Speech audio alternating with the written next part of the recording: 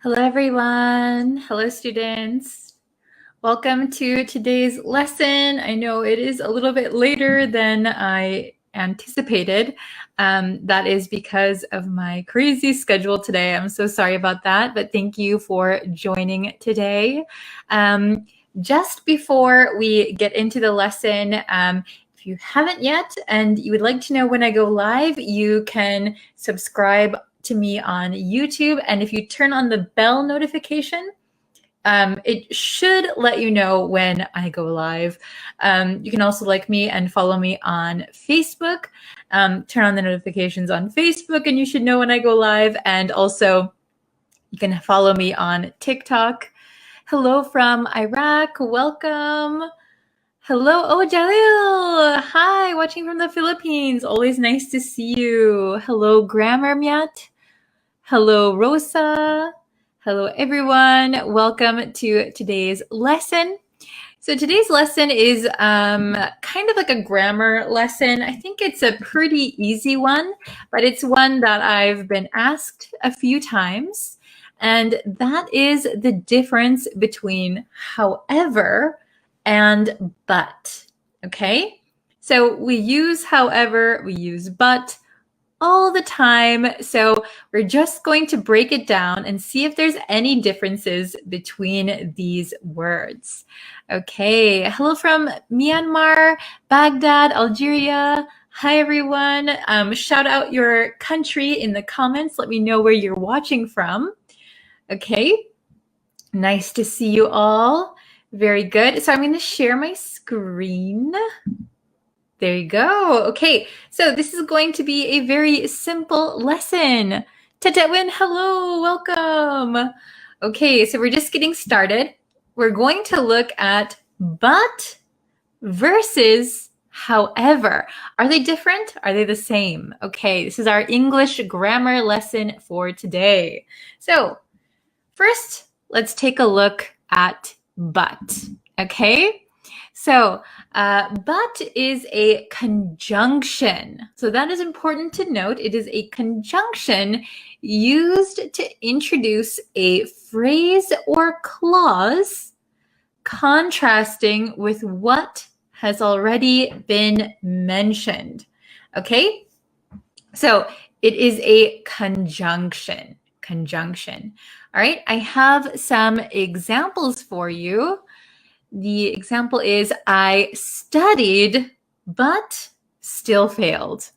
Oh my goodness, has this ever happened to you? You studied, but you still failed.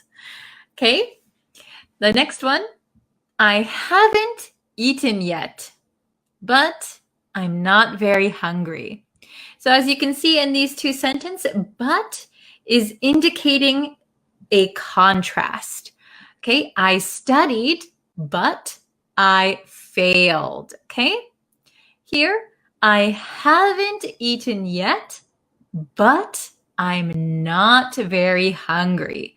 Okay, so when we use but, important things to note is that but is very conversational. It's very casual. Okay. So I would recommend, if you are speaking to someone, if you are talking, totally okay to use but all the time. But this, but that, but why, but how. Okay? But is very, very useful for daily conversation. However, I just said however. However is a little bit more formal. Okay? So, but, this is a good question. I was just going to answer this. Can we use but at the start of a sentence? This is what I wanted to get into. So it's a little bit of a controversial topic. So when I was growing up, my English teacher in America, every English teacher I ever had said, do not start a sentence with but. Okay? However, but actually, when we talk, we often start sentences with but. So if you're speaking, don't worry if you start a sentence with but. However, on the other hand, if you are writing a paper and your teacher will be grading the paper, or a professor, or maybe you're taking an English exam and you have to write an essay. To be on the safe side, I would recommend not starting a sentence with but. Okay? So if you're writing a story, definitely there are authors, very famous books where you can see sentences starting with but. I suggest when you're writing an academic paper to avoid using but, because your teacher or your professor might deduct points or might think it is not appropriate. Okay, so just keep that in mind. All right, let's go on to however. Okay, so however is an adverb used to introduce a statement that contrasts with or seems to contradict something that has been said previously. Okay, so if you see here, but is a conjunction. However is an adverb. That is really the big difference. That's the only difference. Okay, let's take a look at the example. Our revenue has increased. Ooh, our revenue has increased. That is a good thing. Our next sentence has a contradiction. However, our clients have decreased. Okay, so here we started the sentence with however. You can also use a comma and make it one sentence, or sometimes you can use, what is it called? No, I can't remember that thing. So our revenue has increased. However, our clients have decreased. This is generally more formal. We use however to be a little bit more formal. Okay, very good. So however, we can use however in the middle of the sentence, at the beginning of the sentence, at the end of a sentence. Okay, however is more versatile, I guess, than but. Okay. Very good. So next, let's take a look at some examples, and you can see how we generally use them. Okay. Oh, let me see. There is a question. Oh, I lost it. Should we always use a comma before but? So here I'm using commas because these sentences can be sentences, this sentence, for example, number 1, I'd like to go, but I'm busy this weekend. So we have I and we have I. So I'd like to go, period. I'm busy this weekend, period. Here we can use a comma, okay? You don't always need a comma. Let's go back to my first example. I studied but still failed. So here, I studied, still failed. So still failed cannot be a sentence on its own. So we can use but here. However, we do not need a comma, okay? Is it understandable? Very good. Okay, so number 1, I'd like to go, but I'm busy this weekend. So this sounds very casual. This sounds like you're talking to your friend. I'd like to go, but I'm busy this weekend. Okay? Number 2, a little bit of a different way to say something similar. Okay? I'd like to go, however, I have a prior engagement. Okay? So this sounds a little bit more formal, right? I have a prior engagement. So I have a maybe an engagement in this sentence means a promise to do something, a promise to go somewhere. prior means before. So I've already made a plan. I'd like to go, however, I have a prior engagement. Sounds a little bit more formal. Okay? The next one, English is easy, but French is difficult. Okay, English is easy, but French is difficult. Next one, English is easy.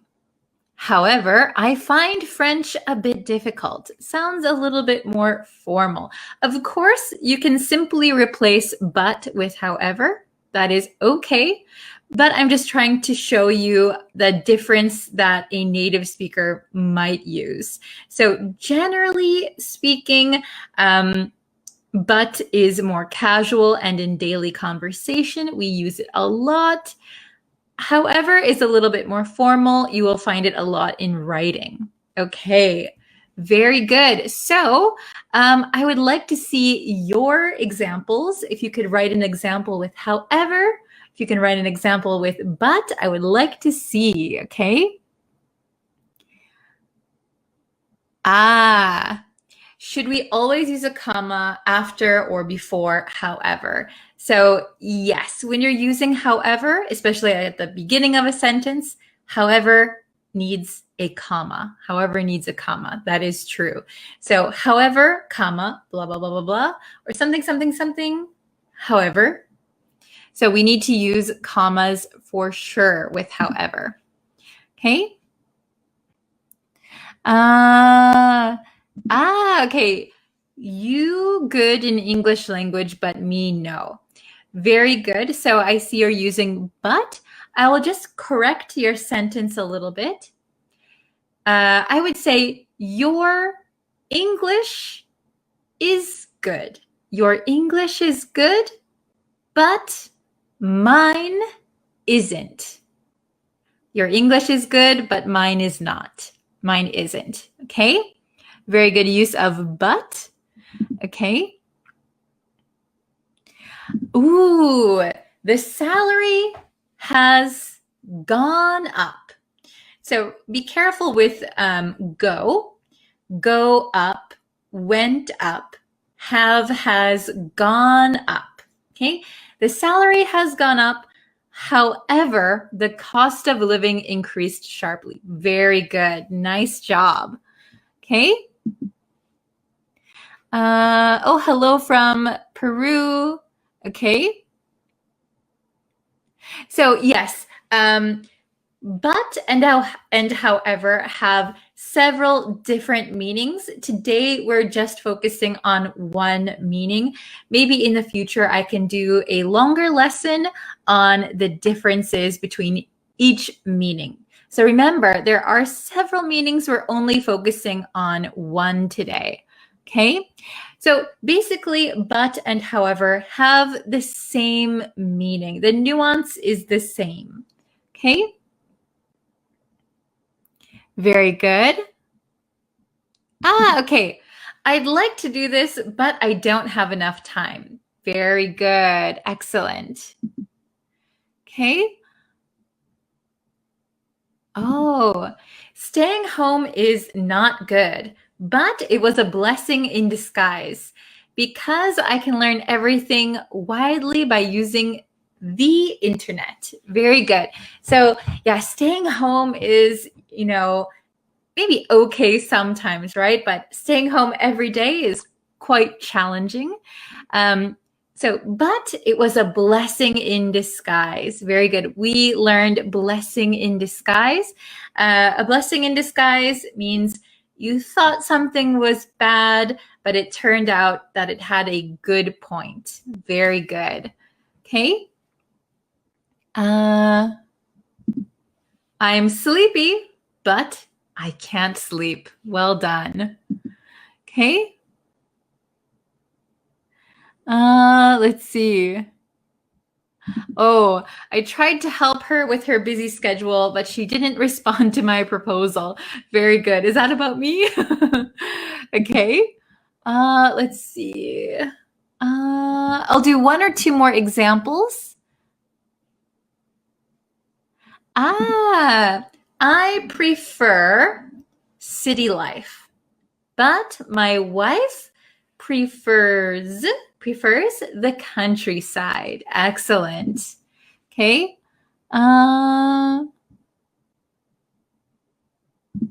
Okay, I like English, but my children don't like it, or my children don't, period. So we can't really end a sentence with like. We need to have something after like. So I like English, but my children don't like it. Or I like English, but my children don't. Very good. Okay. Let's see.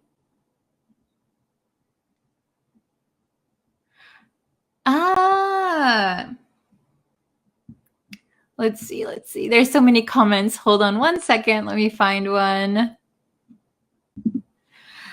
I like to buy nice things in the market, but what can I do? I don't have money. Great sentence. Well done. Okay. So I think I'm going to end it here. Very good job, everyone. I know this was a simple lesson, but it's a very important lesson. Yes. Connect and contact. Yeah, okay. I will try to make a note of that, Devashka. Let's see. Connect and contact. Yeah, there are different words. Okay, so if you can, connect, contact. Okay, I have a long list I've got to get through. All right, thank you everyone for watching. If you can, please leave a comment with a sentence using but and a sentence using however. And if you have any questions, feel free to leave them in the comments and I'll try to get back to you as soon as I can. All right, thank you so much for watching and I will see you very, very soon. Thank you, everyone. Bye-bye.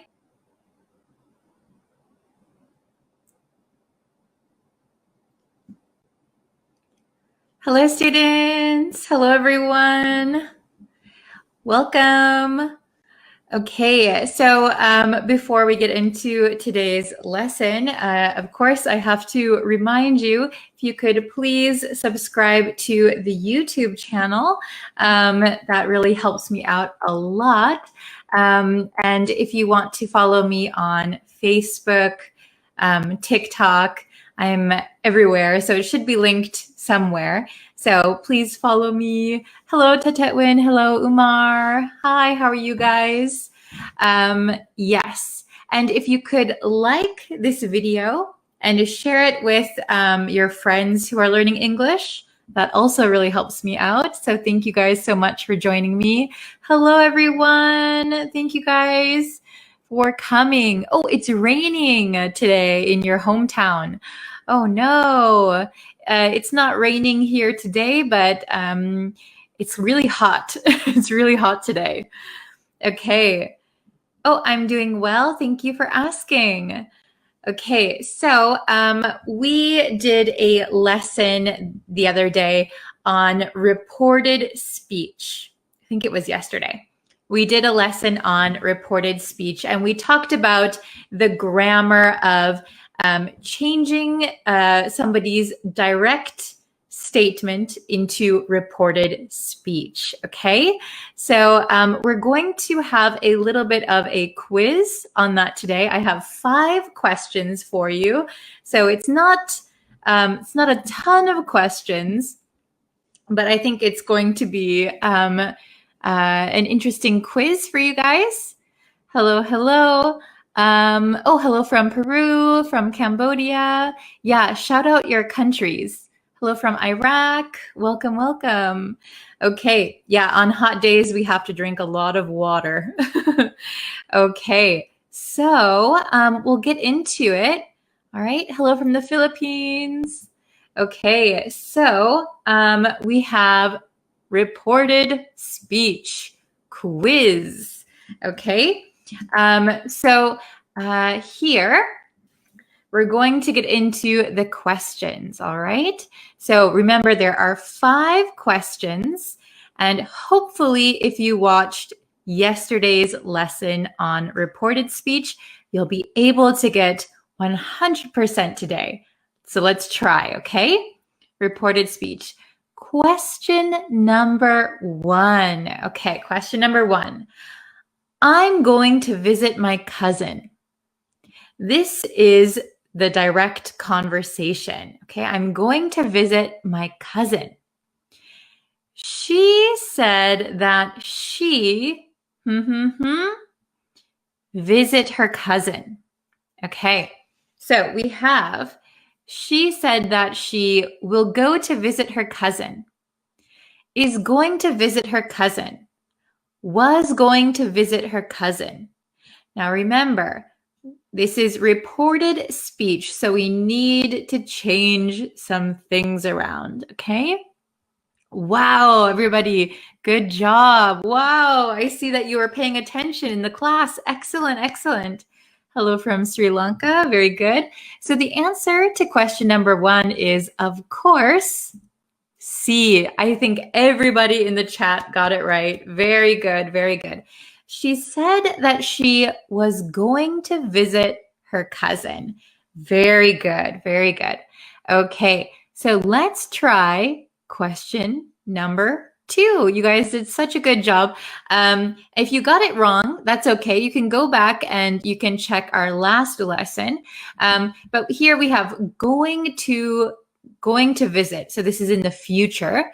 So to simply change this to reported speech, we're going to say was or were going to. Okay, the other ones are incorrect. Okay, question number 2. I see you. I see you. Okay, we're going to change this to reported speech. So he said that me. So he said that he is seeing me. He said that he saw me. He said that he sees me. Okay. So we have A, B, or C. Is seeing, saw, or sees. Oh, very good. I see some correct answers. Nice job, everyone. Wow, you were really paying attention. Great. So the answer to question number 2 is, of course, saw.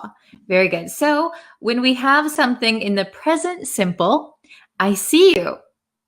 The correct answer would be the past simple, the simple past. He said that he saw me. Okay, so is seeing me, sees me, those are not correct. Very good. Okay, question number 3. I am talking. I am talking. Okay, we're going to change it to reported speech. She said that she was talking. She said that she would talk. She said that she talks. So in the reported speech, I am talking. How do we change this one? How do we change the present continuous? Very good. Oh, excellent, excellent. Okay. You guys are very good. Excellent. Okay, so the answer to question number 3, I think everybody is getting it right. Excellent. She said that she was talking. Very good. We have present continuous. So we're going to change it to was talking, or they were talking. I was talking. She was talking. Very good. Oh, hello from Myanmar and Cambodia. Hello. Excellent. You guys are on a roll. Very good. Okay. Question number 4. There are only 2 questions left. Question number 4. Oh my gosh. I gave away the answer. I didn't mean to tap there. Uh-oh. Okay. Question number 4. I have seen it. I have seen it. Okay. The answer, he said that he something. So He said that he had saw it. He said that he has seen it. Or he said that he had seen it. Okay. So I think I gave away the answer. Ugh, silly me. I gave away the answer. But if you're just joining us, maybe you didn't see it. Okay. I'm very klutzy. This is maybe a new word for you. I am a klutz. That means I often make silly mistakes like that, or I drop things. I'm a klutz. So sometimes I reveal the answer before I meant to. Okay, so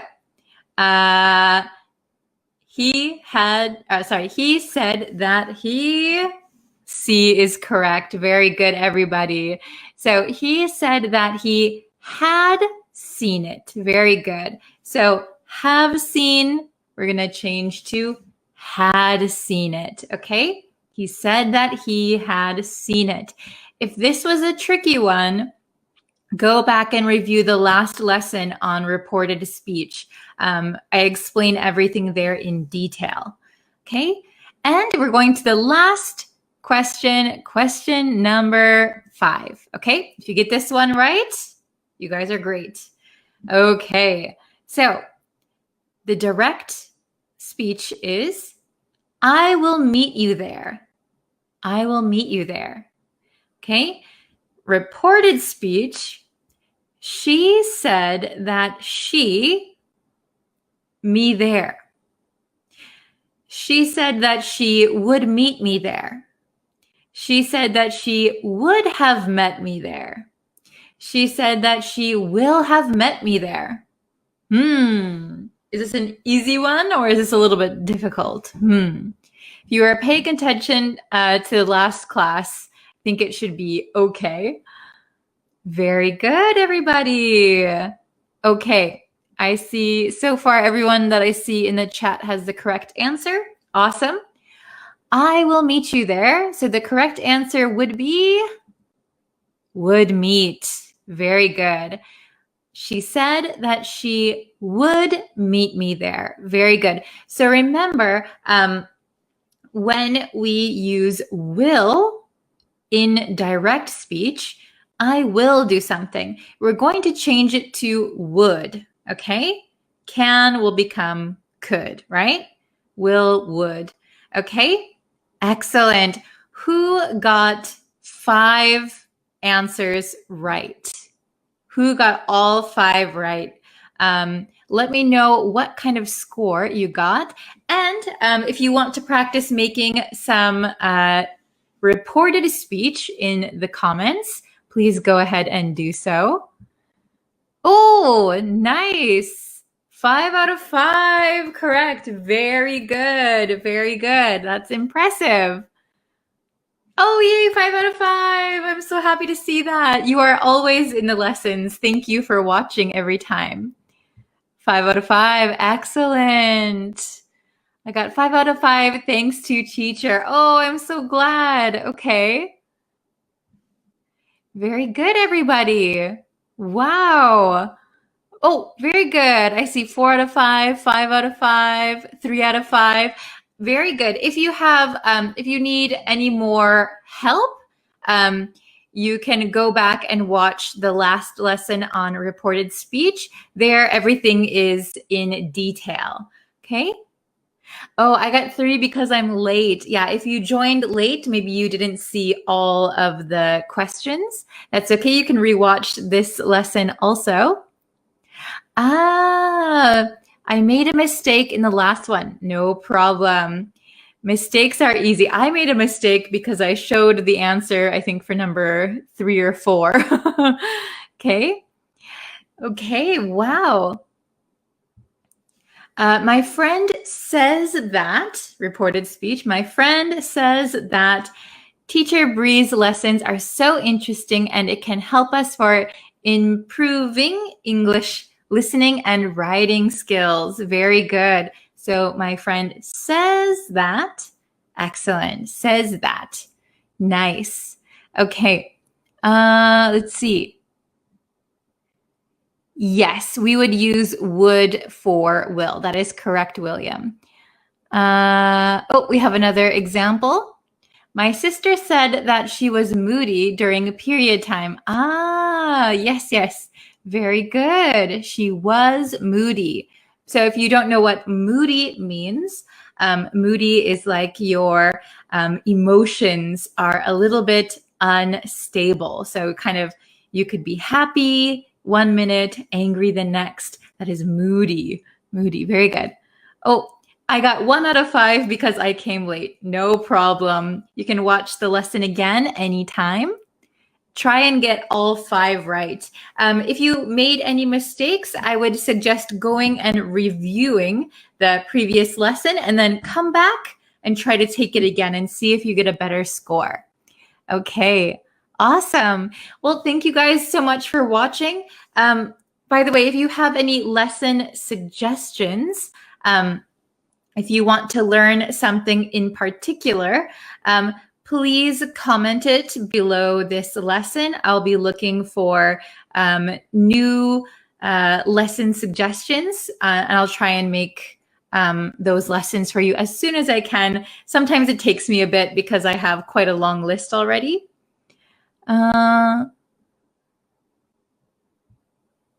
Everyone said that learning a new language, very good. Everyone said that I made a TikTok.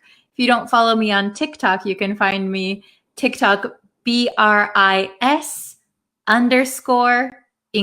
That's my TikTok. So we learned other ways to say easy, right? So it's not rocket science. That means it's not that difficult. It's kind of easy, right? Very good. Okay. Excellent. Okay. Please deliver a lesson on pronunciation. So I just posted a pronunciation lesson over on YouTube. Just the other day, I think. So if you can find that, I think that will help you too.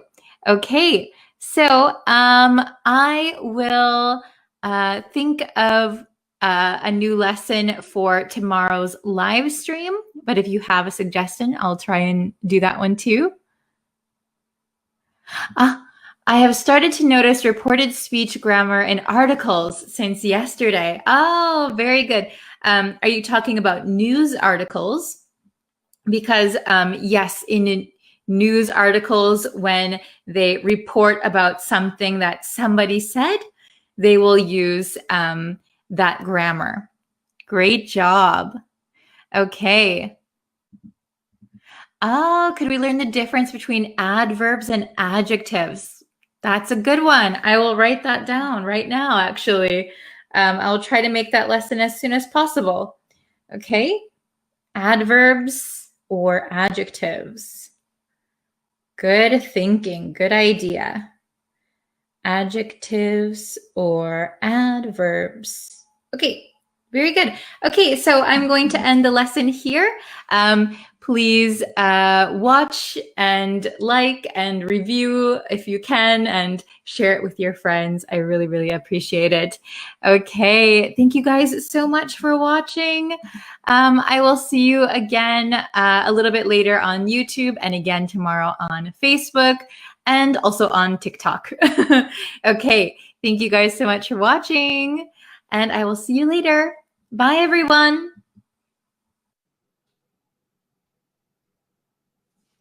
Hi, everyone. How is everybody today? We are going to do an advanced vocabulary test today, an advanced English vocabulary test. So I think a lot of these words we haven't gone over yet, but I want to see everybody's level. So just so you know, before you enter this lesson, it is an advanced English lesson, okay? Is that okay with everybody? Hello? And I apologize for my casual clothes today. It's kind of the New Year's holidays here, so in Japan, so I'm dressed pretty casually now. Hello from Nashville. Wow. Hi, everyone. Hello, Kaiser, Samar, Polani. How is everybody? Okay. I'm glad that you're all here. Hello from Kenya. Wow. Okay. So now that we have some people in the chat, which is awesome, we're going to do the test. So today is a pop quiz. Do you know what a pop quiz is? A pop quiz is a test or a quiz with no warning. All right, so I just hopped on live and we're going to do a test together. There's only 4 questions, so not too bad, but we'll go over each question and we'll go over the vocabulary so that you understand it, okay? Hello, hello. Wow. So many different countries. Yeah, don't forget to let me know what country you are in because that is always really interesting to see. Hello, hello. Okay, so shall we get into the test then? Okay, so let's see. I think before some students said it was, so I'm not going to use my whiteboard today. I'm going to do it a little bit of a different way. Konbanwa. We're going to do it a little bit of a different way. So we are going to, I have the test on my computer. So if I do this, are you able to see it all right? Can you see it pretty well? Or do you want it bigger? I can also do this way. I guess it doesn't change that much, does it? Okay, maybe this is fine. Can everyone see the test okay? Hello from Myanmar, Pakistan, Bangladesh, Morocco. Wow, hello, hello. Okay, so Sunho says they can see it. Hello from Malaysia. Okay, awesome. Hello from Tokyo. Wow. We are both in Japan then. Okay, so we're going to do an advanced vocabulary test. So don't worry if the words are difficult. That's okay. That's why it's advanced, right?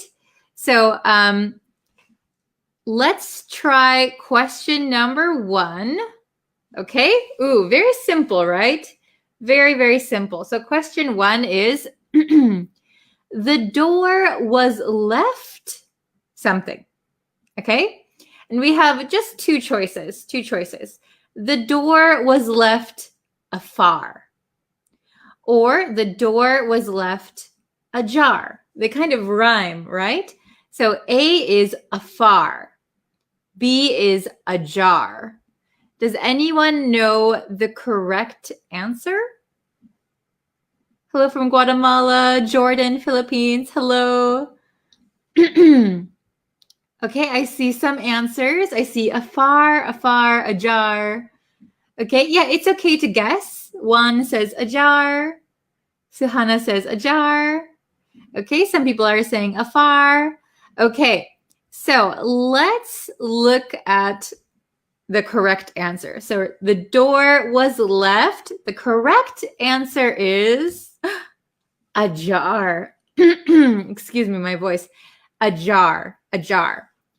The door was left ajar. So let's go back and look at why A is wrong. Afar. What does afar mean? So afar means from a distance. So for example, he loved her from afar. So she didn't know he loved her. He is at a distance loving her. He loved her from afar. Okay? What does ajar mean then? So ajar means slightly open.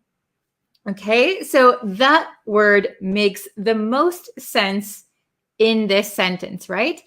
The door was left ajar, slightly open. Okay, is it understandable? Yes, so Amusha said like a crush. Yes, so loving someone from a distance, loving someone from afar means like a crush. Very good. So I don't know in your country if you drive cars very often, but I know whenever I drive my car and I don't close the door strongly enough, there will be a beeping sound to let me know that my car door is ajar. So it means slightly open. So you might even see it in a car, like on a dashboard. So there might be a sound and a blinking icon, door ajar. So that means you left your door slightly open. Okay? Oh, good. I'm glad you learned a new word. Okay, very good. So you can leave something slightly ajar means you left it slightly open. Okay? Like, oh, my refrigerator was left ajar and everything went bad, right? Okay, let's look at question number 2. Ooh, okay. His words left her something. So we have befall. A is befall and B is bewildered. Bewildered. His words left her befall, bewildered. Okay, very good. Oh, I see a lot of people saying B. Okay. And Sunho Lee asked how often do we use it? I think you're talking about the word ajar. Ajar we use quite often in English when you leave something accidentally slightly open. Okay. Oh, very good. I see a lot of correct answers. So the correct answer is his words left her bewildered. Bewildered. Now, we sometimes use the word bewildered, right? But let's look at why A is not correct. What does A mean? So befall is actually a verb. And it means something bad usually happens to someone. So for example, tragedy, so something sad, tragedy befell her. So tragedy is something bad, happened to, befell her. Okay? So this one actually doesn't work at all with this sentence, right? Because this is a verb. His words left her befall. We wouldn't say that. The correct answer, bewildered, means confused. So this is an adjective, and this works perfectly in this sentence. His words left her bewildered. His words left her confused. Okay? Very, very good. Oh, yes, very good. Okay, so I'm trying to catch up with your comments. Tragedy befell her. Yes, tragedy befell her. So something bad happened to her. A car accident befell the boy. Yes. Okay, so something bad happened to someone. Okay, so in this case, bewildered would be the correct answer because bewildered means confused. All right, so we can use this bewildered in like everyday conversation also. Befall, I think sometimes is more, it's very dramatic, right? It's very dramatic. So you'll often see it in books or maybe in the newspaper maybe, when something's very dramatic, right? Okay. Hello. Good morning, everyone. Okay, let's try question number 3. Ooh, okay. She told Anne about work. She told an anecdote about work, or she told an agitate about work. Okay, so the first word is anecdote. Second word is agitate. Do you think A or B is correct? Which one? Oh, a lot of people saying A. Hello from Beirut. Hello. Sometimes some words bewilder us. Very good. Yes, that is a good example of bewilder. Very good.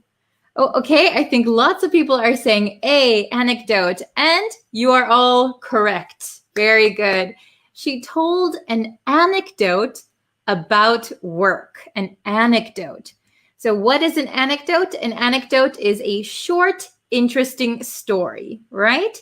Usually a true story, an anecdote. Okay. So what does agitate mean? Agitate. Agitate means to disturb someone, okay? So you'll notice that anecdote is a noun, so this works very good. She told an anecdote about work. She told a story about work, interesting story. Agitate, however, is a verb, and it means like to disturb someone. So, for example, it really agitates me when you talk with your mouth full of food. Oh, it really agitates me. Okay, it really bothers me. It upsets me. It disturbs me. Okay, very good. Everybody, very, very good. Okay, so anecdote is the correct answer. Very nice. Okay, we're going to go on to our last question here. Last question. Oh my goodness. Okay. Please write a something report. So we could say, please write a wordy report. Or please write a concise report. Which do you think is the best answer here? Okay, I see B, B, A. You're very welcome, B. Okay. So Jadang Ong said concise, concise, wordy, concise, wordy, concise. Okay. Very good. So a lot of people are going back and forth, A or B. All right. Are you ready for the answer? Please write a concise report. Please write a concise report. So let's look at wordy first, because wordy and report sounds like they could go together, right? However, wordy means using too many words. So your teacher, your professor, nobody will say, please write a wordy report. It's kind of like saying, please write a bad report. Usually we don't ask that, right? So wordy means like if you are writing something, you are describing something in too many words or too many phrases. It's not a very good report. However, B, concise. Concise is a very good way to write a report. It's clear and it's brief, okay? Brief means short. So a concise report would be clear, short, and to the point. A wordy report might get you a bad grade, right? If it's too wordy, there's too many words, it's very confusing. That's not a good report. A concise report is a good report. Okay, how well did you do? Oh, this is a good one. Her articles were concise, simple, and clear. Wonderful. Yes, good example.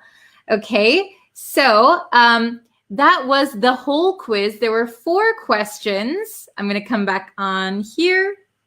Okay, there were 4 questions. So out of 4, how many did you get correct? How many did you get correct? Did you get 4 out of 4 correct, 100%? Or did you get maybe 3 right, 2 right? It's okay if you got 1 or 0. That is okay. All right, very good. Okay, so we learned some new words today, so I hope you can remember them. And please try to use them sometimes. So let me go back to the test.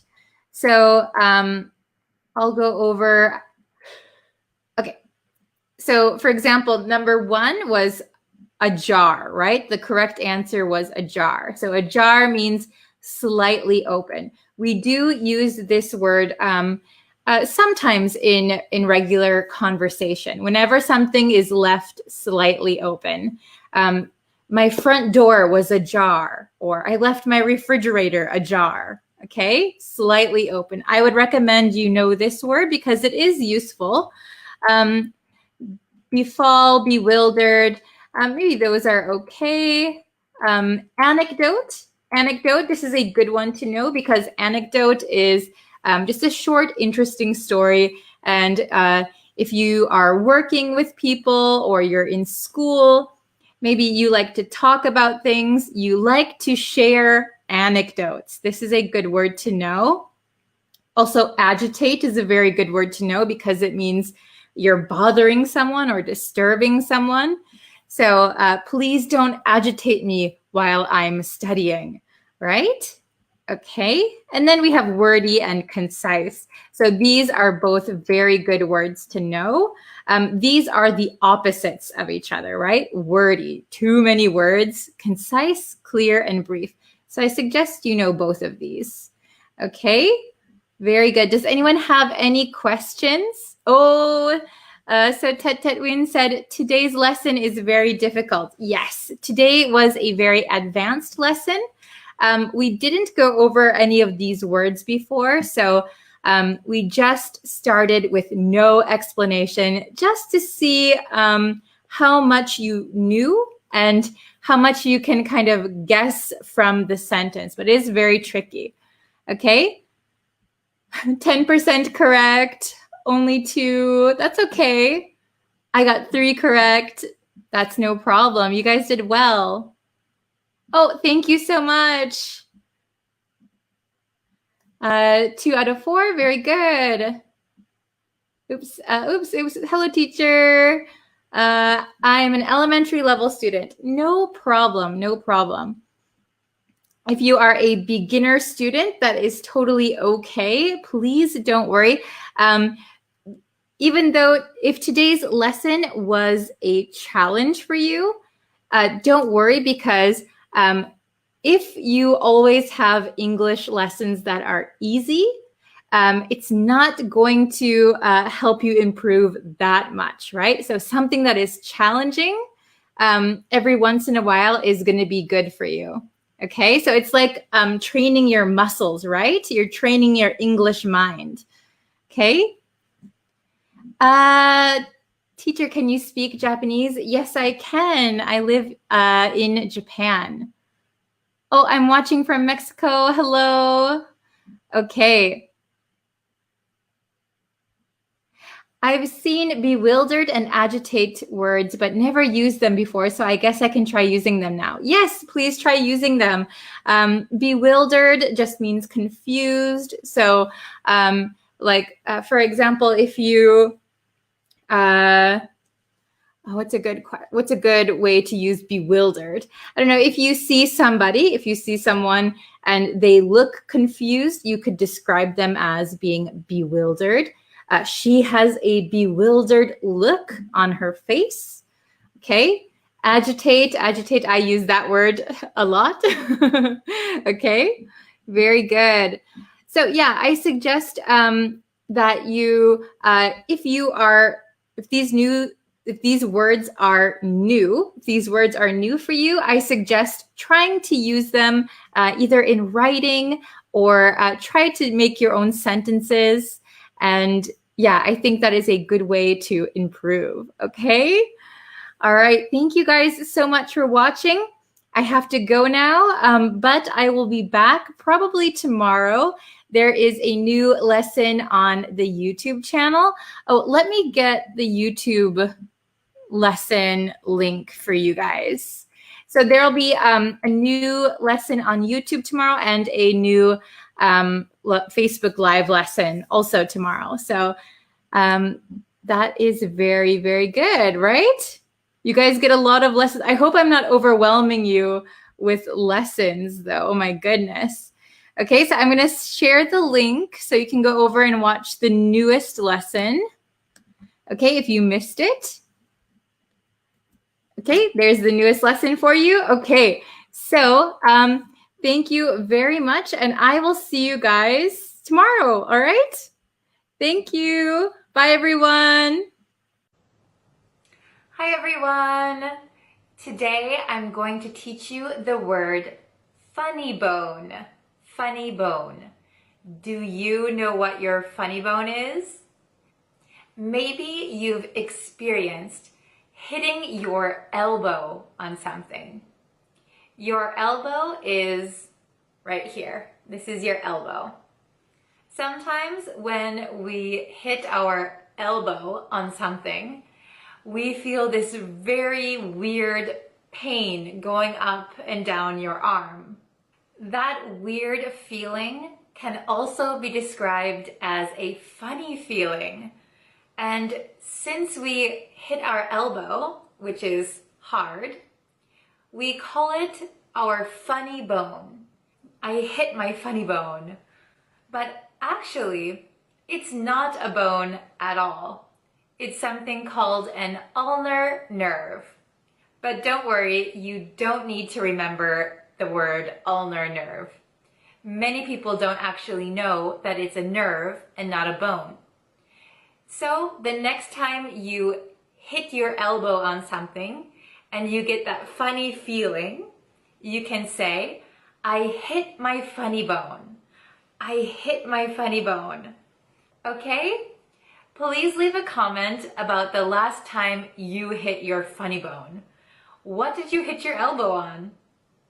The last time I hit my funny bone, I was trying to close a door with my elbow and I hit it right in that weird place and I got that funny feeling and I hit my funny bone. I don't really like hitting my funny bone because it feels funny, but it also kind of hurts. So I don't recommend trying to hit your funny bone just to use this word. Thank you for watching. Don't forget to subscribe to the YouTube channel, and I will see you for our next word of the day later. Bye!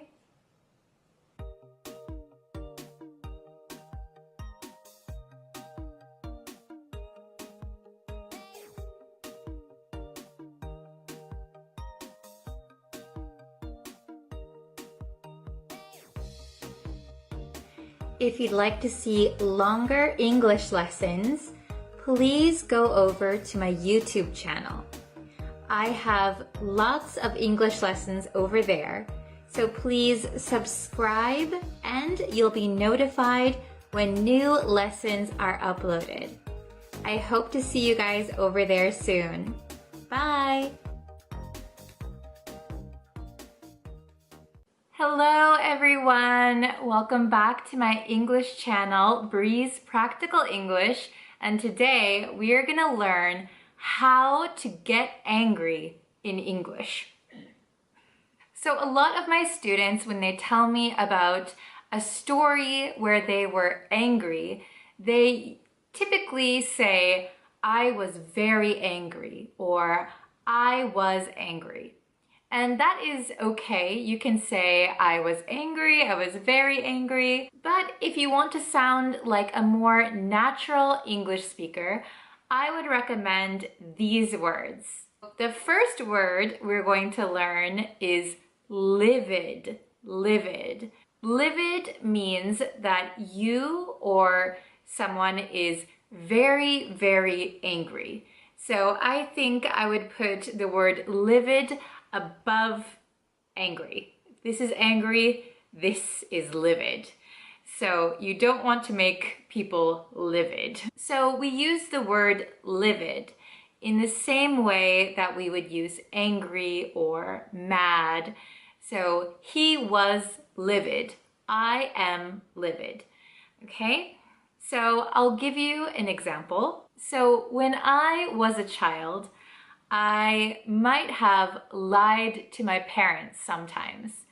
And when they found out that I lied to them, they were livid. More than angry, livid. They were livid. They were livid with me. Here's another example. My boss was livid when he found out I crashed the company car. My boss was livid when he found out I crashed the company car. The word livid is totally okay to use in conversation. I was livid that the supermarket closed early. You were very, very angry. So we use this word sparingly. So sparingly means not a lot, not so often, but in cases where you are very, very angry. You are livid. Okay? The next word I want to teach you is ticked off. Ticked off. So in North American English, ticked off means very annoyed, very angry. So something can tick someone off, or someone can tick someone off. So it's used a little bit differently than livid. Tick off or ticked off. So if I give you an example of tick off or ticked off, I could say, it really ticked me off when she said I'm not good at sports. So the situation, somebody saying you're not good at sports, really annoyed you. What does she mean I'm not good at sports? I'm good at sports. Ticks me off. So you can say it ticks me off, she ticks me off, he ticks me off, they tick me off. Okay, here's another example. He seemed really ticked off when he lost the soccer match. He seemed really ticked off when he lost the soccer match. One more example. I think it ticked him off when I told him he couldn't join the party. I think it ticked him off when I told him he couldn't join the party. Tick off. I think the word tick off is quite casual in conversation, so I would be a little bit careful when you use it. The next phrase is very similar. This is piss off. Piss off. So it is exactly the same as tick off, but I think piss off is a little stronger, and I would be even more careful when you use it in public and with other people. One example that I can think of is, it really pisses me off when people cut in line. It really pisses me off when people cut in line. Okay, here's another example. I'm so pissed off. I just bought this air conditioner and it doesn't work. I'm so pissed off. I just bought this air conditioner and it doesn't work. I'm so pissed off. I just bought this air conditioner and it doesn't work. So piss off in North American English is the same as tick off. It makes you annoyed or you're very angry. So this word is very useful when you're with friends. Piss off. He pissed me off, she pissed me off, you pissed me off. Okay, but use it a little sparingly. We don't want to say piss off all day, every day. I think piss off and tick off are very casual for conversation. I think tick off is a little more acceptable. Piss off, it might not sound that great to everyone, so just be careful when you use it. And the last one that I want to share with you today is my blood is boiling. My blood is boiling. Okay? So I don't know if you have the same image of anger in your country, but I think for the most part in the US, when someone is angry, we can kind of image their face is getting red, steam is coming out of their ears. So kind of like a teapot. Steam is coming out. I think you'll see that kind of image a lot in cartoons.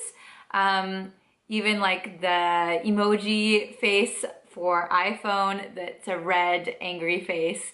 So when we say my blood is boiling, it means you are very, very, very angry. I think my blood is boiling is very similar to livid. My blood is boiling can be used in everyday conversation. No one will get offended if you say it, but it does mean very angry. I'll give you an example. My blood was boiling when I found out my passport was stolen. My blood was boiling when I found out my passport was stolen. Okay, I'll give you guys one more example. Knowing that he cheated on the test made the teacher's blood boil. Knowing that he cheated on the test made the teacher's blood boil. Okay, I'll give you another example for each word. So, livid. I was livid when I found out he had stolen my wallet. I was livid when I found out he had stolen my wallet. Okay, let's try number 2, tick off. You know, it really ticks me off that the bank closes so early every day. You know, it really ticks me off that the bank closes so early every day. Okay, let's try number 3, piss off. It really pisses me off that my landlord wants to raise rent. It really pisses me off that my landlord wants to raise rent. Okay, and the 4th one, my blood is boiling. Watching the news recently really makes my blood boil. Watching the news recently really makes my blood boil. Okay, so I hope that these 4 words and phrases are very useful for you when you get angry and you want to express yourself in English. So let me know down below in the comments a time that made you livid or made your blood boil, that pissed you off or ticked you off. Try to use one of these phrases in the comments below and leave a story of when you were very, very angry. Okay? If you don't, it's gonna piss me off. Make sure to like this video, subscribe, and share it with your friends who are learning English. Maybe you guys can fight together in English now. I hope this video was helpful. I hope you are able to express yourself more in English, and I will see you in my next video. Thank you so much for watching. Bye!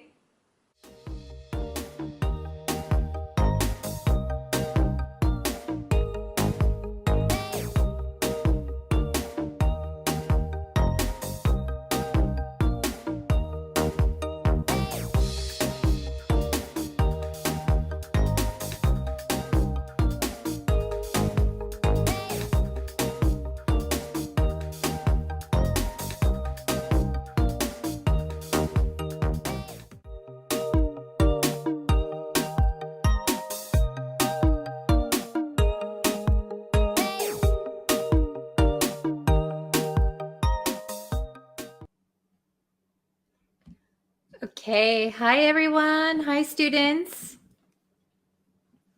Are you guys ready for another idiom lesson today? I know I'm ready. Okay, so as people come in here, I'll start the lesson. Let's see. Okay, I had to make it full screen. Now I can see everything. How are you guys today? I hope you're having a wonderful, wonderful week. Yesterday, we did some, what did we do? I answered your questions, and then I had another lesson with 3 idioms, but today we're going to learn 1 idiom. Oh, hello from Bangladesh. Hi. Thanks for joining.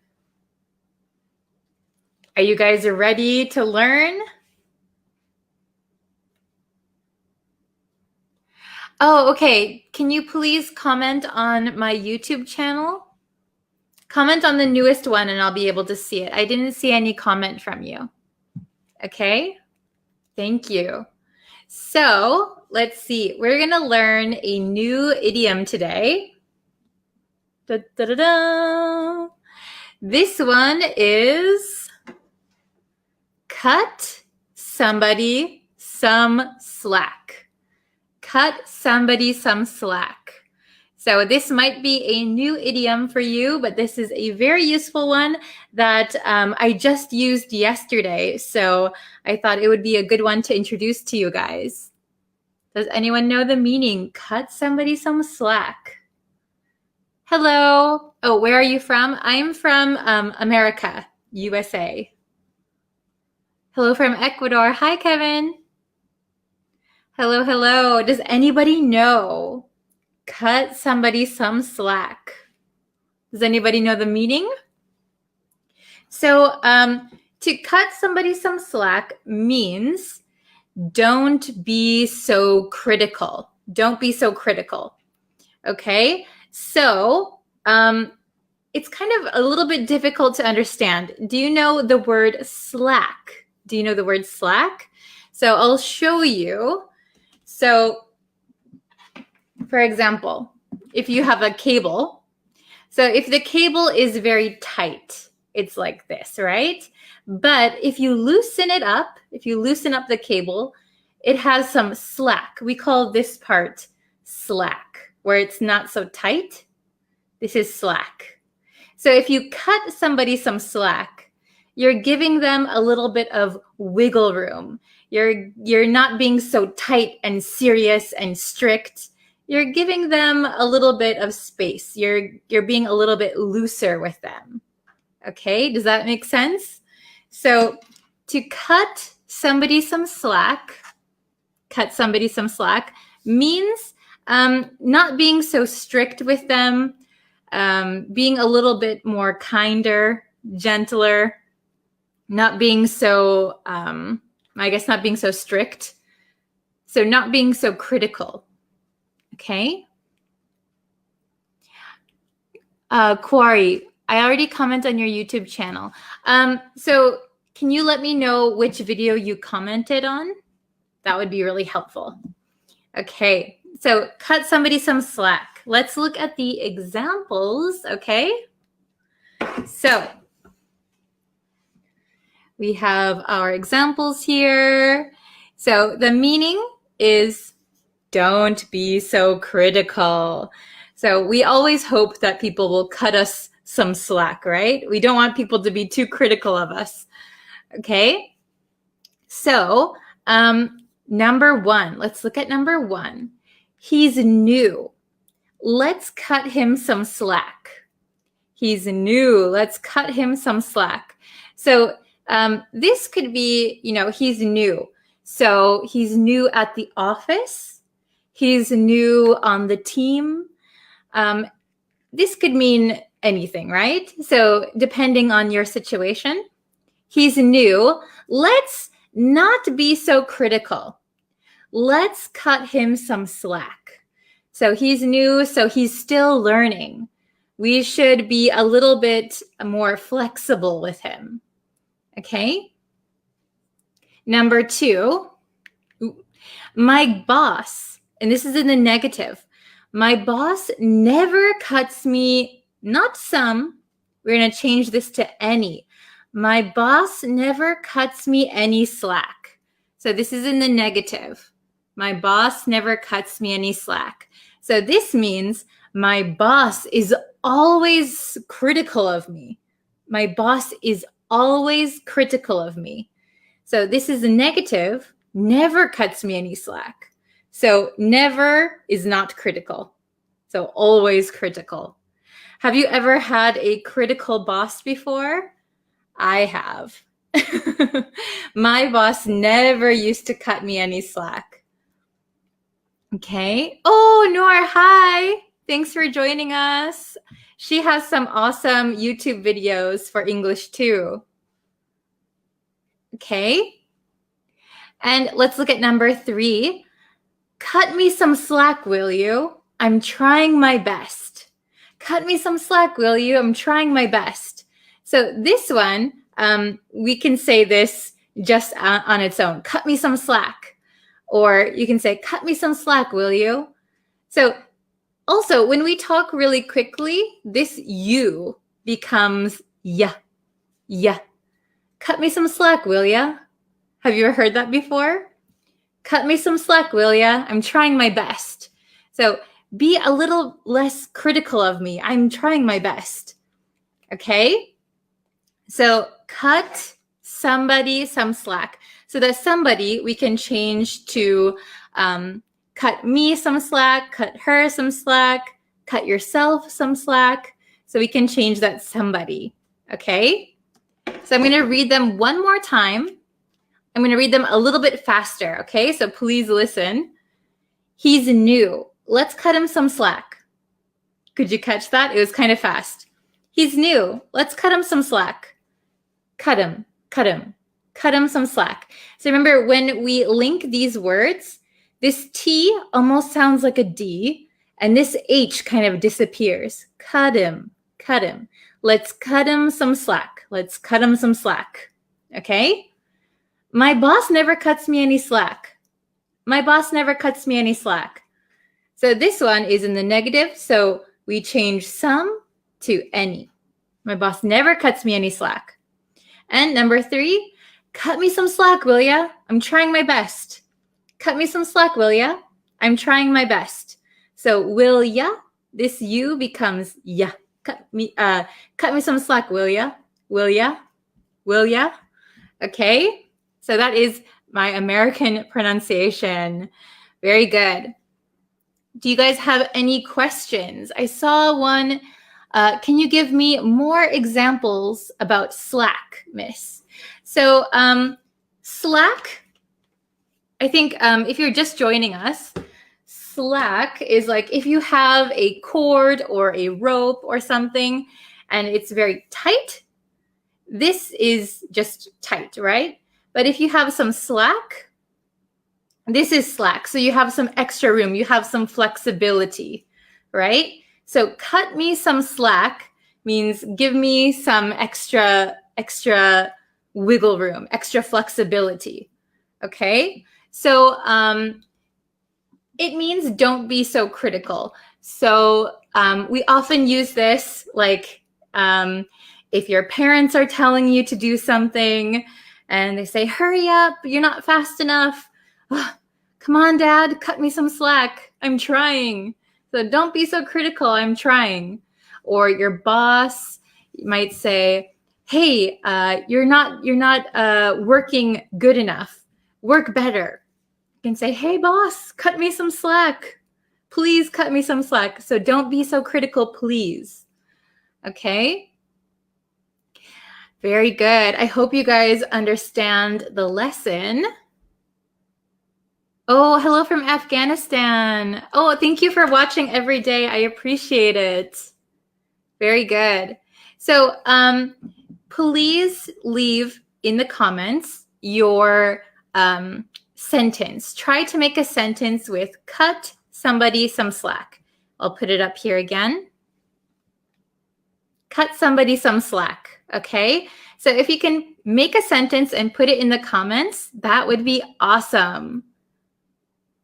Oh, very good. I'm glad you guys can understand. Okay, yeah, if you have a question, you can type it in the comments. I'll try to answer any questions that you have. So remember, we can change somebody to cut me, cut him, cut her, cut them, some slack, okay? Hello from Pakistan. Hi. Wow, we have people from all over the world. It's quite amazing, right?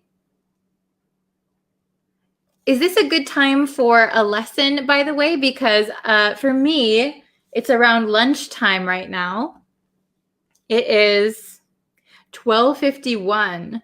So I don't know if this is a great time. Oh, okay. So your question is, what time do you teach us? So I'm trying to figure out a schedule because I do some other lessons as my job.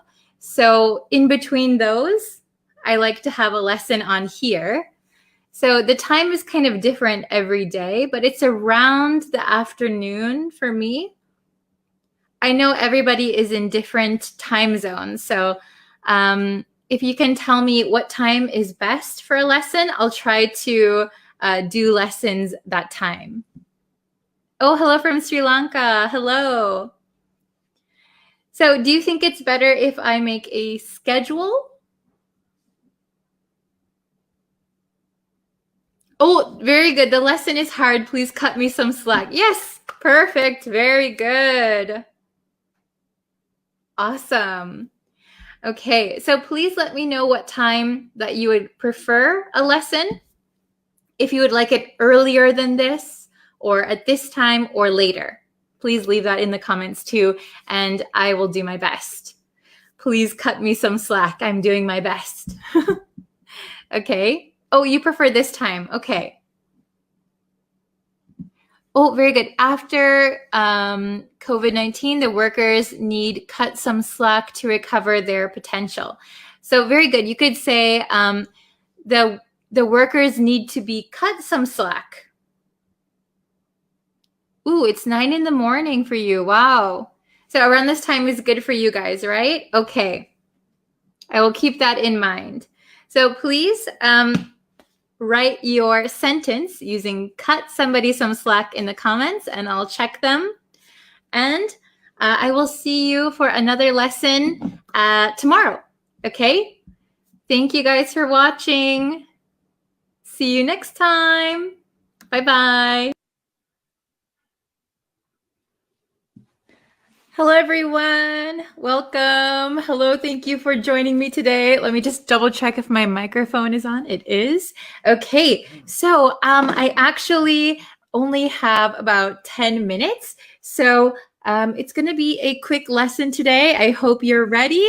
But first, if you want, you can go over to the YouTube page and hit subscribe. If you hit the red thing, you'll be able to know when I go live. Don't forget to turn on notifications. Okay, so today we're going to have a pretty quick lesson. We're going to go over so that, so, and in order to. Okay, so I know that these are a little bit tricky, so we're going to go over them. They're not too difficult, I think, once you understand. So let's look at the big whiteboard. By the way, does anyone know the difference between these three? They're kind of used very similarly, but there are some special rules that you should know. Okay, so that, so, and in order to. Okay, let's take a look on here. Ooh, okay, very good. So we have so that tells the purpose. So that tells the purpose. So when I say, for example, why do you eat an apple every day? I eat an apple every day so that I stay healthy, for example. Okay, so so that tells the purpose. The purpose of eating an apple every day is to stay healthy. That is the purpose. So we can use so that. By the way, in conversational English, a lot of the times people will omit that. So it'll just be so. Okay. So for example, I eat an apple every day, so I stay healthy. But we're talking about the purpose. Okay. So whenever you see so that in conversation, it could just become so. All right. But we have another use of so, and we can't use so that when we use this so. Okay. So this so tells the effect or the result of something. Okay. I broke my arm, so I have to wear a cast. I broke my arm, so the result is I have to wear a cast. here we cannot use so that. So that tells the purpose, the reason. So the reason I broke my arm is so that I can wear a cast. Sounds a little bit strange, right? We don't break our arm so that we can wear a cast, okay? Then we have in order to. In order to. Can you see this? So in order to is very similar to so that. They both tell the purpose. They both tell the purpose. However, in order to is more common in writing. In order to is more common in writing. So that is more common in conversation, okay? Another thing you should know, in order to, we need to use the infinitive of the verb after in order to, okay? This requires the infinitive. In order to cook, in order to walk, in order to run. All right? Is everyone understanding okay? Very good.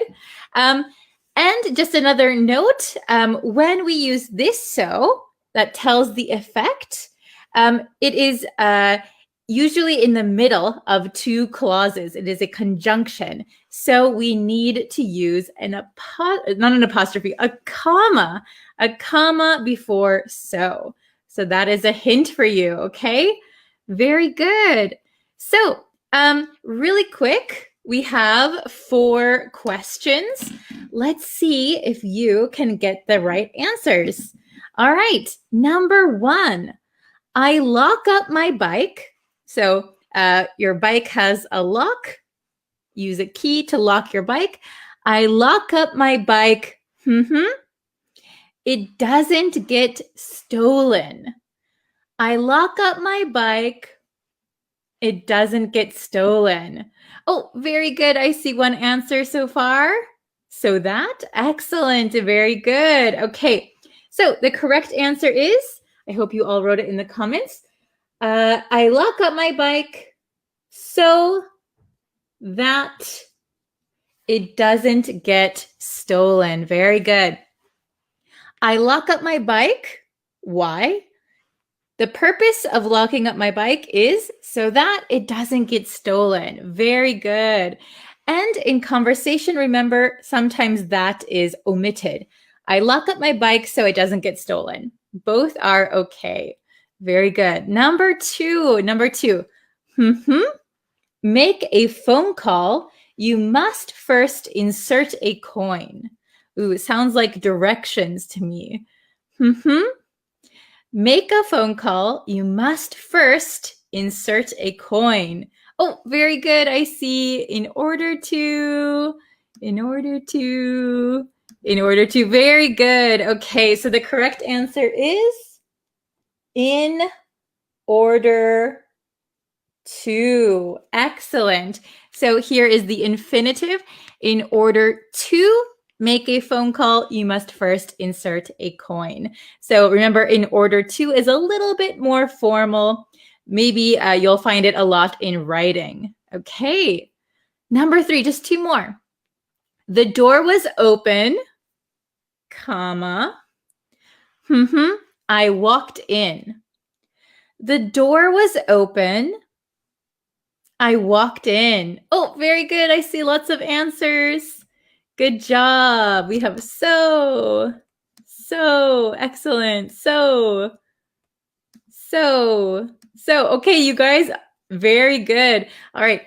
The door was open, so I walked in. So walking in is the effect, the result. So the door was open, and as a result, I walked in. So I walked in. But remember here, we cannot say so that. It doesn't make sense. So we need just so. All right. Last one. Let's see if you can get it. I exercise every day. I stay healthy. I exercise every day. I stay healthy. Oh, very good. I see some correct answers. Write your answers in the chat. Very good. I exercise every day so that I stay healthy. Staying healthy is the purpose. Very good. I exercise every day so that I stay healthy. And remember, in conversation, when you have so that, it can become just so. That's also okay. I exercise every day so I stay healthy. Both are okay. Very good. Excellent. So I hope you liked today's lesson. If you can share it with a friend who's also learning English, or if you would like to subscribe, that really helps me out a lot. If you turn on notifications, you'll know when I go live and when I have new lessons available. So thank you guys so much for watching. And I'm sorry today is a little bit short. I ran out of time. Very busy day. Okay, I'll be back in a little bit with a brand new lesson. Thank you guys so much for watching. Bye, everyone. Hello, everyone. Welcome back to another English lesson. If you guys haven't yet and you would like to know when I go live, when I post new lessons, and when I have quizzes and tests for you, you can hit that red subscribe button, and you can also turn on your notifications. That way you'll know when I go live. All right, so we're going to get into today's lesson. Today's lesson was requested again by Aliawan. Thank you so much for requesting such interesting lessons. If any of you have any lesson requests, feel free to put them in the comments. Okay, so today we're going to go and look at the difference between no and not. Okay, no and not. So first of all, I think everyone here knows that no and not are negatives. So when we want to make a sentence negative, we're going to use either no or not. But there are some grammar points that we need to keep in mind when using no and not, okay? So generally, we can't use no and not in the same sentence.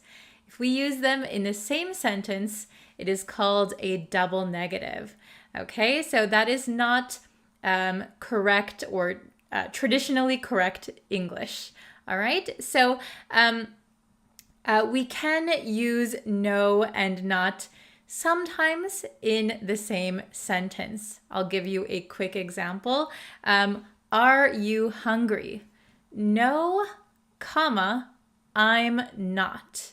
No, comma, I'm not. But we need to separate the no and the not with a comma, okay? So keeping those things in mind, let's take a look at the grammar differences between no and not. All right, we're gonna hop into the lesson. I'm gonna share my screen. Okay, so I hope you can see it. All right, we have no and not, right?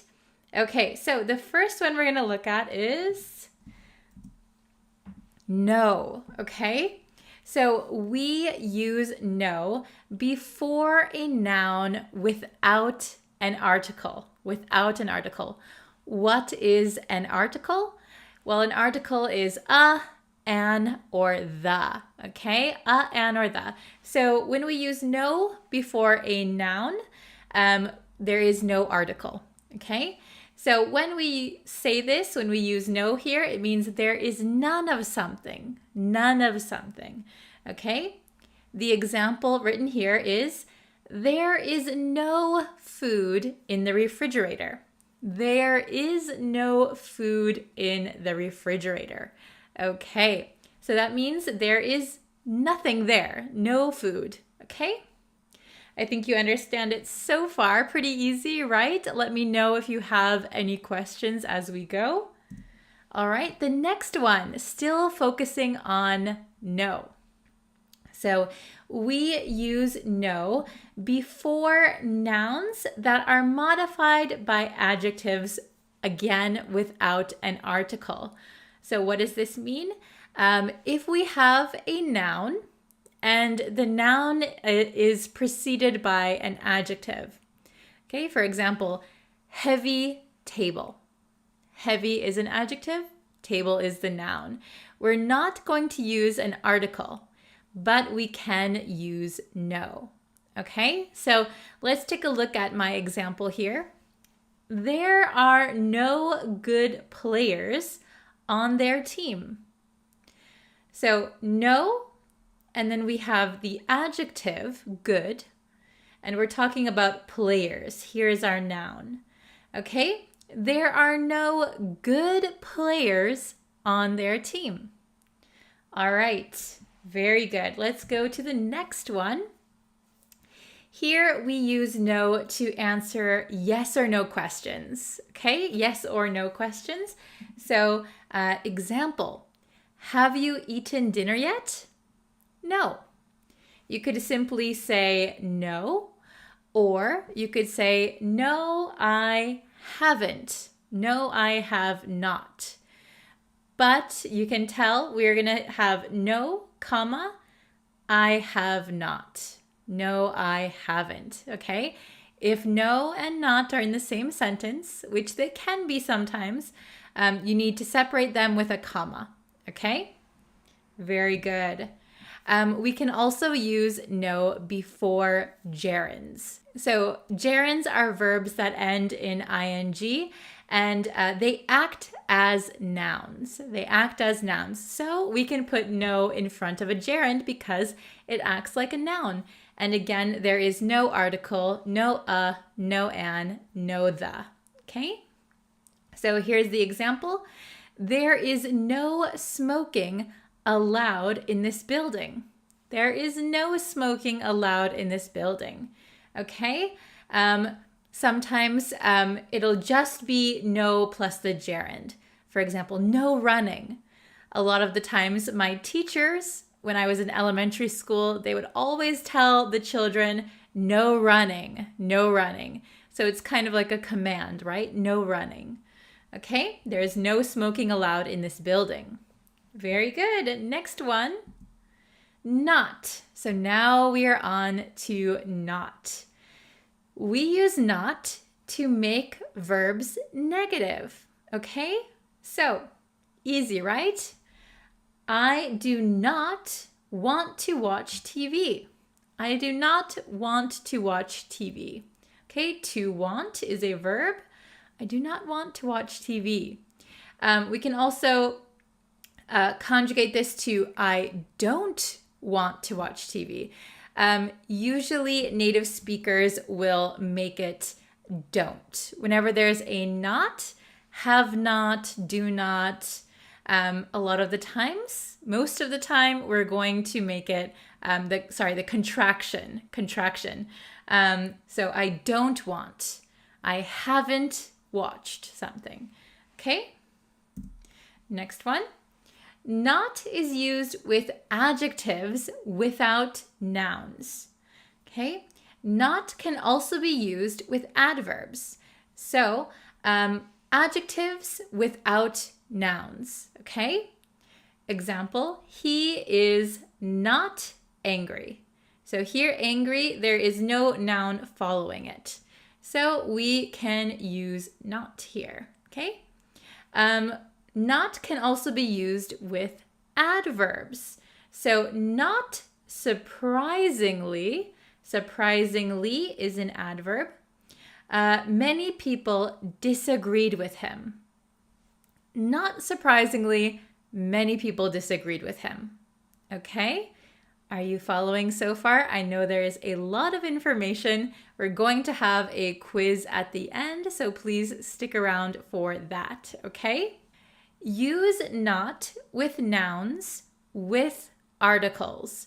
So remember, we used no for nouns that are not using articles. Here with not, we need to use articles if we have a noun. So there is not a car outside. So this sentence sounds a little strange to me because I would prefer to say there isn't a car outside. There isn't a car outside. Usually when the words is and not are not contracted, you're kind of emphasizing the not part. There is not a car outside. There isn't a car outside. Okay? But notice that we have a here. A. If we didn't have a, we could say there is no car outside. There is no car outside. What are you talking about? There isn't a car outside. Here we need a. Okay? Next one on not. Not is used with any, enough, much, and many. So these are keywords that you have to keep in mind.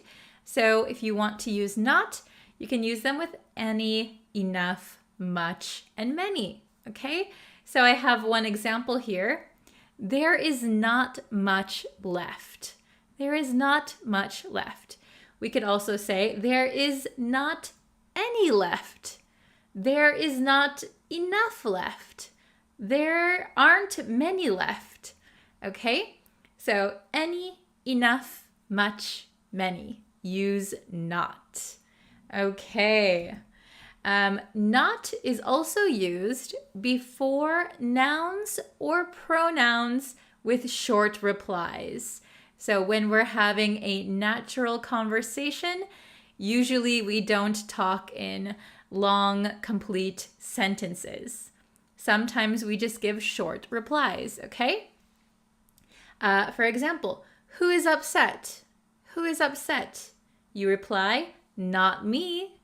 Not him, not her, not Sally, not Lucy. Okay? So we can use not before pronouns and nouns in short replies. All right, so here is our first question. I hope you are following along. I hope it was pretty easy to understand. Let's see, we're going to either use no or not. So which one do you think is correct here? There is any chocolate left. There is any chocolate left. Please write your answer in the comments. Let's see if you can get it right. I hope you can. Ready, set, answer. There is not any chocolate left. There is not any chocolate left. So usually if you say it like this, is not, a lot of the times you're emphasizing the not. There is not any chocolate left. This is the more conversational way we would say it. There isn't any chocolate left. A native speaker would probably say it this way. There isn't any chocolate left. Okay, it's just easier to say. It sounds, it's just more natural. Okay, let's try question number 2. I have money. So remember, we're using either no or not. No or not. You have 2 choices. Okay, I have money. Okay, write your answer in the chat, in the comments, and let's see if you could get it right. The answer is, I have no money. I have no money.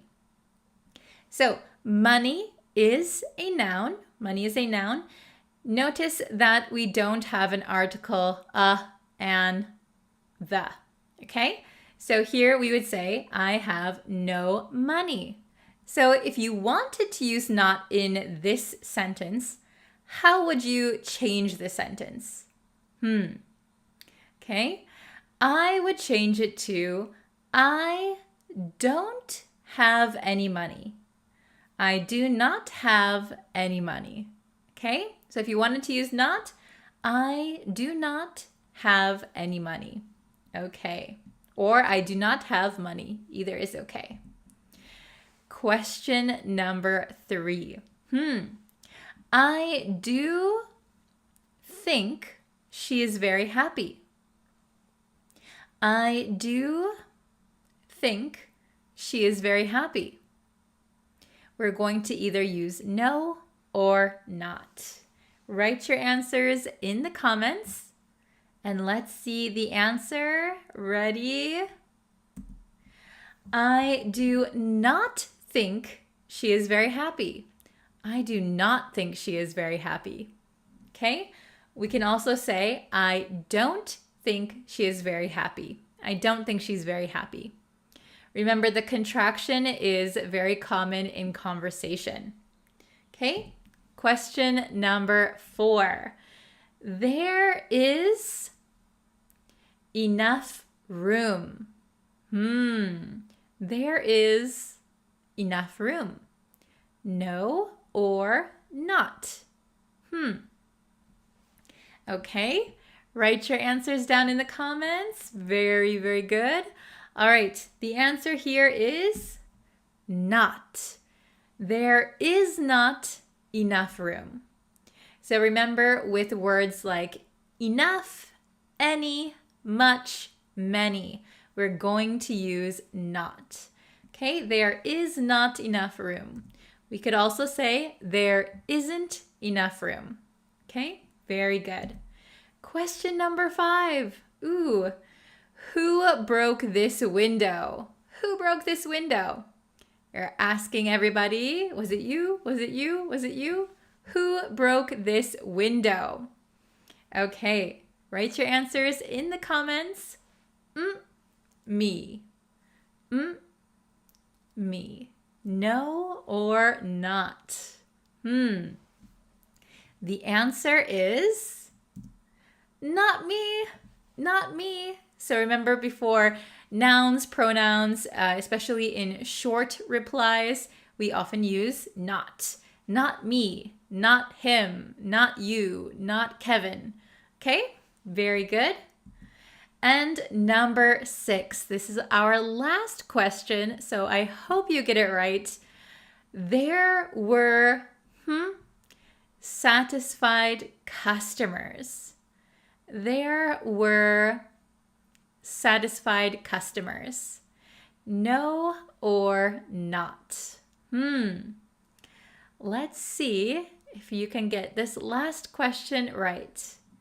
Okay, so the answer to number 6 is no. There were no satisfied customers. There were no satisfied customers. Okay, we use no here because we have a noun, which is customers, and this is an adjective, satisfied. So satisfied customers. And there is no article. We have no no an, no the. No satisfied customers. Okay? Very good, everybody. All right. So, let me just bring back my window. Okay, very good. How well did you do? Did you get 6 out of 6? Did you get 100%, or were there some tricky ones in there? If there was one that you got wrong, please let me know which one it was. And if you have any questions, please leave them in the comments. Okay, I hope this was a helpful and useful lesson for you. Again, if you have any lesson suggestions, feel free to put them in the comments below. I'll do my best to give you those lessons as soon as I can. All right, thank you everyone for watching, and I will see you guys in my next lesson. Bye everyone! Before we begin the story, please note that we will be highlighting some new vocabulary words throughout the text. To discover the meanings and see examples of these words, you can visit breezeenglishstudio.com for a full explanation to aid in your learning. The link will be provided in the description box for your convenience. Once upon a time, in the enchanting kingdom of Viridia, there lived a fair and gentle princess named Elara. Her father, King Cedric, had arranged for her to marry Prince Alaric from the neighboring realm of Sylvania. The union was meant to unite the two kingdoms in harmony. Elara, however, harbored a secret deep within the walls of the majestic castle, she had fallen deeply in love with a most unexpected suitor, the king's jester, a witty and charming young man named Jovial. Jovial, a young man of quick wit and boundless charm, entertained the court with his jests and antics. Yet, behind the facade of jesting, he shared stolen glances and whispered words with the princess. In the tranquil embrace of the castle gardens, where moonlight painted the flowers silver, Elara and Jovial found solace in the stolen moments they shared. Every evening, as the sun dipped below the horizon, Elara and Jovial would steal precious moments together in the castle gardens. Their clandestine meetings were filled with the laughter and joy of a budding romance. The forbidden love, like a delicate blossom, began to unfurl in the shadows of secrecy. Laughter echoed in those gardens, not only from Jovial's clever jests, but from the genuine joy that sparkled in the eyes of the enamored couple. Their hearts beat in harmony, dancing to the rhythm of love, oblivious to the storm that brewed on the horizon. Fate, a capricious companion, intervened on a fateful day when Lady Prudence, a cunning and nosy courtier, stumbled upon the secret rendezvous. A glint of mischief in her eyes, she wasted no time in casting her web of whispers throughout the kingdom. The news spread like wildfire, engulfing Viridia in a tumult of gossip and speculation. Elara and Jovial found themselves thrust into the unforgiving spotlight. The kingdom, once their secret haven, now turned to mockery and laughter. The very walls that had witnessed their stolen kisses and shared laughter now echoed with the cruel jests of the courtiers. The courtiers and townsfolk alike found mirth in the unconventional romance. They mocked and ridiculed the princess and her jester, using words like absurd, ridiculous, and ludicrous to describe their union. Elara and Jovial felt the weight of the kingdom's judgment, but their love only deepened. Lady Prudence, reveling in her newfound influence, delighted in the drama she had unleashed. The once whispered secret now echoed in every corner of Viridia, and the laughingstock of the kingdom became none other than the princess and her jester. Yet, in the face of adversity, Elara and Jovial clung to the resilience of their love. For even as the kingdom laughed and pointed fingers, their hearts beat as one, unwavering in the face of judgment. And little did they know that the laughter that filled the air would soon transform into cheers of joy, for destiny had more surprises in store for the forbidden lovers. One day, the laughter reached the ears of King Cedric. Intrigued and somewhat amused, he summoned Jovial to his grand hall.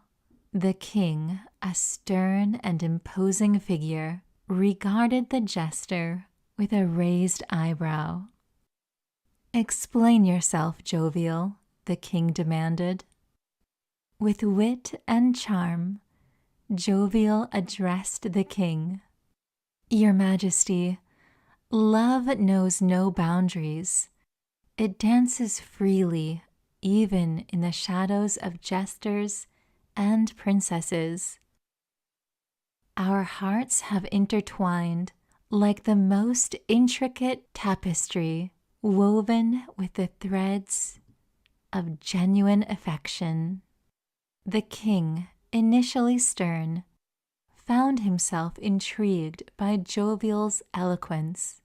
Slowly, a smile cracked across his face. Jovial, your words are as entertaining as your jests. Perhaps there is more to this tale than meets the eye.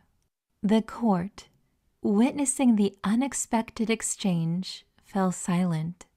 King Cedric, amused by the unusual love story, declared, if you can prove the strength of your devotion and win my favor through your wit, I shall allow you to marry Princess Alara.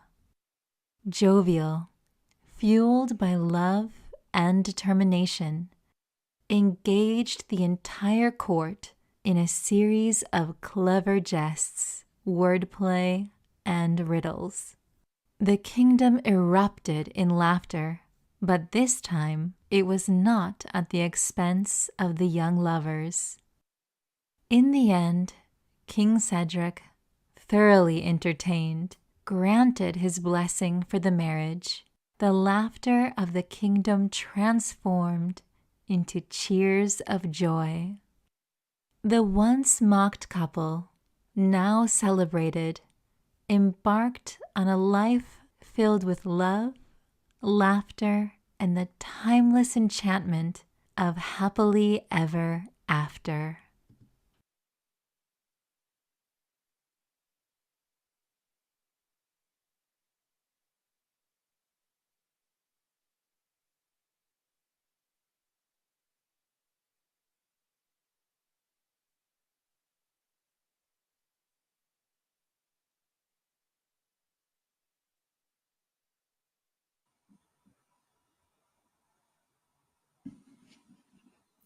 Hello, everyone.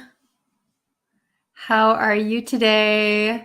I just did some lesson planning slash kind of study hall over on YouTube. So it's really fun to live stream with you guys while I'm planning the lesson. So I hope you guys are enjoying that. Let me know what you think. Just trying something new, you know? Hello. How are you? Hello, Hanan. Hello, Mosharaf. I'm good. How are you guys? Yeah, I'm just experimenting over on YouTube with live streaming. So I'm trying to get into more live streaming for you guys. Hello. Off the bat, interesting question from Devashka. Hello, how many minutes is it in the expression of in a few minutes? So it depends on everyone. So when one person says, I'll be there in a few minutes, it could mean 3 minutes or 5 minutes. For other people, I'll be there in a few minutes. It might be 30 minutes, 45 minutes. It depends. It should be a short amount of time, but it really depends on who you're talking to. Hello. Yes, congratulations. Enjoy your holiday. Very nice. So is it the end of Ramadan?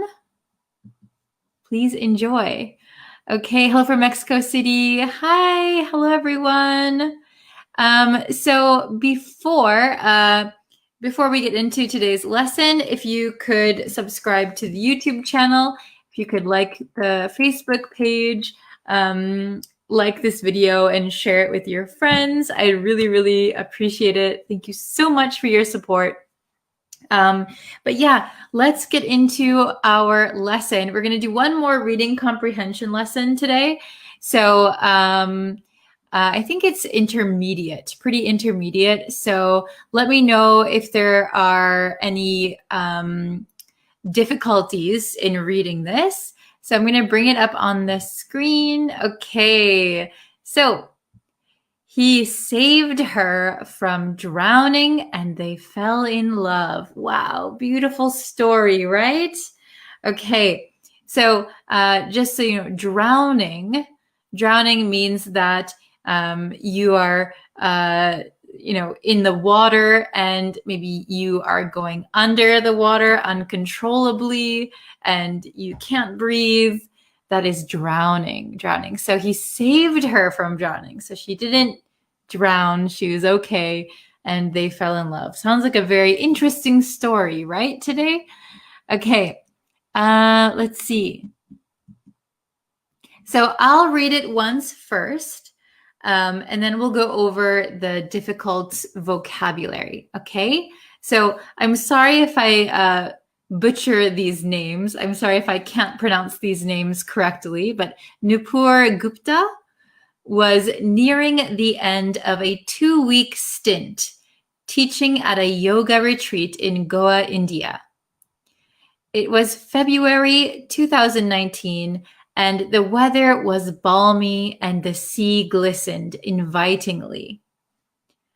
In between yoga practice, Gupta always made time for a swim.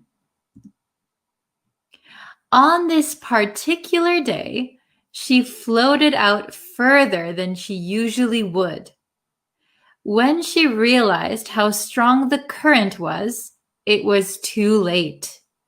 The water had started to pull her under. She tried not to panic. Okay, if I constantly and with consistency keep swimming, I might make it, she thought. Then I saw this man coming towards me. This was Attila Bosniak, a financial advisor in his 40s, hailing from Hungary, but based in the Netherlands. Coincidentally, Bosniak was a student at Gupta's yoga retreat, where he says he'd been trying to disconnect from the hustle and work pressure and the Dutch winter. Bosniak helped Gupta back to shore, but was injured from being thrown into rocks by the waves. Something changed for me in that moment, she recalls. There was a click in my heart somewhere. Bosniak felt it too, even as he lay there bleeding. I think that was a magic moment, he says. Okay, so that was the article. I kind of shortened it a little bit because it was very, very long. So let me know how much you could understand. If you can understand 85%, that is very good. If less than 85%, don't worry, we're going to go over and explain it in detail. But first, let's look over some of the vocabulary words, okay? So the first word is stint. Stint. So a person's fixed or allotted period of work.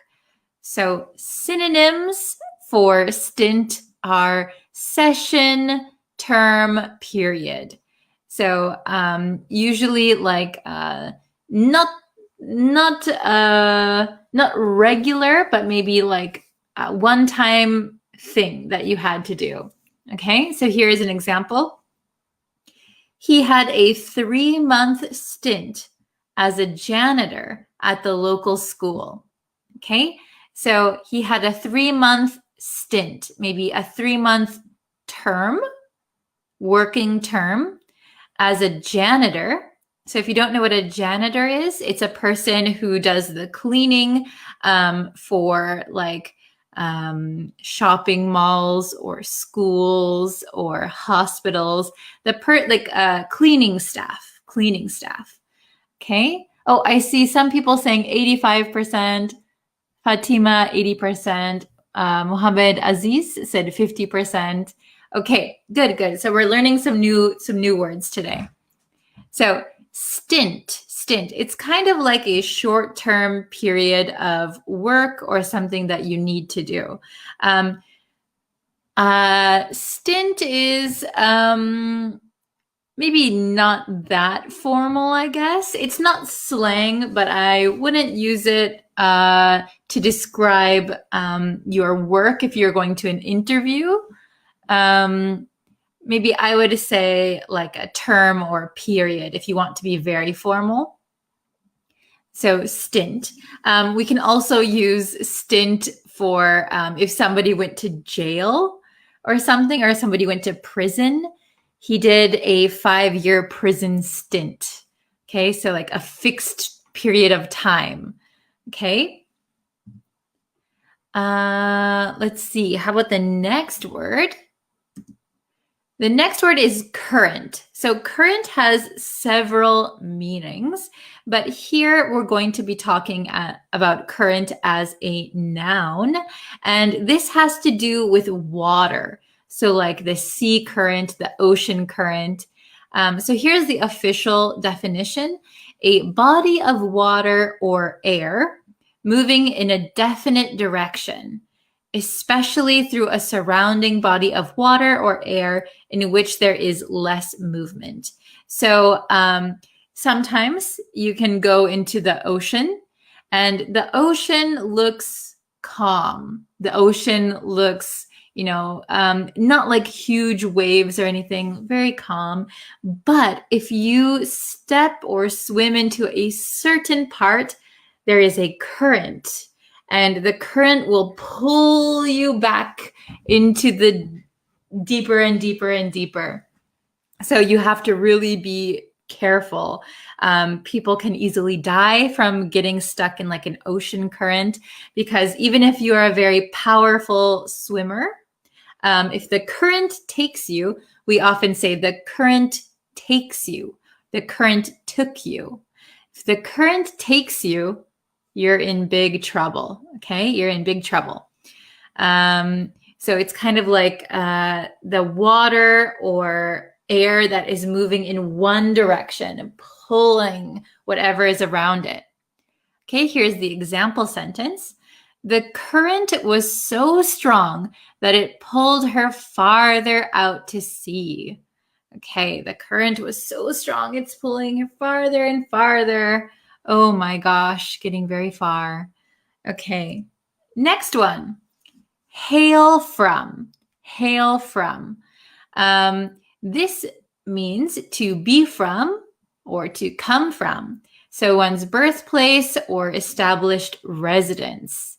Okay, so you hail from somewhere. Where does everyone hail from? Where do you hail from? So here's my example sentence. Although I live in Japan now, I hail from the United States.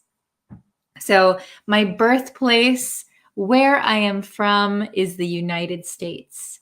So please let me know where you hail from. Okay. Oh, yes, we should not go through the current. That is right. Please be careful not to get trapped in any kind of current. Oh, perfect. I hail from India. Very good. I hail from Jupiter. I hail from Taiwan. Very good. Although I live in America, I hail from Myanmar. Oh, I didn't know you live in America. Nice. I hail from Morocco, even though I live in Canada. Fantastic. I hail from Kurdistan region of Iraq. Nice. I hail from Bangladesh. Wow, we have such a big group of people. I hail from Pakistan. Awesome, you guys. I hail from Myanmar. Wonderful. Okay, so that one is easy enough. You hail from the place that you were born. Ooh, we have Madagascar. Very nice. Okay. Next one, hustle. Hustle. So hustle has several meanings, okay? Hustle has a lot of different meanings. So one meaning is to work hard, work hard.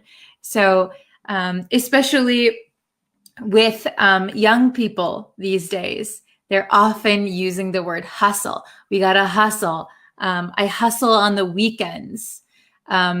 If you have a side hustle is your work that is not connected to your job. It's kind of like a side business. So, for example, I work for an insurance company, but I do consulting as my side hustle, for example. So you have a proper job, and a side hustle is like extra work that you're doing on the side. Okay, so it can mean to work very hard. It can also mean a state of great activity. So if you hear like hustle and bustle, that means like hurrying, kind of busy. Or for example, when I was a high school student, we had to do something called the mile run. So I had to run for a mile in my high school PE class. And my gym teacher, he used to drive like a little golf cart, and he would chase us around while we're running. And he would say, hustle, hustle, hustle. So kind of like, hurry up, keep working. So that's kind of the meaning of hustle. It has some other meanings, but we're going to focus on this one today. Okay, so example, I wanted to get away from the hustle and bustle of the city. So hustle and bustle is more like this one, a state of great activity. It's busy. People are rushing around. The hustle and bustle, the noises. Okay, very good. Next one, we have recall. Recall. So be careful of the pronunciation. For this meaning, it's not recall, it's recall. Recall. Okay. Oh, very good. Hustle until your birthday becomes a festival. Very nice. Okay. So to recall something simply means to remember, to remember. So if you say, I don't recall that conversation, that means you don't remember that conversation. You don't remember. Okay.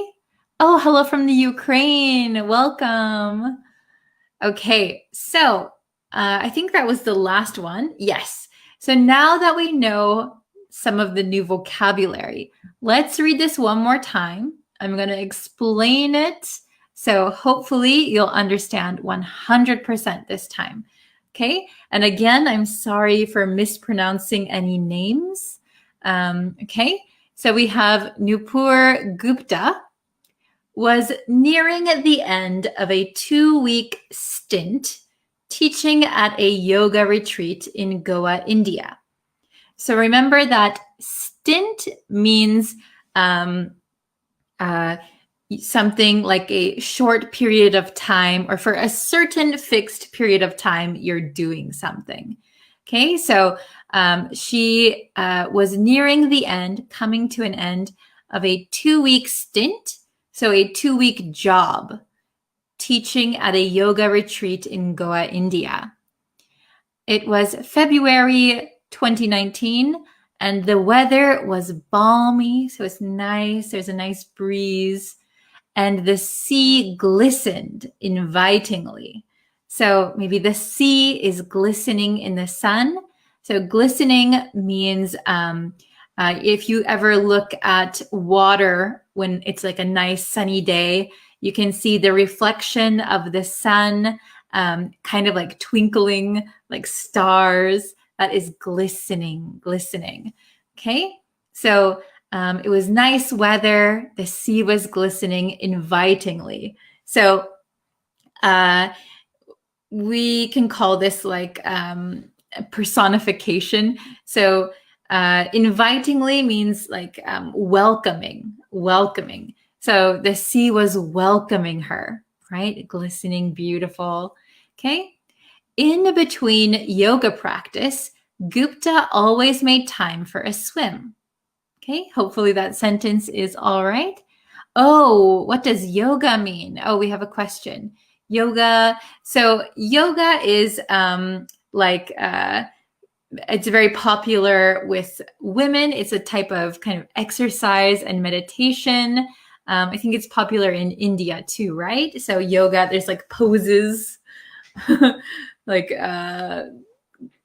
kind of poses for stretching and putting your weight on stuff, and very good for your health. Okay. Let's see.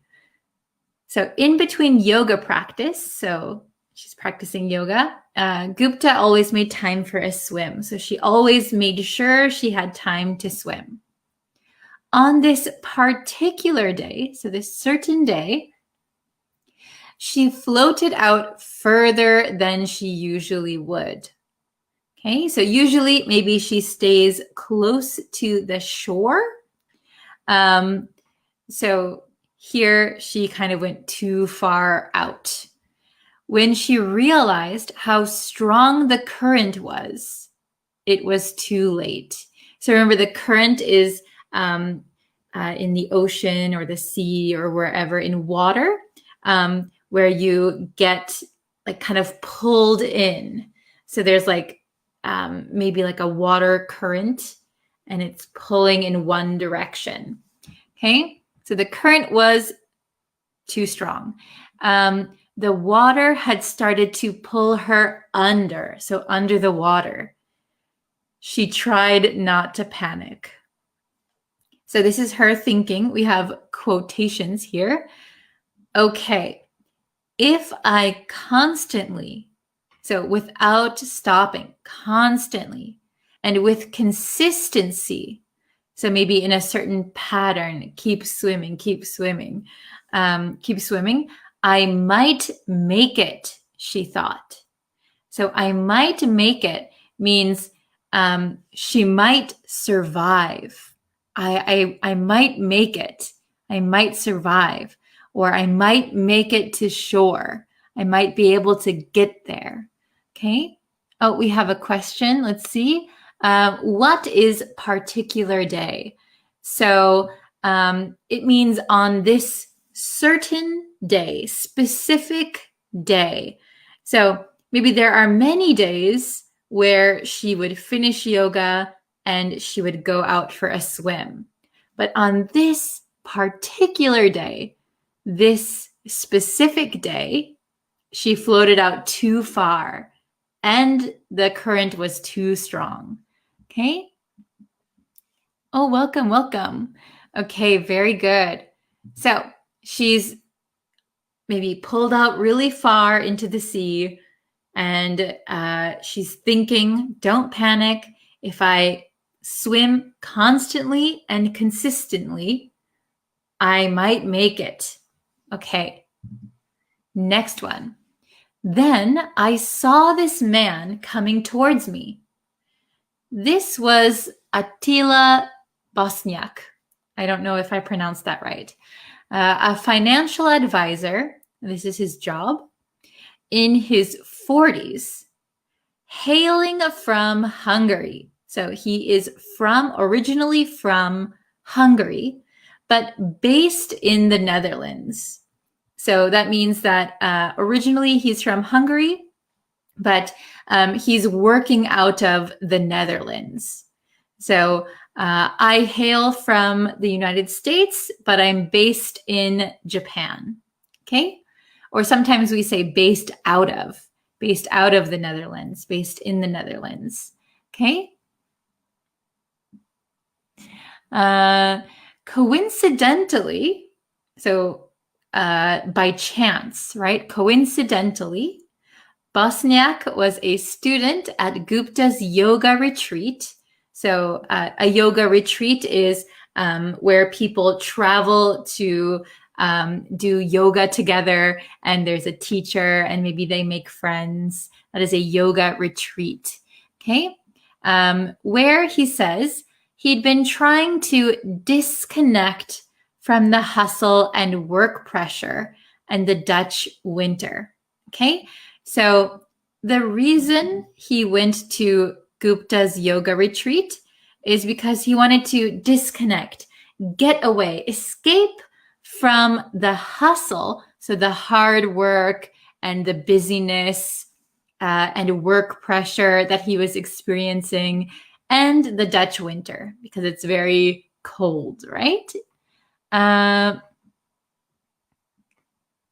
So retreat, what does retreat mean? So a retreat itself has some different meanings, but here, so some people go on a religious retreat, some people go on yoga retreats. When I was a student, I went on like a nature retreat. It means that you go somewhere to kind of learn something with a group of people. Usually, somewhere, my image is that it's somewhere with nature, but not always, I think. So yoga retreat is they go somewhere and learn yoga and meet new people, and maybe probably some meditation, I would guess. Okay. Bosniak helped Gupta back to shore, but was injured from being thrown into rocks by the waves. So he went into the ocean to help her, to save her. And he was getting thrown into the rocks by the strong waves. So he got injured, he got hurt. Okay. Before we go on, people are asking Dutch winter meaning, please. So Dutch, so he's based in the Netherlands. So he's working in the Netherlands. And the Dutch winter is like the cold winter in the Netherlands. So when Dutch is just describing, so for example, if I said I wanted to escape the New York winter, or I wanted to escape the Tokyo heat, just the place and the season. So probably in the Netherlands, winter is very, very cold because it's very, very north. Okay. So he saved her, but he got injured. Something changed for me in that moment. So maybe in that moment means the moment she was saved. So she recalls, so she's remembering that something changed for her. There was a click in my heart somewhere. So maybe her heart was looking for love. And just then, when we say something clicked, it means everything came into place like a puzzle piece. It clicked, or like something came to the right place, right time. There was a click. Okay. There was a click in my heart somewhere. Bosniak felt it too, even as he lay there bleeding. So even though he was injured, they both fell in love in that moment. I think that was a magic moment, he says. Okay, very good. I hope you can understand 100% now. Oh, okay. So some people are asking hustle. So perhaps you came in a little bit late. So let me go back. Hustle. Hustle means work hard or a state of great activity. So I hustle on the weekends means I work extra hard on the weekends. A state of great activity means like kind of busy, rushing, no time to slow down. I wanted to get away from the hustle and bustle, the busyness of the city. Okay, very good, everyone. Let's see. We have some example sentences. When I saw the actress who was swimming in the current ocean in the movie, I felt trepidation. Oh, trepidation. What a good word. So instead of saying current ocean, maybe ocean current or the sea current. Okay, very good. 40s. What is the meaning of 40s? So it means he is in his 40s, means that his age is like maybe from 40 to 49. We're not sure exactly his age, but from 40 years old to 49 years old. He's in his 40s. Okay. Let's see. I think you look exhausted. You need to take a rest. Don't hustle too much. Oh, very good. Very good. Excellent.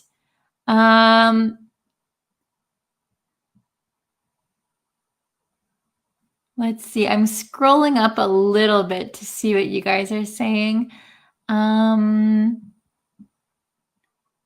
We talked about the Dutch winter.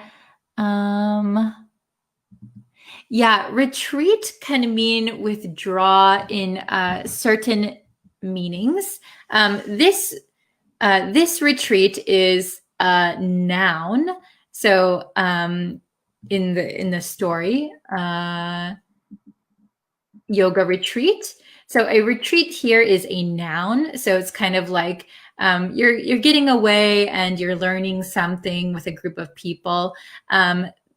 A retreat, to mean withdraw, is a verb. And this could mean like in battle, they retreated from the enemy. Or like a turtle might retreat like when it's scared, right? Okay, let's see. I saw the people in India hustling. Oh, okay. So maybe you mean that they were either working very hard or it was like a very busy place. Okay. When our teacher is away from teaching us, I recall her last lessons. Very good. Oh, I would go to a computer retreat. I'm sure there are things like that, probably like a technology retreat or like an IT retreat, for sure. Okay. Oh, I'm so glad. Hello, Angelica. Hi, teacher. I really like this lesson. Oh, thank you so much. Okay. So, oh, one more. No matter where you hail from, no matter how much money you earn, the only important thing is that you must be equitable. Don't be egotistical. Oh, you remember egotistical very well. Very good. Okay. Excellent, everyone. Good job. Yes, the army retreat after they lost the war. Yes, they retreated. Okay. Very good, everyone. So, oh, yes, I'm a tech savvy person. That was from yesterday's lesson, somebody who's good with technology. So if you're a tech savvy person, maybe you could lead a computer retreat or tech retreat. That would be very interesting. Okay. Oh, so thank you guys. Thank you so much for watching today's lesson. I'm going to stop the lesson here, but you can find more lessons over on the YouTube page and Facebook pages. And I will be posting a lesson a little bit later on YouTube today and doing a Facebook Live again tomorrow. So thank you guys so much for watching. I really appreciate it.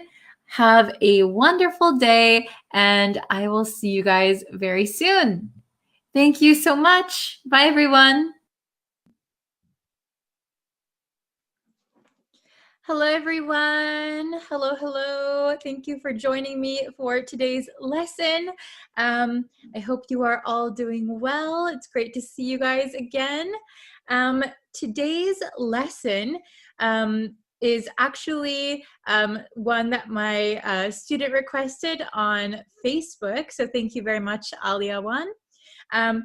But first, before we get into the lesson, if you haven't yet and you want to know when I go live, when new lessons are available, please hit that red subscribe button. Once you are subscribed, you only have to do it once. Once you are subscribed, then you'll get notifications if you turn on the notification bell. So then you'll know when the new lessons are available. Okay, so today's lesson, which was requested by one of my students, is the difference and how to use which and that, okay? So these words are used every day, right? They're simple looking words, but they can actually be quite confusing, okay? So which or that? We're gonna dive in and look at the difference today, okay? Do you guys understand the difference between which and that? Let me know in the comments, okay? So I'm going to get the big whiteboard out first of all, so we can really take a look and see what we're looking at here, okay? So we have at the top, which. So when do we use which? Well, we're going to use which when we have a non-restrictive relative clause. Okay, so what is a non-restrictive relative clause? So to put it very, very simply, use it for non-essential information. So in the sentence, if what you are saying is not essential, non-essential, or not important to understand the sentence, then we can use which, okay? Also, it's important to note that when we use which, we often use commas. We often use commas. So in the middle of a sentence, if there is a comma followed by which, followed by some extra information, and then another comma, we're going to know that that information is just extra. It's not there to make you understand the sentence anymore, okay? So if you take out that extra information, the sentence will still make sense, okay? It's just extra. Then we have that. So when do we use that? Well, we're going to use that for restrictive relative clauses. What are restrictive relative clauses, you might ask? Well, it is the opposite of non-restrictive relative clauses. So essential information. If we don't have that information in the sentence, we're not going to understand what we're talking about, okay? Does that make sense? Is everyone following me so far? Okay, so let's take a look at the first two. The first two are just some simple examples using the same style, okay? So basically these sentences are the same, right? So let's take a look at number one. My shoes that are by the door are muddy. My shoes that are by the door are muddy. Okay, so since we are using that, that means that this information is important. It is essential to understand the sentence. Okay, and notice we don't have any commas. No commas, okay? My shoes that are by the door are muddy. So, why is this part important? My shoes that are by the door. Well, when you're using that in a case like this, my shoes. So, what shoes are you talking about? So, in this sentence, it sounds like the speaker has multiple pairs of shoes. They might have 2 or 3 or 4 pairs of shoes. Okay, but they want to tell you that my shoes that are by the door, specifically by the door, those shoes are muddy. Okay, does that make sense? So this is essential information, because not my shoes that are in the shoe closet, not my shoes that are outside, specifically my shoes that are by the door are muddy. Okay, very good. And if you don't know what muddy means, it means very dirty. So when you go outside after it rained, maybe your shoes have a lot of that soft, wet dirt on them. That is called mud. So your shoes are muddy, okay? Number 2, it's a very similar sentence, okay? We just changed which and that. My shoes, comma, which are by the door, comma, are muddy. So here we know, because we're using which, that this information is not essential, not really that important. It's just extra information. So here, this sounds like maybe this person only has 1 pair of shoes, okay? My shoes, by the way, which are by the door, are muddy, okay? So this is not essential to understand what shoes they're talking about. My shoes are muddy. I only have 1 pair of shoes and they're muddy. Okay, so my shoes, which are by the door, are muddy. Listen to how I read this sentence with the commas, okay? My shoes, which are by the door, are muddy. You can hear a slight pause with the commas, okay? Where the commas are, I pause a little bit when I read it. Okay, that is because the comma makes you pause for a second. This extra information, pause again, get back to the main part of what you're talking about. So notice here, I don't pause.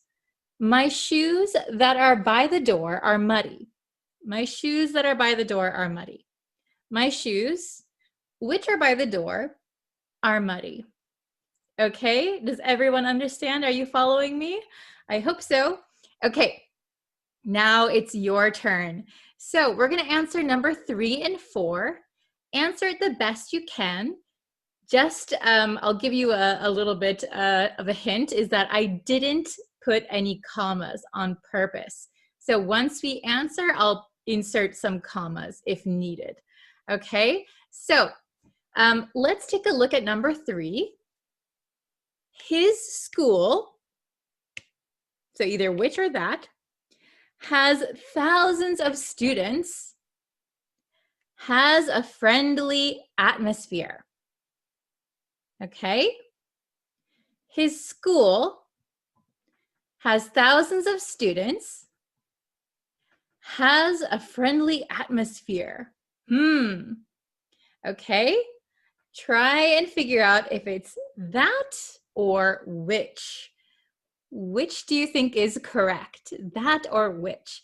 Write your answers in the comments, okay? Let's see. Okay, I'll give you a second to decide. Think for a second. Okay, very good. Okay, excellent. So here, his school. He probably does not go to more than one school. There's probably only one school that this person goes to, okay? So his school, which has thousands of students. Oops, I put my comma right here. Oops. Okay. His school, which has thousands of students, has a friendly atmosphere. Okay, so if you take out this part, that's just extra information. His school has a friendly atmosphere. We can totally understand that sentence because we know there's only one school that he goes to. We don't need to know a specific school, okay? His school, which has thousands of students, has a friendly atmosphere. Very good. Sorry, excuse me. Okay, number 4, the last one, okay? I'll read it. The cup I use every day is missing. The cup I use every day is missing.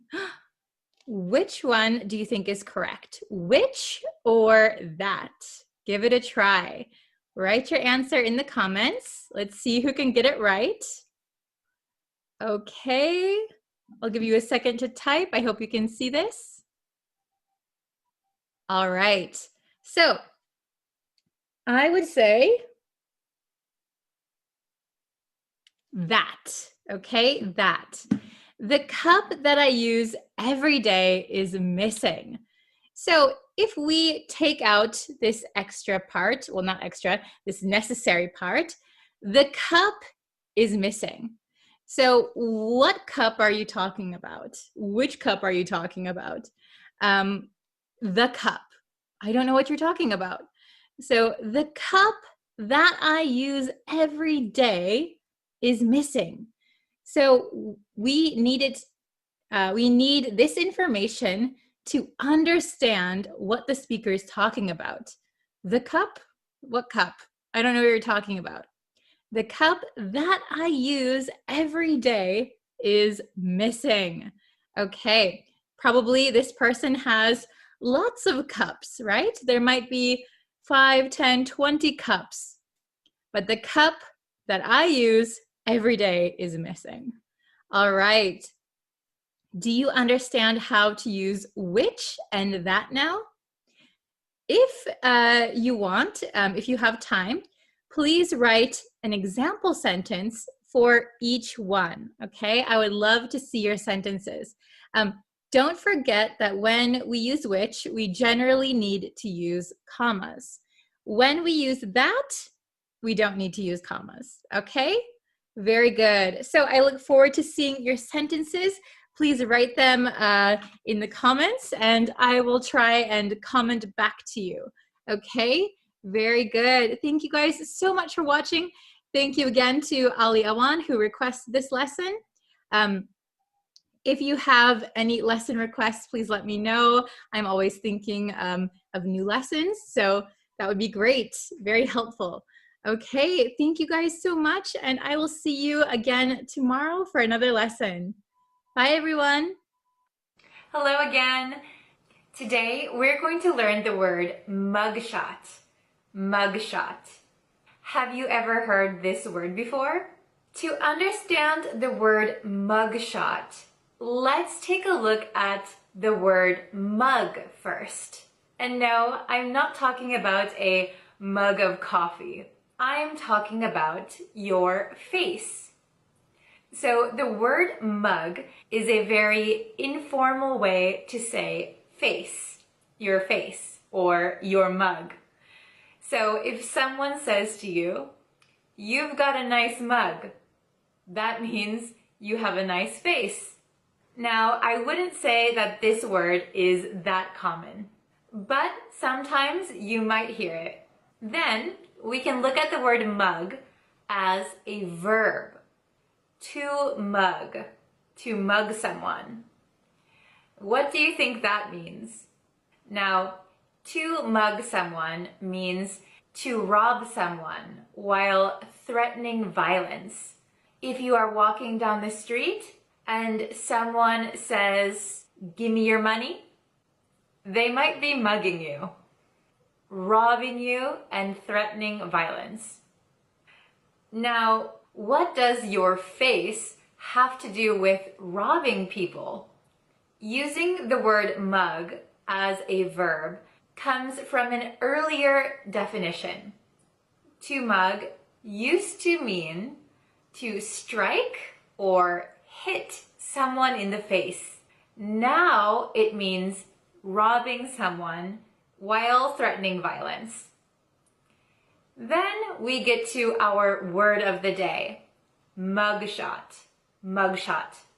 A mugshot is a picture that is taken of your face when you get arrested. We say shoot photos. So a mugshot is a picture of your face.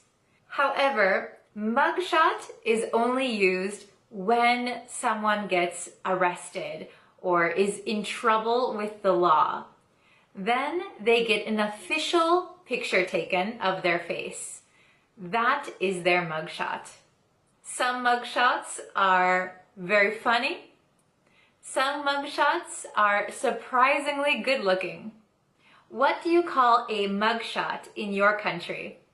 Do you have the same system of taking a picture of someone's face? Write it down in the comments below, and I can't wait to hear all the different words you use for mugshot. I hope now you can remember the words mug and mugshot, but I hope you don't get your mugshot taken. Thank you so much for watching this video. If you want to see longer videos, head on over to my YouTube channel where I upload every week. I'll see you in our next lesson. Bye! Hi everyone! How are you guys today? Thank you so much for joining today's lesson. If you can, and if you haven't already, please subscribe to the YouTube channel. We are growing our community of English learners, and I love to see you guys helping each other out. It's really awesome. So I'm going to leave the link here for you if you haven't subscribed yet. Well, hello, everyone. My voice is always so raspy. Hello, hello. How are you? I'm doing well. Hello from Tibet. Hello from Hunza? Wow. Hi, everyone. Argentina, nice. Hello, December. Okay. Excuse me. So we are going to be learning 3 idioms today. 3 idioms. So these idioms I think are useful for everyday life. So they are very important for you to know. So we're going to be going over those. Hello, nice to see you. Hello from Peru. How is everybody? Hello, Jalil. Nice to see you today. Hello from El Salvador. Hello from Turkey. De Sylvia, hello. Okay, so our idioms that we're going to be learning today are cut corners, cut ties, and cut out for something or cut out to be something. We'll get into that in a second. Okay, so we have these three. Do you know any of these 3? To cut corners, to cut ties, and to be cut out for something or to be cut out to be something. Okay? Hello from El Salvador. Hello. Welcome. Okay. Good afternoon from Tokyo. Hello. Okay. So, when we talk about cutting corners means that you have to do something, but you take the cheapest, easiest, fastest way possible. So usually cutting corners is usually a bad thing, okay? So you're supposed to do something, you're supposed to put effort into it or money or time. You're supposed to do something very well, but if you cut corners, you don't use enough time or money or energy. So you make something or do something very quickly, cheaply, not so good, not as good as it could be. Okay? Very good. Hello from Ethiopia. Hello from Sri Lanka. Okay. We also have cut ties. Cut ties. So cut ties means you end communication or a relationship with someone. So she cut ties with her parents. So that means she does no longer talks to her parents. She doesn't meet her parents anymore. Uh-oh. So if you can think of your relationships as like thread, oops, I bumped my mic. If you think of your relationships as thread, and okay, I don't like this person anymore, I'm going to cut the tie. So we are no longer connected. Okay? Hello from Uganda. Hello, hello. Okay? Then we have cut out. Cut out. So, very good, very good. Mario, cut ties is like, I think there's a spelling mistake, but burning the bridge. Yeah, we say burn bridges or cut ties. Very good. To cut ties or to burn bridges means to cut off communication or relationships. Very good. Okay, hello from Cambodia. Hello from Afghanistan. So, cut out has a variety of meanings, but we're going to be looking at to be cut out for something or to be cut out to be something. Okay, and that means that you are a natural at something. Okay. Hello from Thailand. Hello, hello. Okay, so let me look at the big board so you can see more clearly. Ooh, the lighting is changing. Okay, here you are. Okay, so to cut corners means to do something in the easiest, cheapest, or fastest way. So usually cutting corners is a negative thing. Usually you want to do your best, right? Cut ties means to end communication or a relationship. Another way to say this is to burn bridges. Yes. And then cut out, to be cut out for something, to be cut out to be something. So naturally able or suited to do or be something. So if somebody is a very, very good singer, we could say they are cut out to be a singer. They are cut out to be a singer. Okay? Is that understandable for everyone? Should we get into the exercises? All right. Okay. So, number one. You are for this job.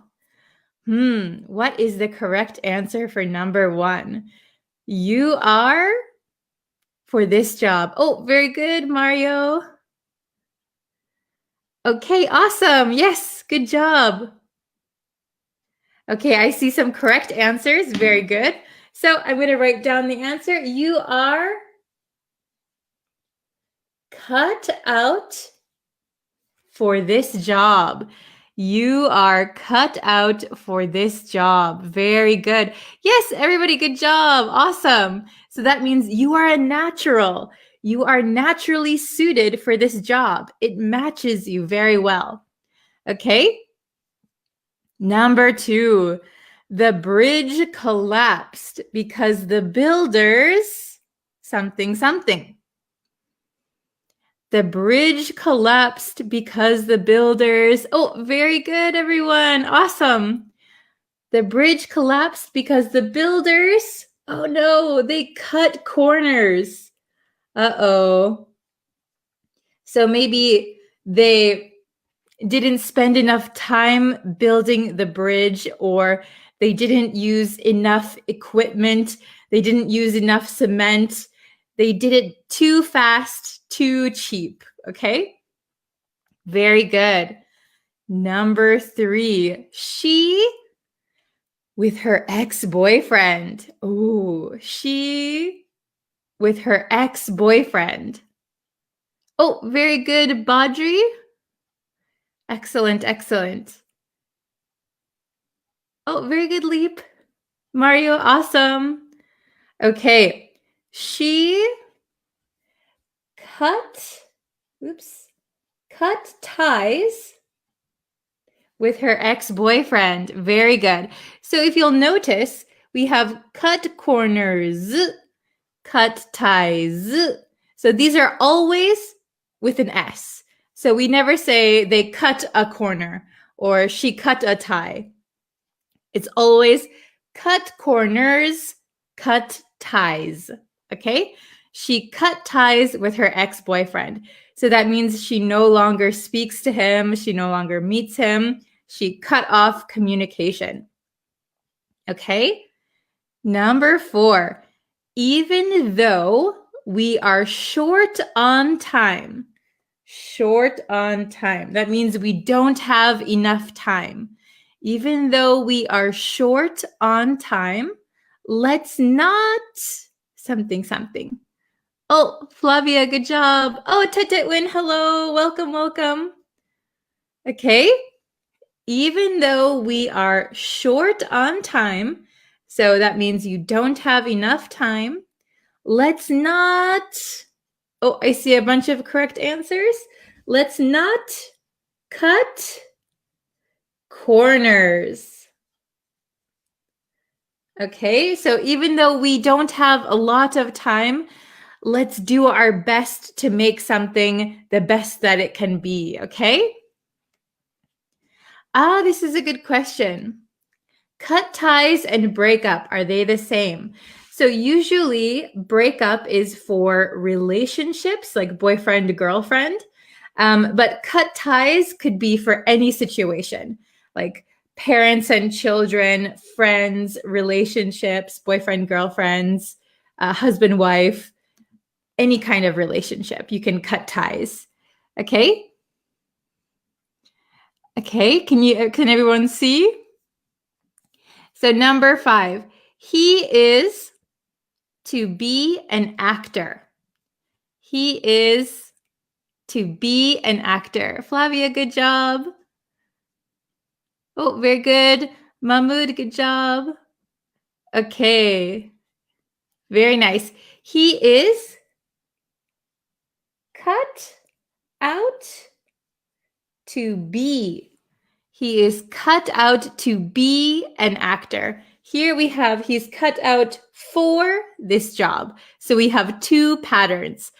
To be cut out for something, or to cut out, or to be cut out to be something. Okay? Very good. Excellent. So that means he is a natural. So being an actor is very natural for him. He's very good at it. Okay? Number 6, it's okay to with toxic people. Ooh, do you know what toxic people are? It's okay to with toxic people. Oh, Flavia, good job. Okay, so toxic people, if someone is toxic, that means they are not good for you. So maybe they are not nice people. They are not understanding people. Maybe toxic people maybe like to start fights. They like to argue. They're not kind. Toxic people are bad people to know or to be in a relationship with. So it's okay to cut ties with toxic people. Very good. Very good. So we'll go over it one more time. Yes. Okay. So to cut corners means to do something in the easiest, cheapest, or fastest way. This is usually a negative thing. So if people cut corners, that means they're kind of lazy and they didn't do a good job. To cut ties with someone means to end communication or a relationship. We can use cut ties for any kind of relationship. So if your friend is being very mean, you could cut ties with them. You could cut ties with family members, a boyfriend, a girlfriend, a husband, a wife, anybody. Okay, but you stop talking to them, you stop meeting them. Then to be cut out for something, or to be cut out to be something. 2 patterns. That means naturally able or suited to do or be something. Okay, so you are naturally good at something. Okay, so I'm going to read the examples one more time, and then you guys can give me examples of your own. Okay, so number 1, you are cut out for this job. You are cut out for this job. That means you're very good at this job. Number 2, the bridge collapsed because the builders cut corners. So they didn't do a good job and the bridge collapsed. Number 3, she cut ties with her ex-boyfriend. She doesn't talk to her ex-boyfriend anymore. Even though we are short on time, let's not cut corners. So even though we don't have a lot of time, let's not do it in a bad way. Let's do our best. Okay? Number 5, he is cut out to be an actor. So that means he is a natural actor. He's very good at acting. Number 6, it's okay to cut ties with toxic people. It's okay to cut ties with bad people. Okay, very good. So if you guys can give me some sentences, or if you have questions, I can take them now. So cut corners, cut ties, cut out for something. So I saw one question. Does cut out use for negative? So when we say you are cut out for this job, that means you are very good. But if we say not before cut out, you are not cut out to be a singer. That means you are not good at singing. It's not natural for you. Okay, so if you put not in front of it, you can make it negative. All right, good job. Yes, very good. We need to cut ties with selfish people. Yes, very good. We need to cut ties with selfish people. Let's see.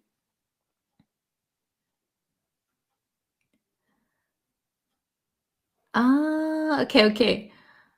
I think I saw. Cannot we use cutting in number 1 and number 5? Let's see. So in this case, you are cut out for something. This is an idiom, so we don't change it. So we wouldn't say you are cutting out for this job. So you are cut out for. He is cut out for. Same with number 5. He is cut out to be an actor. We would never say he is cutting out to be an actor. He is cut out to be an actor. Okay, I hope that answers your question. I can take a few more. Let's see. Democrats cut ties with Republicans. Yes, Democrats cut ties with Republicans. Okay, very good. Let's see.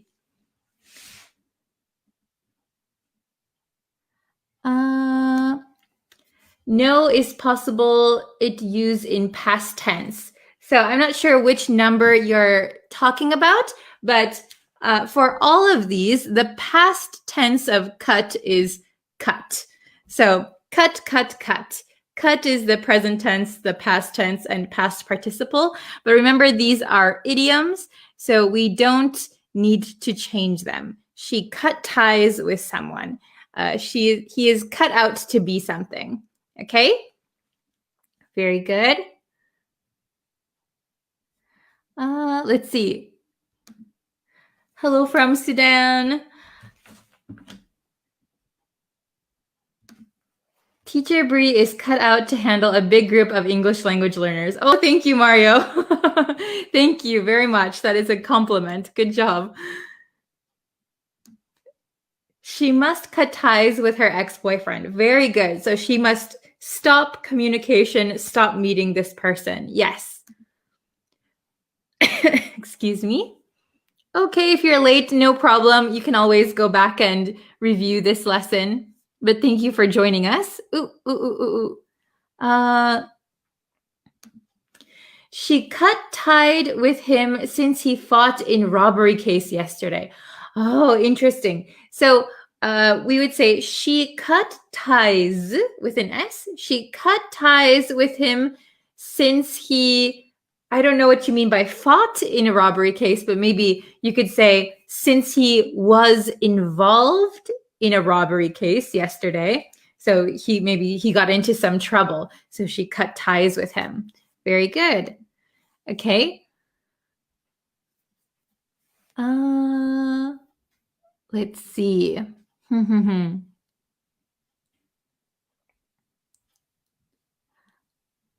Oh, this is a good one. I cut ties with a person who is cynical because she is annoying. Okay, very good. I cut ties with a person who is cynical because she is annoying. Very good, very good.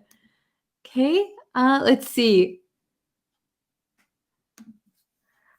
I cut out for learning English language with your videos. Oh, very good. So we would say I am cut out for learning English language with your videos. Very good.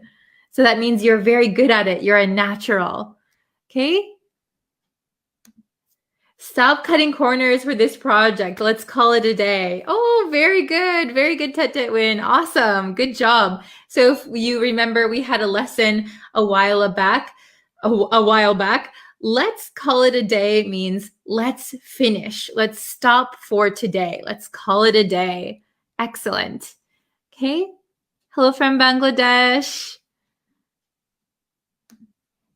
After knowing her bad behavior, he cut ties with her. Oh, very good. Very good example. Awesome.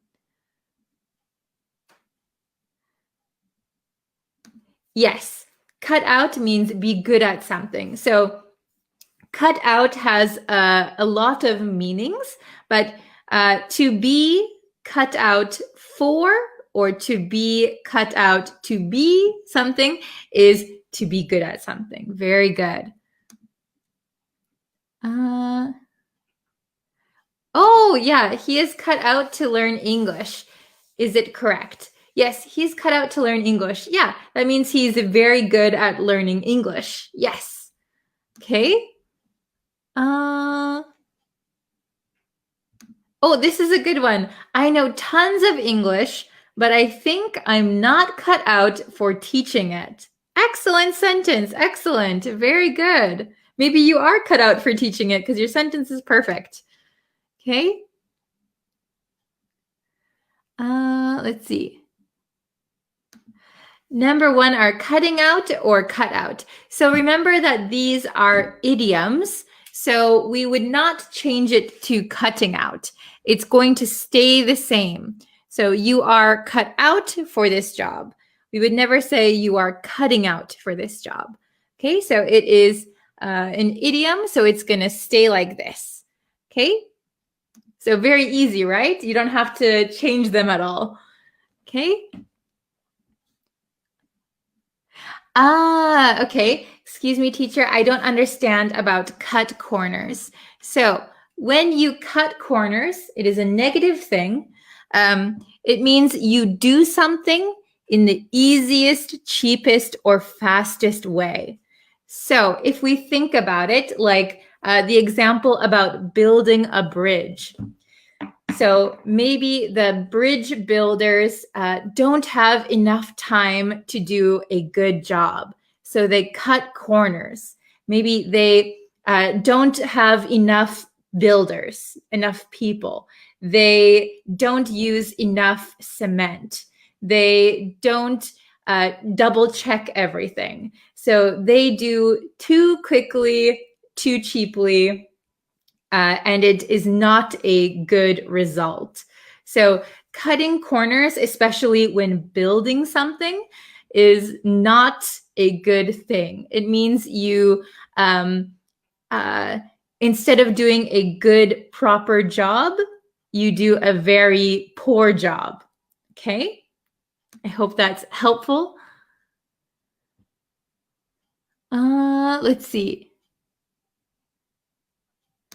I'm not cut out for doing sports. I see. Very good. You like to stay indoors more?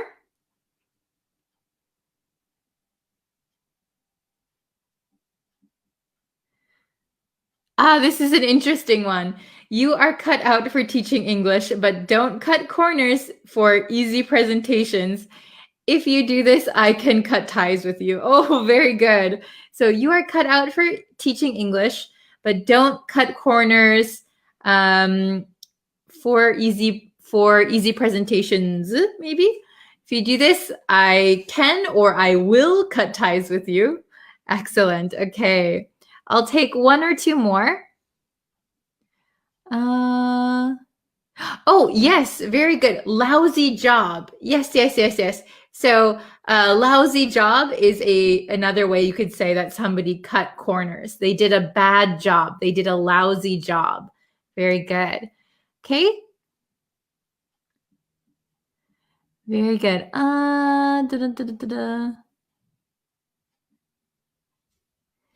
Yes, cut corners means you don't do things properly. Very good. Okay, well, I'm going to end the lesson here today. Thank you guys so much for watching. I really, really appreciate it. If you can like this video, share it with somebody who's learning English, that helps me out a lot. You can always go and subscribe to the YouTube channel. I'm posting new lessons every single day, so I hope you enjoy those. All right. Okay, I will see you guys tomorrow for the next lesson. Thank you, everyone. Bye-bye. Hello, everyone. Hello. Are you ready for today's lesson? I hope so. Today, we're going to go over some advanced English vocabulary. And if you guys haven't yet, I posted a quiz for advanced English on YouTube. So I'm going to post the link. If you're in the chat, I'm posting the link. If you haven't seen the advanced English test yet, maybe after this lesson, you can go and take it because we're going to be studying some of the words that were on that test. Okay. Hello, everyone. Thank you for joining. Thank you. Okay, I'm doing very well. How are you guys?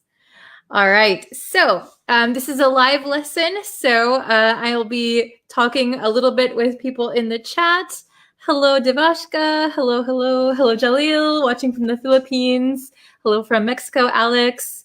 Okay, so like I said, we're going to be going over some advanced vocabulary, all right? So, oh, Louisiana. Wow. Hello, Mel. Okay, so we have 3 words that were on yesterday's test. So we're going to go over those, and hopefully you can better understand these words. All right, so let's take a look at these 3 words. Do you know any of these words? Are they all new for you? Have you ever used them while you speak English? Okay. So let's go over each one. We have scapegoat. So a scapegoat is someone who is blamed for something that they didn't do. Okay, so something happened. Maybe there was an error, a mistake, and people want to blame someone. So they pick a person as their scapegoat and they sacrifice that person. They blame that person. Okay, so why do we say scapegoat? Why is it a goat? Where does this word come from? Well, it originally comes, I think, from back in the day, the Bible days, when they used to sacrifice goats. They used to sacrifice goats, maybe to please God or something. So the goat that was sacrificed was called the scapegoat. Okay? So when we sacrifice someone by blaming them for something they might not have been responsible for, we call them a scapegoat. Okay, so scapegoat is a noun, but it can be used as a verb. So if somebody is scapegoating, that means they're putting the blame on someone else. We're going to focus on the noun for this one today. Okay, the next word is prevail. Prevail. So if something prevails, that means it gains influence, it gains control, position of control, or it can mean to win. So basically, prevail means something wins over other things. Okay? And when you use prevail as in win, it is a little bit formal. Okay? So instead of saying my team will prevail, that sounds a little bit formal, right? So if you're talking about a sports team, you can say, I hope my team wins. That is totally okay. Prevail, they use prevail a lot for arguments or like in court cases. You can use prevail in that instance too. We'll get into some details a little bit later. Okay. The last one, coerce. Coerce. Can you pronounce this word? Coerce. Coerce. So coerce is a verb, to coerce. And to coerce means that someone forces someone or threatens someone to do something that they are unwilling to do. Okay, so coerce means like to force someone. Okay, so you're persuading someone by using force or threats. Okay, so really quick, scapegoat, you're blaming someone. Prevail basically means to win, and coerce means to force. Okay, so let's look at the big whiteboard. Okay, and then please, after this lesson, please try and take the test and see how many questions you can get right. Okay, I'll link the test for you guys. All right, so scapegoat, maybe you can see this a little bit better. Scapegoat is a person who is blamed for the wrongdoings or mistakes of others. Okay, so they didn't do anything wrong, or maybe it was a group that made a mistake, but one person is blamed for everything. That is a scapegoat. Okay, so here scapegoat is a noun. All right, the next word, prevail. Prevail. To get a position of control and influence, or to win. Okay, to get a position of control and influence, or basically to win an argument, for example. All right, then we have coerce. Coerce. Coerce means to persuade someone to do something by using force or threats. So to prevail, to coerce, scapegoat is a noun. Okay, very good. So we only have 3 questions today, and then I would like you guys to write your own sentences, and we can look at them together. So first off, number 1, my colleague was made for the team's failure. My colleague, so this is somebody you work with, your colleague, your coworker. My colleague was made for the team's failure. And if you'll notice, there is a good hint here, because made that means it has to be a noun. What do you guys think? Scapegoat, prevail, or coerce? Which one do you guys think? Oh, very good. I can't read your name, but very good. Okay. My colleague was made A. The correct answer would be scapegoat. Very nice. Yes, everybody. My colleague was made a, so A means we have to have a noun here, a scapegoat for the team's failure.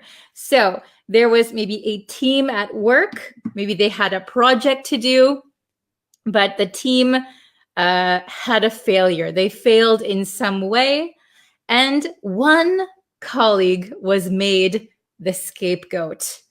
Okay, so everyone blamed one person, even though it was a team effort. Okay, all of the blame went to one person, my colleague. All right. Okay, number 2. He was into signing a confession. Okay, so if you are accused of a crime, if you're accused of a crime and the police are interrogating you, the police are talking to you, they say, did you do this crime? I think you did. Sign this confession. Okay, so signing a confession means I did it. Which word do you think is correct here? Oh, very good. Yes. So he was, the correct answer here is coerced. So I saw some people saying prevail. Prevail means to get a position of control and influence or to win. Okay, coerce means to persuade someone to do something by force or threats. So maybe he was coerced by the police into signing a confession. He was coerced. So he was forced. They made him sign a confession. Maybe he was innocent, but he was coerced into signing a confession. Okay, last one, number 3, the strongest shall something. Okay. Yes, this is in the past tense. He was coerced. Okay, number 3, the strongest shall something. Oh, very good. Excellent. The strongest shall prevail. The strongest shall prevail.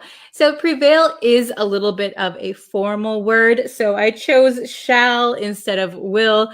You often hear shall prevail together, but you don't have to use shall. You could use will. The strongest will prevail. The strongest shall prevail. Very good. Okay. So we have these 3 words: scapegoat, prevail, coerce. Okay, let's see if you can make your own sentences. Okay, so scapegoat, prevail, coerce. I think I see some sentences already. So if you want to put your sentences in the chat, we can look at them together. I can correct them. Okay, hello from Sudan. Very good. My friend was made a scapegoat for the exam failure. Okay, so if your friend just failed an exam on their own, so just their paper is an F. I failed my exam. Maybe they might not be made a scapegoat. So maybe if your friend or your friend is in a class with you together, you're taking an exam, and somebody is talking during the exam. The teacher doesn't know who it was, but everybody blames your friend. Then everybody gets an F on their test. Then you could say, my friend was made a scapegoat for the exam failure. Yes, so everyone blames, oh, you did something wrong. You did it bad for all of us. So that would be a scapegoat. Very good. Hello, Hector from Mexico City. Okay, so, let's see.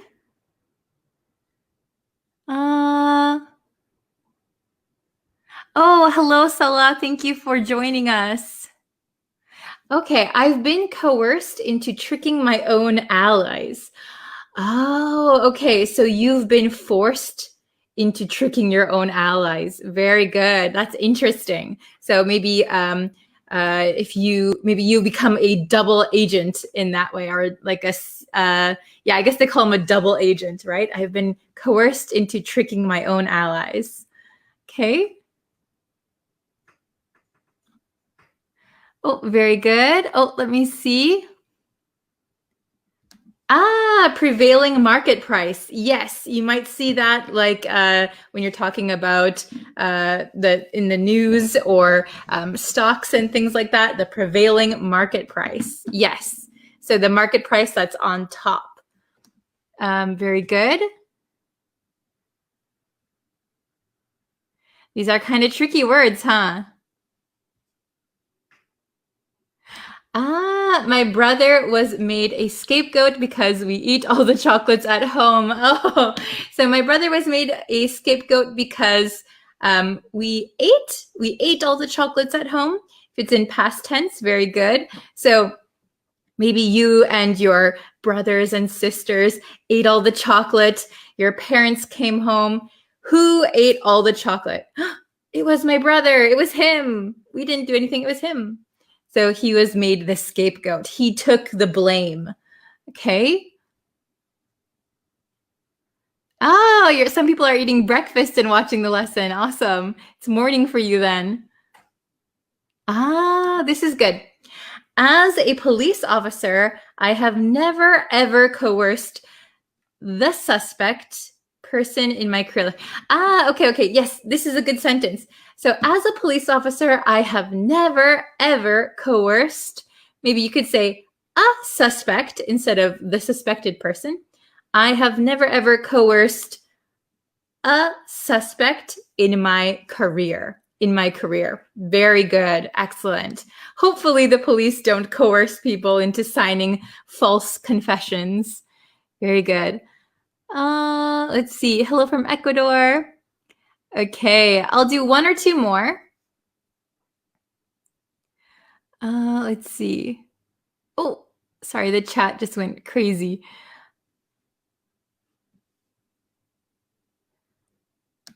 I have been coerced to go to school.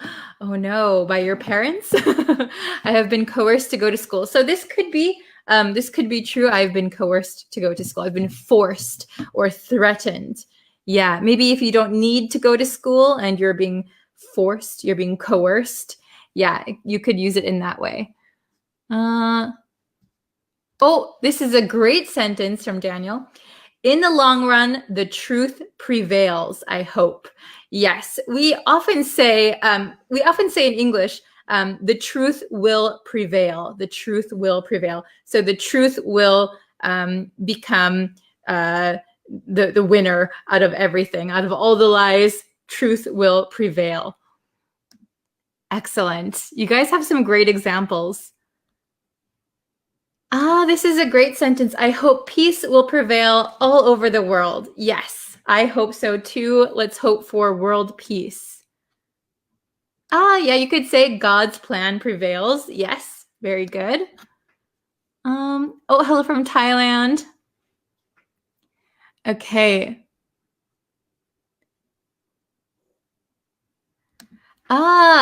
How can we get your previous lectures? So if you go over to the YouTube channel, all of the lessons will be over there eventually. Okay, so I have a bunch of lessons, probably 80 lessons over on YouTube. So they should all be over there. Okay, so very great. Awesome. Okay, so oh, it's okay if you're late. So we just went over these three words today: scapegoat, prevail, coerce. So scapegoat is someone to blame, someone you blame for something that they didn't do. Prevail means to win, and coerce means to force. Okay, so, oh, Tom coerced his wife to leave his house last. Oh, very good. So Tom forced his wife to leave his home last. Very good. Okay. Ah. Let's see.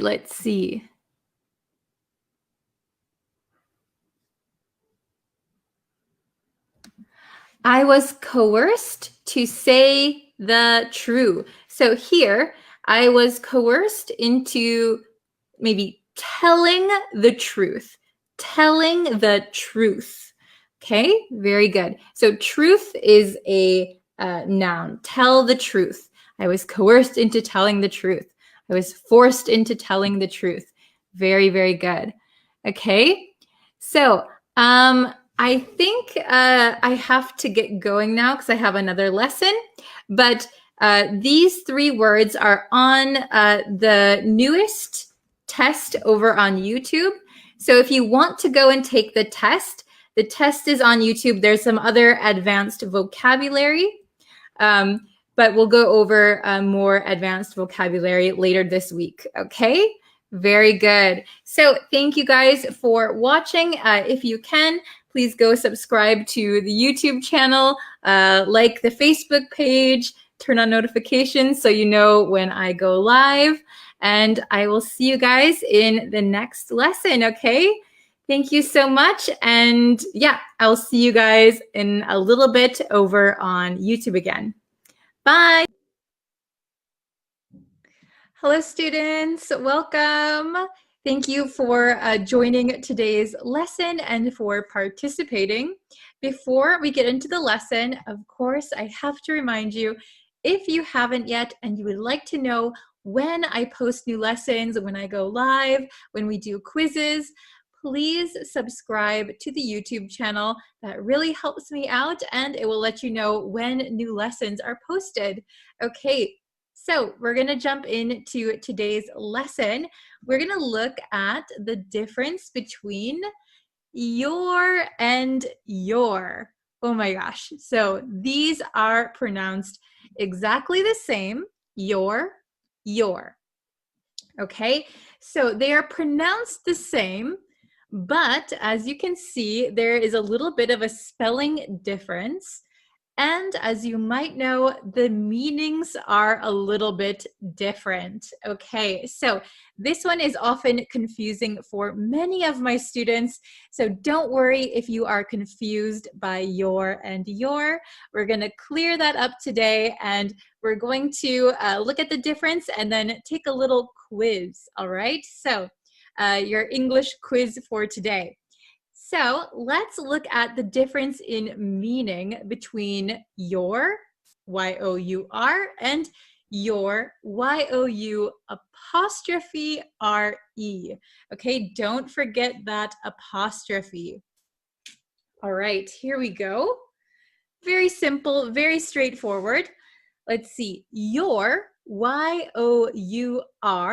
is the possessive adjective. Possessive adjective. So what is that? Well, it shows, what does it say here? Ownership. Ownership. Shows ownership of something. So other possessive adjectives would be mine, his, hers, yours, ours. Okay? We use this your to show ownership of something, okay? When something belongs to someone, okay?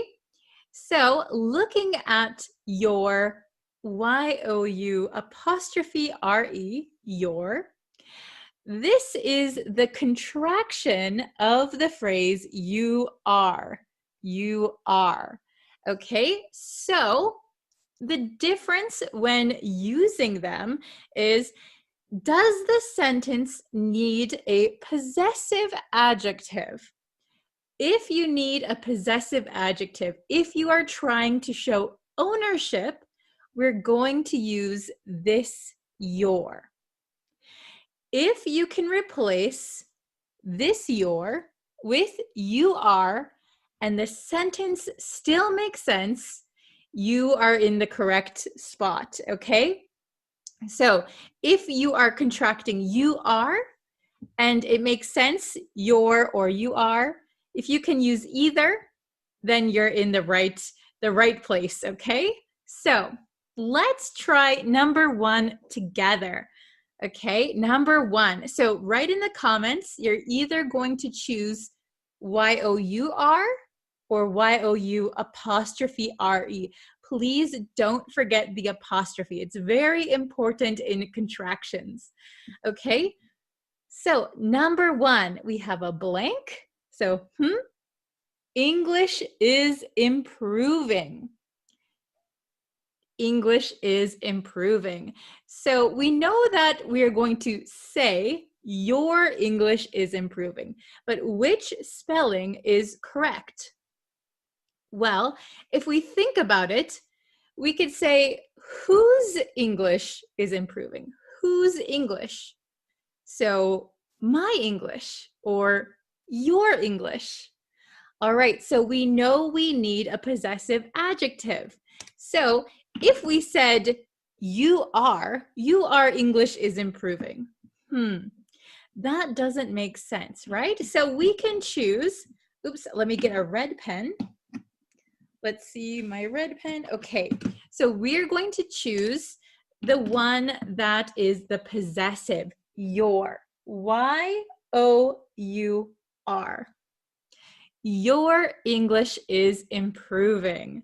Okay, let's try number two.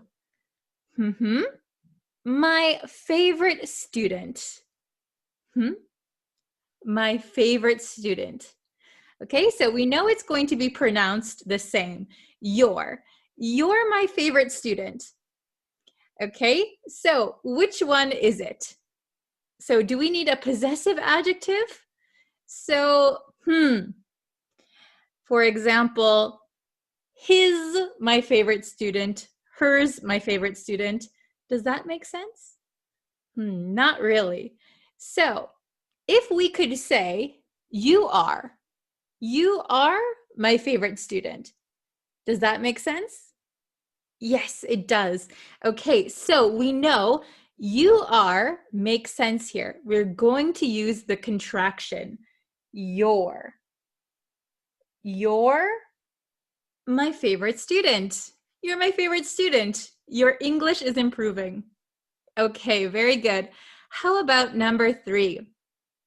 Are these books? Are these your books? Which one are we going to choose? Y-O-U-R, Y-O-U apostrophe R-E.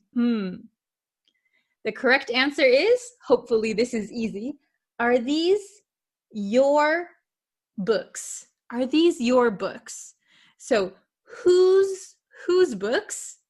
Oh, my books, his books, your books, okay? We're looking for the possessive. All right, number four, call me on phone when ready. Ooh, okay, we have two answers for number four. Please write them in the comments. Call me on phone when ready. Okay, so we know they're both going to be pronounced the same, your. Call me on your phone when you're ready. So whose phone? Whose phone? So we need a possessive. Call me on your phone. Call me on his phone. Call me on your phone. Call me on her phone. Call me on my phone, right? We need the possessive, okay?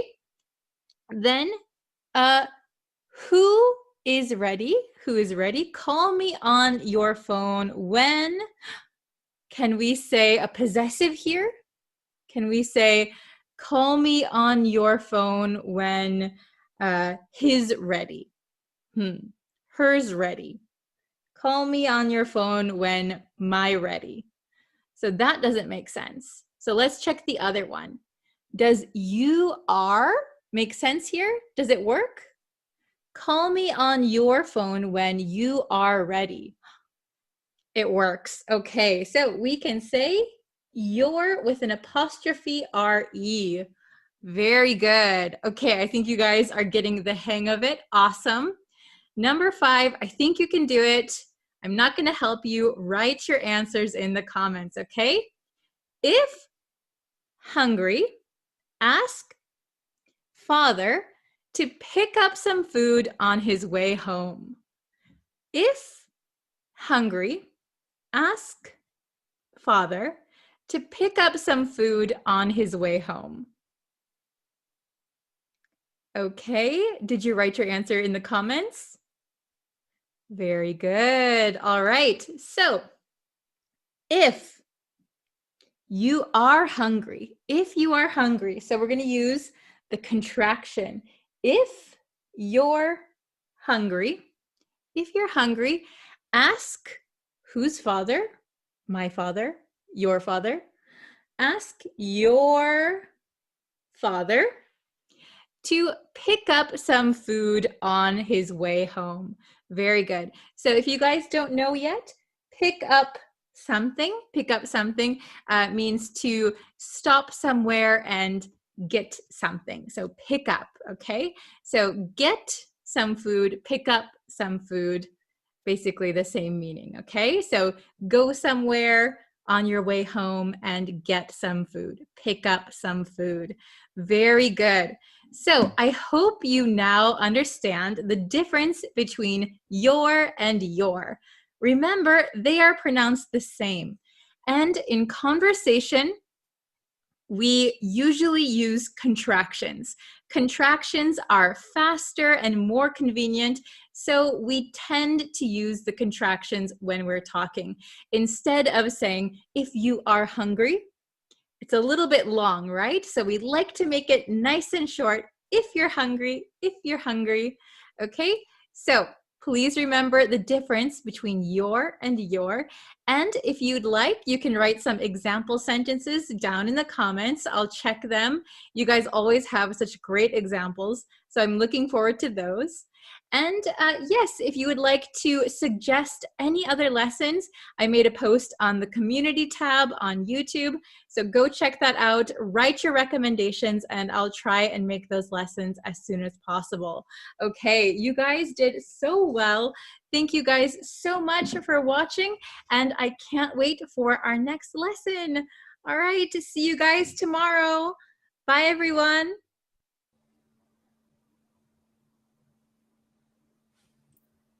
Hello, students. How are you today? I hope you're having a fantastic day. We're going to get into today's lesson. If you haven't yet and you'd like to know when I go live, when I post new lessons, because I do post quite frequently, you can check out the YouTube channel. You can subscribe there. You can check me out on Facebook. Everything is Breeze Practical English. Like and follow, turn on notifications, and you can also follow me on TikTok. Okay, hi everyone. Hello, April. Nice to see you today. How is everyone? So today we're going to focus on a phrasal verb. So we're going to look at one phrasal verb today that has a few different nuances, a few different meanings. So we're going to check that out, and then let's see if you can make some example sentences also. Hello, everyone. Hello, Ko. Hello, Pancho. Hello, Nur. Hello, Saul. Very good. Nice to see you today. Okay, so let's see. Let's get our lesson up. Here we are. So today's lesson is on the phrasal verb hold back. Okay, so to hold back.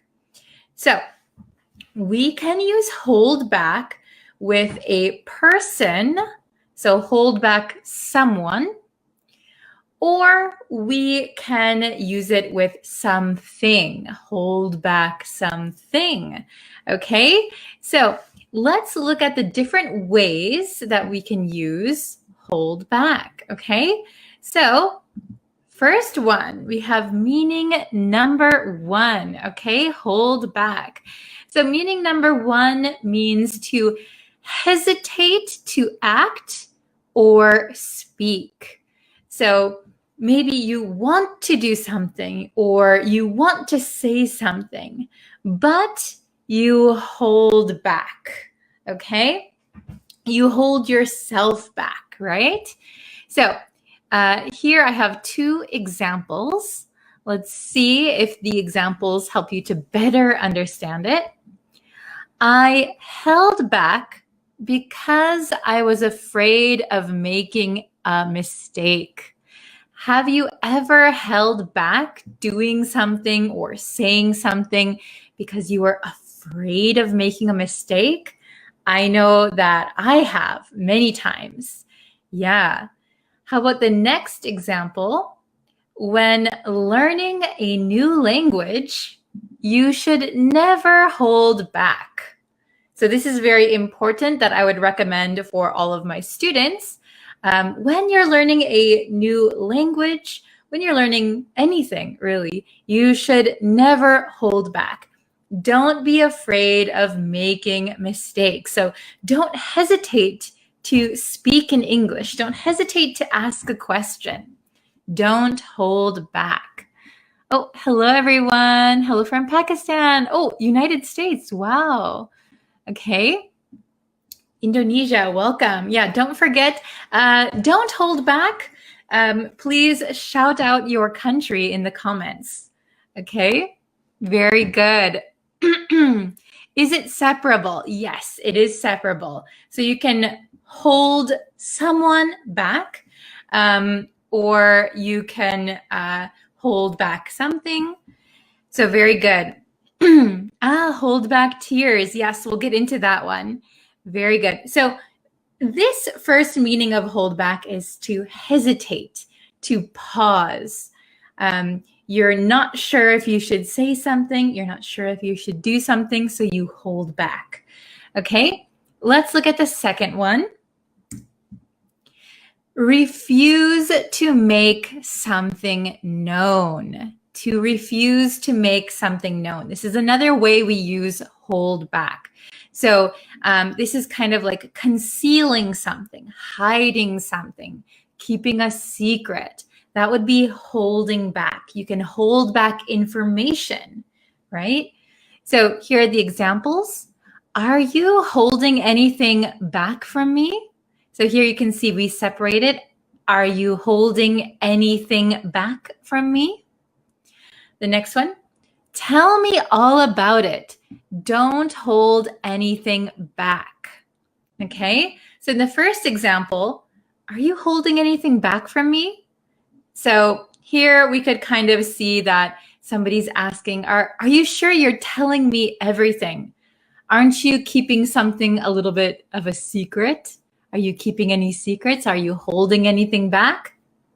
The next one, tell me all about it. So tell me all of the details. Don't hold anything back. Don't keep anything from me. Okay, very good. Oh, I won't hold back to speak my mind. Very good. I won't hold back. I'm going to speak my mind. Very good. So if you speak your mind, that means that you are going to say exactly what you are thinking. Very good. Okay. Excellent. Oh, hello from Somalia and Romania. Very nice. Mexico, Afghanistan, Bangladesh. Wow, Ukraine. Okay, so many countries. Pakistan. Okay, so the next one, meaning number 3, is to prevent or restrict the progress or development of someone or something. Okay? So this is restricting, to stop something from progressing, to stop someone from development or progressing. Okay, so we can see these 2 examples. She held back her tears, which I saw in the comments earlier. She held back her tears.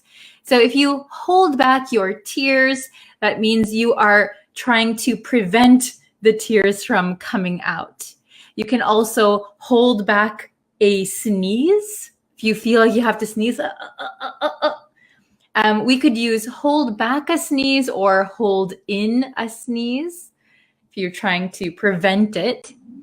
And then the next one, his lack of experience held him back.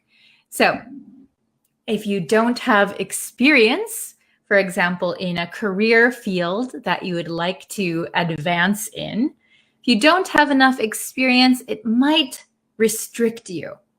It might prevent you from making progress or developing. So hold back here is restriction, okay? So it could be also physical restriction. So I held back my friend when he tried to punch someone. We could also use it for physically restraining someone. Okay? Very good. Let's see. Yes, put obstacles in front of someone. Very good. Oh, hello, Mira. It's okay if you're late. Very good. Okay, hello from all the different countries. All right, we have one more meaning. Okay, the last meaning. This is, I think, particularly for the US. So if we hold back a student, that means to make a student repeat a year at school because of poor marks. So if someone does very poorly in school, if they don't get good grades, they could be held back a year. I don't know if you have that in your country. So the opposite, if you are very, very good at school and you need to go to the next grade, a grade higher than you would normally be in, that would be skipping a grade. So most students, they start in grade 1, 2, 3, 4, 5, 6, 7. They go in order. But if you have bad grades, you could be held back a grade. Or if you're really, really smart, you could skip a grade. Okay? Very good. Oh, I like it. What's holding you back? What's holding you back? What a very good question. Why are you hesitating? What's holding you back? Okay, let's take a look at these examples really quick. If you fail this test, you'll be held back next year. I hope no one's ever said that to you, because that would be a very scary thing to be told, right? From your teacher. Okay, next one. Tommy was held back and had to repeat the 6th grade. Oh no. So if you fail a lot of tests, or if you simply don't understand the material, if you don't do your homework, there is a possibility that you will be held back. So when I was in elementary school in America, I knew one girl who was very, very smart. She was very good at reading, and the school allowed her to skip a grade. So even though we started in 1st grade together, she went to 2nd grade while we were in 1st grade. And I also knew another student who was repeating the 1st grade because he didn't pass the first time. So he did it one more time. Okay, very good. So can you guys make some sentences with hold back? And I'll put them on the screen and we can see some interesting sentences. Okay, very good. So let's see. Do not hold the youth's future back. Yes, very good. It is correct. Do not hold the youth's future back. Do not hold back the future of the youth is another way you could say it. Very, very good. Yes, no one likes to be held back. That's true in almost every meaning of the word. No one likes to be held back. We like to push forward. We like to make progress, right? Okay. Interesting. What held you back from coming to class early? So what restricted you? What held you back? Or maybe you were hesitating. Were you hesitating to come to class? What held you back? So what was the reason? Why did you hesitate? Okay.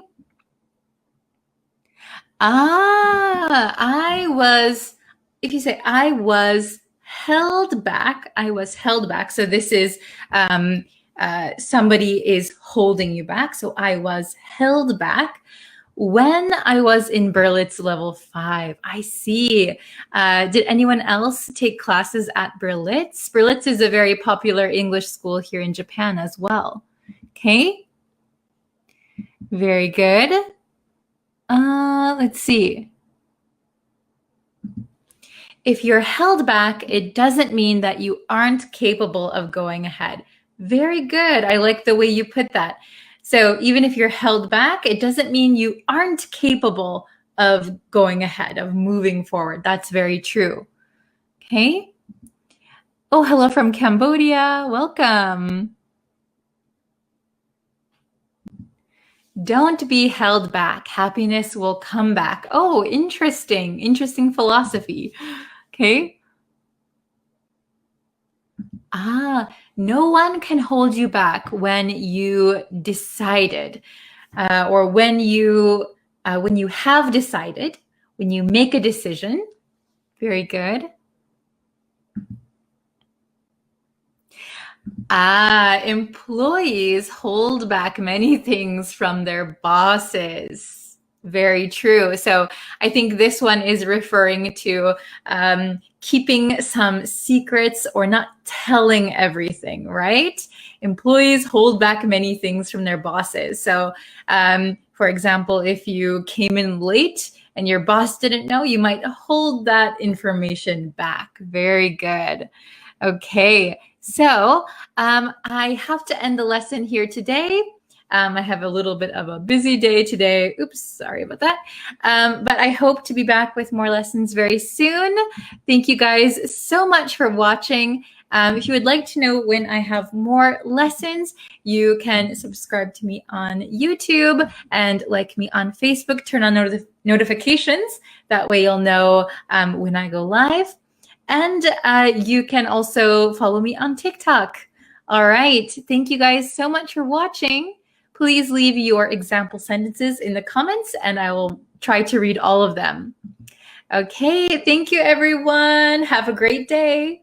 Bye.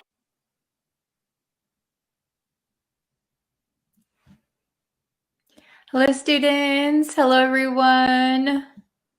Hello. Thank you guys for joining today's lesson.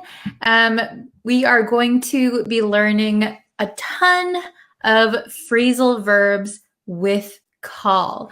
So if you've been studying English for a little bit, you might know that we have lots and lots of phrasal verbs. And especially with words like call, we can put a preposition after it, and then we have all of these different phrasal verbs, right? Hello, Taruf. Hello, Shah. Charles, hello. Welcome, everyone. Thank you guys for coming. Before we get into our phrasal verb lesson, let me please remind you to please subscribe to the YouTube channel. You can also like me on Facebook if you haven't yet. You can turn on notifications at both places. You can also follow me on TikTok. I try to post there pretty regularly. Hello.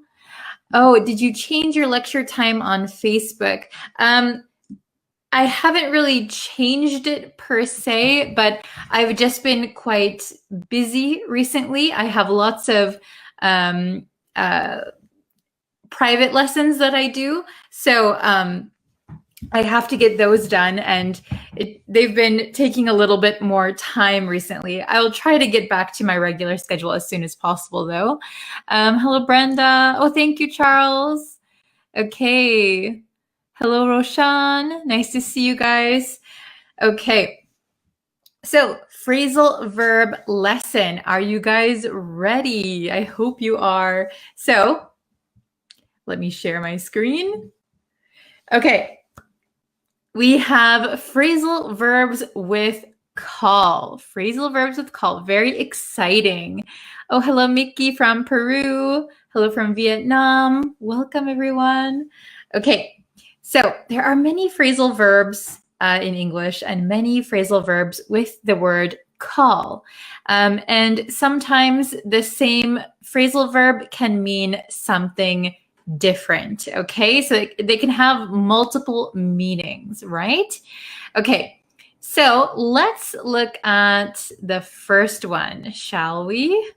Okay, so phrasal verbs with call. The first one we have is call for.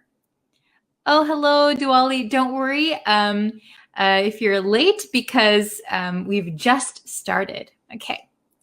So the first one that we're going to look at is call for. So we're going to look at the first meaning, okay? First meaning first.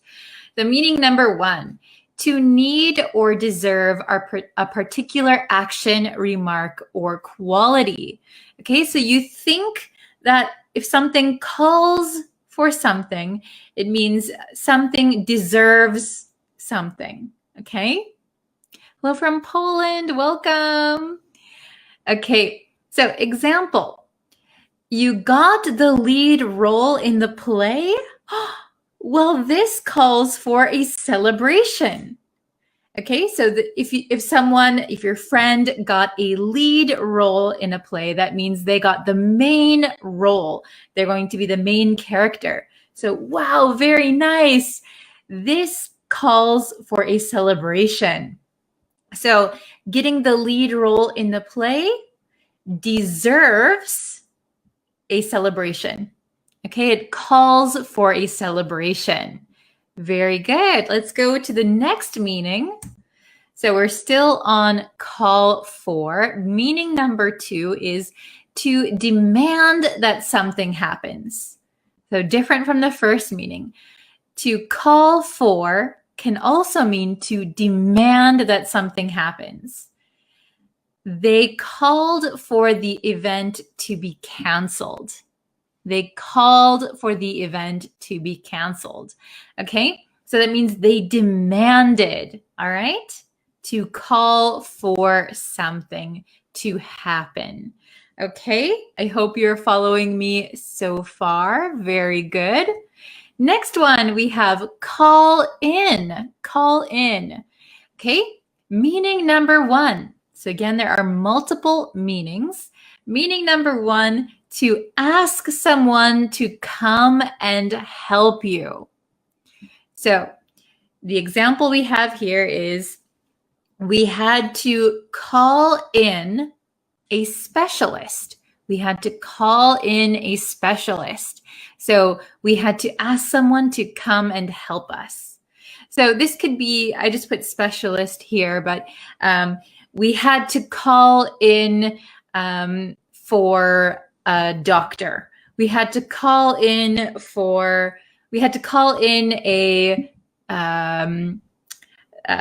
another worker. It could be anybody. We had to call in someone. So somebody is going to come and they're going to help you. We had to call in someone. Okay? Very good. Next one, meaning number two. This one is pretty easy. Call in simply means to phone someone, So where I am from in America, we usually use call in sick, call in, or just call in, right?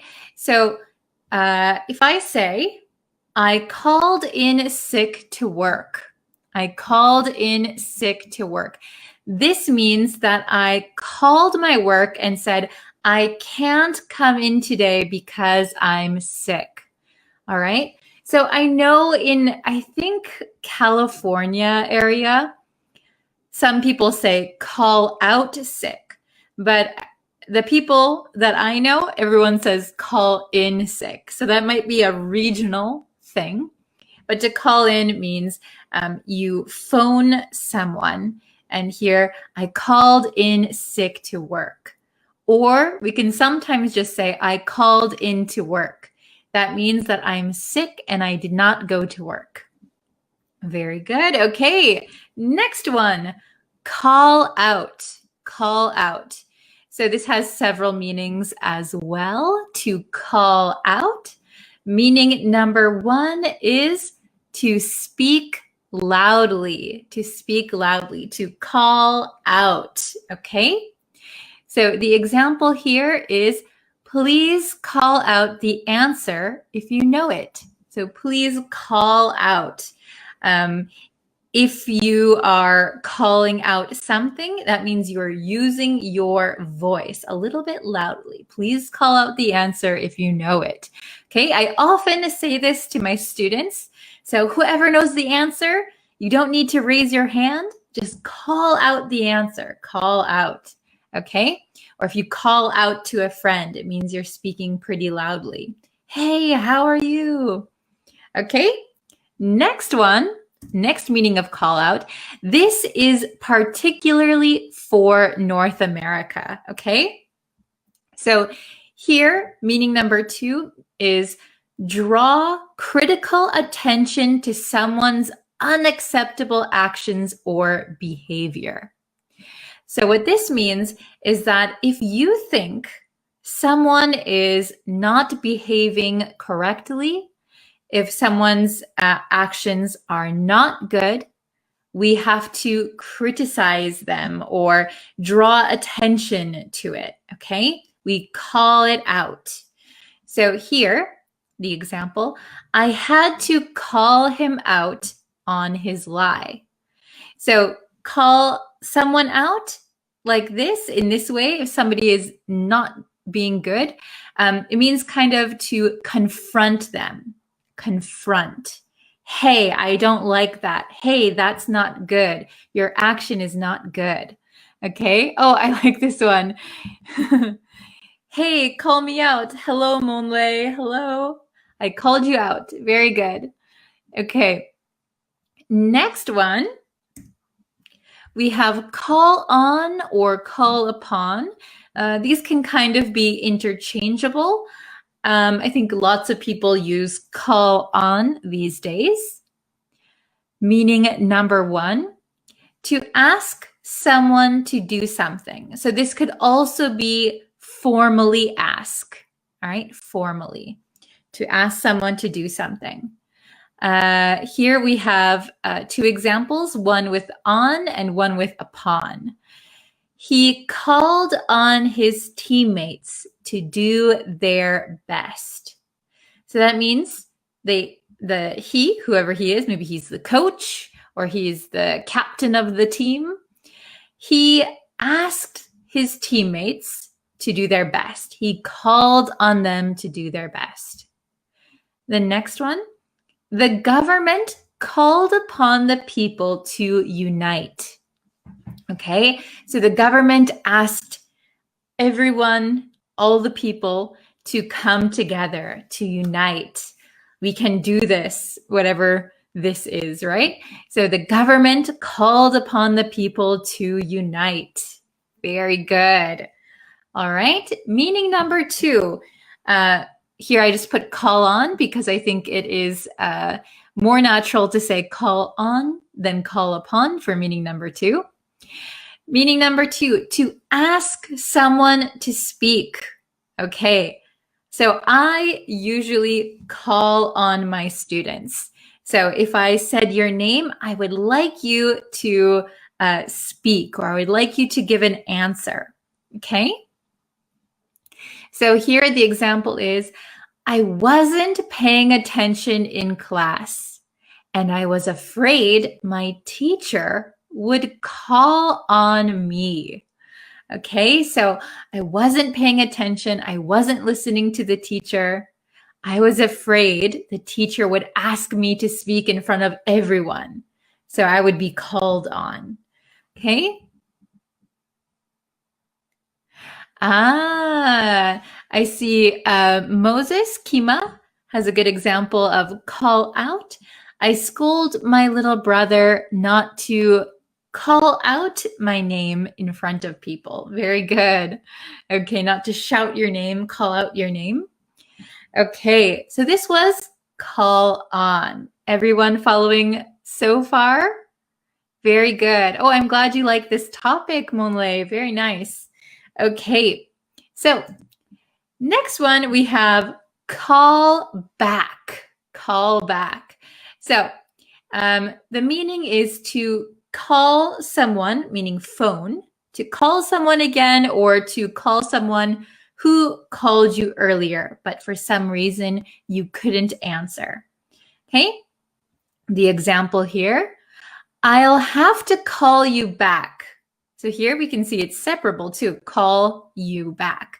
I'll have to call you back because I'm tied up at the moment. Does anyone know this idiom? I'm tied up. I'm tied up. So if you call someone and you say, hey, let's chat, but they say, oh, I'll have to call you back because I'm tied up at the moment. If someone is tied up, it means they are busy. I'm tied up. I'm so busy. I don't have time to talk to you right now. I'm tied up. Okay, so maybe that's a new idiom for some of you. Very good. So callback is just to actually phone someone, either that you need to talk to one more time or you weren't able to answer their original call. Okay. I like this one. Maybe this is two people talking here. Call me back, please. I wish I could, but I don't want to. Very honest, very good. I would love to call you back, but I just don't want to. I like that. Pretty funny. Okay. Next one. Call off. Ooh, call off. So meaning number one, I think, is the most common use, call off. This simply means to cancel something, okay? Call off means to cancel. We had to call off today's meeting due to an urgent matter. So something urgent, important came up, so we have to call off the meeting, all right? We have to call off, we have to cancel it, okay? If you had a plan to have a baseball game tomorrow, but the weather is going to be really bad, a typhoon is coming, the baseball game was called off due to the typhoon, so it had to be canceled. All right. So that was meaning number one. So we have another meaning for call off that is used in just certain situations. Okay. To order the stop of an attack. Okay. To order the stop of an attack. So let me read the example first. The police called off their dogs once the suspect was in handcuffs. So maybe these police dogs were attacking the suspect, right? Somebody who probably committed a crime. The dogs are attacking, but the police could restrain the suspect, put them in handcuffs, arrest them. So okay, the suspect is now in the custody of the police. So the police called off their dogs. They ordered the dogs to stop attacking. So we often hear this with dogs, call off your dogs. We can also use this, especially recently with the, with online comments, for example. Fans of one person might attack another person. So this person will ask maybe the celebrity or popular person online to call off their fans. Call off your fans. So tell your fans to stop attacking me. Okay?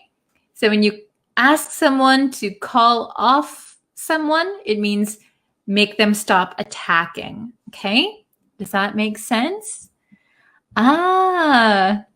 They called off their wedding. Very good. So they canceled their wedding. So it sounds like they're not getting married. Oh no. We called off our date. Very good. So the date was canceled. Okay. Oh, this is pretty good. Call me back later, my friend. I'm not free. Very good. That was for call back. Very good job. Okay. So next one. Oh, we have questions. Very good. So we have 5 questions on our phrasal verbs with call. Okay, so I hope you can get all of them correct. Let's hope. Very good. Really quick. Ted Tedwin is here. I don't want to call him out on his badly behaved. So if you're going to use call someone out on their something, it should be a noun. So badly behaved is an adjective and a verb. So an adverb and a verb. So here I would say, I don't want to call him out on his bad behavior. Bad behavior. Okay? Wow, these phrasal verbs make me confused. I need more time to digest them. Yes, no problem. You can always go back and rewatch this lesson. There are many, many phrasal verbs. So let's try question number 1. The president called something Congress to pass the bill. Okay, so the president called, we have called off or called on Congress to pass the bill. So Congress is a part of government and a bill is like a law. Okay, so it's either off or on. You can write your answers in the comments. I see many people writing their answers. Very good. So the correct answer for number 1 is on. Very good. Everyone got that one right, I think. So the president called on Congress to pass the bill. That means the president demanded or, formally asked Congress to pass the bill. Okay, so maybe in front of the world, he called on Congress. He asked them to pass the bill. So remember, call off, we just learned, it means to cancel or to stop an attack. So neither of those meanings make sense for this one. Let's try question number 2. Okay. When I was young, I used to call sick to school if I forgot to study for a test. I hope none of you do this. So when I was young, I used to call in sick or I used to call back sick to school if I forgot to study for a test. Oh, very good. I see Monlay, very good for number 1. Chit, Brenda, good job. Excellent. Okay, so the answer to number 2 is call in. Call in. When I was young, I used to call in sick to school. So usually when you call to say you can't come either to work or to school, we usually say call in. I had to call in sick. So I phoned them to tell them I couldn't come. Call back means somebody called you and you are calling again, right? So here, I used to call back sick. So we don't say call back sick, right? So call back, I called back later or something, right? So if sick is here, it doesn't really make sense with back. All right, question number 3. I'm sorry I forgot to call you last night. Okay, so we know this one is a separable phrasal verb. So I'm sorry I forgot to call you back last night, or I'm sorry I forgot to call you for last night. Which one do you think? Oh, very good, everyone. Excellent, excellent. Okay, so the answer to question 3 is back. I'm sorry I forgot to call you back last night. Very good. Let's try question number 4. Hopefully you can get this one. I got a promotion. Wow, great. Well, this calls some champagne. Okay, so this one we have on or for. So if you don't know, a promotion is like a higher position at your job. So maybe a higher paying position at your company, wherever you work. Well, this calls something some champagne. So champagne is like that sparkling wine, right? Okay, so we have this calls on some champagne, or this calls for some champagne. Very good, everybody. I think everybody got this one right. Excellent. I got a promotion. Well, this calls for some champagne. So this situation deserves some champagne. Okay? Calls for something. So a lot of the times you'll hear this calls for a celebration. This calls for a party. This calls for some champagne. You'll often hear it with something really exciting, like really good news. Okay, very good. The last question we have, question number 5. Can you get this one? Call your guards. Call off your guards or call out your guards. Which one do you think is the best answer? The best answer. Okay, a little bit tricky. Very good, Chit. Very good, Brenda. Okay, Leka, good job. Nice to see you again. Okay, so this one, the best answer is A, call off. Call off your guards. So you might hear this in a movie, for example. If the guards are attacking someone, maybe the main character, like the main character tries to go into a castle and the guards stop him. But he says, call off your guards to like the king. It means order them to stop their attack. Okay, to call off someone, remember, call off your dogs, call off your guards. It means to make them stop attacking. Okay, call out your guards, maybe here doesn't make the most sense. You could call out someone for bad behavior, but we don't really have any context for that.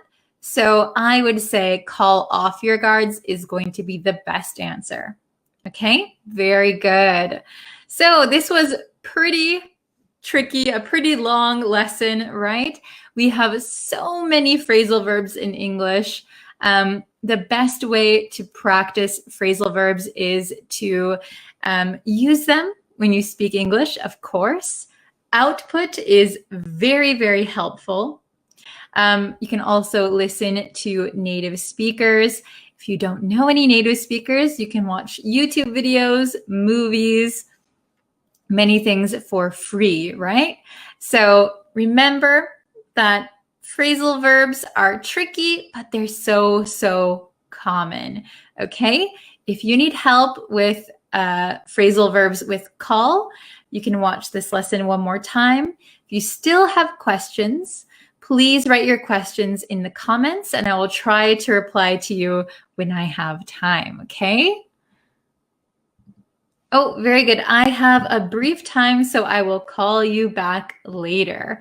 Very good. Instead of saying I have a brief time, maybe I don't have any time. I don't have any time, so I will call you back later. Good job. Okay, I am so glad that you liked today's lesson. Oh, Moonlay got 4 out of 5. Very good. I hope you can go back and check the one that you got wrong and maybe it makes sense. Okay, so don't forget that you can subscribe to me on YouTube, like me on Facebook, turn on notifications there, and you can also follow me on TikTok for very quick, short lessons. Wow, 5 out of 5, Brenda. Nice. Very good. So see, you got it. Nice job. Okay. I will be back in a little bit with a lesson again on YouTube. I will have another live lesson tomorrow on Facebook. I have a pretty busy schedule tomorrow, so I'll do my best. Okay? Yes. You're welcome. Thank you very much. I appreciate it. Really quick, I had to call out yesterday's party because I was a bit under the weather. Very good. So, like I said before, some people say call out to mean, sorry, I can't come. But where I'm from in the US, we say call in. And I think in Canada too, they say call in. I had to call in to yesterday's party. It means you had to say that you can't come. Okay, very good. Very good, everyone. So thank you guys so much for watching, and I will be back with more lessons for you. Thank you so much, and I will see you very, very soon with a brand new lesson. Bye, everyone. See you. Hello, everyone. How is everybody doing? Okay, so today is our last new lesson for the week. Tomorrow we're going to be having a review lesson. So please don't forget to study and review all of our other lessons. Oh, let me just move this a little bit. Okay. Hello. Hello, Sakye. Not sure how to pronounce your name. Nonao, Sigit, Zaid. Hello, Anna. Hello. Hello, everyone. Oh, hello from Iraq, Nepal, Indonesia. Hello. So, how is everybody doing today? I'm doing very good, very good. If you could please share this live stream with your friends, I always do appreciate it. Thank you very much. Hello. Okay. So, oh, hello from Philippines. Hi. Good morning. Hello from Afghanistan, Cambodia. Hello, hello. Okay. So, as I was saying, this is going to be our last new lesson for the week. And then tomorrow we're going to have a review lesson. So I hope you've watched all of this week's lessons. Hello from India. Hi. Okay. So hello from Sudan. Hello, hello. Hello, Ing. Okay. So I was looking back on our lessons and I noticed that a lot of the adjectives that we've been learning recently are kind of negative words, right? They're a little bit negative. So today I thought we can do positive ones. Oh, I'm glad you're okay. I'm glad you're feeling good. Oh, watching from Japan. I'm also in Japan. How's the weather in Japan today? Today it is a little bit sunny. A little bit cloudy, a little bit sunny, but not rainy, which I'm really happy about. Hello from Somalia. Hello. So today we're going to do positive adjectives. Positive adjectives. Woo. So we're going to be talking positively today. Okay? Watching from Myanmar. Hi. Okay. So our adjectives for today. By the way, we're learning adjectives to describe people. So these are words we can use to describe people's personalities, okay? Oh, it's getting cold in Chicago. Yeah, I'm sure it is. In my hometown is in Wisconsin, north of Chicago, and it's already very cold there. Oh, hello from Bali. Must be gorgeous weather there. Hello from Uzbekistan. Hi. Hi from Sudan. Hello. Okay, so let's get into the lesson. So we're going to learn considerate and decisive. So does anyone know these words already? Does anyone know these words? Considerate and decisive. Considerate and decisive. Okay, so let's look at the first one. Both are positive, by the way. Today we're learning positive adjectives. Okay, so if you say a considerate person, right? A decisive person. A considerate person is someone who is thinking of others. Okay. Oh, Anna lives right on the border of Illinois and Wisconsin. Yeah, it must be cold. Okay. So considerate. If someone is considerate, they think of others, right? So they are polite. Considerate people are usually polite, kind, nice, and usually they don't want to cause inconvenience for someone else. Okay, so if you are a considerate person, you are a very good person, right? You are a very good person. You're always thinking of others before yourself, okay? And decisive. So if you are a decisive person, that means that you can make decisions very, very quickly. You are good at making quick decisions, okay?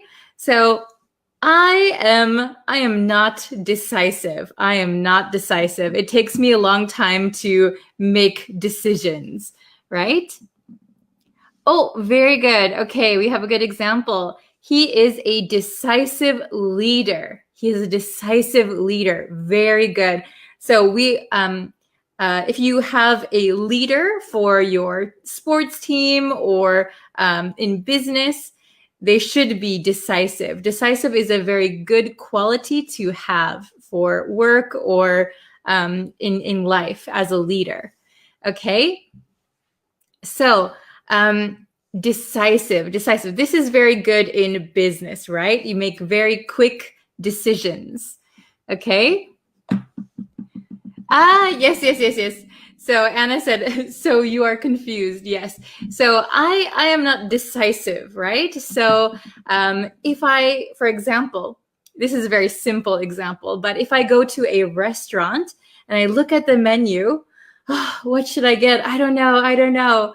Maybe my friend is very decisive. They can choose something right away. They know what they want. But for me, it takes me some time. So I'm looking very confused at the menu. Good one. Okay. So considerate is very kind. Decisive is somebody who's quick to make decisions. Both of these words are good things, right? So we want to be considerate people. We want to be decisive people. Okay. Oh, no problem. If you're coming into the lesson just now, we are just starting. We're just going over these two words, considerate and decisive. So I'm going to switch to my bigger board and you can see the definitions and we can do some examples. Okay. Hello. Okay. So we have our questions here. Oh, no worries if you're late. We're just starting. Okay, so we're learning two positive adjectives today, okay? So let's see. Considerate. Considerate means careful not to inconvenience others. And I couldn't fit it here, but polite and caring. So considerate is like nice, polite. You think of others before yourself. You don't want to inconvenience anyone, okay? So decisive means you have the ability to make decisions quickly. Okay? So considerate is someone who is nice, who thinks of others. Decisive is somebody who can make decisions very quickly.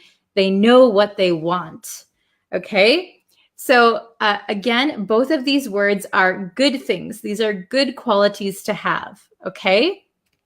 So let's try and look at number 1. Let's try and do it together. Okay? So he is very thoughtful and something. He is very thoughtful and something. What do you think is the correct answer for number 1? So maybe similar to thoughtful, a synonym probably for thoughtful. Okay? He is very thoughtful and something. Oh, I'm glad you're considerate. Very good. Okay. Oh, I see decisive, considerate, decisive, considerate. Oh, every other answer. Considerate. Yes. So we're looking for something that is similar to thoughtful. So this might be a little bit tricky, right? So thoughtful doesn't mean like thinking a lot. Thoughtful means that you think of other people, that you're thinking of what other people want or like. He is very thoughtful, so very kind. And the correct answer is considerate. He is very thoughtful and considerate. Considerate would be the best answer here. Considerate. So if you know the word consider means to think something over, right? So considerate means you're thinking of other people. So he is very thoughtful, kind, and considerate. Okay, very good. Okay, number 2, we need a leader who can take control. Very good. Oh, Anna already has number 2 done. Decisive. Okay. Does anyone else have an answer for number 2? We need a leader who can take control. Oh, it's okay if you get it wrong. No problem. These are brand new words. Oh, very good. Okay, we need a leader. So here's a keyword, leader, who can take control. They can tell us what to do. Take control. So we need a decisive leader. Okay? So for this sentence, I think decisive is the best out of these two, but it's also nice to have a considerate leader as well, somebody who's thinking of others. Okay, so we need a decisive leader who can take control. Okay, number 3, you should always be of others' feelings. Ooh, number 3, you should always be of others' feelings. Feelings, right? Oh, very good. I see Keen and Anna and Sumyat. Very good. Murad, Aisha. Okay, very good. You should always be considerate of others' feelings. Very good. Considerate. Considerate. So this is something my mother always used to tell me, right? You should always be considerate of others' feelings. Okay, so you might hear this expression a lot in English. You should be considerate of others. You should be considerate of others' feelings. Okay, very good. You should always be considerate. Okay, that is a very good quality to have, right? That is a good personality trait. Okay, how about number 4? It wasn't very, oh, so we have a negative one. It wasn't very of you to eat my food. I'm angry now. It wasn't very of you to eat my food. Okay, so somebody ate my food. it wasn't very nice, right? It wasn't very nice. So we could replace whatever word goes here. For example, it wasn't very nice of you to eat my food. Maybe I was saving my sandwich in the refrigerator. I wanted to eat it later. Okay? So, I see a bunch of answers. Considerate, decisive, considerate, decisive. Okay. So the correct answer for number 4 is it wasn't very considerate of you. It wasn't very considerate of you. This one was tricky. Considerate. So remember, we can kind of replace considerate with nice or kind. It wasn't very kind of you to eat my food. Why did you eat my food? I was saving it for later, right? So if we used decisive, it wasn't very decisive of you to eat my food. Maybe that one doesn't really make sense because decisive is about making decisions, right? So it wasn't very nice. It wasn't very considerate.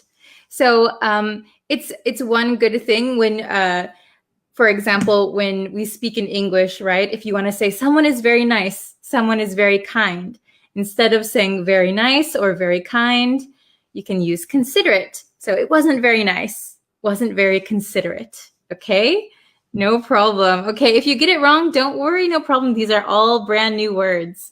Okay, we'll review tomorrow. So number 5, she is respected for being, and oops, this says always following through, always following through. She is respected for being, and always following through. So follow through, when you follow through, it means you do everything all the way. So, very good. I see some correct answers. Very good. Okay, she is respected for being decisive. Ooh, the sun is coming through now. Can you see that? The sun is so bright now. Okay, so she is respected for being decisive and always following through. Very good. So decisive and follow through. So following through is like when someone starts something, they always complete it, right? Okay, very good. So, very good, very good. Okay. So I'll go over the meanings one more time. So remember that considerate is about being kind or polite, thinking of others. So careful not to inconvenience others, polite and caring.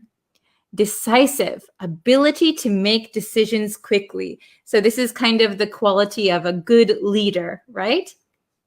So number 1, he is very thoughtful and considerate. So thoughtful and considerate are kind of synonyms, right? They mean almost the same thing, okay?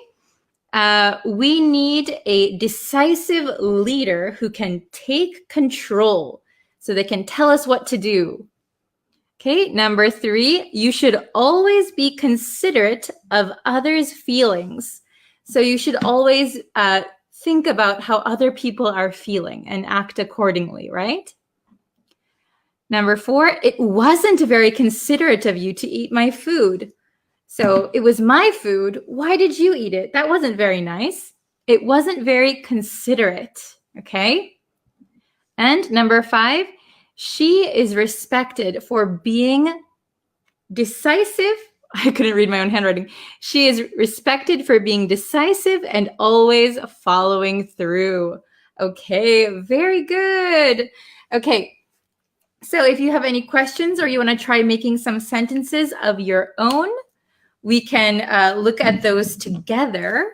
Okay, so I have a few minutes. We can do some questions and we can see some sentences by the students who are watching it live with me. Okay, that is the perk. That is the positive thing of watching live. I can answer your questions in real time. Okay, so let's see. So Kinamar said, I'm not decisive. Very good. We actually have a word for people who are not decisive. I am also not decisive. And if you are not decisive, we can say indecisive. So I am very indecisive. I can't make decisions quickly. Very good. Okay. Does anyone else have any other questions or sentences they want to have looked at? Oh, okay. This one's good. In one family, elder ones are considerate towards younger. Ah, that's very good. So maybe the older people are very kind to the younger people. Yes, very good. Okay. Ah, this is a good question. What is the opposite word for considerate? So if somebody's not considerate, we can say they are inconsiderate. Inconsiderate. So for both words, actually, the opposite meaning, we can say inconsiderate or indecisive. That means inconsiderate is not kind, not thoughtful, not polite. And indecisive means unable to make decisions quickly. Okay? So please remember you can just add in to both of these words, and then you can make the opposite word. Okay? Very easy for these two. Okay? Oh, we have a good one. I am very indecisive. Yes, I'm very indecisive. You can say that. I often say this. Okay. Very good. Okay. Let's see. Okay, Anna said, it's very considerate of you to take your time every day for our community. I know that it was easy to live stream every day like this. Oh, thank you, Anna. Yeah. I'm very lucky to have very considerate students that are very kind. Thank you so much. Okay. Yes, you can add the prefix in to make them negative. Very easy for these words. Okay. Oh, I am considerate, but my friend is inconsiderate. Oh no. Okay. Let's see. I'm scrolling up a little bit to see if I missed any questions. So, let's see. I'm a decisive person. Okay. Oh, decisive is a verb.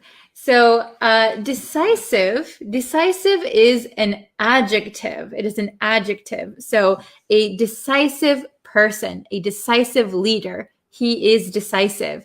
So the verb would be to decide, right? To decide quickly. Okay, so remember that decisive is an adjective. Okay, very good. So let's see.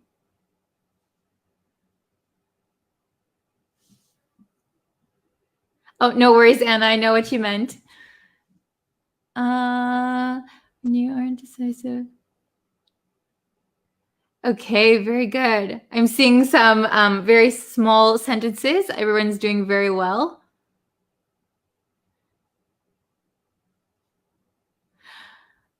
Very good. My brother is indecisive. Okay. Oh, okay. Decisive and confused. Are they the same? So actually, they are opposites. Opposites. So decisive, remember that decisive means you can make decisions quickly. You know what you want. You can go out and get it. Confused would be more like indecisive. So, what do I want? Oh, should I do this one? No, should I do this one? Oh, should I do this one?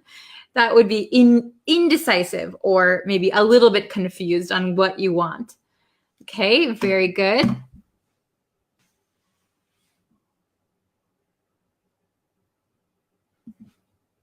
Oh, yes, very good. Noun for inconsiderate is inconsideration.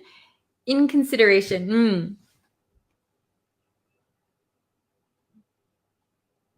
Oh, hello from Iraq. Oh, you're welcome. Okay, very good. Are they pretty understandable? Does everybody understand how to use these words? Considerate, decisive, inconsiderate, indecisive.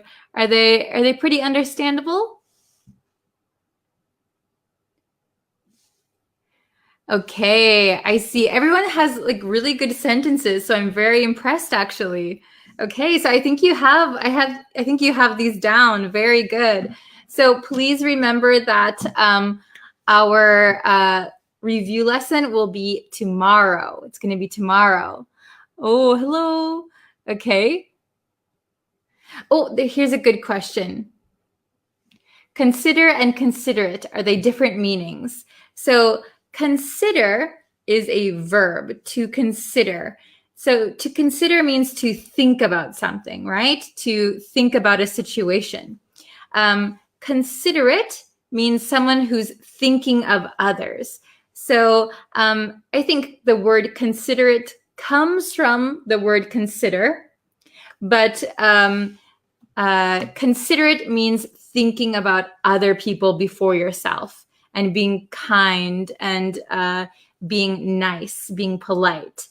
The word consider means to think about something. So it's a little bit of a different meaning, but very good. Okay. This is a good one. I am decisive. However, I was indecisive when I faced an important decision. Yes. Very good. Some people are decisive about like everyday things. They can be very quick to make decisions. However, when it's a very big, important decision, then they become indecisive because it takes some time to make a decision, right? I am indecisive all the time, even about small decisions. Okay, everyone did very well. Okay, so I'm glad it's been understandable. Thank you for joining our live lesson today. Tomorrow is going to be our review lesson, so please review. And if you have any questions, you can always leave them in the comments. Again, if you could, please share this live stream with your friends. I really appreciate it. Let's grow our community and let's learn together, okay? So I'll end the lesson here, but thank you so much for joining, and I will see you guys tomorrow for a brand new lesson. Okay, thank you very much. Bye.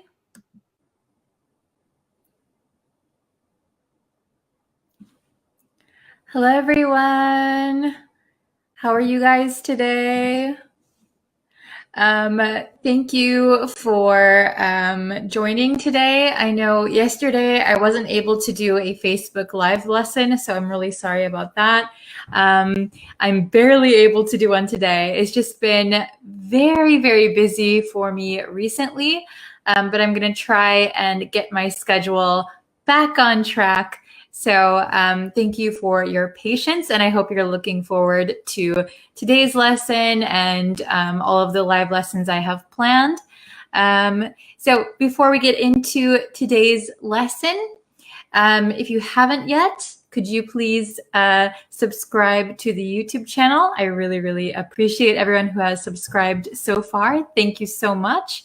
And also, you can follow me on Facebook, of course, YouTube and TikTok.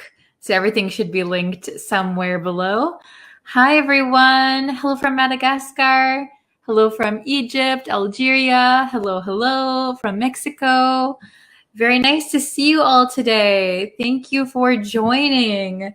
Okay, so in today's lesson, we are going to look at some common English expressions for getting things started and for hurrying up, okay? And all of these expressions use the word get, okay? Oh, hello, Tatatwin. Hello, Narindar. Hello, Ali. Hello from Pakistan. Hi, hi. Hello, everyone. Okay, so let's jump into the lesson, okay? Hello from Bangladesh. Nice to see you. Okay, so let's see here.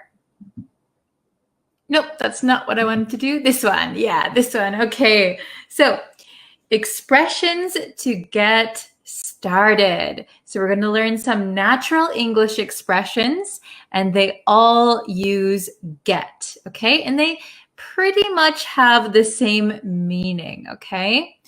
So, let's look at the first one. Okay. So, the first one is get cracking. Get cracking. Has anyone heard this expression before? To get cracking. Okay. Hello from Peru, Cambodia. Hi. Hello from Turkey, India. Very nice to have you here. Hello from Mexico, Bangladesh. Okay. Let's get cracking, shall we? Okay. So get cracking. If you have not heard of this expression before, that's okay. It is kind of an informal way to say, let's get started. So if I want to start the lesson, I could say, all right, let's get cracking.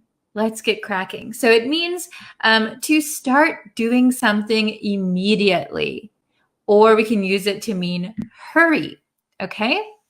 I did a little bit of research on the origin of get cracking, but my research was very brief, very short. So I just learned that it came to American English in maybe the 1940s to get cracking. Okay, let's look at some examples. All right. So example number 1, let's get cracking on this project. Okay, let's get cracking on this project. Very good. Oh, hello from Cambodia. Okay, so let's get cracking on this project just means that we want to get started. So let's get started on this project. Let's start right now. Hello, Brenda. Nice to see you. Okay, the second one means or says, we should get cracking or we might miss the bus. We should get cracking or we might miss the bus. So get cracking here is more similar to hurry. So we should hurry or we might miss the bus. Okay? So get cracking. Please remember, get cracking, to start something or to hurry. Okay? Next one, a little bit longer. Don't worry, this is the longest one, I think. Okay? Get the or this, we can use either. Get this show on the road. Get this show on the road. So I think this expression probably comes from traveling performances. So like, for example, the circus, they would go from town to town, city to city. So to get the show on the road would mean to like take your show to different places. Okay. So here we would say it means to begin an activity or a journey. Okay. So it means to start something or to start a journey. Okay. Get this show on the road. Okay. So here, examples. After months of rehearsing, so rehearsing, if you don't know, is like practicing something. So we would rehearse for a play, like if you're doing a Shakespearean play, you would rehearse, practice, or if you do the piano, you would rehearse. Rehearsing is usually practice for a performance, okay? After months of rehearsing, we were eager, very like excited, we're ready. We were eager to get the show on the road. So if you're practicing, maybe after months of practicing, months of rehearsing, you are very excited to start performing, right? Maybe in front of an audience, okay? After months of rehearsing, we were eager to get the show on the road, okay? Maybe another one. Once everyone takes their seats, we can get the show on the road. Okay, so once everyone sits down, then we can start. Okay, we can get this show on the road. Very good. So of course you can say start or begin, but if you really want to sound fluent, and if you want to understand native speakers, you need to know these expressions, okay? Very good. Hello from Myanmar. Okay. So next one, get the ball rolling. Get the ball rolling. You might have heard this one before. I think this one is more often heard in like business situations compared to the other expressions, get the ball rolling. So it means to set an activity in motion. So to start something, make a start, okay? So if you roll a ball, the ball will continue to roll, right? Well, until it hits something, but it starts to roll. So it starts moving. So get the ball rolling means to get started, okay? So after the boss approves our idea, we can get the ball rolling, okay? After the boss approves our idea, we can start. We can get the ball rolling, okay? The next one, are you ready? I'd like to get the ball rolling. Okay, so if I start a lesson, a live lesson, and I could say, is everyone ready? I'd like to get the ball rolling. Okay, it means I'd like to start now. Okay, very good. Then I think this is the last one. We have get a move on. Get a move on. This is probably the most informal. It means hurry up.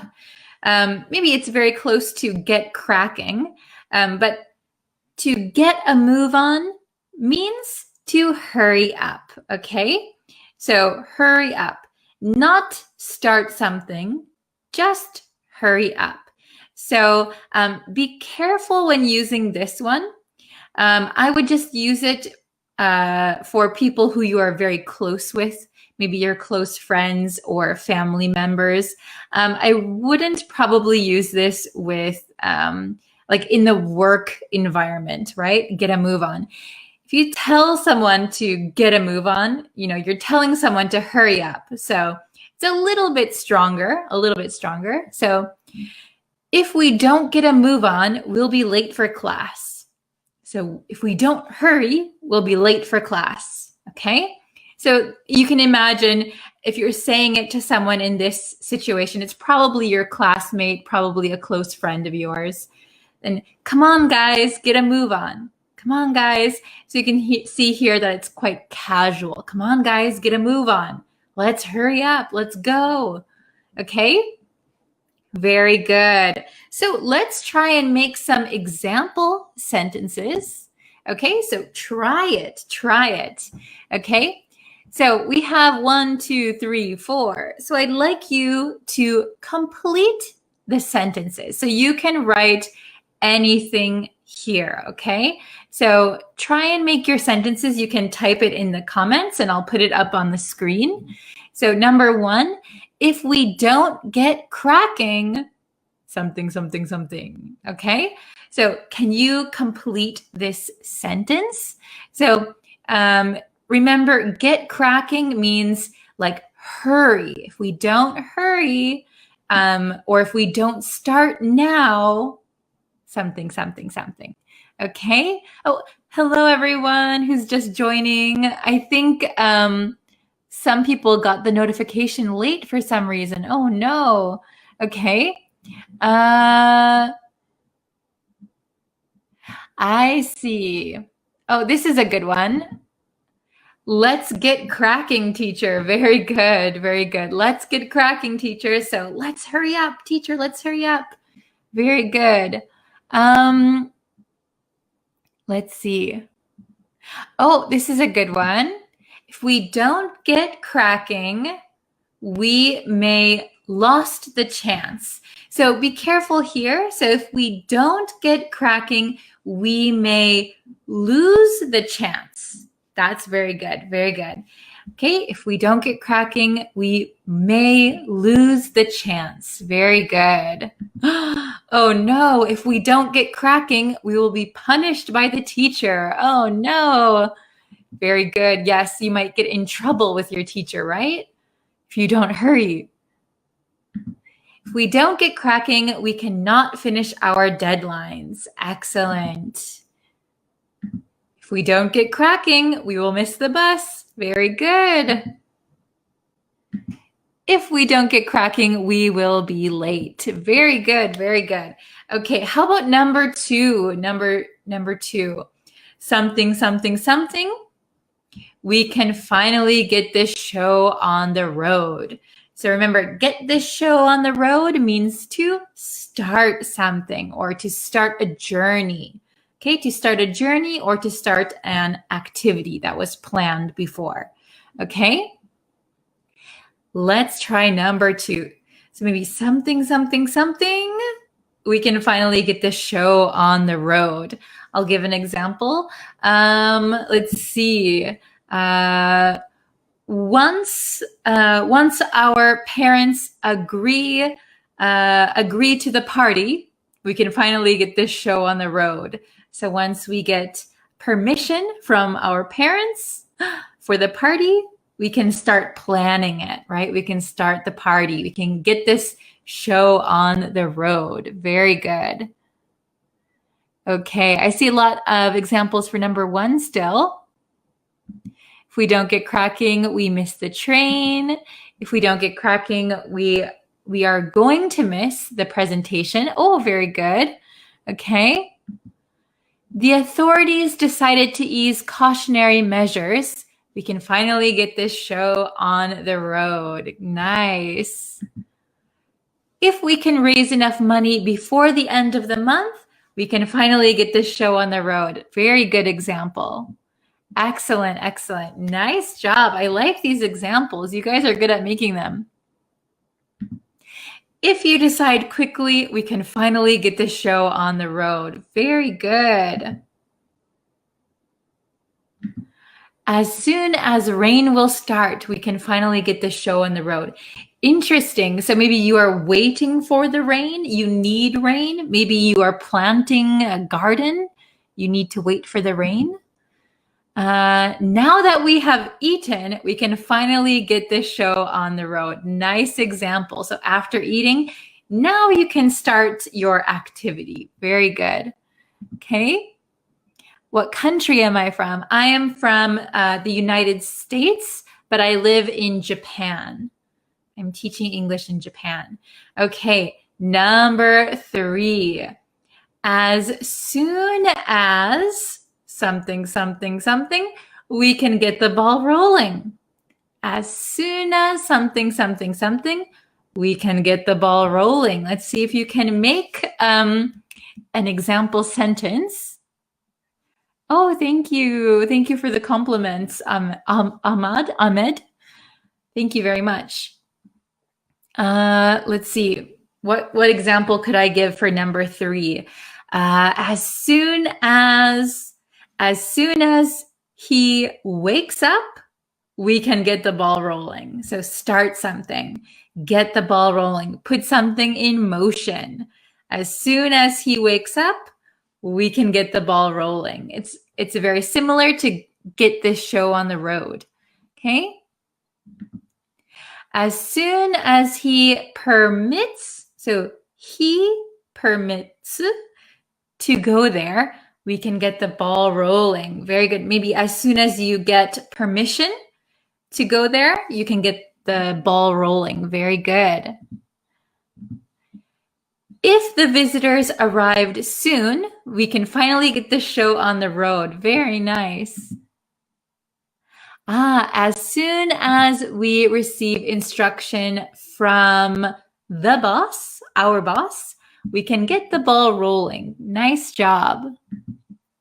As soon as the signboard is lighting up, maybe as soon as the signboard lights up, we can get the ball, we can get the ball rolling. That's the one we're on. Getting confused. Very good, very good. Okay. Uh, this is a good question. To hit the road. What does it mean, by the way? So to hit the road is very similar to like get this show on the road, to hit the road. To hit the road means to start your journey. So if we don't hit the road in 5 minutes, we'll be late. Okay, so it means start your journey, but it's specifically for a journey. Very good, to hit the road. Okay, as soon as the client signs our contract, we can get the ball rolling. Very good. Okay. Excellent, excellent. How about the last one, number 4? If you don't get a move on, something will happen. It's very similar to if we don't get cracking, if we don't get a move on. Very good. To hit the hay, to hit the hay. I did a whole lesson on to hit the hay. It is up on the YouTube channel. So if you search for go to bed, you will find my video. If you search on my YouTube page, go to bed or hit the hay, you will find that video.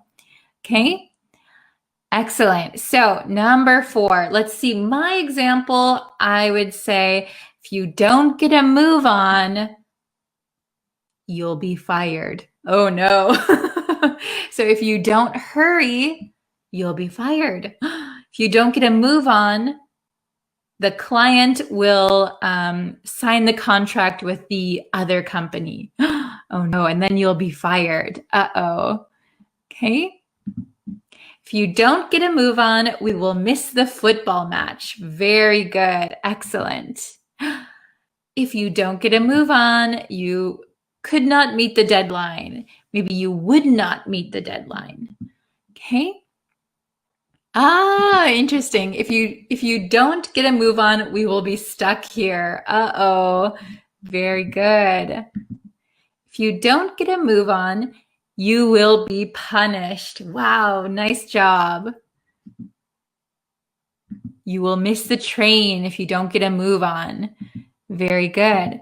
If you don't get a move on, we couldn't chase your schedule. Maybe we wouldn't be able to follow your schedule. Is that what you mean? Good job. If you don't get a move on, the movie tickets will be run out. Very good. So I would say when you use run out, maybe in this case, something will run out. You don't need be, but maybe for movie tickets, I think instead of run out, we might say sold out. So if you don't get a move on, the movie tickets will sell out. Sell out. Very good. Okay. Oops. If my boyfriend doesn't get a move on, I will break up with him. Nice example. Nice example. Maybe especially if you're talking about marriage or something. If my boyfriend doesn't get a move on, I'm going to break up with him. Good one. If you don't get a move on, your visa will expire. Great example. So before your visa expires, you got to hurry up and maybe renew your visa. Okay. Let's see. If you don't get a move on, we won't catch their footprints during this hiking. Interesting. So if you're maybe following someone, you need to maybe follow their footprints. If you don't get a move on, we won't be able to follow their footprints. Very good. Okay. If you don't get a move on, you wouldn't catch the bus. Very good. Okay. Great examples, everyone. Nice job. So I hope that you can remember all of the expressions we learned today. There are 4. Everything has to do with the word get, and they all are similar in meaning when it comes to hurrying or getting something started. So I hope you can use those in your conversations. And I'll try to use them in my lessons, right? Like, let's get cracking. Let's start the lesson. Let's get a move on. Okay, very good, everyone. So if I could remind you to please like this video, share it with a friend who's also learning English. That helps me too. That helps me know that you like the lessons. I really appreciate it. You can follow me on YouTube, Facebook, TikTok, Twitter, Instagram. I'm everywhere. Okay, let's see. If you don't get a move on, you will miss Bree's live lesson. That's true. That's true. Okay. Oops, that's my YouTube channel. All right. Very good. Please do a session on the word hell. I will try. I will try to do that. Okay. Thank you so much for watching, and I will see you guys for another lesson very, very soon. Bye, everyone. Hi, everyone. Welcome back to my English teaching channel. I'm so happy that you're here today. I am going to give you 5 tips and tricks to learn English more fluently. Usually when you start taking an English class, they give you a textbook and tell you to read. But learning a language is not just about reading and grammar. So I'm going to give you some advice that really helped me when I was learning a foreign language, and I think it will help you too. So let's get into it. The first tip is watch English speaking TV or movies with no subtitles. Don't turn on the subtitles in your native language. That might help you to easily understand what's going on, but we want to focus on learning English. So forget your native language. Usually languages don't translate equally, so you need to train your mind to think in English. When we are babies, we don't have any native language. We hear what our family says, we hear what's on TV, and that's how we learn our native language. So in the same way, like a baby, we need to start from scratch. So what is really good for listening practice and for understanding intonation and pronunciation, we need to focus on what language we're learning. In this case, we are learning English. So I want you to find a TV show, it could be a cooking show, a TV drama, or a movie, and really listen to what they say and how they say it. Another way you could use this method is listen to the movie or TV show, and whenever you don't know a word, rewind it and try to listen again and see what they're saying. Then you can use your dictionary or Google to try and type in the word the best you think it's spelled and see what pops up and see if you can figure out what the word is. When I was learning Japanese, I bought a DVD of a drama that I knew I would like. Because I purchased the DVD in Japan, it didn't have any English subtitles. So I was forced to watch it in Japanese with no subtitles.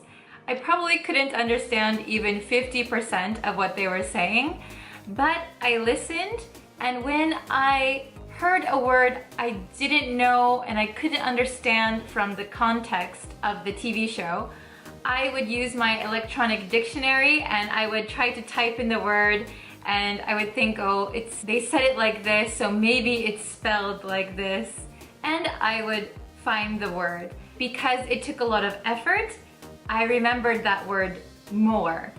So it was really helpful for me. So tip number 2 is to watch movies and TV shows with subtitles. So Not like what I just told you, but with subtitles.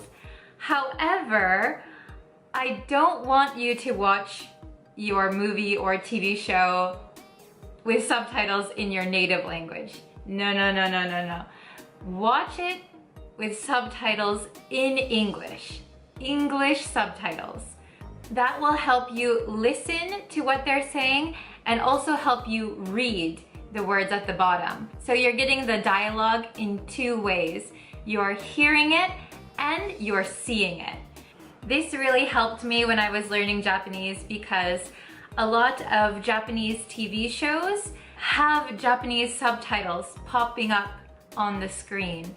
So I could hear what they said and read what they said at the same time. And it actually really helped me. I could understand the words that they were saying, and it helped me with pronunciation. So it was very, very helpful, and I really recommend this method. Tip number 3, sing. So singing is so helpful. You don't have to get up on stage. You don't have to sing in front of other people, but find a song that you like and learn the words. It's okay if you can't understand the nuance of the song completely or the meaning completely. Just listen to the song, learn the words, and whenever you're home alone, try singing because that will help you with pronunciation and intonation. A lot of my English students who are singers actually have really good English pronunciation, and that's because they sing in English and they copy the sound that the singer makes. And it's a really fun way to get to know the language and pronunciation. It's also helpful if you can do karaoke. So if you're seeing the words on the screen and singing at the same time, you're also getting to know the words in two ways. So I think that's another really fun way to learn English. It's okay if you're not good at singing. I am horrible at singing. I cannot sing, but when I'm home alone or if I go to karaoke with my friends, I don't mind. I just like to sing and it's really useful. Don't worry if you can't sing. It's just a really fun way to learn English without sitting and studying from a textbook. Tip number 4 is make a friend who speaks English. The best way to learn a language is by talking to a native speaker of that language. So I know it might be difficult, depending on where you live, to make a native English-speaking friend. There might not be anyone who speaks English natively in your school or in your town. But luckily, we have the internet, which is such a good resource for learning English. There are many language exchange websites where you can find someone who wants to learn your native language and you can learn English from them. So you can find a friend on one of those websites and have a language exchange. You can teach them some words in your native language and they will help you learn native English. What's really useful about having a friend who speaks English is that you can learn more natural ways to say things. So instead of saying hello, you can say hey or hi. They can help you learn more natural expressions and also some slang that's commonly used in conversation. So it's a really wonderful way to meet new people and improve your English at the same time. Last but not least, tip number 5, and that is to watch native English speakers on YouTube. If you watch English TV or an English movie, they have a script with the correct words they want to say, and usually people don't talk over each other. One person talks at a time, and it's a little more clearer than in a regular situation. So I would recommend to watch American YouTubers who do vlogs. So when they're vlogging, they might talk to someone at a restaurant, or they're talking to their friends, they're excited, so they talk a little bit more quickly, they talk over each other, and that is a real situation. Even though TVs and movies are useful, it's not a real situation. I remember my own experience when I came to Japan. I was used to classroom Japanese where my teacher spoke at a level I could understand. I watched some dramas and movies in Japanese, but when I came to Japan, I realized that in real life situations, Japanese isn't as clean as in movies or in the classroom. You know, people have different emotions when they speak, and that can be overwhelming if you're learning a language for the first time. So I think if you have access to the internet and you can use YouTube, it is a really great resource for learning situational English. So those are all my tips for today. Please leave a comment if you have any other tips or tricks that worked for you that I didn't mention in this video. Or if you have any recommendations for English speaking movies or TV shows, please comment them down below too. And thank you so much for watching today's video. I will see you in my next video. Bye!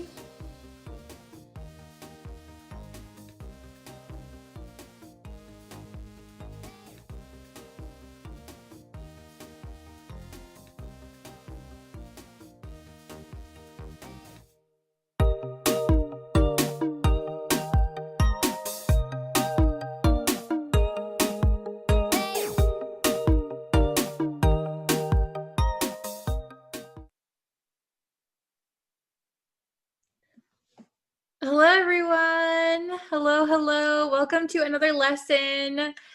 So we're just gonna get into it straight away today. I have 3 new expressions for you, which I think they're going to be helpful. Let me get this mic a little bit closer so you can hear me, okay? Please let me know if you can hear me, okay? We're gonna start with our 3 new expressions, okay? So we are using the word lose. So if you know what the word lose is, it's going to be a little bit easy to understand these, right? So make sure you understand the pronunciation, lose. It's not los and it's not loose, okay? It's lose. Okay, this S sounds like a Z, lose. So what does it mean to lose something? Well, it means that you no longer have it. So I have my marker. I have this marker, but if I put it down somewhere and then I forgot where I put it, I lost my marker. Okay, so I no longer have it. So understanding the word lose is going to help you understand these expressions, right? So let's look at each one. We have lose patience. So if you lose your patience, that means you no longer have your patience. And what is patience? Well, patience is when you can keep yourself, keep your temper under control. You can, you don't get angry. You're maybe kind of zen. Huh? So if you lose your patience, maybe that means you lose your temper. You can say lose your temper also.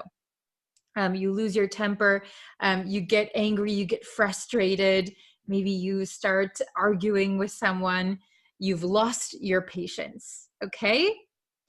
Then lose control. So this could mean a lot of different things. So if you have control over something, that means you are controlling it. You are managing something or you're driving something. you are deciding what happens if you have control. So if you lose control, you no longer have control. So a lot of the times you'll hear this, lose control of a vehicle.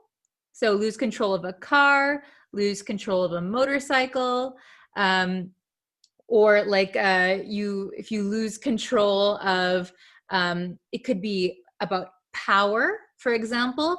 The Republicans lost control of the White House, for example, right? Or I lost control of my YouTube channel. Maybe somebody hacked me and they now control my YouTube channel. Oh no, I hope that doesn't happen. But lose control, you're no longer in control, okay? Lose one's mind, lose one's mind. So we could say lose my mind, lose your mind, lose his mind. So if you lose your mind, basically it means go crazy or like become insane. So we don't mean it in the literal sense. Usually we don't, lose our mind. We don't, for example, going crazy, going insane. We don't mean that in the literal sense, like as a medical condition. We mean it typically when people say this, when you hear people say this, it means that you're kind of maybe really frustrated or let's see, very annoyed. For example, if I have to write another essay, I'm going to lose my mind. Maybe you're so frustrated, you don't want to do something. It's like you're going crazy, right? So it doesn't mean it literally, but it means that maybe you don't like something or something is really annoying you. For example, if I have to listen to the teacher talk one more time, I'm going to lose my mind. So you're very annoyed, right? Okay, so once again, lose patience, lose control, lose one's mind. All right, let's take a look at some examples, okay? We'll do this pretty quick. Da-da-da. Lose patience. This is the definition. Become unable to keep one's temper. So you're unable to keep your temper. You show your emotion if you lose patience. Oh, why don't you listen to me? Okay, you lost your patience.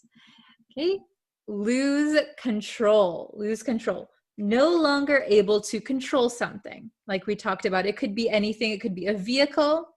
It could be power, lose control of something. Okay, lose one's mind. That means to become crazy, to go insane. You lose your mind. So maybe like you lose, what is it? What am I thinking of? Well, basically you're kind of, we say, here's another expression for you. We say, at your wit's end, you're going crazy, you're losing your mind. Maybe something is very frustrating or something is very annoying, okay? So let's look, we have 6 today. We have 6 questions. So let's go through these and see if by answering them, you're able to understand a little bit more, okay? She, with the young boy. She with the young boy, okay? So we need to change the tense and of these. So some of them, a few tenses could be acceptable, but okay, can you leave your answers in the comments? Leave your answer in the comments, okay? She with the young boy. So we have a big hint here. We have the word with. Okay, so I'm going to tell you what that hint means in just a second. She with the young boy. Okay, I'm going to write the answer I hope you wrote your answer also. I'm going to put it in the past tense. So I'm going to say, she lost patience. The answer is she lost patience. Oops, I hope you can read that. She lost patience with the young boy. Okay, so you could also say she loses patience with the young boy. That means quite often, right? She loses patience regularly. Or maybe it was just one time yesterday, she lost patience with the young boy. So that means she was no longer able to keep her temper. So maybe the young boy was not listening to what she was telling him. So for example, make your bed or do the dishes. The young boy didn't listen to her and she lost her patience. Maybe she yelled at him. Maybe she showed she was angry. I told you to do that. Why didn't you do that? She lost her patience, or she lost patience with him. Okay, so we say lose patience with someone or something. So that is your big hint. Lose patience with someone, something.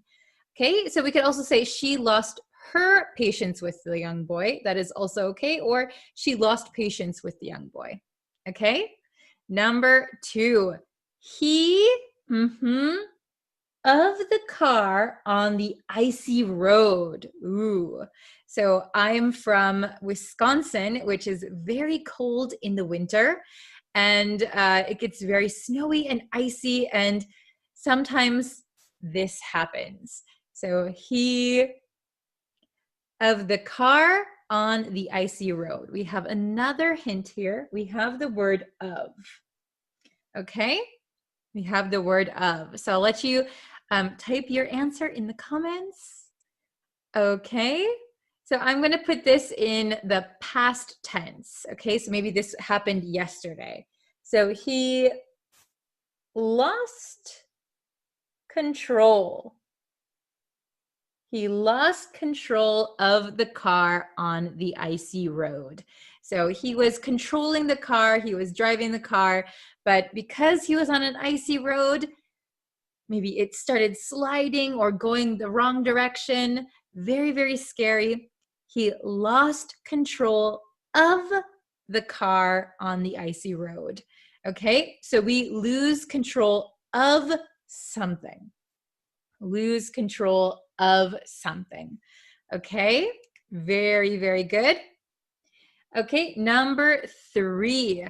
If I have to stay here any longer, so if I have to stay here any longer, I'm going to, so I don't like being here. I can't stand it. If I have to be here any longer, I'm going to something. Okay, I'll give you a few seconds to write your answer. If I have to stay here any longer, I'm going to. Okay, so we have I'm going to. So we're going to say lose. And the answer is, if I have to stay here any longer, I'm going to lose my mind. I'm going to go crazy. I'm going to lose my mind. I don't like it. I don't want to be here. It's very frustrating. Okay? If I have to stay here any longer, I'm going to lose my mind. Very, very good. Okay, let's try number 4. I of, big hint, super big hint, I of my temper last night. So what this means is similar to another one we have up here, but I'll give you a second to answer the question. I of my temper last night. Okay, very good. Please write your answer. Okay, so I lost control of my temper last night. So we use lost past tense because it happened last night, and we have the word of, big hint. So we're going to use control. I lost control of my temper last night. Okay, so I was no longer able to control my temper. This is very, very similar to lose patience. So if you lost control of your temper, that could also mean you lost your patience. Okay, so I could say, I lost patience last night, or I lost my patience last night. But we have of my temper, so lose control of my temper. Okay, is it understandable? Are you following me so far? Okay, number 5. I sometimes with him. Okay, I sometimes with him. Okay, leave your answer in the comments. Very good. Okay, I sometimes, so we have sometimes, so I'm going to say lose, because it's something that happens maybe a little bit regularly, sometimes, right? I sometimes lose patience with him. Okay, so lose patience with someone or something. So I sometimes lose patience with him. So sometimes I can't keep my temper down, right? Sometimes I get angry or frustrated. I lose my patience with him. So you could say, I sometimes lose my patience with him, or I sometimes lose patience with him. Both are correct. Okay? And number 6, the last one. Let's see if you can get it. I of my bike and fell off. I of my bike and fell off. Ooh, what is the correct answer? Okay, I'll give you just a few seconds. Please write your answer in the comments. See if you get it right. Okay. I lost. So we're going to say lost past tense because fell is past tense, right? Fall, fell. I lost control. I lost control of my bike and fell off. I lost control of my bike and fell off. Very good. So I couldn't control my bike and I fell off. Okay, very, very good. If you have any questions, please write them in the comments. I'll try to answer them. But yeah, I hope this is understandable. We had lose patience, lose control, lose one's mind, go crazy. Okay, very good, everyone. So I'm going to end the lesson here. Please, if you have any questions or you want to make some example sentences, feel free to leave them in the comments and I'll do my best to check them. Okay, thank you everybody for watching. Please subscribe and hit the notification bell. That way you'll know when new lessons are uploaded. I'm uploading quite a lot, so if you turn on notifications, you'll know when new videos are available and when I go live. Okay, so thank you very much for watching, and I will see you guys for our next lesson. Bye.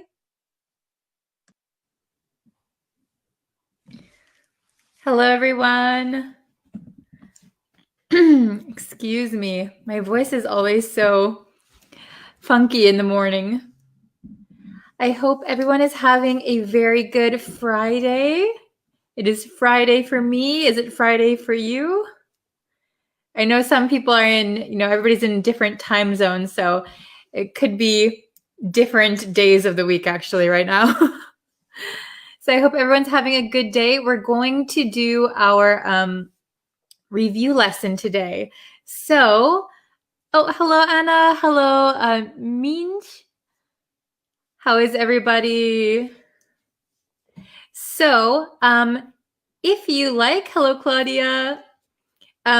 if you want to know when I go live, there should be a little notification bell somewhere on your screen right now. So if you hit the notification bell, you'll know when I go live. You'll get a notification. Hello. Hello, Pusin. Hello, Ataf. Hello, Hitai. Hello, Keen. Hello, hello. How is everybody? Everybody's safe, healthy, doing well? Oh, I'm glad to hear it. I'm glad to hear you're doing well, Anna. Hello. Hello from Beirut. How are you? Okay. So, are you guys ready for our review lesson? Have you studied? Have you caught up on all of the previous lessons this week? Okay. Hello from Vietnam. Hi. Hello, Manuel. Okay. Excuse me, my voice is always so weird in the morning. Okay, so we're going to do our review. So if you've studied, if you've looked at all of our previous lessons this week, we did lessons on confusing verbs. Oh, Anna asked, did you vote? Yes, I did. I sent in my absentee ballot. Since I'm an American, I voted early. Hello from Palestine.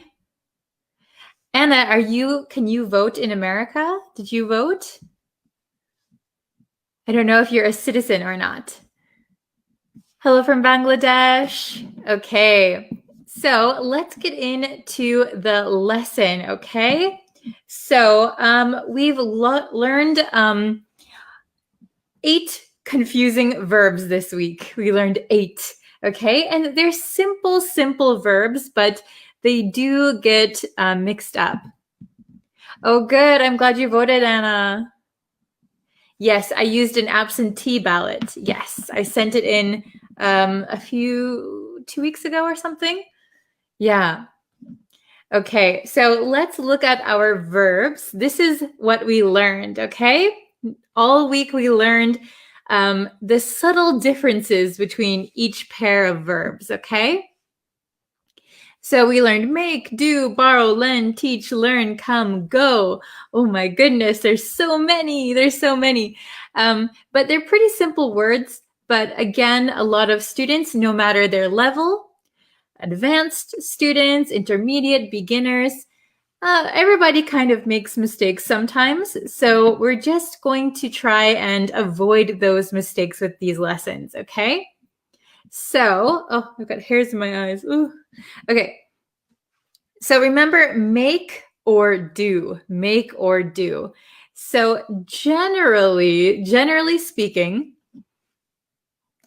do is for repeated tasks like do your homework. Okay.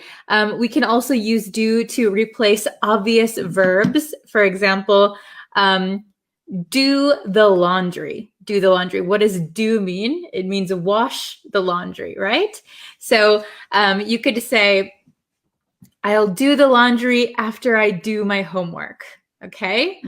However, make, there are certain words we use with make. In general, make is for creating something. However, for example, we said do the laundry, do the dishes. And here, make, we could say make the bed, make a promise, make a phone call. I think you guys remember those. Do yoga, very good. I am doing nothing. Very good.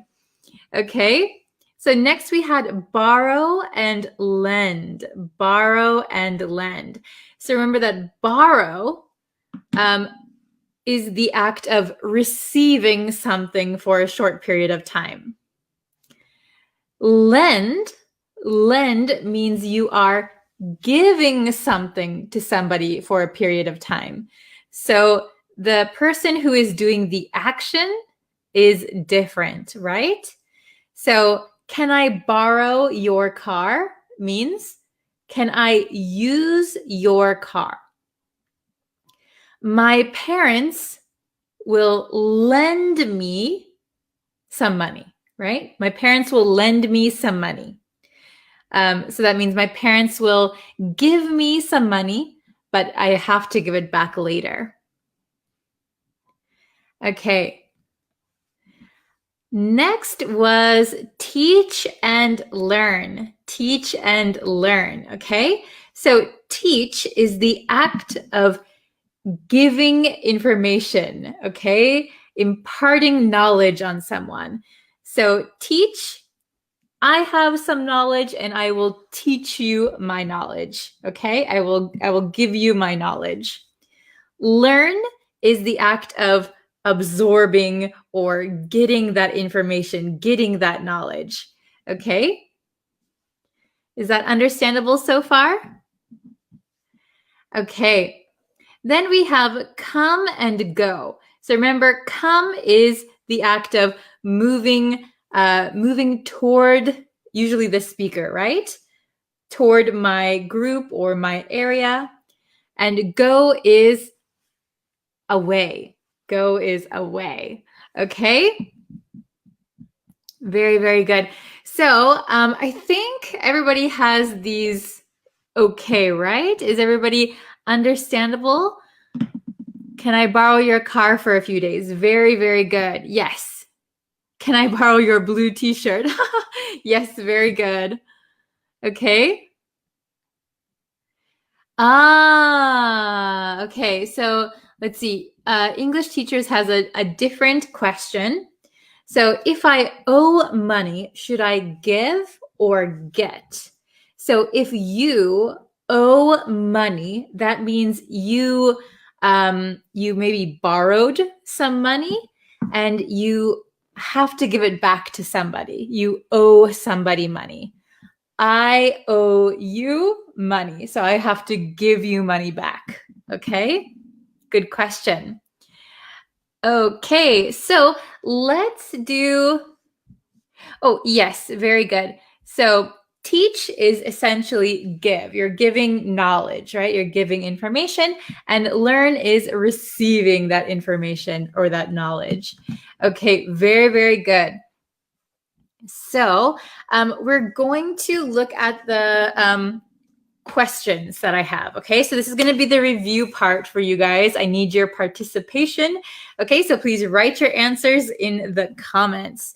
Okay, so we learned 8 confusing verbs, and I have 7 questions. One has 2 blanks. Okay, so let's see.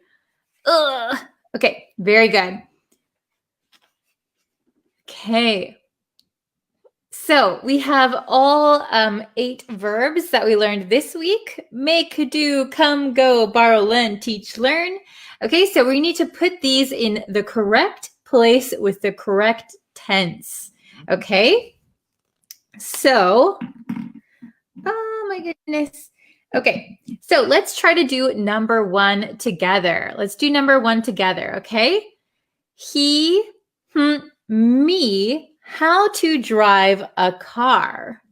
He, me, how to drive a car. And if you can see here, we have a person here. He, me, how to drive a car. Oh, very good. I see number 1, learn, teach, teaches, taught, make, teach. Okay. A little bit difficult, maybe the first one. Okay, so he, me, how to drive a car. So number 1, the correct answer would be, so the tense could be either in the past or the simple present, right? I'm going to put it in the past. So for example, he taught me how to drive a car. He taught me how to drive a car. I see some people saying learn. So He taught me how to drive a car. We would not say he learned me how to drive a car. We wouldn't say somebody learned me, right? I learned how to drive a car would be okay. I learned how to drive a car, but we have me here. So somebody did an action to me, right? He taught me, he gave me the information. Okay, is it understandable? You could also say he teaches me how to drive a car. That is totally okay. Okay, how about number 2? Could you the dishes, please? Could you the dishes, please? Okay, what is the best answer? So for number 2, we want an answer that means washing. Okay, I see Anna said do, Rabe said make, let's see, make, do. Okay, yes, they're quite difficult one. So, very good. Okay, DeSylvia, very good. Okay, so the correct answer for number 2, when we talk about regular tasks that we have to do, and we can easily replace the word wash, right? So we're going to put, could you do the dishes, please? Could you do the dishes, please? So we often use do to mean wash for the dishes.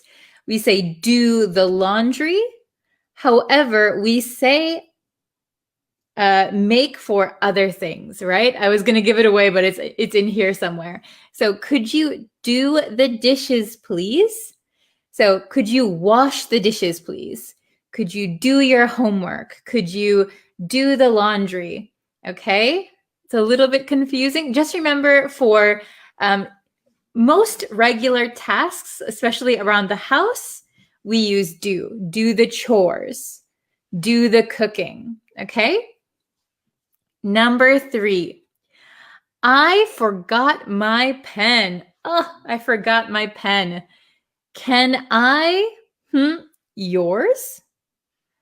I forgot my pen. Can I yours? Okay. Oh, Anna said borrow. Very good.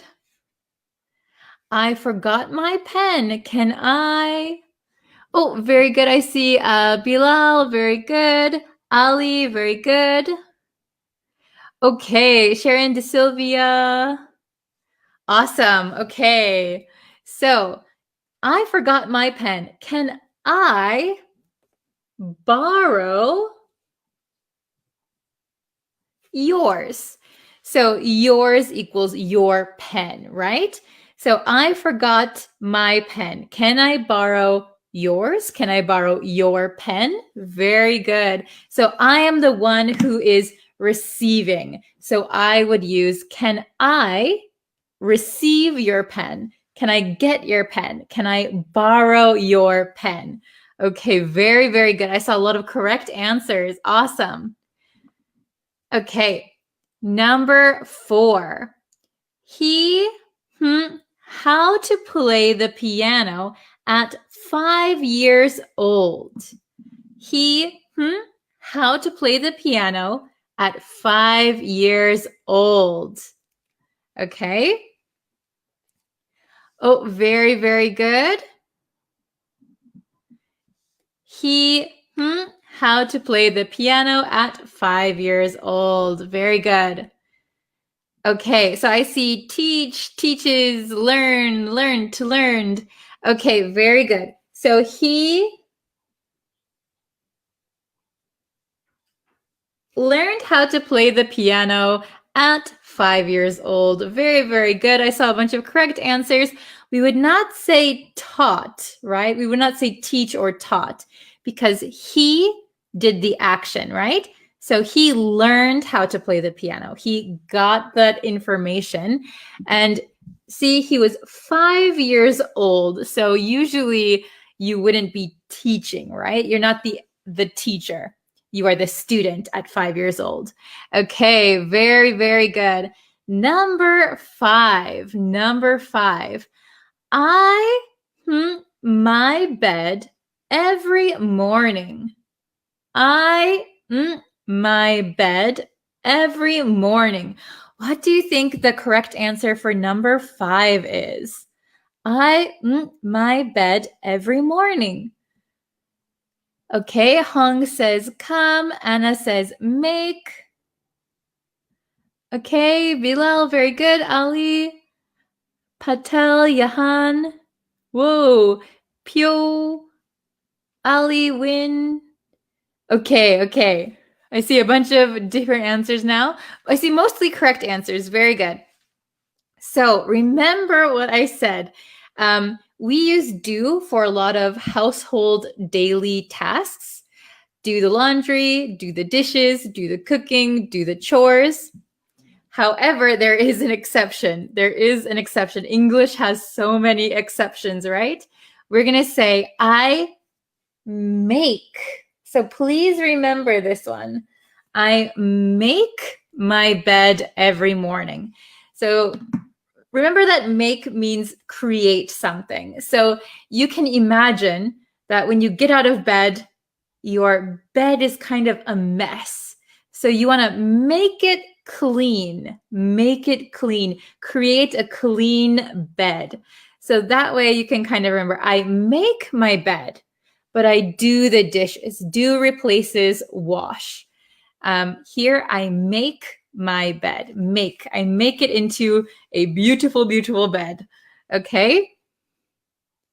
It is. Yes, it's a regular task. That is why this one is an exception. So generally speaking, do is for regular tasks. However, this is an exception. I make my bed. Okay? So please remember that one. Oh, let me check my time. Oh my gosh, I have to go soon. Okay. So number 6, if you're cold, I can you my coat. So if you notice, we have a person after this blank. If you're cold, I can you my coat.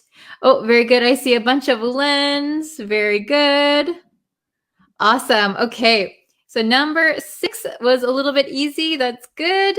Okay, number 6. If you're cold, I can lend you my coat. Excellent. Very good. And the last one, the grand finale, number 7. We have 2 blanks here. So today I to work by bus, but I will home by taxi. Okay. So this is a little bit tricky. I made it tricky, okay? So today I to work by bus, but I will home by taxi. Ooh, tricky. So we're going to think of where we are right now. Where are we? So in this sentence, today I to work by bus. Okay? Are we at work or are we at home? But I will home by taxi. So where am I? Okay, that will give you a hint, okay? If you think where the speaker is, okay? So I'll give you a hint. The speaker is still at work. Today I to work by bus. So maybe you're talking to your colleague, your coworker, or your boss. Today I here where I am now. So today I to work by bus, but I will home by taxi. Okay, so this is very, very tricky. So today I came. Oh my gosh, today I came to work by bus, but we're talking about the future, I will go home by taxi. So usually we say go to work, come home, right? But in this case, I am still at work, and maybe I'm talking to somebody at work. So today I came here. I came to work by bus, but I will go home by taxi. Okay, so the speaker is at work. So we're talking about here and there. Come here, go there. Okay, is it understandable? Okay, so I'm going to read them one more time for you, and then I have to go. I'm so sorry. So number 1, he taught me how to drive a car, or he teaches me how to drive a car. Number 2, could you do the dishes, please? So remember, we say do the dishes, do the laundry, do the chores, do the cooking. Number 3, I forgot my pen. Can I borrow yours? Can you give me yours? He learned how to play the piano at 5 years old. He learned how to do something. Okay? Number 5, I make my bed every morning. I make my bed every morning. So make the bed. Make my bed, make your bed, make a bed. Okay? Number 6, if you're cold, I can lend you my coat. I can lend you my coat. After lend, we need to put somebody. Lend somebody something. Okay, number 7, today I came to work by bus because I'm still at work, but I will go home by taxi. Very, very good. Okay, so thank you everybody for watching our review lesson and participating. Okay, so let's see. I don't have enough time to answer questions today. I'm so sorry. But if you have some questions, leave them in the comments. And when I have time, I'll try to go back and answer your individual comments. Okay? So thank you so much for watching, guys. Sorry, I have to run to my next lesson.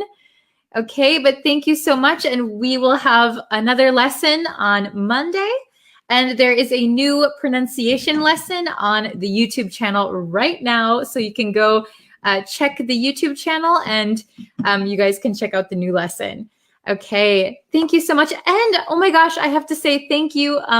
We reached 4,000 subscribers, 4,000 students on the YouTube channel, which I was so surprised. So thank you so much for subscribing and sharing my lessons. I really, really appreciate it. And I hope you guys are enjoying them. If you have any suggestions, you can write them in the comments. Okay, thank you, everybody. Have a great weekend. See you guys next time. Bye. Hello, everyone. Welcome back to another English lesson. Today, we're going to go over 10 new and crucial words that you need to know if you want to take IELTS. So IELTS is the International English Language Testing System, and that is an English language proficiency test. So if you want to test your English skills, IELTS is a good one to try. So we're going to go over 10 new and crucial words that you need to know in order to take this test. And if you don't know what crucial means, that's okay. We're going to learn about it today. Also available only to my members on my website. You can get a free PDF and you can take a quiz in order to make sure you understand these words. So if you're interested in getting free PDFs, members only lessons and videos, check out my website, breezeenglishstudio.com. I'll leave the link in the description and in the comments. So if you're interested in getting that PDF and taking that quiz, go and check it out. If you become a member, you get access to everything on my website. I'm always updating it. There's PDFs, quizzes, courses, members only videos, everything you can think of. So go check it out. We'd be happy to have you as a member. Okay, let's jump into the lesson. Master IELTS vocabulary. Learn 10 new and crucial words. What does crucial mean? Let's find out. Okay. The first word we're going to look at is the word analyze. Analyze is a verb, to analyze something. It means to examine something in detail, typically to understand its components. Components means like parts, structure, or meaning. So you look at something very closely, and you're trying to understand the meaning or the different parts of it to analyze something. Okay? Let's take a look at the example sentences. The scientist decided to analyze the data to identify any patterns.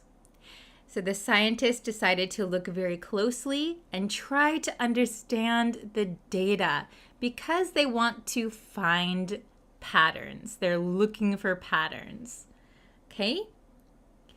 In literature class, we often analyze poems to uncover their hidden meanings. So literature class, you're going to be reading lots of poems, lots of books, things like Shakespeare, and you want to analyze them. Analyze. Look very closely and try to understand it. So analyze poems to uncover their hidden meanings. Okay, so far so good? Great. Let's go to the next word. Evaluate. Evaluate is also a verb, to evaluate. Let's look at the meaning. To assess or judge the quality, significance, or value of something. So when you evaluate something, you're judging it or assessing the quality usually. Okay? Quality, value, significance. Let's take a look at the sentences. The teacher asked the students to evaluate each other's presentations. So that means the teacher asked the students to kind of rate, judge other students' presentations. Did they do a good job? Did they have enough information? So they want to evaluate the presentation. Before making a decision, it's important to carefully evaluate all the options. So you want to carefully check all of your options. What are the best options? What are the worst options? We can evaluate them to see the quality or value. We can also use the word evaluation. Evaluation is a noun, the noun form. And sometimes if you're working for a company, maybe every year they will have an evaluation. They're going to judge how well you work. Are you an asset for the company or are you just causing problems? They're going to evaluate your work. Next, categorize. It is a verb. Meaning to place something into a particular group or category based on its characteristics or features. So I remember as a young student in America, our science teacher often had us categorize things. So for example, categorizing animals. That means putting the animal into their specific group based on if they're a mammal or if they lay eggs, things like that. You put everything in their correct group. You categorize them. Okay? Example sentences. The librarian helped categorize the books into different genres. So all of the nonfiction books go here, all of the fiction books go here, and so on and so on. Okay? You can easily categorize these animals as mammals because they all give birth to live young. So this is kind of what I was talking about with science class. Okay, these animals, we'll categorize them as mammals. We'll put them in the mammal group because they give birth to live young. They don't lay eggs. They give birth to already alive babies, if that makes sense. Okay, next one. Synthesize. So I know in American English, we use a Z in synthesize. I think in British English, they sometimes use an S. So if you see it spelled differently, it's not wrong, it's just British English. Okay? Synthesize, the meaning. To combine or blend different elements or information to create a new whole or understanding. So basically, if you synthesize some things, you're just combining them. You're taking two different things and combining them together. Okay? Look at the example sentences. The chemist. I know the pronunciation is a little bit hard, so we don't say chemist. We say chemist, like a K. The chemist needed to synthesize several compounds to develop the new drug. So compounds of chemicals. So the chemist, someone who does chemistry, needed to combine maybe 2 or 3 different compounds to create a new drug, new medicine. Okay, the second one. In her research paper, she was able to synthesize various theories to propose a new approach. So in her research paper, she took theories from different places, combined them to make a new approach. So we combine these things to make something new. We synthesize. Okay? Next one. Implication. This is a noun. Implication. So it means a conclusion that can be drawn from something, often indirectly or without it being explicitly stated. Okay, so when there is an implication, it means that even though we don't say it outright, we don't say it directly, we can conclude something from that. Let's take a look at the sentences and talk about it a little bit more. The implication of his statement was that we needed to work harder. So somebody said something. He didn't say, we need to work harder. He didn't say that. But what he said made people think we need to work harder. So that's kind of the meaning that they took from his statement. Okay? The implication of his statement, the meaning that we got from his statement is that we need to work harder. The next one, there are many implications of climate change, including rising sea levels and extreme weather events. So when we talk about climate change, there are many bad things that can arise from climate change. So that is the implication of climate change. So we can understand all of the bad things that could happen because of climate change. In this sentence, they give two examples: rising sea levels, extreme weather events. So other than those things, there are implications that other bad things will happen.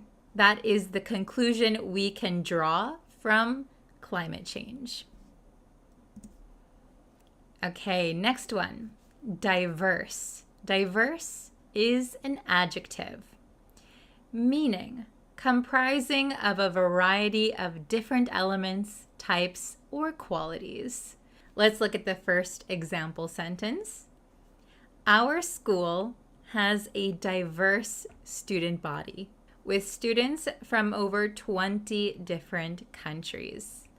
Diverse means there is a variety of different things. Okay, so a variety of people from different countries. We can say that school is diverse. Okay, the next sentence.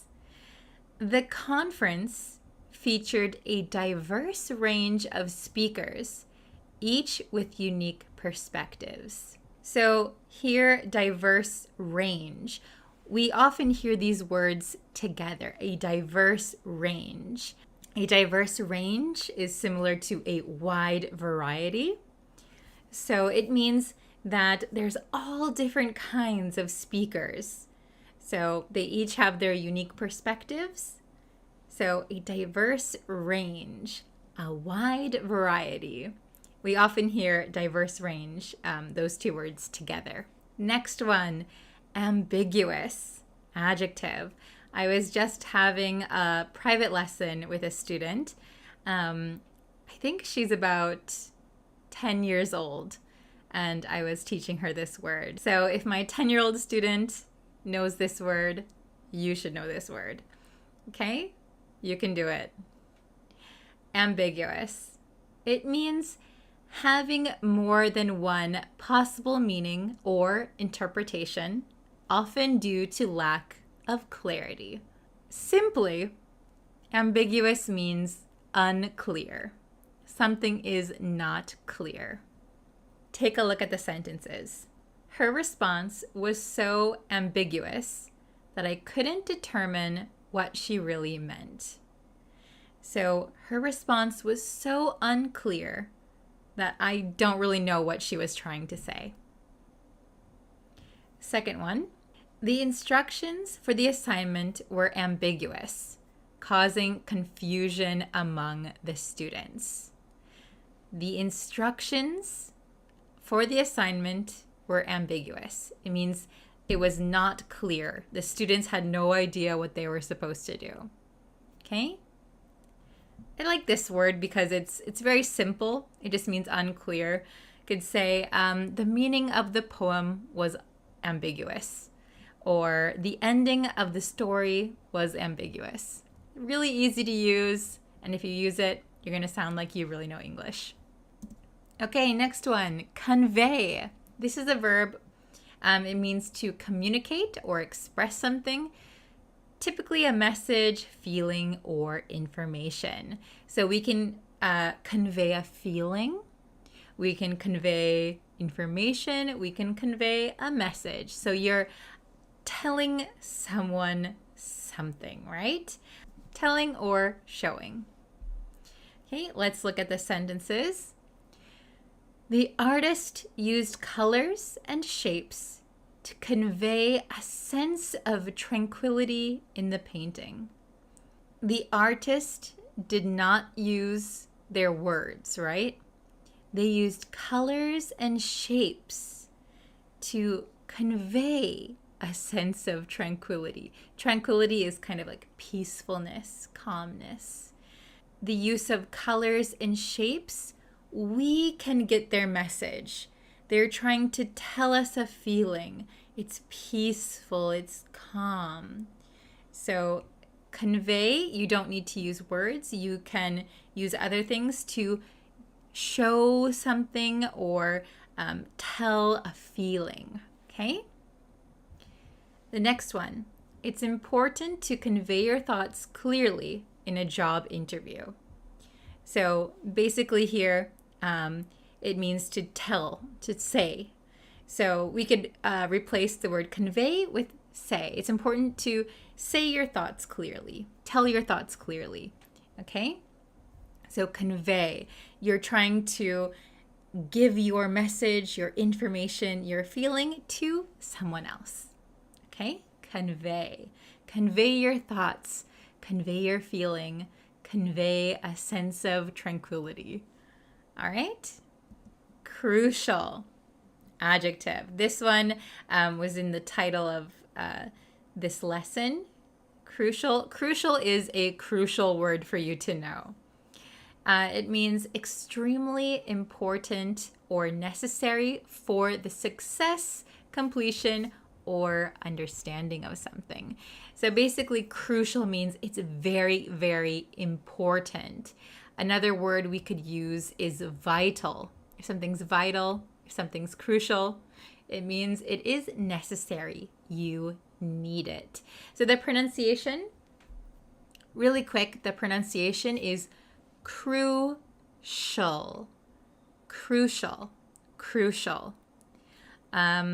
Sometimes I know some students have a hard time pronouncing it because it doesn't look how it's pronounced, but crucial sounds like an SH.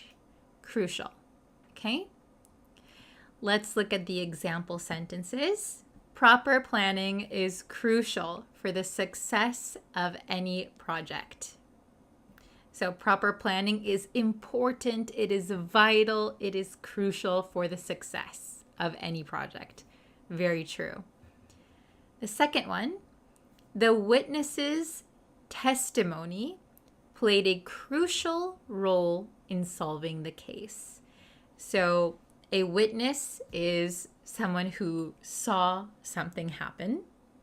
So if a crime occurred, a witness is the person who was there, who saw what was happening. We sometimes call them an eyewitness. Okay, if they saw with their own eyes what happened, they're an eyewitness. Okay, the witness's testimony.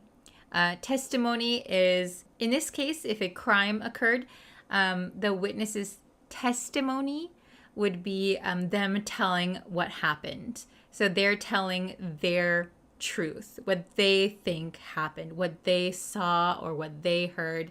That is their testimony.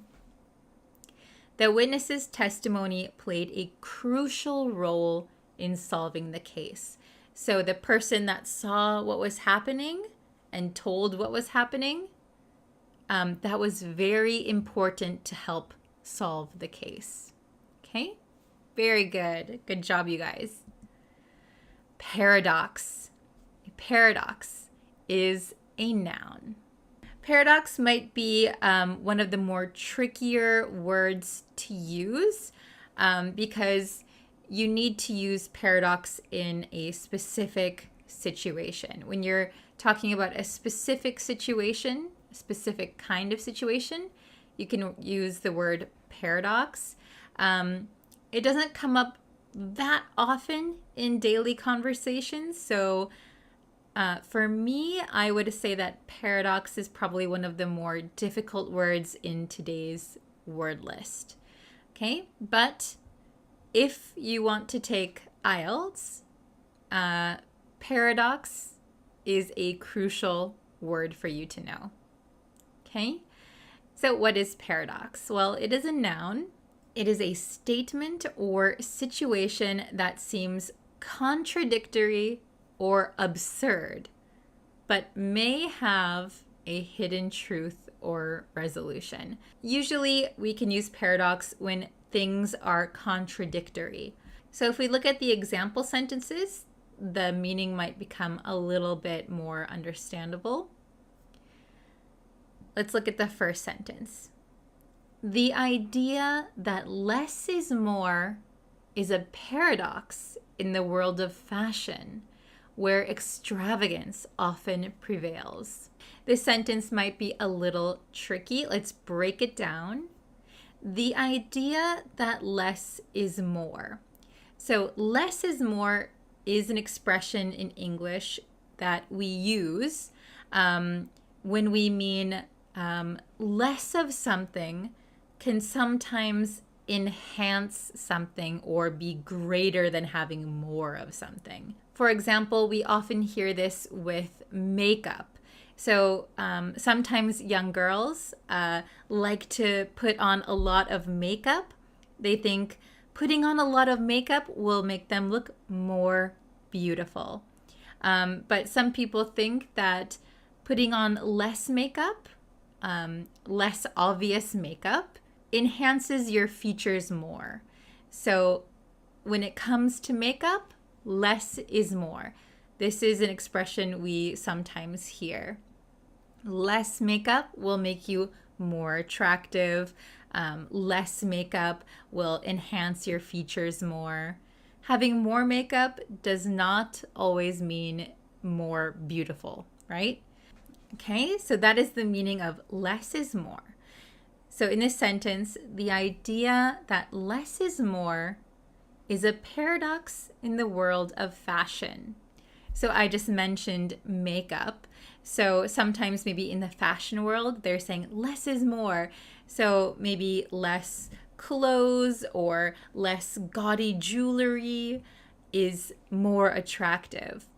But it's kind of a paradox because extravagance, maybe very expensive things, or sometimes a lot of gaudy things is often prevailing in the fashion world. Okay, we often see those things a lot. Maybe big hair, lots of makeup, lots of jewelry, crazy fashion. It's extravagant.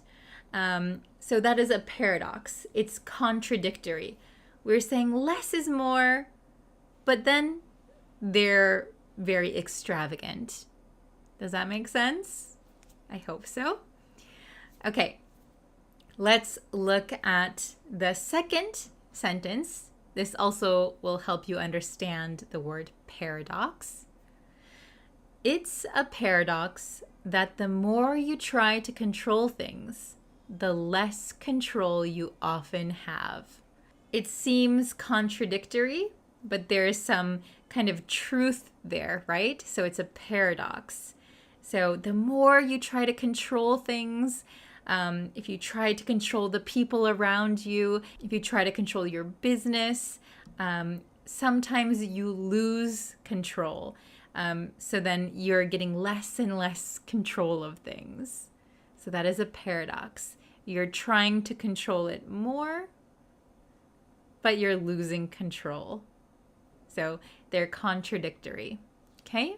All right, that was our last word. What did you think of these 10 crucial words that you need to know for IELTS? Were they easy? Were they difficult? Did you know some of these words already, or were some of them new for you? If you would like, you can write some example sentences in the comments. I'll check them. I'll try to comment to everyone as much as I can. And if you would like to take the quiz and get the PDF for this lesson, I'll leave the link for that too. If you want to become a member, you can get access to it. I'm always updating the features and the courses for members, so please come check it out. We'd love to have you as a member. Okay, that's it for today's lesson. Thank you so much for watching. I hope to see you in our next lesson. Bye, guys. Hi, everyone. Thank you for waiting. We are ready to start today's lesson. I'm very excited because this is going to be the last lesson for the week. Well, not the last lesson, but the last new vocabulary lesson. And then tomorrow we're going to do a review lesson. So I hope you have been watching all of the lessons. Okay. So we're going to jump into today's lesson. I hope you guys are excited. I hope you guys are ready. I know I'm excited. I'm ready. Okay. And before I start, I'm also going to post a new YouTube video on the YouTube channel today. So go check it out. It's talking about money. We're going to talk about money in English on the YouTube channel today. So please go check that out. Subscribe if you haven't yet. Oh, hello. Hello. Thank you for joining. Hello, hello. Wow, we've got some people in here already. Thank you. So, as I was just saying, on the YouTube channel today, I will be posting a new lesson on the YouTube channel. It's going to be about talking about money in English. So if you're interested in that, you can go check that out.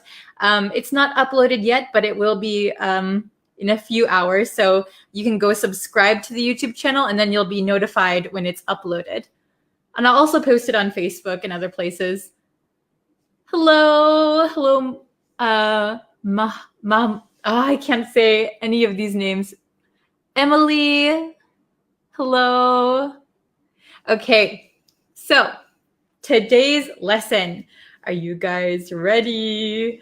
Okay, so going with the theme of our last 3 lessons, I'm going to give you 2 words that students often mix up or use incorrectly. Okay, so these are our 2 words for today.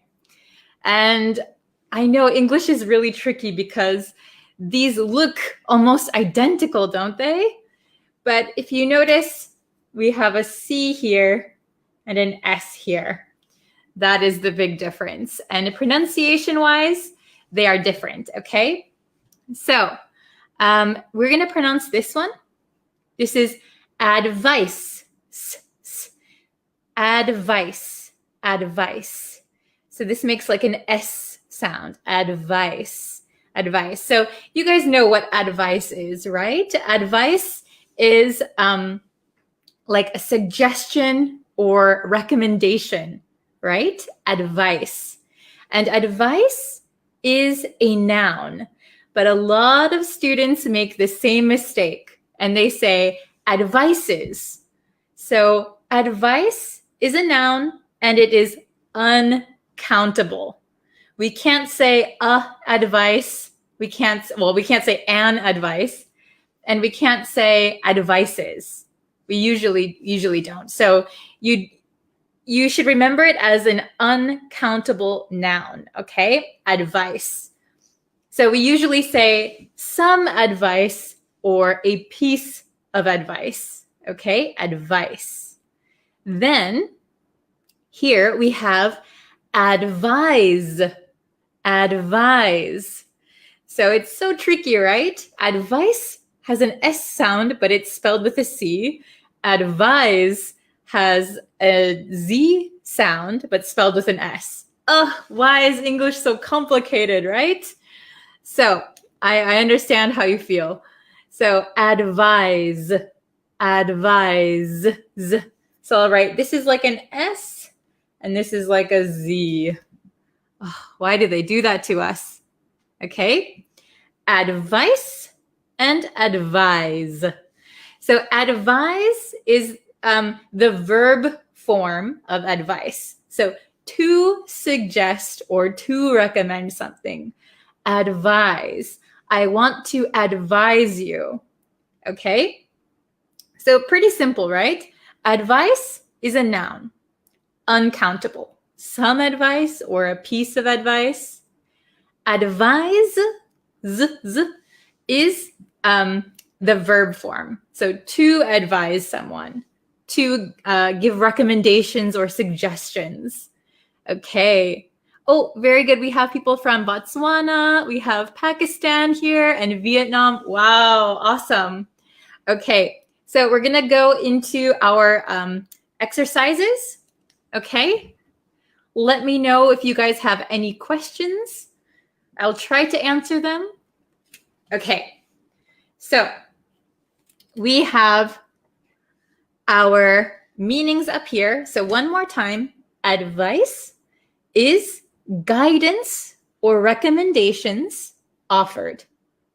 It is an uncountable noun, uncountable. So don't say an advice, don't say advices, advice, advice. Pretty easy, right? Oh, very good. I always advise my friend. Yes, very good.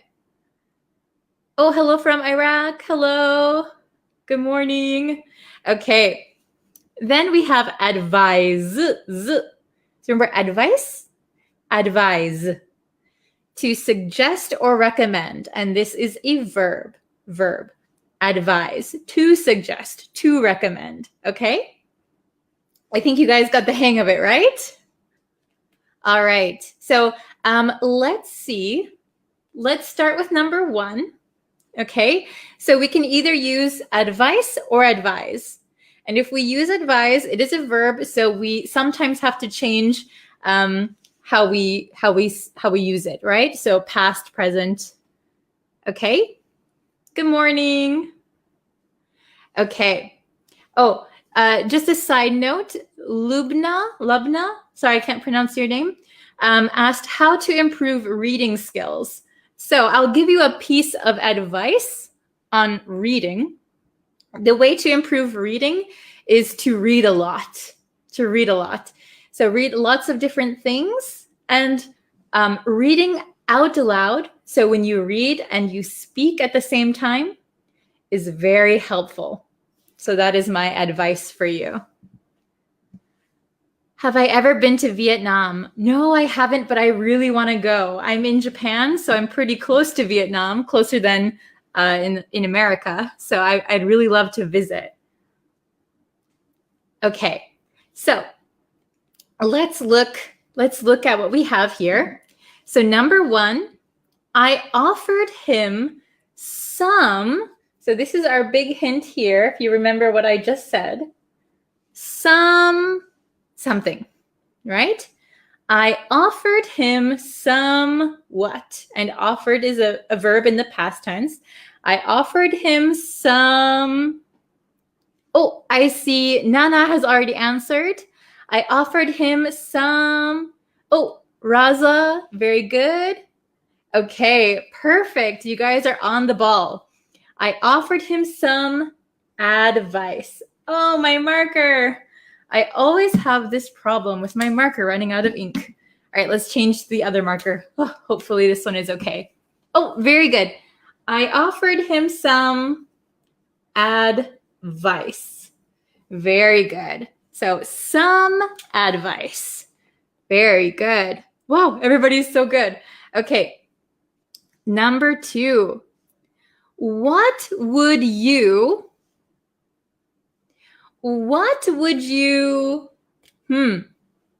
which one do you think? Number 2.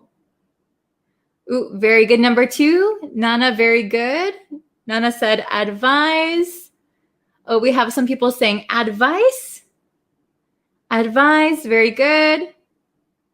Okay, so it's a little bit tricky, but what would you do, right? Do. So we need a verb here. What would you advise? Advise. So remember, what would you do? So we need a verb here, right? What would you advise? Okay, so what would you suggest? What would you recommend? What would you advise? Very good. Can you see that? Okay, number 3. Ready? My boss, me, to work harder. My boss, me, to work harder. So which one do you think number 3 is? Oh, I see Yasin has advised. Very good. Anybody else? My boss, me, to work harder. Advice. Oh, very good, Nana. Very good. So my boss, so this could be in a past tense or present tense. My boss advised me to work harder, or my boss advises. Yes, very good. So it could be both, advised or advises. We don't really have any hint from this sentence what it should be, but I will write. Oh no, my other marker. You've got to be kidding me. Okay. We're going to switch to blue. We'll switch to blue, okay? Sorry about that technical difficulty there. My boss, we'll say past tense, advised. Or you could say my boss advises me to work harder, or my boss advised me to work harder. Okay? Try number 4. May I give you a piece of something? May I give you a piece of advice? May I give you a piece of advice?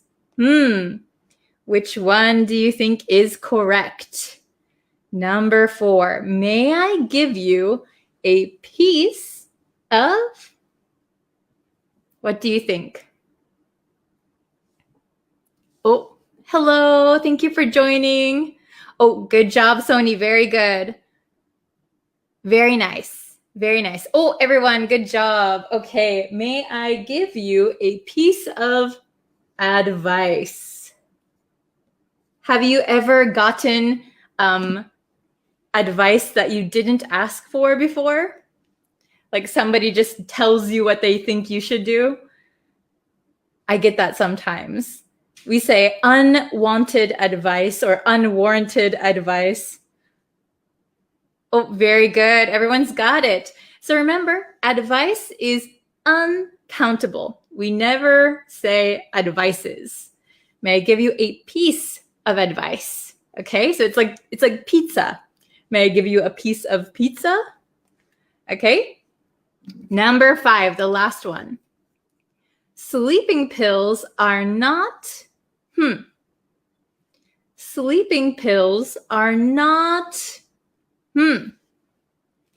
Okay. Sleeping pills are not, oh, let's see, Yosef, what if we say, may I advise you? Yes, that would be correct. May I advise you is correct. Or may I give you a piece of advice if you're using the noun? Oh, very good. Annabelle, very nice. Hitet, very good. Okay, we have a bunch of answers. Very good. So the correct answer is sleeping pills are not advised. Not advised. So, for example, if you have to operate big machinery or a big truck, maybe sleeping pills are not advised. So we don't suggest sleeping pills, to take sleeping pills. Sleeping pills are not recommended. Sleeping pills are not suggested. Sleeping pills are not advised. Okay, very good. Oh, I kind of erased it down here. But we're going to go over it one more time. Quick review. So, advice, guidance or recommendations offered. Uncountable noun. Remember, uncountable. Advise, to suggest or recommend. It's a verb. One more time, pronunciation. Advice, advise. Okay? Okay, so we'll do really quick. Number 1, you can repeat it at home because pronunciation is really, really important for these two, right? So number 1, I offered him some advice. I offered him some advice. Number 2, what would you advise? Now hear that? It says, would you? What would you advise? What would you advise? Okay. Number 3, my boss advised me to work harder. My boss advised me to work harder. So this 2 becomes like a t. My boss advised me to work harder. Number 4, may I give you a piece of advice? May I give you a piece of advice? So this of sometimes changes to an sound. May I give you a piece of advice? Piece of advice. May I give you a piece of advice? Okay. Number 5, I kind of erased it, but number 5. Sleeping pills are not advised. Sleeping pills are not advised. Okay, you got it? Very good. Okay, thank you guys for joining today's lesson. Let's see, MD said, actually, you want to know the live class time schedule. So it's kind of difficult because I do have other work that I have to do. So the live lesson is sometimes around this time at the latest, and sometimes it's a few hours earlier. But they will always be on available for you guys, so you can watch them anytime. And today, I will be uploading a new YouTube video. So go check that out. It's going to be talking about money in English. So if you're interested in that, it will be up on the YouTube channel in a few hours. So you can subscribe to the YouTube channel, and then you will know when the new lesson is uploaded. Okay. Thank you guys so much. Okay, so if you have any questions, I'll try to answer them later. I have another schedule that I have to get ready for. So thank you guys so much for watching. Oh, what time is it in Tokyo? It is 3:30 in the afternoon. Okay, so thank you guys so much, and I will see you tomorrow. Tomorrow is going to be a review lesson, okay? So study hard, get ready for the review lesson. It'll be tomorrow. And let's see, maybe tomorrow, what time should I do the lesson? Tomorrow's review lesson will probably be around 12 o'clock my time. So 3.5 hours earlier than today's lesson, or 3 hours earlier than today's lesson, okay? So just so you know. Okay. So see you tomorrow. It'll be 3 hours earlier than this lesson started, okay? Thank you very much, and I will see you tomorrow for the review lesson. Thank you very much. Bye-bye.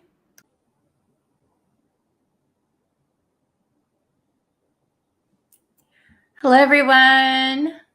I hope you're having a fantastic day. Today's lesson was requested by one of my students, Tet Win. Thank you for always watching. And we're going to be discussing the differences between in case of, and if. Okay, because I know those are very confusing for a lot of students. So we're going to go over those. Before we get into today's lesson, please subscribe to the YouTube channel. I would really appreciate it. And if you would like, you can follow me on Facebook, TikTok, all of those things. You can turn on notifications and you can know when I go live.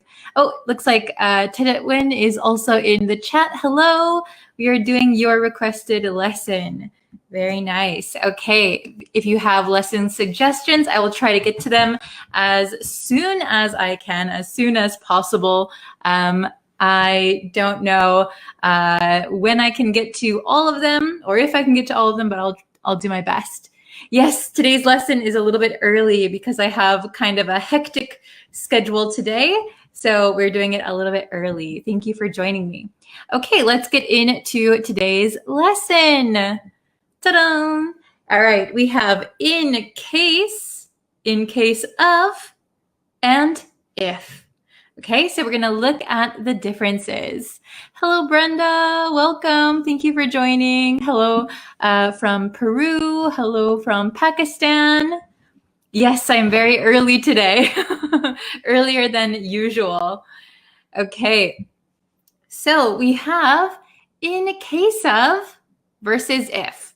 In case of, if. All right, so we're going to look at in case first. Okay, so in case, what does it mean?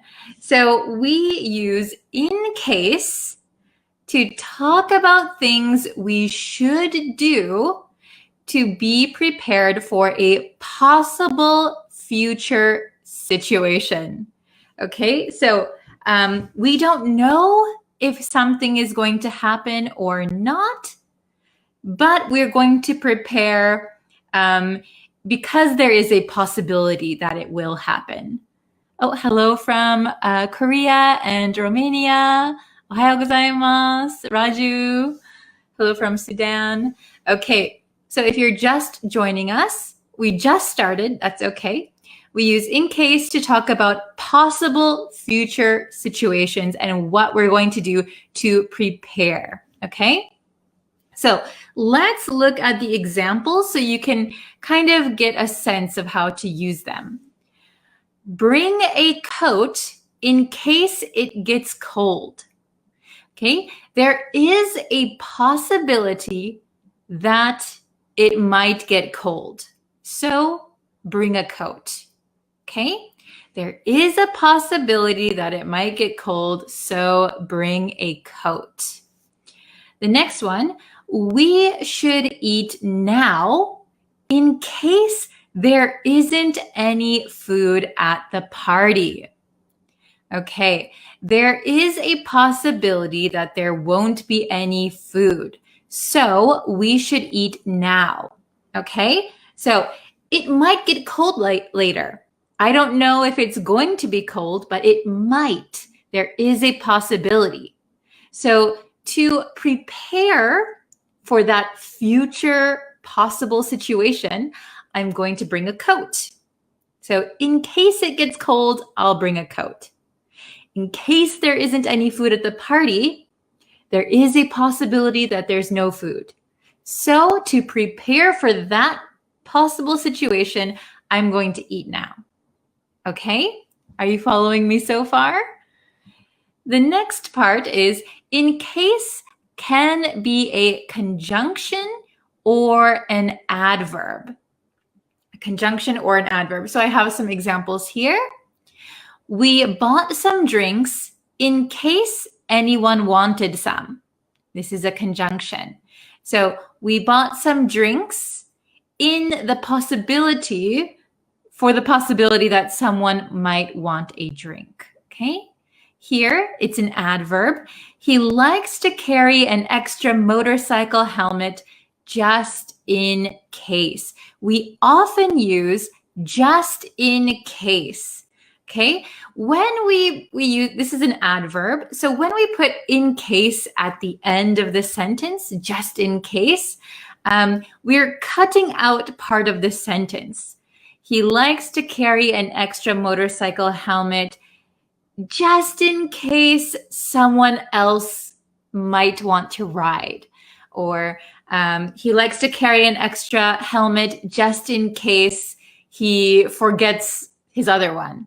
Okay, so when it comes at the end like that, sometimes we're cutting part of the sentence. All right, so let's see. He likes to carry an extra motorcycle helmet just in case. Are you following me so far? Very good.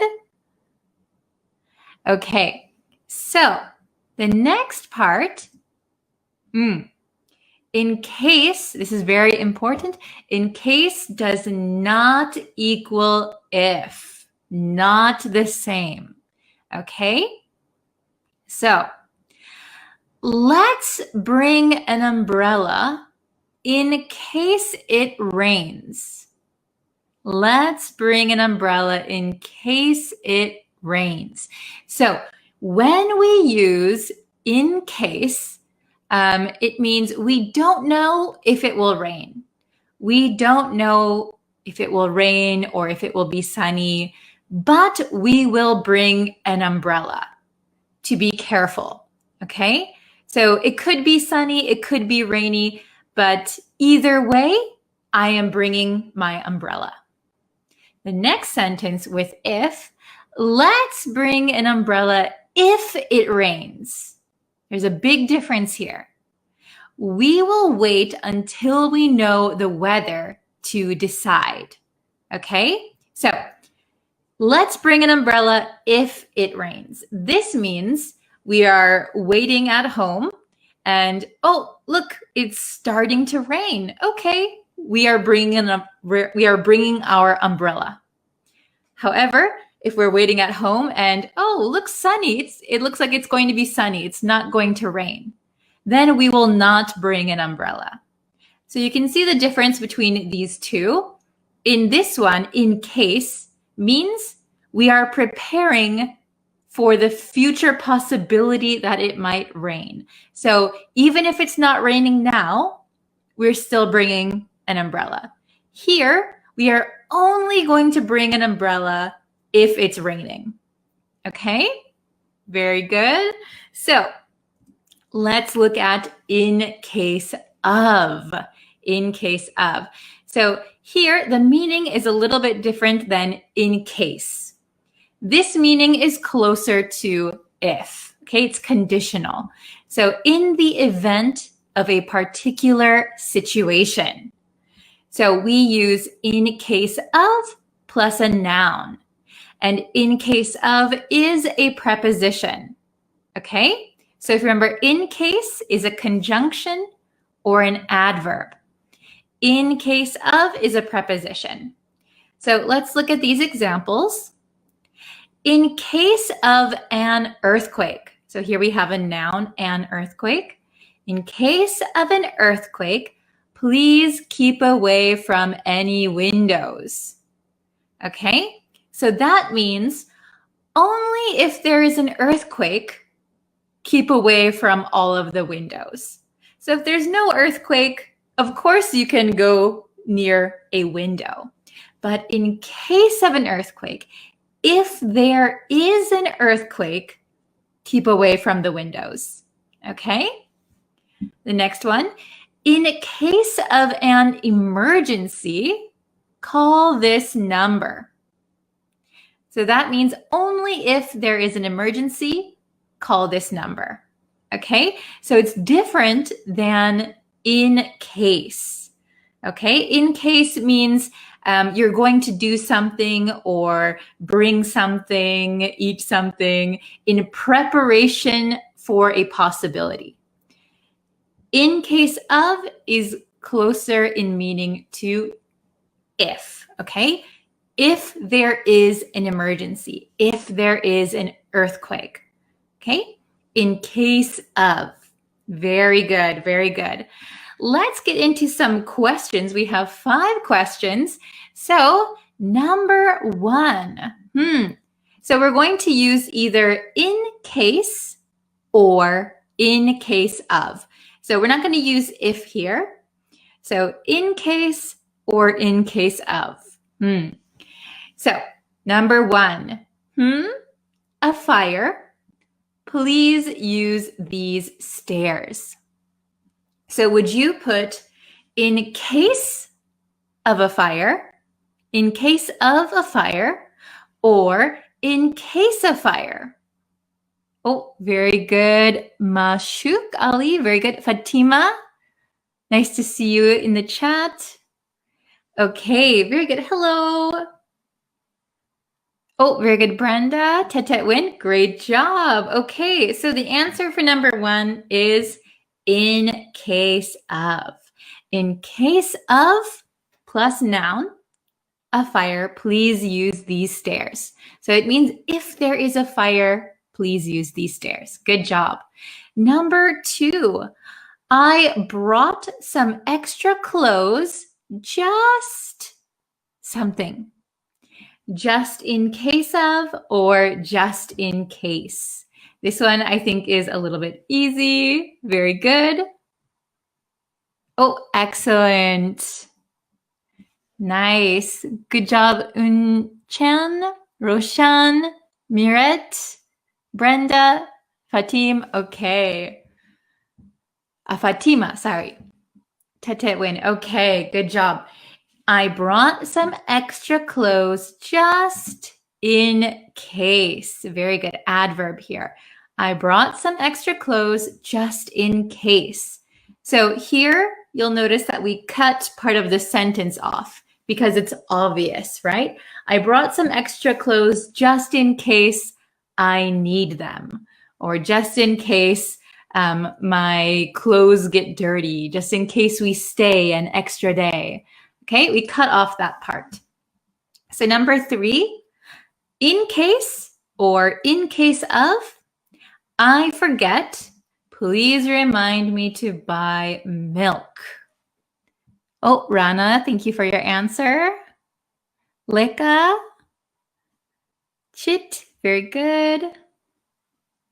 Okay, so the answer to number 3 is in case. I see Leka put just in case. Just in case is also fine, or we can just say in case. In case I forget, please remind me to buy milk. Very good.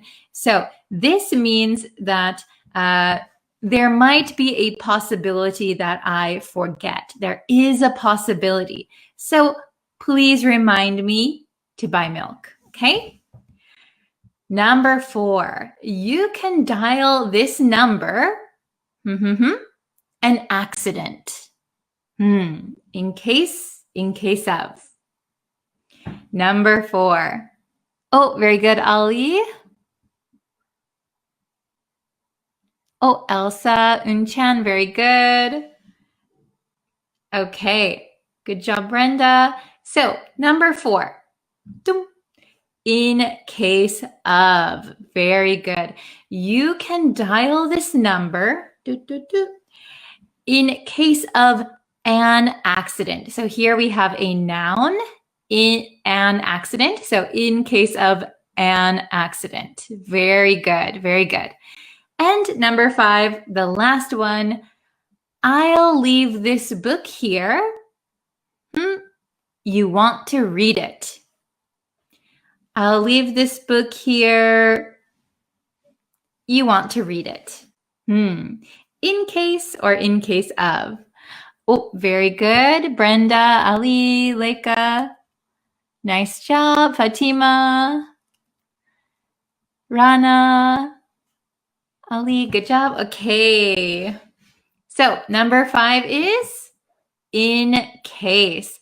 I'll leave this book here in case you want to read it. Very good. So this means I don't know if you want to read it or not, but there is a possibility that you want to read it, I think. So I'm going to leave this book here, all right? Because there's a possibility. Okay, very good. So I think a lot of you got all of the answers correct, which is wonderful. So just to review, in case of is followed by a noun, and this means if. So in the event of a particular situation. So in case of a fire, in case of an accident, in case of an earthquake. Okay, please do something or follow this guide, read this, okay? In case is not equal to if, okay? So in case means that there is a possibility and we are preparing for that possibility, okay? In case I forget, there is a possibility I forget. In case you want to read it, in the possibility you want to read it, okay? So it's different from if, because no matter what, we are going to prepare. Okay, very good. Okay, awesome. So you guys did very, very well today. Let's see. You should take a medicine after eating spicy in case you feel nauseous. Very good. So I would correct this sentence just a little bit. So you should take medicine. So usually we don't put a in front of medicine when we're talking about like general medicine. You should take medicine after eating spicy. So spicy is an adjective, so we'll need a noun after eating spicy food in case you feel nauseous. Very good. Okay.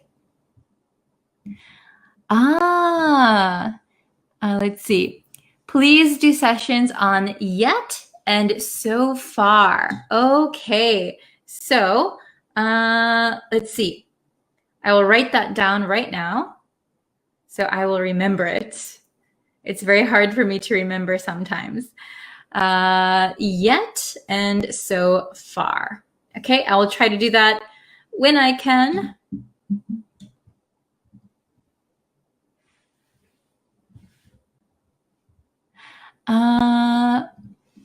You should bring some cash in case the restaurant doesn't accept credit cards. Very good. Yes. Excellent. So there's a possibility that the restaurant does not accept credit cards. So we don't know if they accept them or not.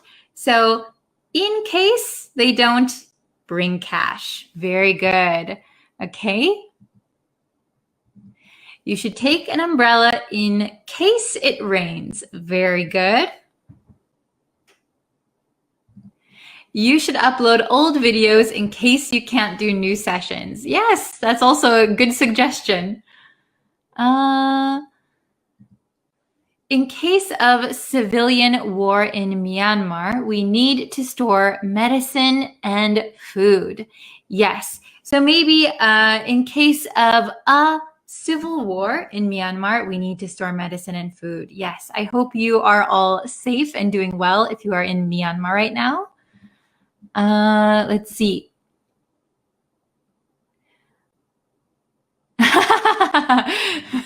Go buy a case of beer. So this case is a little different than the one that we're talking about, but I like that suggestion. In that case, a case is like a big package. Okay, very good. So we are going to end the lesson here today. Thank you guys so much for watching. I will be back again on YouTube with a brand new lesson. So please subscribe and turn on notifications for that. And if you would like, you can follow me on Facebook, YouTube, TikTok. Sometimes I'm on Twitter. You can follow me there. Thank you guys so much for watching, and I will see you very, very soon. Bye, everyone. Thank you. Hello, everyone. Oh, let me move my mic a little bit closer. Okay, I hope you can hear me all right. So I'm so sorry about the time. I usually start my live lessons a little bit earlier than this, but thank you for being here. Thank you for sticking with me. And today we're going to learn 2 new phrasal verbs. This week is all about phrasal verbs, okay? Hello. Hello. Is your name pronounced Asa? Hello. So I'm so sorry for being late, like I said. Hello, hello, hello. Thank you guys for joining the lesson, even though it's at like a different time than usual. Oh, good morning. Ooh, are you from Russia? Oh, hello, Aya. Hi from Russia. Hello. Okay, very nice. So we have 2 new phrasal verbs today. Oh, I'm doing well. Thank you, Raz. How are you?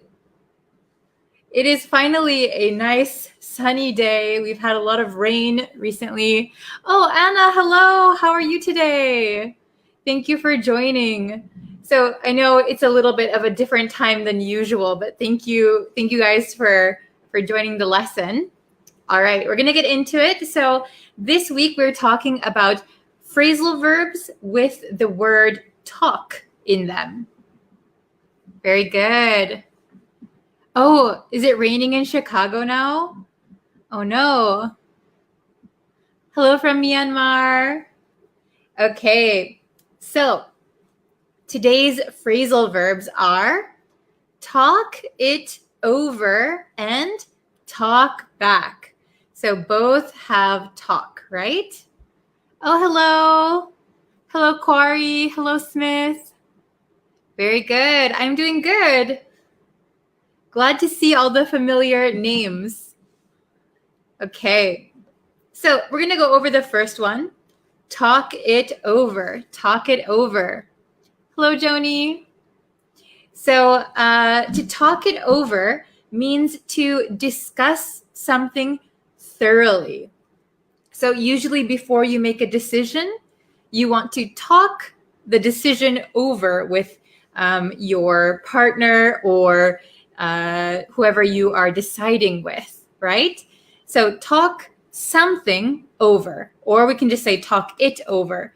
We can use it when both people know what you are talking about, okay? So if I said, I have to make a big decision, I have to either stay in Japan or move back to the US. So I will talk it over with my family. So it meaning moving to the US or staying in Japan.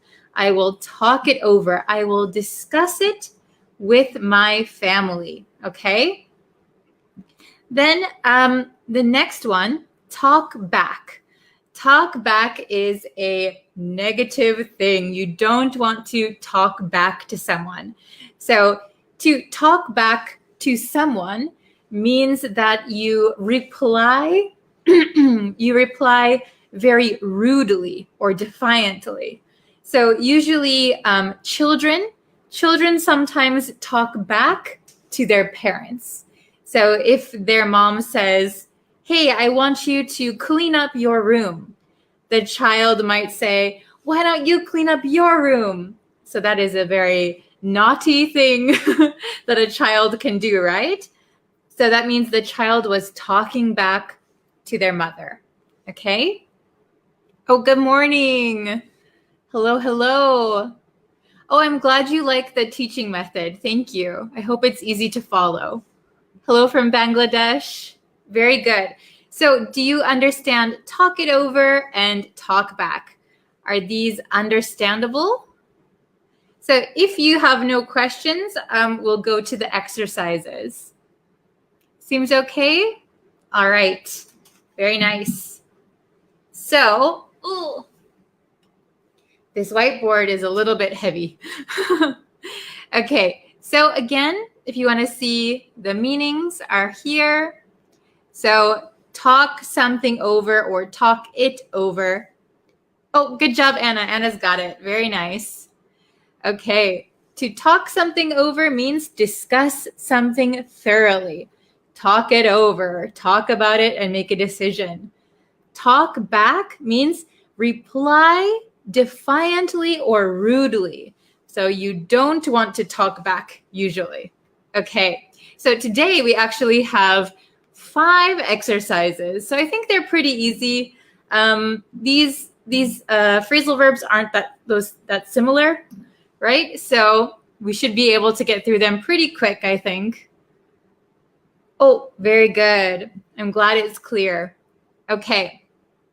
So number 1, don't to your teacher.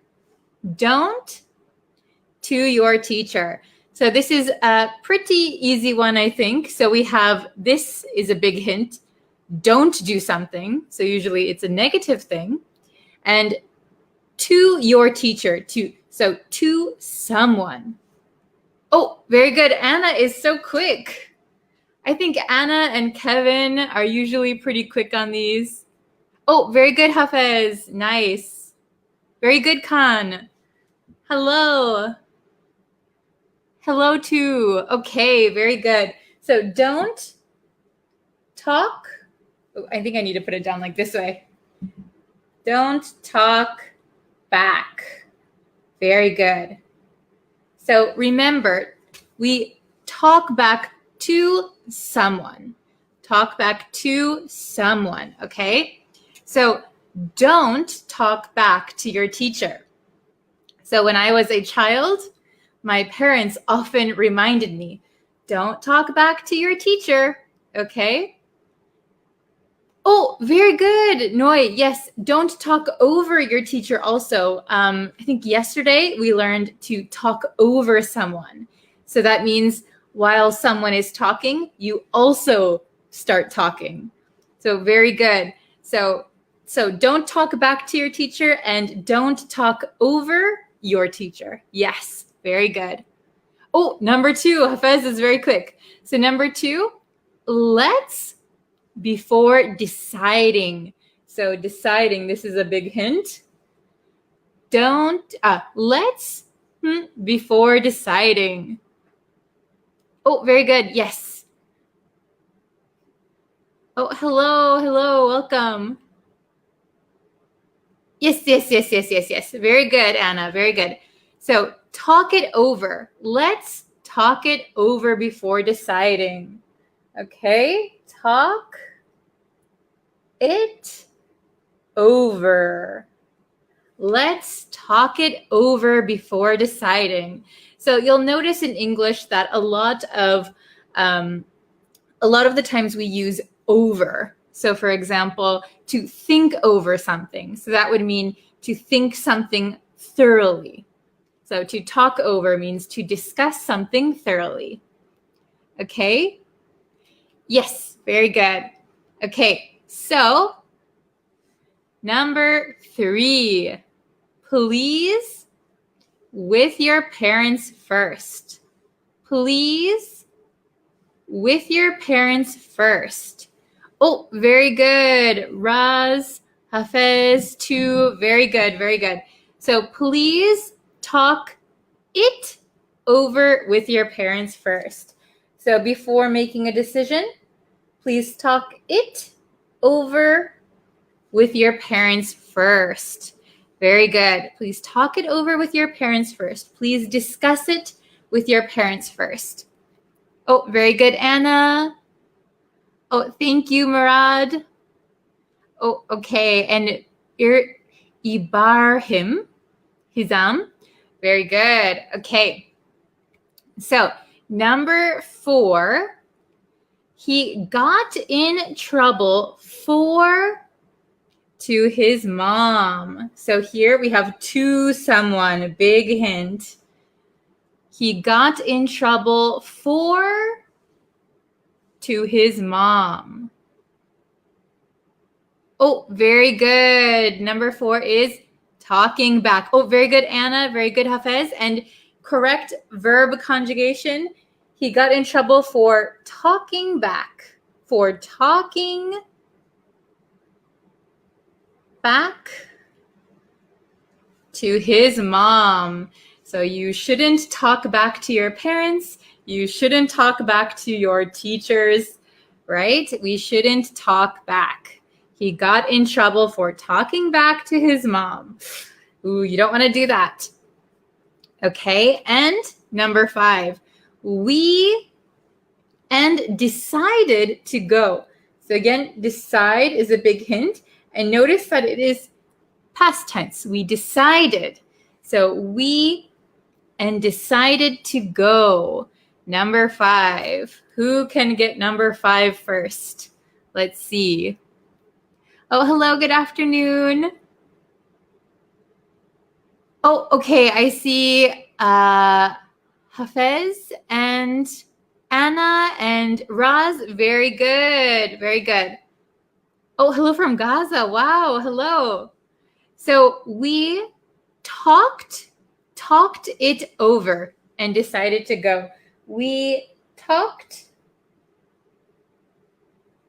it over and decided to go.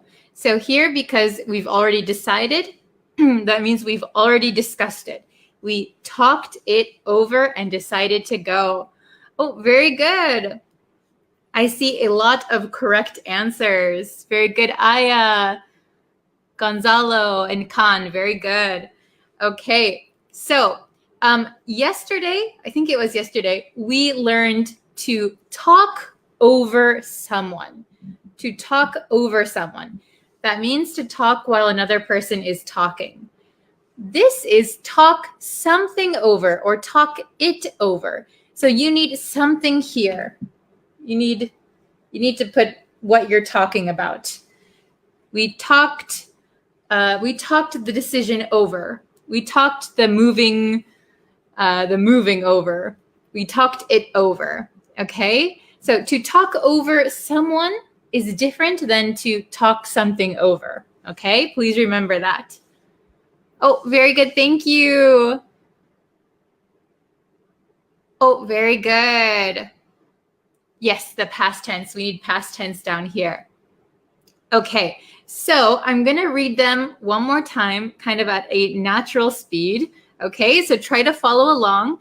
You can, maybe it's really a good idea to practice repeating these things so that you can get used to the pronunciation and you can easily remember if you say it out loud. Okay, so number 1, don't talk back to your teacher. Don't talk back to your teacher. Don't talk back. Don't talk back. Don't talk back to your teacher. Okay? Oh, thank you, Aya. Okay, number 2, let's talk it over before deciding. Let's talk it over before deciding. So here, notice that the the T in it becomes a flap T because it is sandwiched in between two vowels, right? So let's talk it over. It over. Let's talk it over. Let's talk it over. Let's talk it over before deciding. Okay? Let's talk it over before deciding. Number 3, please talk it over with your parents first. Please talk it over with your parents first. Talk it over. Talk it over. Okay? Number 4, he got in trouble for talking back to his mom. He got in trouble for talking back to his mom. All right? And number 5, we talked it over and decided to go. We talked it over and decided to go. Okay? Can you catch the pronunciation? Is it understandable? All right. Thank you guys so much. Let's see. Tomorrow I will have another lesson, maybe a little bit earlier than today's lesson, I think. So if you are available, we'll have one more lesson tomorrow. I will do my best. And then on Friday, we're going to have another review lesson. So please review these lessons and come for the review lesson. Oh, thank you very much, Anna. I always love having you in the lesson. You're a very good participant. Okay, thank you. So I'm going to leave this lesson on the Facebook page and so that you can see it anytime. Okay. Oh, Khan is asking the pronunciation of anxious, anxious, anxious. It has an X, right? So it looks pretty difficult to pronounce. Anxious, anxious. Okay. Oh, thank you, Aya. Okay, thank you, everyone. So I will see you in tomorrow's lesson. Please catch up on this week's lessons if you've missed them. And we're going to review everything on Friday. So I can't wait for then. Okay, so see you later. Thanks for joining. Bye-bye. Hello, everyone. I'm back again. So I said in my last live stream that I would go live again in about an hour. So I'm back. Here I am. Okay, so I know some people missed the last live stream, so I thought I would do this one. Okay, let's see if we can get some more people in here really quick. I'm gonna share it. Okay, wait just 1 second. I'm going to share the live stream. Okay. Oh, it looks like we have a few people in here. Hi, guys. I'm back, okay? So I had to teach another lesson, and now I'm back for another live stream. Oh, hello. Thank you. Thank you for joining this live stream again. Okay, should we just jump into it? So this is a new live stream, even though I did a previous one, okay? So this is what we're learning today. So this is I feel like. I feel like. It sounds kind of easy, right? But I'm going to teach you how to use this like a native speaker, okay? I feel like. I feel like ... Okay? So let's start with the meaning. What does I feel like mean? It sounds kind of simple, but there's actually a few meanings to this phrase, okay? So the first one is I want to. I feel like means I want to do something. The second meaning is I think. I feel like It means I think. Okay, so there's two very different meanings to this one. Oh, hello. Thank you for joining us. Do you pronounce your name Bird? Bird Kang? Welcome. Oh, hello. Hello, Muhammad. Thanks for joining. So if you missed it, we are learning I feel like. I feel like. So it sounds pretty simple, but the way native speakers in America use it might be different from what you understand, okay? So let's just go over the two meanings really quick. So the meaning for the first one is I want to. I feel like means I want to do something. Then the other meaning is I think. I feel like, I think. Okay, so let's look at the first two examples. Oh, hello. Thank you for joining. Okay, so number one, I feel like staying in bed all day. I feel like staying in bed all day. I'm tired. I don't want to get up. I feel like staying in bed all day. So this one, I feel like staying in bed. This is, which one do you think? Do you think this is I want to or I think? Okay, so this one is I want to. So we could say, I want to stay in bed all day. I want to stay in bed all day.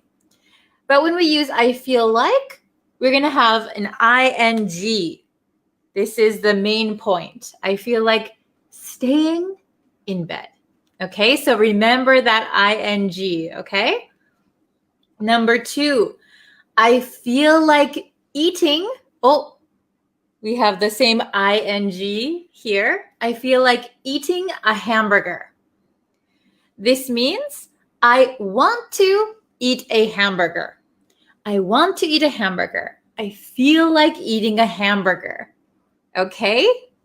Then let's look at number three. So this is a little bit different. I feel like you're lying to me. Oh, here we have ing again. I feel like you're lying to me. Now, this does not mean want to. So want to, I want you to lie to me. No. I don't want you to lie to me. Okay? I feel like you're lying to me. I think you are lying to me. I think you're lying to me. Oh, very good. Oh, I feel like knowing about subjunctive. Oh, okay. Yes.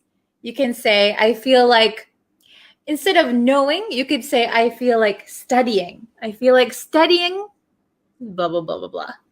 Okay? Oh, hello from Algeria. Wow. Hi, thanks for joining. Okay?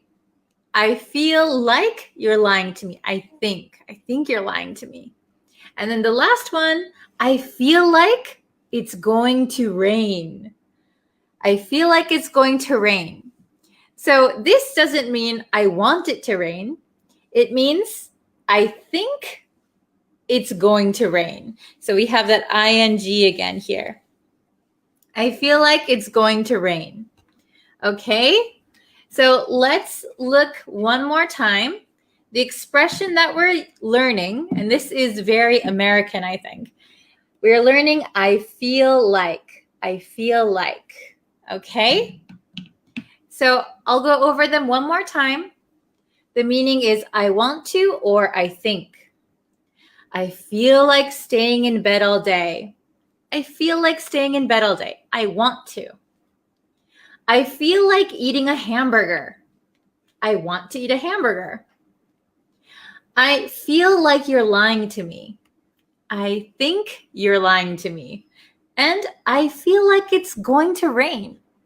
I think it's going to rain. Okay? Very good. Very good. Okay. Oh, I feel like enjoying your wonderful lesson. Oh, thank you. Very good. Very nice. Can you guys make some sentences using I feel like? I feel like. So let me think of an example off of the top of my head. Oh, I feel like taking a shower. I feel like taking a shower. Maybe after doing a lot of exercise, you get very hot, you get very sweaty. Oh, I feel like taking a shower. I want to take a shower. Or let's see. I feel like it's going to be a busy day. I feel like it's going to be a busy day. This means that I think it's going to be a busy day. Okay? I feel like I met you before. Yes, that's very good. I feel like I met you before. Good example. I feel like staying with you. Oh, good job. You guys have some good examples. Okay. Let's see. So I feel like when you want to or when you think something. So it's kind of like you sense something about yourself or you sense something about the situation. Okay? Yes, very good. So I feel like, what's a good one? I feel like doing the dishes. It's like your own feeling. I want to. My feeling is I want to do the dishes. So I feel like doing the dishes. Okay. Oh, I feel like mastering English. That's a good one. Very good. I hope you all feel like mastering English. I feel like I'm flying in the air. Oh no, what's happening? That is a perfect, correct sentence. I feel like I'm flying in the air. So maybe if you're jumping on a trampoline, you could feel like you're flying through the air. That's a good one. Very good. Okay. So I hope you guys understand how to use I feel like, okay, in the two different ways that we talked about today. So please try to write some sentences in the comments. I'll check them. And if you'd like, maybe share this video with your friends who are learning English. It's always nice to get more English students all together so we can have these lessons together. Okay? I feel like I love attending classes. Very good. So it means you think you love attending classes.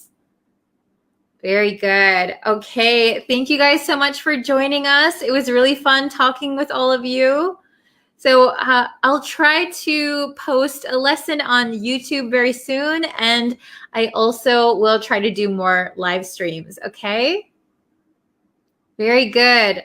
Feel like practicing my favorite sport. Yes, that's a good example. Very good. Okay. Well, I have to go now, but thank you so much for joining.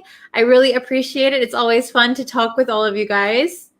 So I will see you either tomorrow or the day after tomorrow. Okay. Thank you very much. Have a great weekend. Bye-bye. Hello, everyone. Welcome back to another English lesson. My name is Bree. Welcome to my channel. Today we're going to go over the difference between reservation and appointment. Now these words are very, very similar, but I noticed a lot of my students mix up the two. And even though they're similar, there are some key differences. So we're going to break those down for you today. But first, if you are enjoying these lessons, I would really appreciate it if you would subscribe to my YouTube channel. I post lots of lessons every week, ranging between very short lessons to longer lessons, so there's something for everyone to enjoy. And if you really want to support my YouTube channel so that I can continue making new lessons, there is something called Super Thanks, which YouTube has kind of just rolled out. Super Thanks allows you to leave a donation with a message. And if you decide to leave me a message, I'll be sure to share that in our next lesson. And by the way, I will be making a blog post along with today's lesson. So if you want a little bit more of a breakdown of reservation versus appointment, I will leave the link to my blog post down in the comments. Okay, let's jump into the lesson. Okay, so we're looking at reservation versus appointment, like I said, and I labeled this tricky English because it is very tricky. They look very similar, but they're not exactly used in the same way. So if you ask a native speaker what's the difference, they might not be able to explain it very well. So I'm going to break it down for you so that it's very easy to understand. First, let's look at reservation. The meaning is an arrangement whereby something, especially a seat or a room, is reserved for a particular person. So here, the key with reservation is a seat or a room. Okay? So some examples I have. I made a reservation for the 18th. I made a reservation for the 18th. So in this example, it could be for example, a restaurant or a hotel. So a restaurant, you're reserving a seat. Hotel, you are reserving a room. I made a reservation for the 18th. Okay? Second example, do you have a reservation? Okay, do you have a reservation? So if you walk into a restaurant, they might ask you, do you have a reservation? At a restaurant, they would not ask you, do you have an appointment? Because you reserved a seat. Okay, they would not use the word appointment. Same at a hotel, they would not use the word appointment. They would say, do you have a reservation? Okay, now let's look at appointment. What's the difference? Here, appointment means an arrangement to meet someone at a particular time and place.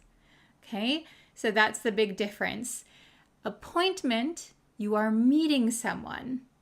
You are meeting a person. Okay, so here are two simple examples. I made an appointment for this afternoon.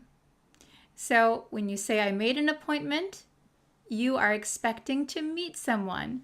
Perhaps it's a doctor, perhaps it's your dentist, perhaps it's a client. You made an appointment to meet someone. Second example, do you have an appointment? Now, when would someone say this? Well, if you walked into the hospital, for example, they might ask you, do you have an appointment? With which doctor? If you go to the dentist, do you have an appointment? They probably wouldn't say, do you have a reservation? So what's the difference? Let's break it down a little bit more so it's understandable. Reservation. We make reservations for things like restaurants, hotels, a seat, or a table somewhere. So for example, I live in Japan. Sometimes I have to take the bullet train. So when I take the bullet train, I make a reservation to get a seat, right? I reserve my seat. I don't make an appointment with my seat because I'm not going to be talking to my seat, right? My seat is not a person. So I would make a reservation. Appointment. So an appointment is between two people. For example, a doctor, a hairstylist, a dentist. So if you want to get your hair done, we would say, I made a hair appointment. So that means you're going to be meeting with a hairstylist. I hope that's understandable. I hope you're following me so far. Okay, now I have some questions. Really test your knowledge, okay? So we're either going to put an appointment or a reservation, okay? An appointment, a reservation. So let's do these questions together. Let's see how many you can get right. If you get all 5 correct, that means you're awesome. Great job. You're following along. If you got some wrong, that's okay. Maybe you can watch the lesson one more time, or you can go check out my blog and I have more examples written there. Okay, number 1, I'd like to make with Dr. Jones. So big hint here, Dr. Jones. This is a person that we want to meet with. So do we say an appointment or a reservation? Okay, I'm going to give you the answer. 3, 2, 1. An appointment. So Dr. Jones is a person we're going to be making an appointment with him or her. Okay? Let's try number 2. Remember to try and write your answers in the comments before I reveal the answer to you. Okay. I made at your favorite restaurant. I made an appointment. I made a reservation at your favorite restaurant. Type your answer in the comments. Okay. Let's see the answer. A reservation. So at a restaurant, you are probably reserving a seat or a table. So you would make a reservation.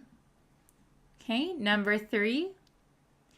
I'm sorry, I can't come to your party because I have a dentist something. Okay, did you write down your answer? The correct answer is appointment. Because when you go to the dentist office, you expect to see a dentist, a person. Okay, so we're going to make a dentist appointment. Number 4, I have blank with my professor at 10 a.m. I'll let you think for a second. Okay, the correct answer is an appointment because your professor is a person. You're talking with a person. I have an appointment with my professor at 10 a.m. Okay, and the last question, I hope you're going to get all of these right. Number 5, I couldn't make because the hotel had no vacancies. I couldn't make because the hotel had no vacancies. All right, leave your answer in the comments. Let's see if you can get this one correct. Okay, I couldn't make a reservation because the hotel had no vacancies. Hotel, you are reserving a room, right? So we're going to use reservation.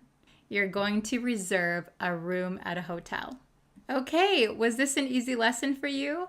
Do you understand the difference between a reservation and an appointment? I hope so. So please stay tuned for my next lesson. I'm sure it will be up probably next week.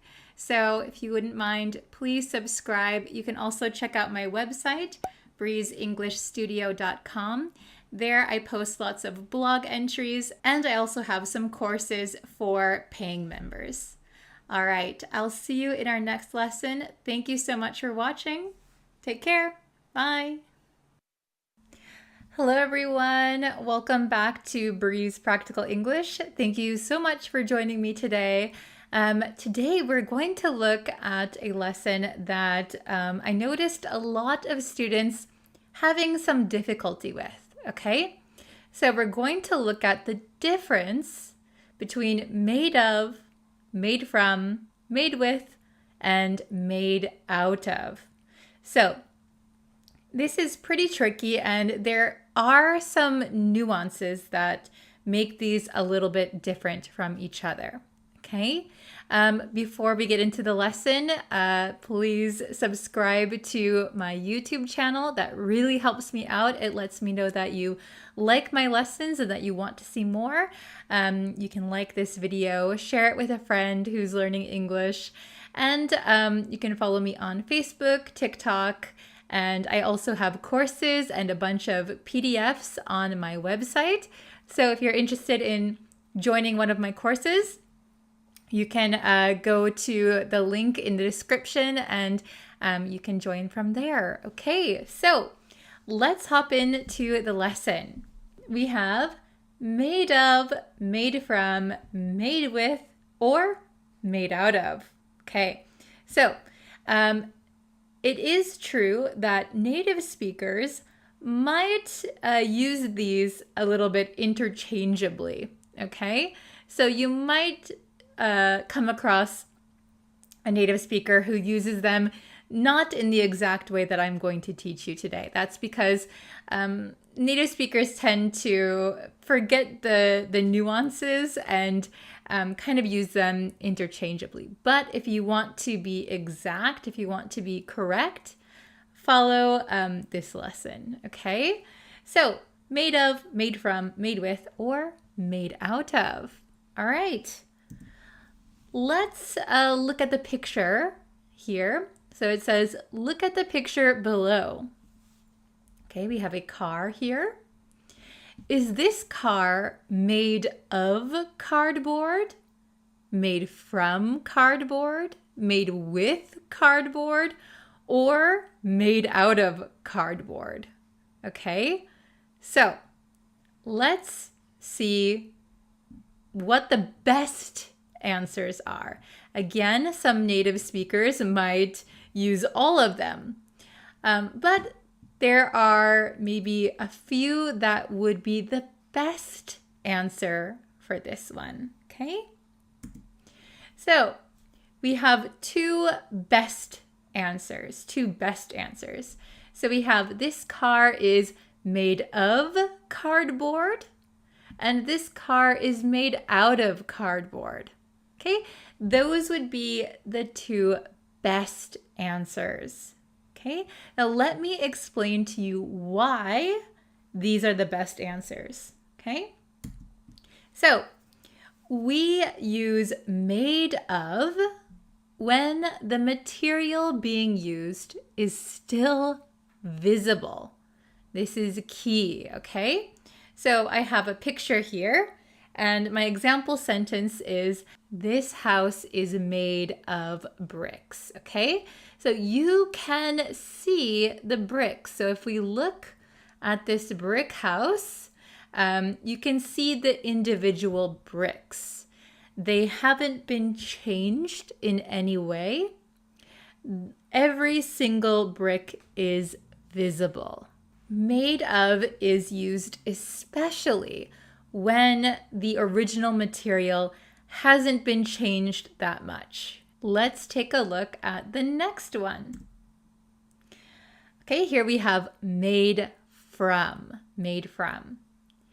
We use made from when the material being used has been transformed, okay? It has been changed in some way.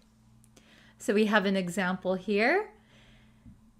Cheese is made from milk. So the milk has been transformed. The milk has transformed, right? So if we look at cheese, you can't see the milk anymore. It's been mixed in and it has totally changed. It's changed shape and texture and everything.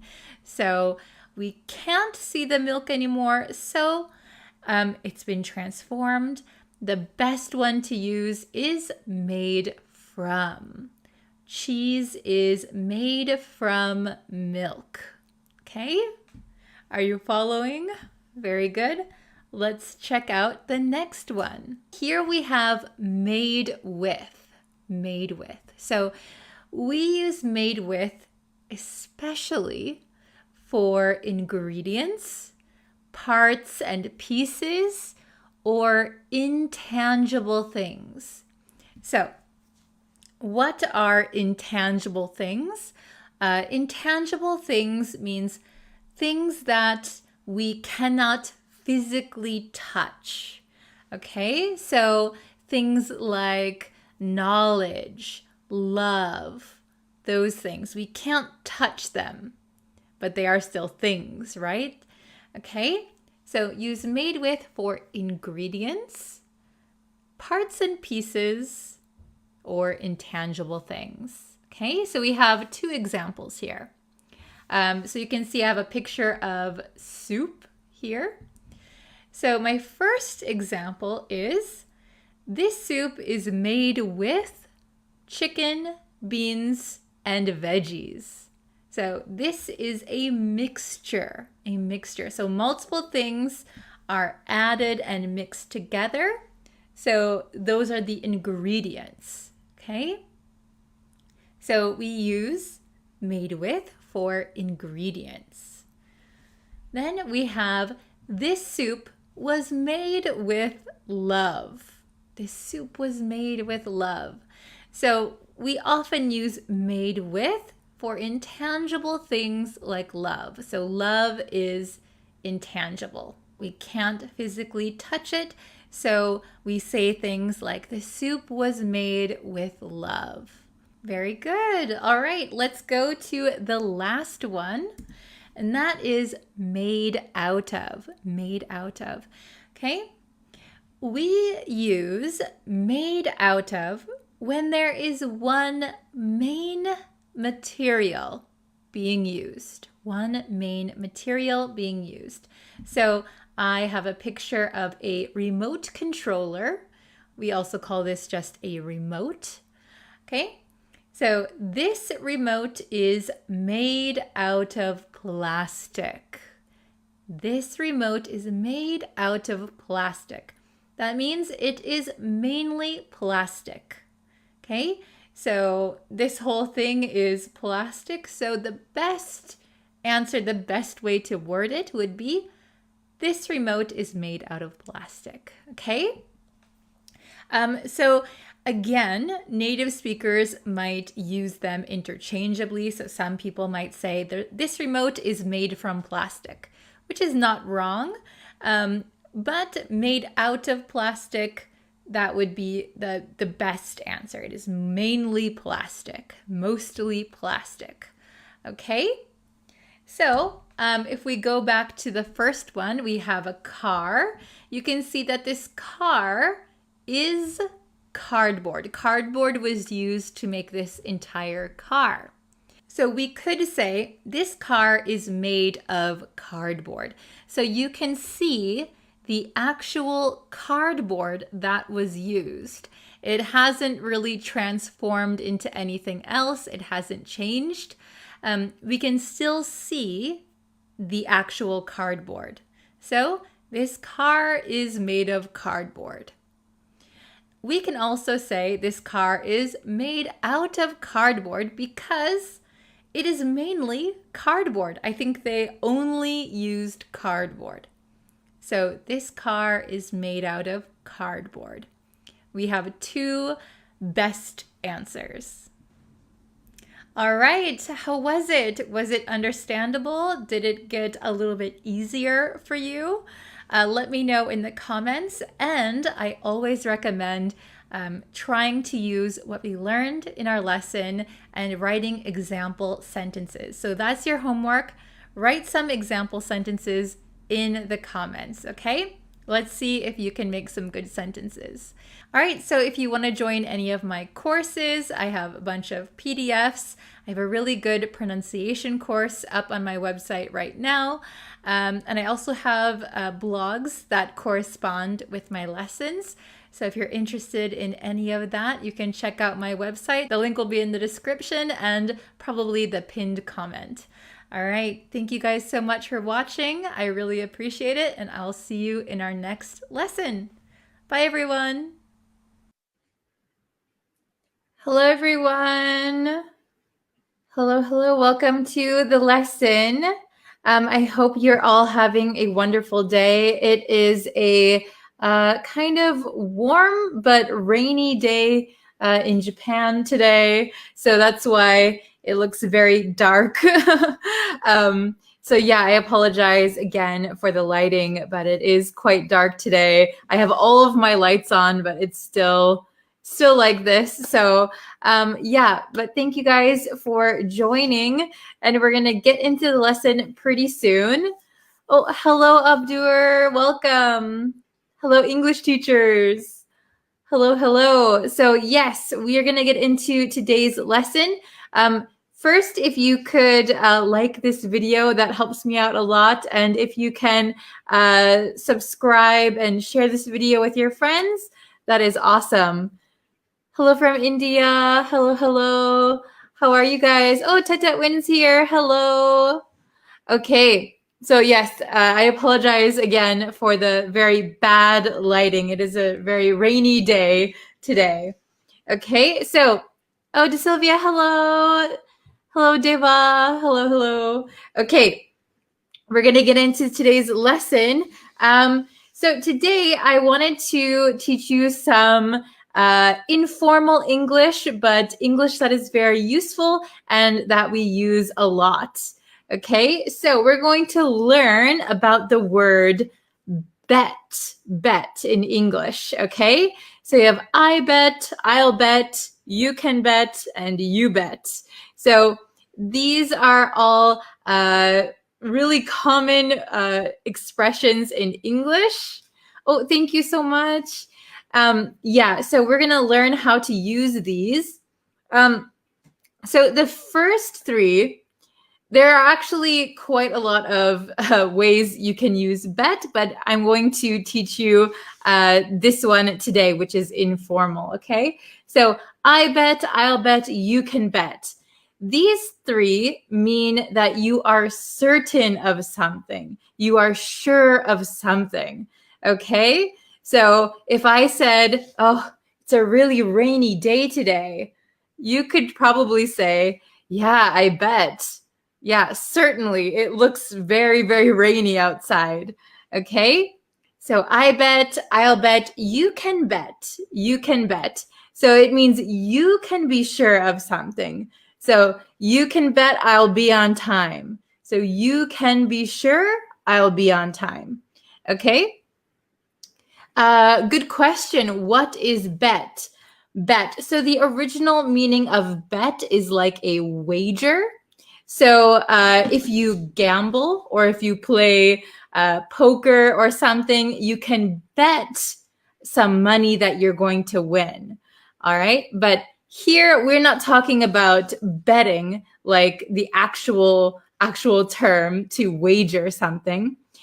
So just remember that in this case, it means that you are sure of something. And here, this one is a little bit different. You bet. You bet. We say you bet after someone says thank you or I appreciate you. You can say you bet. So, oh, thank you for joining my lesson. You bet. You bet. It's kind of like no problem. Okay, so there are a few different meanings, but we'll go over them. If I show you the whiteboard, I think it'll be a little bit easier to understand. So let's do that. Okay. Okay, yes. So if we have I bet, I'll bet, you can bet. Sometimes native speakers will use these interchangeably, I bet or I'll bet. But some people like to use I'll bet when talking about a future situation. So just so you know, some people use them interchangeably and some people use I'll bet for future assumptions. Okay?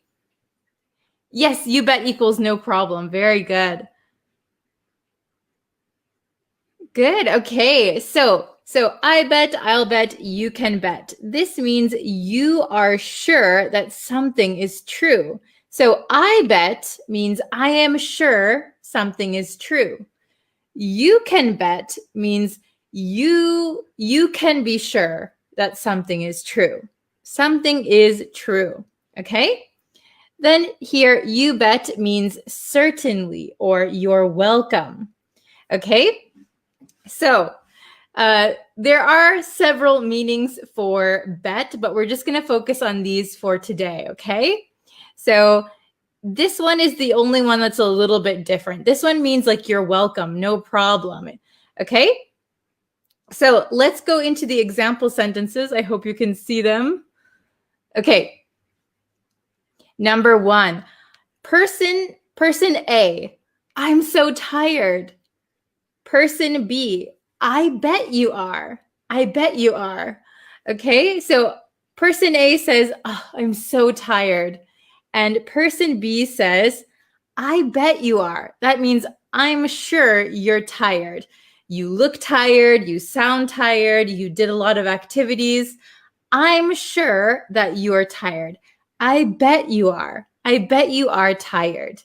Okay, very good. Let's try number two. Number two. I hope she's coming. Person A. Oh, I hope she's coming. So this is kind of a future sentence, right? I hope she's coming. So in the future, I'll bet she's late again in the future. I'll bet she's late again. So, oh, I hope she's coming. I hope she's coming. I'll bet she's late again. I'll bet she's late again. Oh, hello. Welcome. If you're just joining, no problem. We're just in the first part of the lesson. Okay. Number three. You can bet that she'll be on time for the party. You can bet means you can be sure. You can be sure that she'll be on time for the party. Okay? And number four, thanks for helping me. Thanks for helping me. You bet. So you bet is very short and usually it means like certainly, you're welcome. No, you're welcome. No problem. You bet. Where I am from, a lot of people say you betcha. You betcha. So instead of saying you bet, in Wisconsin, you might hear people saying you betcha. You betcha. So I'll write it down here really quick. You betcha. So maybe in certain parts of the United States, people might say you betcha. So thanks for helping me. Oh, you betcha. Yes. So bet means like to wager, So if you are gambling, you can bet money. However, in this case, for example, you are so certain that you are right that you would bet money. Okay. So when we use it, we're not really thinking about betting money or anything, but we just use it as an expression. I bet, I'll bet, you can bet, you bet. Okay. So number one again, I'm so tired. I bet you are. I'm sure you are. Number two, I hope she's coming. I'll bet she's late again. I'll bet she's late again. Okay. Number three, you can bet, so you can be sure that she'll be on time for the party. Oh, very good. And number four, thanks for helping me. You bet or you betcha. Okay, so these are very informal, but I want to try and see if you guys can make some sentences with number 5 and number 6. So I bet something, something. So it means I'm sure. And number 6, you can bet. You can be sure. Okay. Oh, very good. Oh, this is a good one. I bet you she's missed the bus. I bet you that she's missed the bus. Very good. You could say, I bet that she's missed the bus, or I bet you that she's missed the bus. Yes, both are okay. Good job. Okay. This is a good one. All bets are off. All bets are off. Very good. Okay. Yes, all bets are off means nothing is certain. Yes, nothing is certain. All bets are off. Nothing is certain. Very good. So with like the coronavirus, for example, oh, I was certain that I would travel this year. I was certain we could do all these things. But now that the coronavirus is here, all bets are off. Nothing is certain. Okay, very good.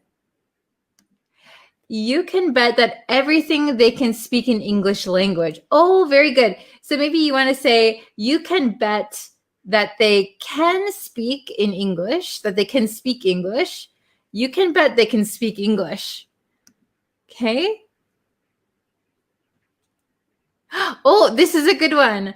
I bet you can't guess how old I am. Very good. I bet you can't guess how old I am. That's a good one. Let's write that one down. I bet you can't guess how old I am. Wow, very orange now. Oh my goodness, the lighting. So I bet you can't guess how old I am. Very good. I bet you can't guess how old I am. So I'm sure you can't guess my age. Very good. Oh, good one. I can bet that bet has the same meaning of assume, has the meaning of assume. Yes, assume. Yeah, you could say assume, like you are so sure of something, even though you don't have any proof, maybe.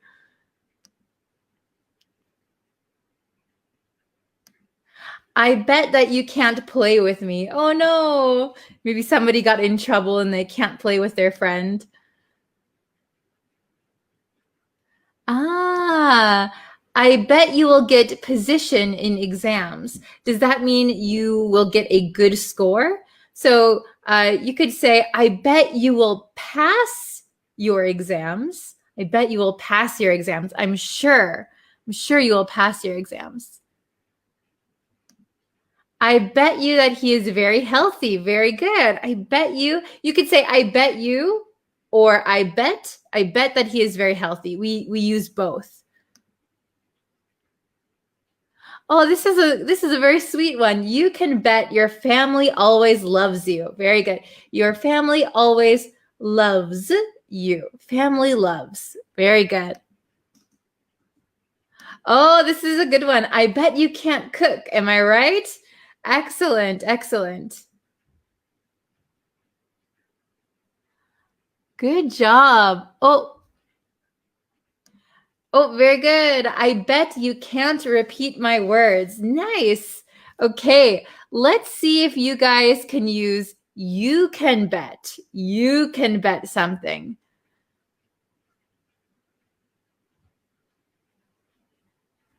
Oh, thank you. You can bet 2 hour you are the best teacher. Okay, very good. So I think you said our. If you use us, it's going to be a perfect sentence. You can bet to us you are the best teacher. Oh, very good. Very good sentence. I bet you'll recover soon. Excellent. What do you bet? Oh, very good. So if you're gambling, people might ask you, what do you bet? What do you bet? $5. I bet you get good marks. Very good.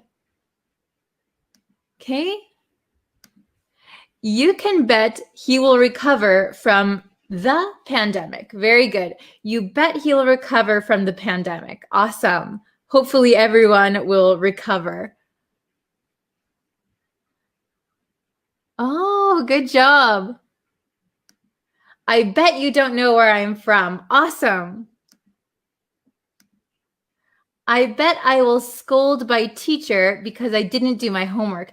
Very good. So if you say, I will scold the teachers, I will scold the teachers, but the teachers are going to scold you. So I bet I will get scolded. So get scolded by the teacher because I didn't do my homework. Excellent. Okay, let's see if you can make some more you can bet sentences. Oh, I saw some. You can bet that 2021 is going to be different than 2020. Oh, very good. Hopefully we can bet that 2021 will be different. Okay. Ooh, let's see. I'm going to scroll up a little bit.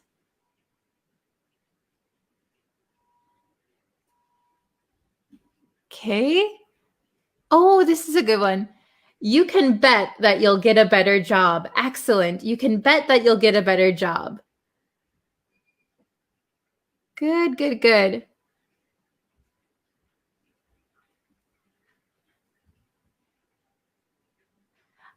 Let's see. I can bet your students will have a great future. Very good. I can bet. I can bet your students will have a great future. You can bet you did it. Awesome. We'll do like one or two more and then I'll write one down here. Ah.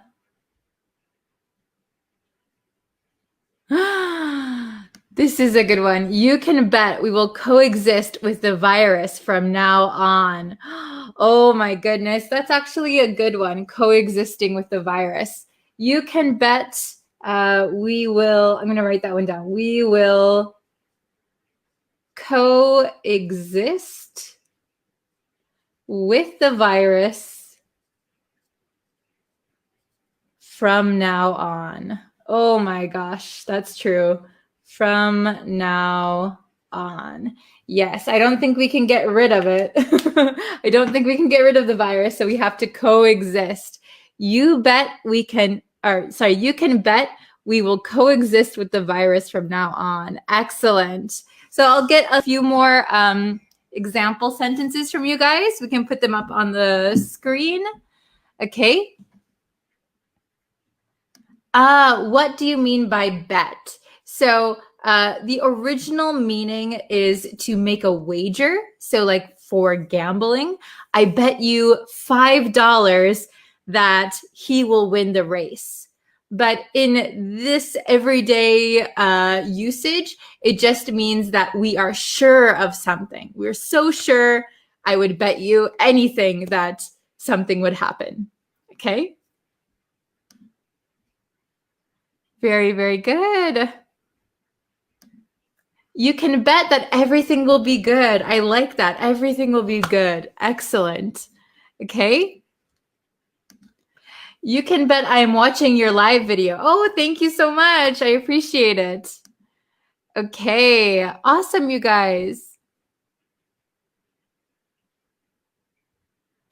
Awesome, awesome. Oh, thank you. I'll put one or two more up on the screen really quick. You can bet that he'll come late. Yes. You can bet, so you can be sure that he'll come late. Excellent.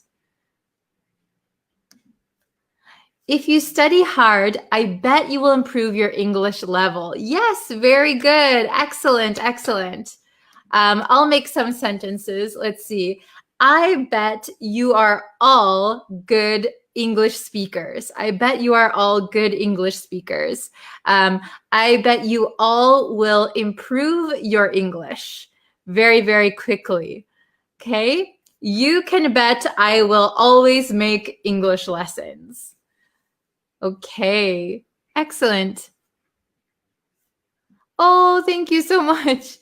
I bet all students love to learn English from Bree. Oh, thank you. Thank you so much. So if somebody says thank you, you can say, you bet, you bet. That's the easy one. You bet, you betcha.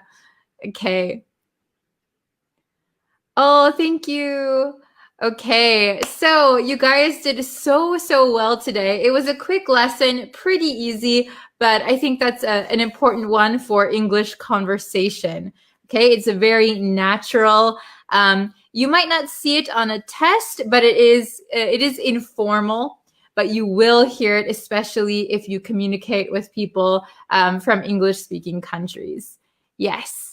Okay, so I need to get going. I have another lesson later today. So I will see you. I'll have another lesson up on YouTube later today. Okay, so thank you so much. And I will see you guys in a little bit. Okay, thank you. See you guys very soon. Bye-bye. Hello, what's up, everyone? I'll wait for just a few people to get in the chat and then we can start our lesson for today. I hope you have been watching all the lessons this week. What day is it today? Today is Wednesday, so there should be one more lesson tomorrow and then we'll do the review lesson. Okay, so I hope you're watching all of the lessons. How is everybody today? Is it hot where you guys are? It's a little bit hot still where I am. Hello. How is everybody today? What time is it for you? Oh, good morning, Hafez. Hello. So for me, it is 2:24 in the afternoon. Oh, yes. Hello. I'm fine. How are you? Okay. So are you guys ready? Should we just jump into the lesson? Hello, Daniel. Okay. So we're going to jump into it. I think, we've got like 20 people watching now. That's great. Okay. So we are going to go over 2 more words again today. On Monday, we did annoyed and annoying. Yesterday, we did scared and scary. What do you think we're going to do today? Any ideas? Oh, hello. Okay. So today, we're going to learn the difference between fun and funny. So again, we have simple words, but I think I can teach you something that you don't know yet. So keep watching. Fun or funny. So a lot of my students, again, sometimes mistake these two. So they use the wrong one. Okay? So does anybody know the difference between fun and funny? So fun is the entertainment you are experiencing or you experienced. So we can use fun as a noun and we can use it as an adjective, okay? So fun can mean enjoyment as a noun, and as an adjective, it can mean amusing. Oh, hello from Bangladesh, Sudan. Very nice. Yes, but so Hafez said fun is a noun, funny is an adjective. Yes, but fun can also be an adjective, right? So enjoyment is a noun, so fun can mean enjoyment. And as an adjective, it can mean amusing, okay? So remember that. And we can look at funny. Now, funny, as you probably know, funny is an adjective. And it can mean like causing laughter. Oh, 6:20 in Morocco. Hello, thanks for joining. So, funny in English too, sometimes we have to clarify what funny are you talking about? Okay, so funny can mean causing laughter. Ha ha ha ha. So funny, right? But it can also mean strange or weird. Strange or weird. So in English, even amongst native speakers, if we said, "Oh, that's so funny," we could say, "Is it ha ha funny? Like, is it making you laugh? Or is it weird funny? Like, is it strange?" So if you say, "That is funny," we don't really know which one you're talking about, ha ha funny or strange funny, okay? So I'll give you a quick example for each. So we could say, as a noun, we could say, let's see. The kids were having fun, right? The kids were having fun. We could say, last night was fun. Then for funny, we could say, wow, your dad tells really funny jokes. Ha ha ha, funny. But if we said, your dad tells really funny jokes, it might mean your dad tells strange or weird jokes, okay? So funny has 2 meanings. Okay. We usually use it as an adjective. There are times when we use funny as a noun, but I think we don't really do that so much these days, so I don't think it's that important. Okay, so we're going to go on to our exercises. As always, I have prepared the big whiteboard. Okay, so we have 6 today, 6 questions, because I thought this is a pretty simple one and it's good to just review. So meaning up here, fun, enjoyment as a noun. amusing as an adjective. So remember, we can use it as a noun or an adjective. Okay, I know a lot of my students only use it as a noun, and then whenever it's an adjective, they use funny. But we can use fun as an adjective as well. Okay? Alienation of someone you meant to say. Oh, sorry, I don't understand what you meant, Hafiz. Okay, I'll check back. So funny, causing laughter, ha ha ha, that's so funny. Or something that is strange. You look kind of funny. Uh-oh, you look a little bit strange, okay? So let's go through 1 through 6. I think they're pretty simple. All right, so number 1, please write in the comments what you think is the correct answer. Tell me a story. Tell me a story. So this one is used as an adjective. Which one do you think is correct?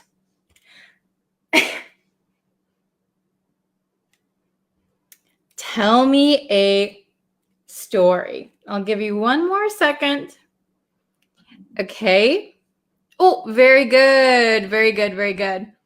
Funny, funny, funny, funny, funny. Oh, somebody said fun. A lot of people said funny. So tell me a funny story. Tell me a ha-ha funny story. Something amusing, causing laughter. Ha ha ha. Tell me a funny story. Very good. If you have any funny stories, you can leave them in the comments also. I love to read funny stories. Oh, Nana is very, very fast. Wow. Okay. Very good. So we'll go on to number 2. We are having, so this having is a big hint. We are having what? We are having fun or we are having funny? Oh, very good. I see 2. Yes, fun, fun, fun. Yes, very good. We are having fun. We are having fun. So usually when we say having, it's followed by fun. We are having fun. Are you having fun? Having fun, having fun. This is kind of a pair that we often see. Okay. Oops. Very good. Let's go to number 3. Let me check the comments. You guys are so fast. Whoa, whoa, whoa. Okay. Number 3. Something smells. Something smells. So maybe this one is, something smells. Okay. Wow, you guys are so fast. I see Hafez has it. Sarlidwe. Oh, I'm sorry, I can't pronounce your name. You have it. Okay, very good. Renzo has it. Ali. Very good. Nana, okay. Something smells funny. Something smells funny. Ooh, something smells funny. Okay, so something smells not right. Something smells strange. And I'll give you a bonus for this one. Do you know what it means when we say something smells fishy? Fishy? All right, fishy here. Fishy. Okay, something smells fishy. So that doesn't mean it smells like fish. This is a bonus one for you. If something smells fishy, it means there is something suspicious going on. Something suspicious. Something smells fishy here. I don't know what's going on. Something is suspicious. Suspicious. Yes, very good, Hafez. Very nice. Okay, something smells fishy. Or something smells funny. Ugh, open a window. Okay, number 4. That joke is so... Very good. I see Hamidullah has it. That joke is so... So this is an easy one. Joke. That joke is so... You've got it. funny, a different kind of funny.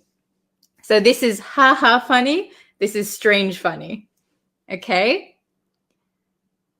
Oh, very good. Number 5. Did you have, remember? Have. Did you have something? Okay. Oh, very good. I see some correct answers. Number 5. Did you have? Oh, I'm seeing a lot for number 4. That joke is so funny. Number 5, did you have something? So remember, we are having fun. So when you ask a question, put it like this. Did you have? Very good. Fun, fun. Okay. So yes. So Hafez said fun. So this is another mistake a lot of my students make. So you don't need to put in front of fun. So fun is uncountable. We don't count how many funs we have, right? I've had 2 funs today. So did you have fun? Did you have fun? I don't think we ever put an or the in front of fun, okay? So just by itself, did you have fun? Very good. Okay, wow, you guys are so good. Okay, number 6, it's the last one. Last night was what? Last night was, what do you think the best answer is? The most common answer. Last night was something. Okay, number 6, last night was, oh, you're welcome, Hafez. Good job. Oh, I see some correct answers. Very good. So I see fun, funny. Okay, so I would say last night was fun. I would say fun is the correct answer here. It is the most common sentence. Last night was fun. You could say last night was funny, but if you say last night was funny, it's a specific kind of last night, right? Last night was fun means, oh yeah, we had a good time. It was entertaining. It was amusing. If you said last night was funny, it's also a correct sentence grammatically. Last night was funny. If you said last night was funny, that means something really funny happened. So if your friend was like running around and doing really funny things, you could say last night was funny. But I would say last night was fun. That is a more general sentence that you'll hear more often. Last night was fun. Okay, is it understandable? So I'm going to go through them one more time. So please listen to the pronunciation. Tell me a funny story. Tell me a funny story. Number 2, we are having fun. We are having fun. Number 3, something smells funny. Ugh, something smells funny. Or you could say, in a different situation, something smells fishy. Something smells fishy. Okay? Number 4, that joke is so funny. That joke is so funny. Number 5, did you have fun? So here, this kind of links. Did you have fun? Did you have fun? Did ya? So a lot of times I say did ya instead of did you. Did ya have fun? And number 6, last night was fun. Last night was fun.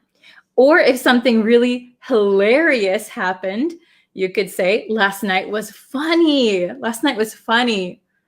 Okay, very good. Okay, thank you so much. So please study fun and funny. Some of them are a little bit tricky. Remember that fun is uncountable, and it can be a noun and an adjective. And funny can mean like causing laughter or something strange, and it's an adjective. Okay, very good. So I'm sorry I have to go now, but thank you so much for watching. Thank you for participating as always. You guys are awesome. So we're going to have one more lesson tomorrow, and then reviewing on Friday. So I hope that you can watch all of the lessons this week and then come for the review lesson. Okay.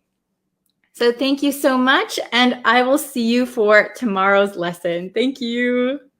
See you guys tomorrow. Bye.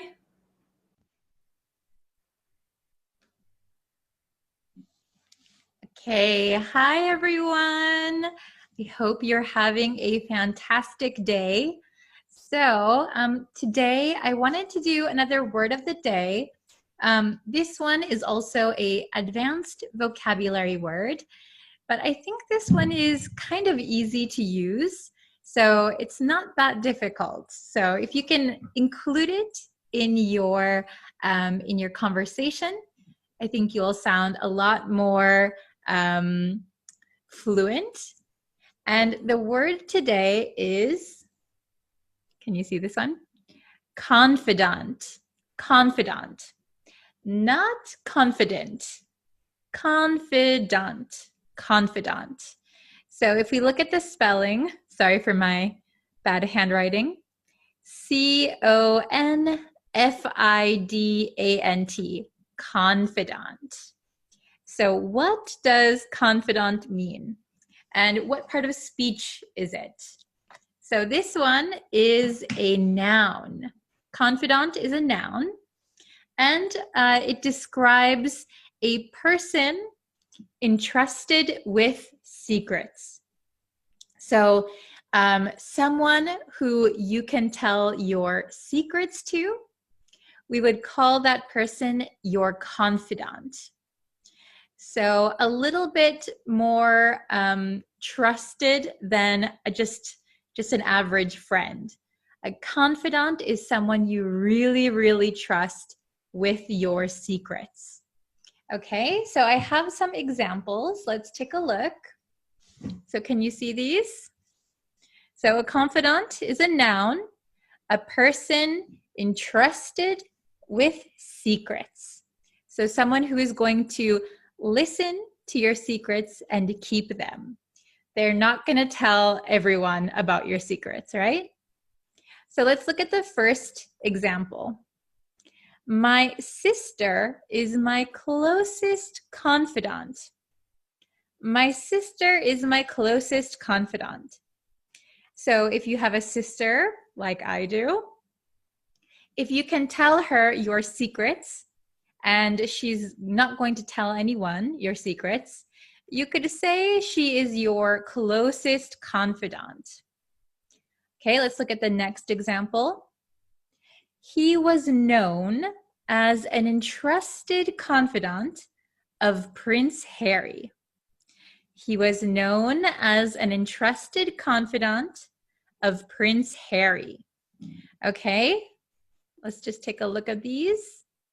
So in this second example, you can imagine Prince Harry might not be able to trust many people because he is a prince, or for example, the president, a prime minister, people in government offices. Maybe they can't trust so many people. So the people that they trust would be called their confidants. Confidant.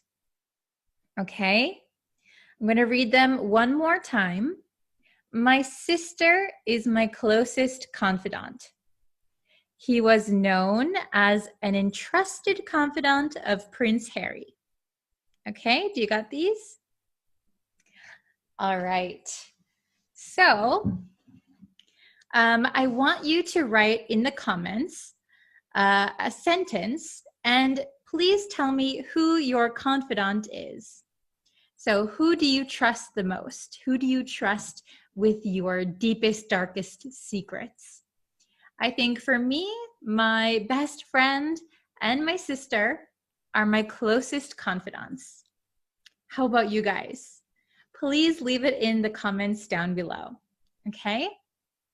And if you guys want to see longer English lessons, please go over to my YouTube channel.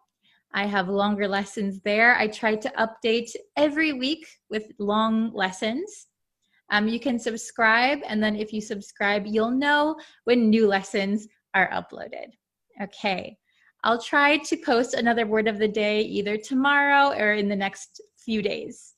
Okay, have a great week. Thank you guys so much, and I'll see you next time.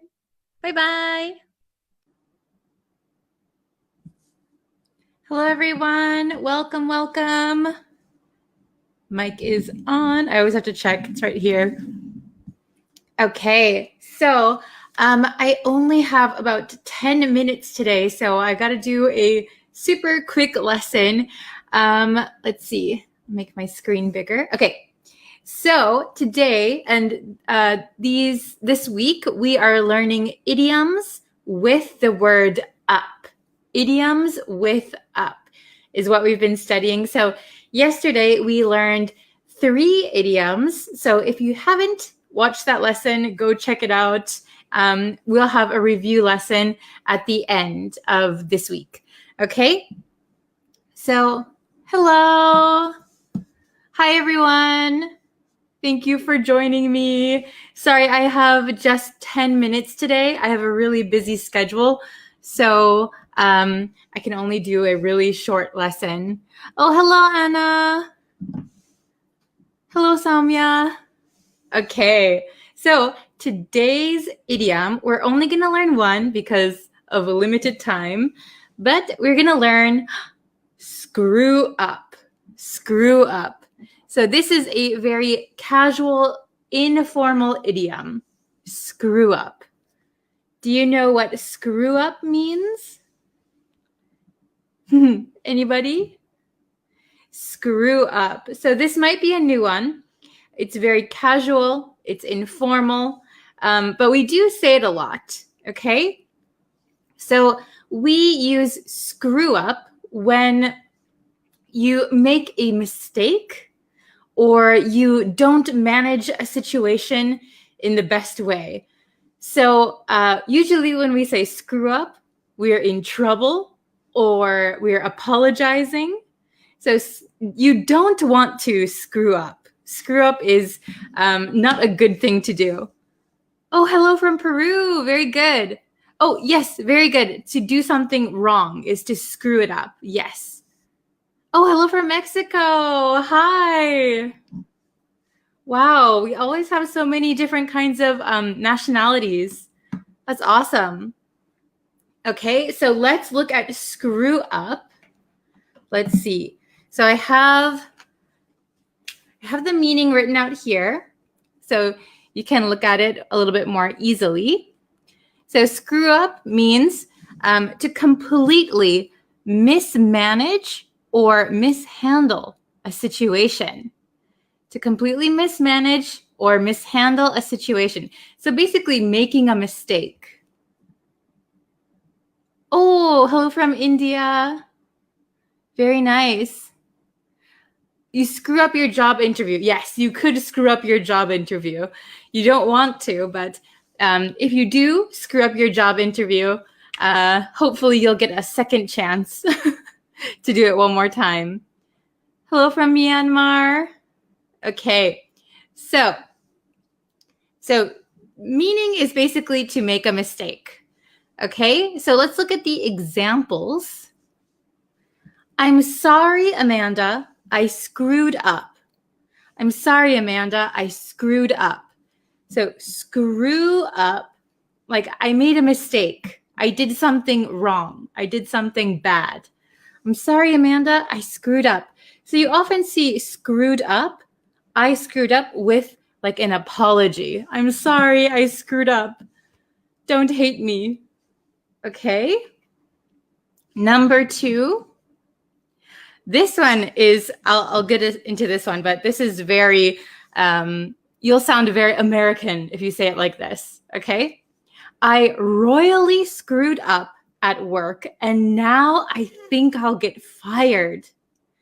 I royally screwed up at work and now I think I'll get fired. Oh no. So, you know, screw up is to make like a mistake. But if you put royally in front of it, this is a very American way to say you really, really made a mistake.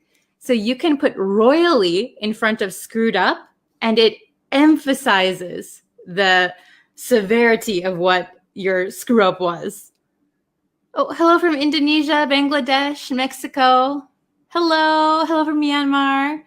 Okay, so this one, we can save royally for big mistakes. So in this case, I think I'll get fired. So that must be a big mistake. So in the comments, please write a time when you royally screwed up. When you royally screwed up. So I will give you an example. Let's see. When I was 16, my mother told me to be careful driving because of the snowy weather. She told me many times, be careful, be careful, be careful. But I was 16, so I didn't really understand how to be super careful in snowy weather when I was driving. So I was driving a little bit fast, and I got into a small car accident. But I royally screwed up. My parents were so angry. I really messed up. I really made a mistake. I royally screwed up. Okay? So please write in the comments a time where you royally screwed up. This is a very American saying, royally screw up. Okay, and number 3, let's look at it. She screwed up the application and has to start over. She screwed up the application and has to start over. So I do this a lot. Sometimes I am writing something very important, and I make a mistake. I screwed up my application. Now I have to start over. Okay?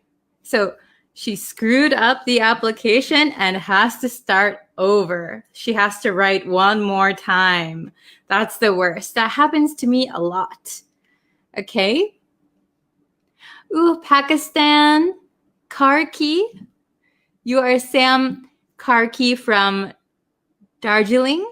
Okay, awesome. Thank you for being here. And thank you for writing your name like phonetically. It really helps me to pronounce it. Okay, so let's just quickly review.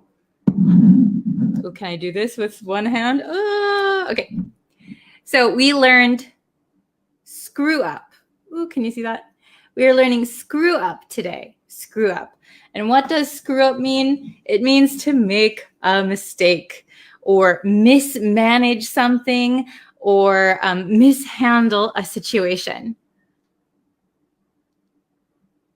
Oh, yes. Very good. Okay, so Sarah said, can we say, I royally screwed up in my last exams? Yeah, you can say, I royally screwed up my last exams would be perfect. I screwed up the examination. Yes. Hi from Sri Lanka. Hello. Okay, so I'll just read these one more time really quickly. Let me check the time. Oh yeah, I only have a few more minutes. Okay, so I'm sorry, Amanda, I screwed up. So you have to apologize for something. I made a mistake. I'm sorry, Amanda, I screwed up. I'm sorry, Sam, I screwed up. Okay, number 2, I royally screwed up at work, and now I think I'll get fired. So this is a big mistake, big mistake. And number 3, she screwed up the application and has to start over. She screwed up the application and now she has to start over. Very good. So screw up means big mistake, make a mistake. Royally screwed up is very big mistake. Okay, very good. I'll put this up just one more time so you guys can see it. Okay. Okay, so that's all the time I have for today's lesson. And I'll be back tomorrow with another idiom that has up. I royally screwed up when I made your birthday cake, so I think I have to remake that now. Yes, perfect. Very good, Anna. Yes. I've screwed up. I have royally screwed up when I made a birthday cake before, too. It's a lot of pressure. I screwed up in a letter. Yes, you could say I screwed up writing my letter, writing a letter. Very good. So unfortunately, I have to go now, but I will be back tomorrow with another lesson. And Thursday will also be, what day is it today? Today is Tuesday. So Wednesday, Thursday will be 2 new lessons. And Friday will be a review lesson, okay? So hopefully around this time this week. Okay, what time is it right now in America? Well, I'm from America, but right now I'm living in Japan, and it is about almost noon. Okay. Oh, thank you for joining, Anna. It's always a pleasure having you. Oh, thank you, Kevin.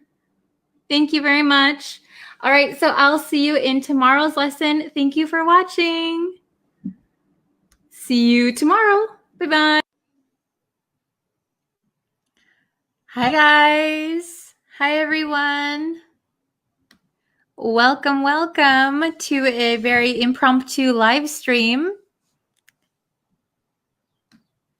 Let's just wait till we get some people in here. How are you guys doing? I'm just going to quickly share this. Hi, everyone. I'm going to share it to my, let's see, to my Facebook group, and then we'll start. Let's see. More options. Okay. Oh, we've got a few people in here. Hi. Oh, very good. How are you? I am doing wonderful. It is a Thursday night here. Where is everybody watching from?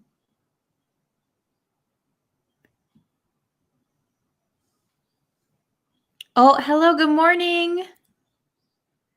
I'm pretty good. I'm glad you guys are doing good too. Let's see. I think I shared it. And then let's see. Hold on one second, guys. Hello, hello. Good morning. Hi. Where is everybody watching from? What country are you in? And what time is it? Oh, from Ethiopia. Wow. Kurdistan. Okay. Wow. Lots of different places. That's awesome. Okay. I'm just finishing sharing this and then we'll start the lesson. Good morning. Ooh, Algeria. Very cool. Okay. So I shared it. So we're going to start. Ooh, Iraq. I'm probably, same time as Japan. Very cool. I'm probably not pronouncing your countries the right way. I'm sorry. Okay, so let's start the lesson. So today, I always have trouble showing these things. We're going to learn the past perfect continuous. Past perfect continuous. Can you see that? I'll put it up in front of me. Past perfect continuous. So this is when something happens in the past and stops in the past. So you can see it starts here, continue, and stops. So it does not continue into the present. It stops in the past. Okay? So that is the big thing we have to remember. Okay? Past perfect continuous. Oh, yeah, I'll teach about conversation too. Don't worry. Okay, So let's take a look here. It's really hard to show these all the time. Oh, I'll go over here. Does that work? No. Oh, here, I got to move my microphone a little bit. So can you still hear me like this? Can you guys still hear me? Okay. So we are going to look at the structure. So the structure is had plus been plus the present participle. Okay. So I have 3 examples here. And one thing to remember is that we usually use a duration. We usually include a duration in our sentence. So for example, in the first one, I had been waiting at the station for 1 hour before he finally arrived. So the duration is 1 hour. 1 hour. Can you see that? I had been waiting at the station for 1 hour before he finally arrived. So the waiting started in the past and stopped in the past. He finally arrived, so my waiting stopped. Okay? Now let's look at number 2. Oh, I think my hand is smudging it a little bit. Number 2. Had you been studying English long before you decided to come to the US? Had you been studying English long before you decided to come to the US? So, had you been studying English long? So, long is the duration here. Before you decided to come to the US. So, in that case, I'm going to put this down for a second. So you started studying English, started studying, keep studying, and maybe you decide to go to the US. So that interrupts your studying. So that's why we use the past perfect continuous. It happened in the past. Okay? Let's look at one more, number 3. I erased some of it with my fingers. If you can see the bottom one, number 3, I had not been studying long before moving to the US. I had not been studying long before moving to the US. Okay? So this is in the negative. So we put I had not goes after had. I had not been studying long. Long is our duration, long's over here. And moving to the US is what interrupts our studying. Okay? So I know it's a little bit tricky. I know some languages don't even have this tense. So it's something that takes a little bit of practice. But remember, it's had plus been plus the present participle, okay? Do you guys have any questions?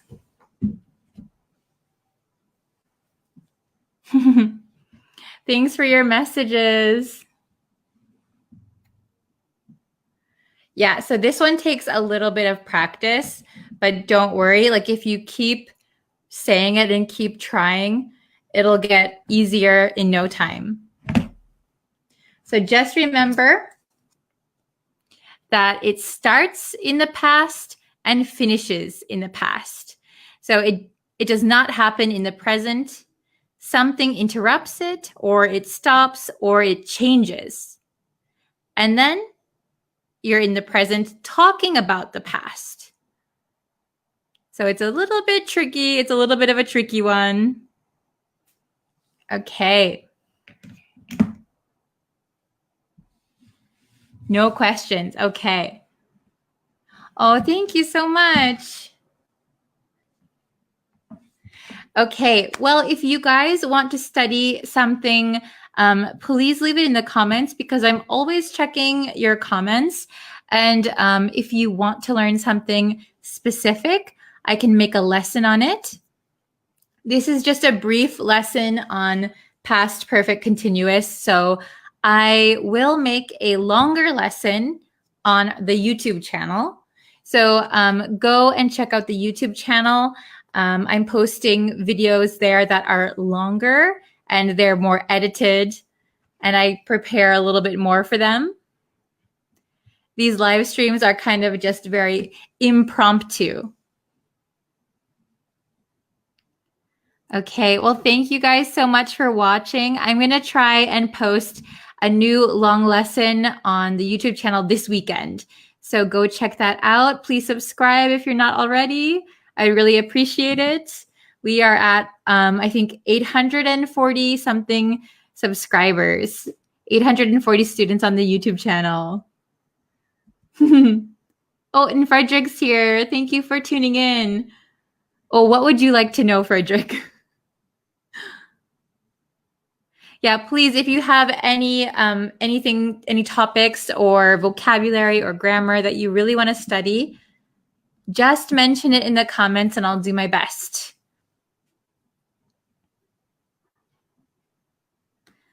Okay, well, I'm going to head out. So thank you guys so much for watching. Oh, yeah, Frederick, I remembered the comma one. Yes, I will have to make a video on that. That's part of like the writing and those kind of mechanics. Okay, thank you guys so much for watching. I will see you again. If I can, I'll try to go live tomorrow one more time before the weekend, but then there'll be a new long lesson on the YouTube channel this weekend. So look forward to that. Okay, so I'll head out. See you guys tomorrow. Bye. Hello, everyone. Welcome back to my English learning channel. One of my students requested that I make a video about how to write paragraphs. So that's what we're going to study today. If you aren't already, please consider subscribing to this channel. That way, you'll know when new lessons are uploaded. Okay, let's write a paragraph together today. When I first started teaching English, I was very surprised that a lot of English students didn't know how to write a good paragraph. I'm sure in your language and in your country, there is probably a certain way that you learn to write. Today, we're going to learn how to write a paragraph in English. And just so you know, I am from America, so we will be using American English. For this lesson, I think it's best if we go to the computer. So why don't we go over to my computer and I'll help you go through the steps of writing a good paragraph. There are some rules, but don't worry, I'm going to help you. Are you ready? Let's start. Okay, here is my computer screen. So I just opened up Word and we're going to write a short paragraph. There are a few things that we need for a good paragraph. First, we need a topic sentence. Then we're going to need a few supporting sentences. For our supporting sentences, we also want to include details. And finally, we need a conclusion or a concluding sentence. Okay, so we have these 4 important things that we need to remember. So the topic sentence is going to be bold and red. So is the concluding sentence. The topic sentence is going to be our main topic for the paragraph. And our concluding sentence is going to reconfirm our topic sentence. I'm going to make the supporting sentences blue. And I'm going to make the details purple. Okay, so this is our color code. So I'm going to use these colors in our paragraph. This way, you'll easily know what part of the paragraph we are writing. Okay, let's start. First, we're going to need a title. So our title is going to be in the center of our page at the top. I'm going to go with the title, The Benefits of Learning English Online. So remember, for a title, you're going to want to capitalize all of these main words. So the first word is always going to be a capital letter. We know that. Because it is the beginning of the sentence, beginning of our title, we do capitalize it. However, words like of, in, and are not capitalized. So make sure you know what words you're capitalizing and which words need to stay lowercase. So our title is The Benefits of Learning English Online. So our topic sentence is going to have to be something related to this title. I'm going to make my paragraph on the left side. So we want to hit this left-sided button. And we want to indent. So we're going to hit the tab button. Did you see that? My cursor is on the far left. Hit the tab button. And that's where you want to start your paragraph. You normally don't start your essay or paragraph on the far left. You want to indent it. So this is my topic sentence. Learning English online has many benefits. So this is a good topic sentence because we're going to talk about the benefits, and there's many. So I'm going to talk about several benefits in my paragraph. You want your supporting sentences to talk about the topic sentence. So now we need to add our supporting sentences. Remember, our supporting sentences are in blue. Here is the first one. Firstly, it allows the student to learn at his or her own pace. So I have a transition word here, firstly. And when you have a transition word, you always want to put a comma after it. So because this is my first supporting sentence, I put firstly. Firstly, it allows the student to learn at his or her own pace. So this is one benefit of learning online. You don't need to use the word firstly every time you give a first supporting sentence. There are different kinds of transition words, so you should find the one that fits your paragraph and fits your writing style. I'm using firstly here because it is an easy one to recognize. I'm now going to add my next supporting sentence. Secondly, the student can learn from the comfort of his or her own home. Okay, so another transition word, secondly. Firstly, secondly. Secondly, the student can learn from the comfort of his or her own home. So this is another benefit of learning English online.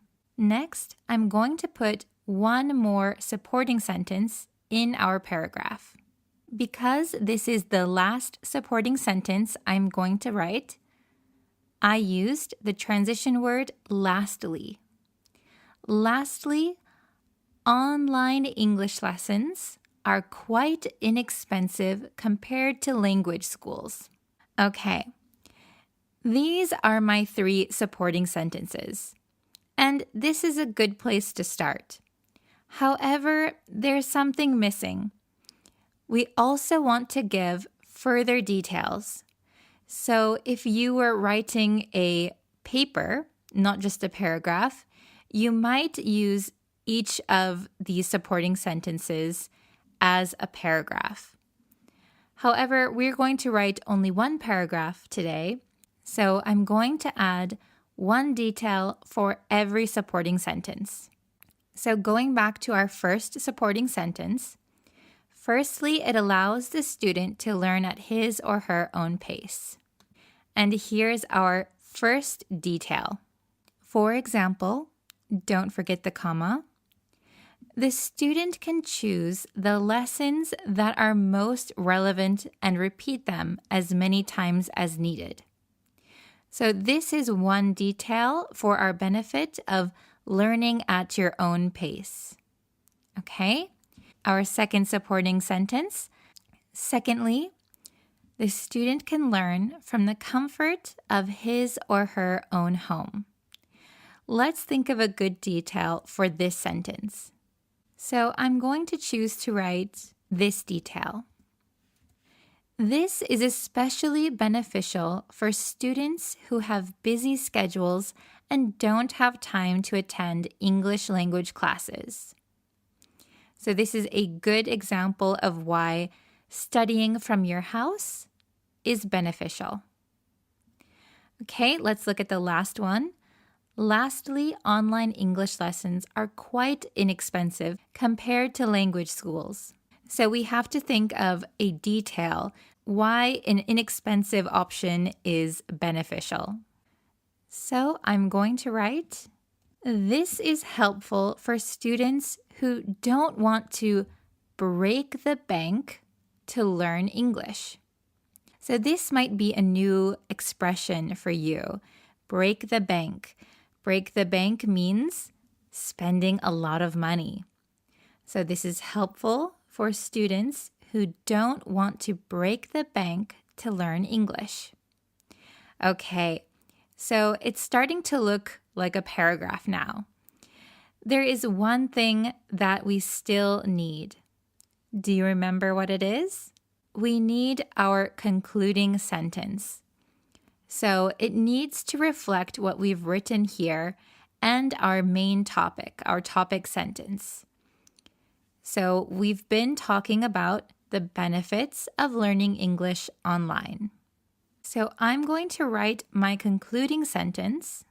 Here it is. I use another transition word. So here I said overall. There's many different transitions that you can use here. For example, in general, in conclusion, or to sum up. There are many ones that you can choose from. I just chose overall. So overall, learning English online is cost-effective and advantageous for the student. So I think this concluding sentence sums up pretty well what we were talking about.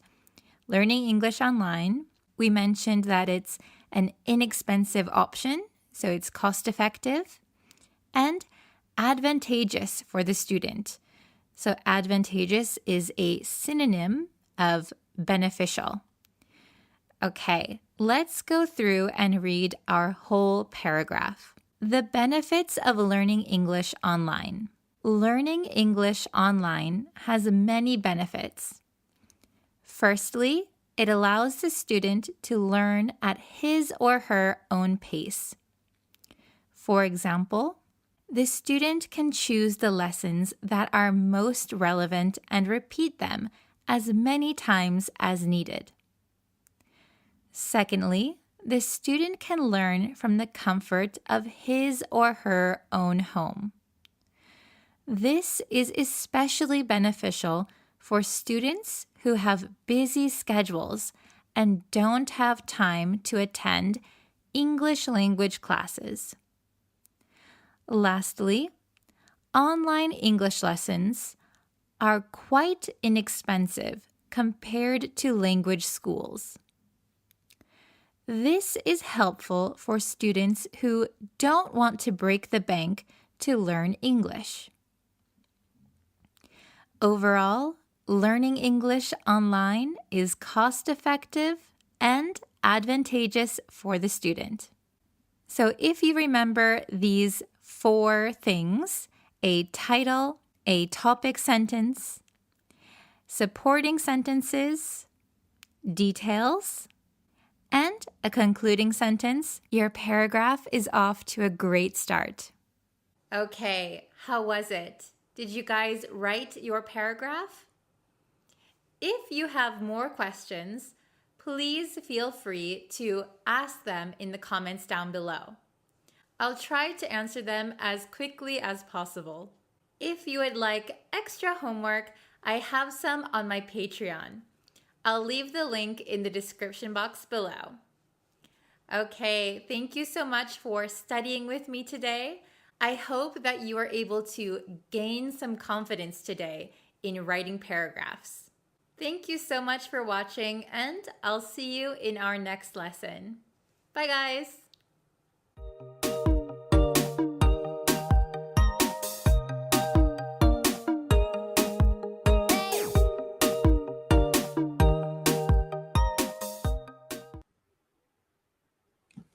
Hello, students. I hope you're having a good day. Let's see. Okay. So today we're gonna do our passive voice review. Okay, so all week we were studying the passive voice. Do you guys remember everything that we studied? Do you remember the difference between active and when to use passive? Does everybody remember it? Let's see. Oh, hello. Hello, Hina. Hello, Ashok. How are you guys? I hope everyone's doing well. It is Friday, TGIF. Good morning, Mohandas. Hello. I hope you all had a good week. It is finally Friday. That means it's going to be the weekend. Hello from Malaysia. Hi. How are you? Hello, Amit. Oh, I'm pretty good. I'm still a little bit sick, but I'm trying to recover. Hello. Okay, it looks like we have some people in the chat, which is awesome. So I need your help with this lesson because it's going to be a review lesson. So that means I need participants. Okay. Hello from Russia. Good morning from Myanmar. Hello. Okay. Ooh, hello from Chad. Wow. Okay. So let's jump into the lesson. We're going to do the passive voice review. Okay. So I need your help to answer the questions. Ooh, the lighting in here is changing all the time. It is kind of typhoon weather in Japan. So yeah, it's really rainy and everything. Okay, so I have my marker ready. And I know somebody suggested that I place the whiteboard on the wall. Unfortunately, I can't do that here because I'm in an apartment. But I'd love to get a standing whiteboard. So if anyone has any suggestions where to get a good one, you can just let me know. Okay, so we have today 5 questions. We're going to do 5 questions, and we're going to change. These are all active sentences. We're going to change them to passive, okay? So I need your help to change these to passive, all right? Oh, hello. Oh, from the Congo. Yes, I remember you. Thank you so much for joining. Hello from Cambodia. Hello. Okay, so let's see. I am going to do, let's see. How about number 1? Okay, so let's do number 1 and see who can get the answer the quickest. Okay, so we're changing these to passive. All right, so number 1 is, I will do my homework. I will do my homework. How are we able to change this to passive? So what if we don't know who will do the homework? What if the person who's doing it is not important? All right, how can we change it? Oh, hello from, wow, Laos, Nepal, Bangladesh. Hello. That's awesome. Hello, hello. Hello, Mahmoud. I think I'm pronouncing that right. Wow. So does anyone know? Oh, Mosey, very good. Yes, I think Mosey was the first one to get it. Okay. Very good. So I will do my homework. If we change that to passive, the object is going to become our subject. So I'll write that down. My homework.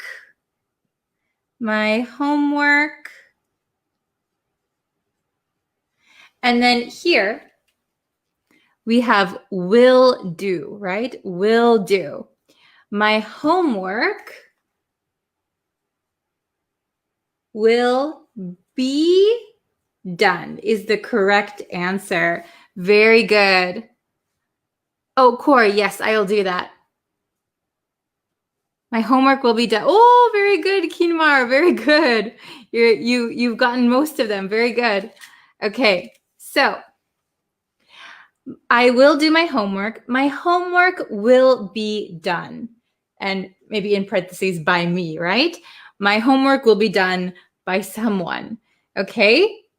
So we could also change this with get. If you remember get, we learned how to use get yesterday. You could say, my homework will get done. My homework will get done somehow by somebody, right? My homework will get done. My homework will be done. Both are okay. All right. Let's try number 2. He broke the window. Ooh, oh no, he broke the window. So maybe we don't want to say who broke the window. We don't want them to get in trouble, for example.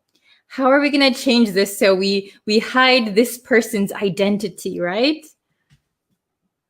Oh, very good. Hello, hello. Yes, very good. Kiron, yes, you're correct. Okay, so be careful. Oh, I see Ashok said the window will be broken. So be careful because we don't say here he will break the window. Then the window will be broken is okay. But here the tense is in the past, right? So he broke the window. So again, we're going to take our object and make it our subject. So the window.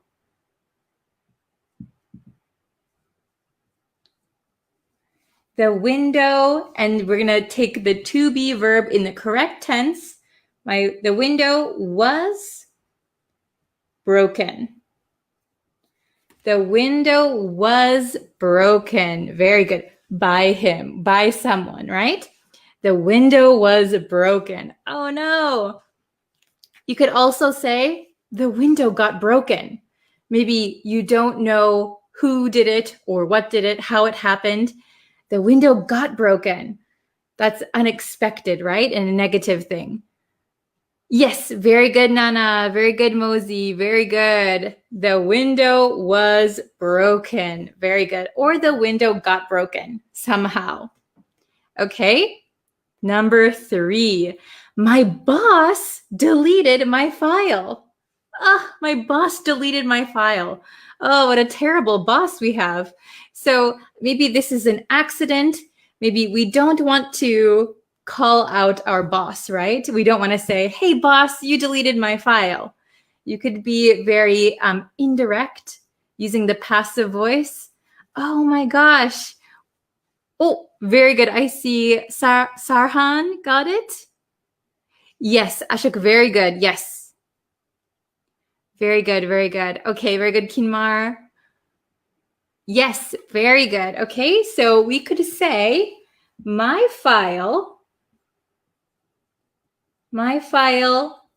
was deleted. Oh my gosh. And then you could also include, if you want to say, my file was deleted by my boss, that is okay. Or my file was deleted. We can also say, my file got deleted. My file got deleted. I don't know who or what did it. I don't know the reason. My file got deleted. Or my file was deleted. Or my file was deleted by my boss. Okay, very good. Yes. Hopefully your boss is not deleting your files. That's pretty bad, right? Okay, number 4. Someone closed the window. So in this active sentence, we don't know who, but the subject is someone. So we're talking about someone. Someone closed the window.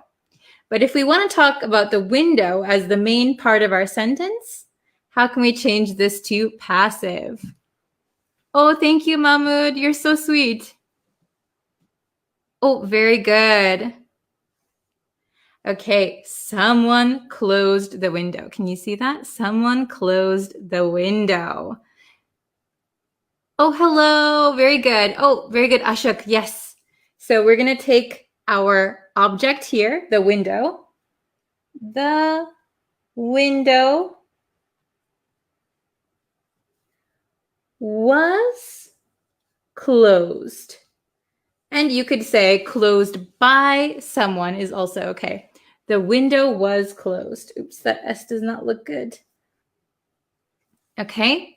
The window was closed. The window was closed by someone. Okay. The window got closed is also okay in certain situations. The window got closed. So maybe nobody did it. Maybe it just closed by itself. The window got closed. Oh, maybe it's a ghost. Okay. Very good. Yes, I see a lot of good answers. Very good. I think you're understanding it more and more. That's awesome. Yes, very good. Very good. Okay, we're going to do the last one, number 5. A thief stole my car. Oh, that's terrible. A thief stole my car. How are we going to make that passive? Because we don't know who the thief is, right? Or maybe we want to emphasize, my car, right? If you just notice that your car is gone, you might not think a thief stole my car. You don't know who did it, right? Yes, okay. Keep you, very good. Yes. Very good. I see a bunch of correct answers popping up. So my car is going to be the subject of our sentence. My car was stolen. Oh no. My car was stolen. Or you could say, my car got stolen. My car got stolen. I don't know when, I don't know who, I don't know what. My car got stolen. Or my car was stolen. Very good. Have you ever had your car stolen before? That would be pretty bad. I remember in America, we can drive when we are 16 years old, very, very young.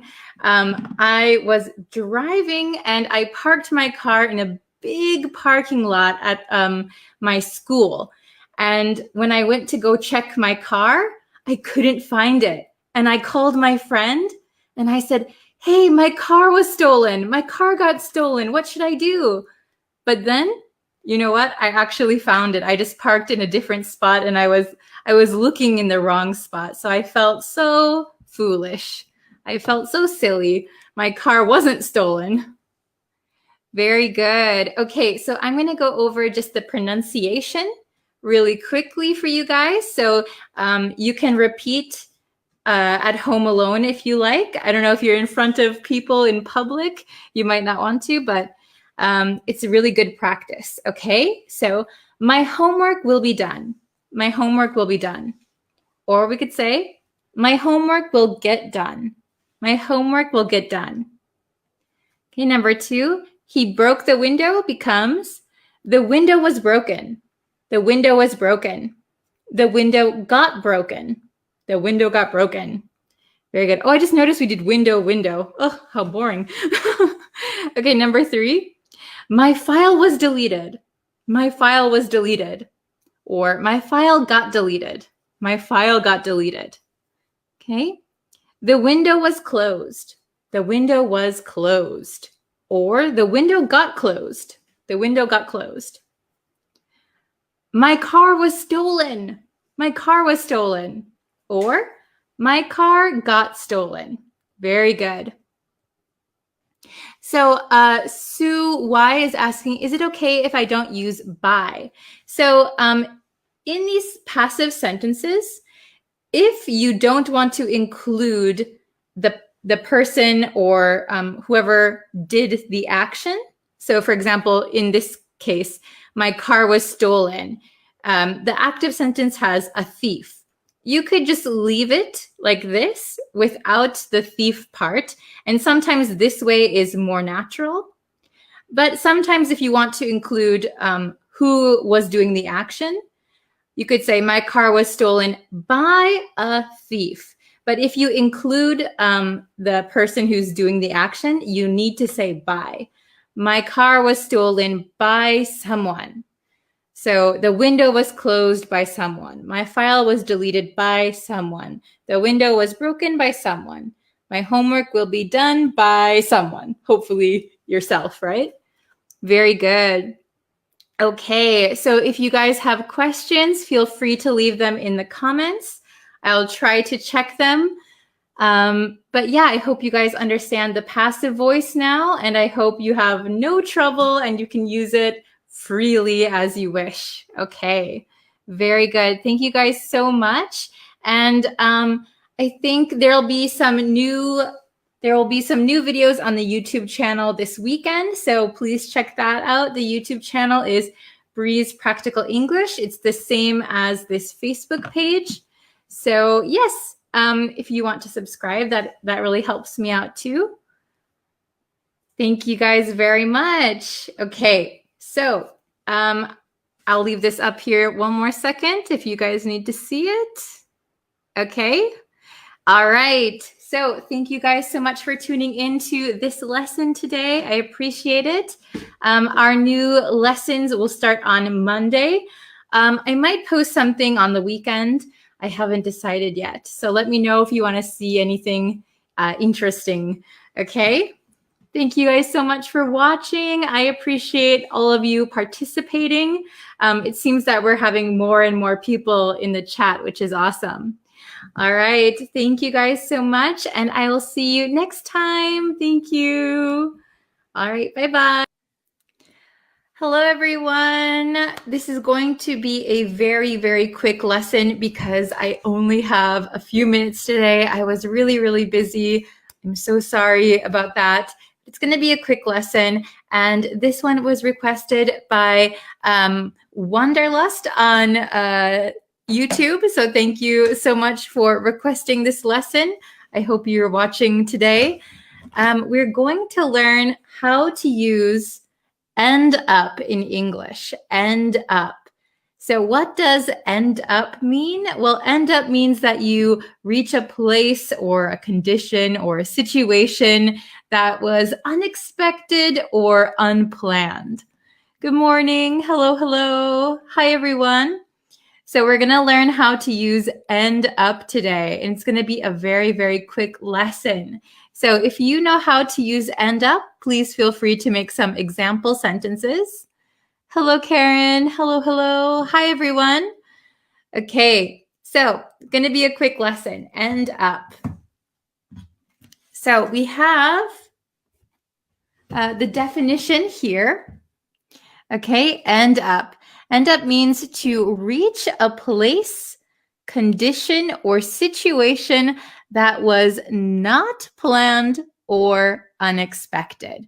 So you end up somewhere and it is unexpected or unplanned. Okay, so I have 4 really simple examples, and then we can look at your examples too. Okay, so I think this is a very easy lesson, so don't worry. Okay, number 1, the woman ended up getting fired.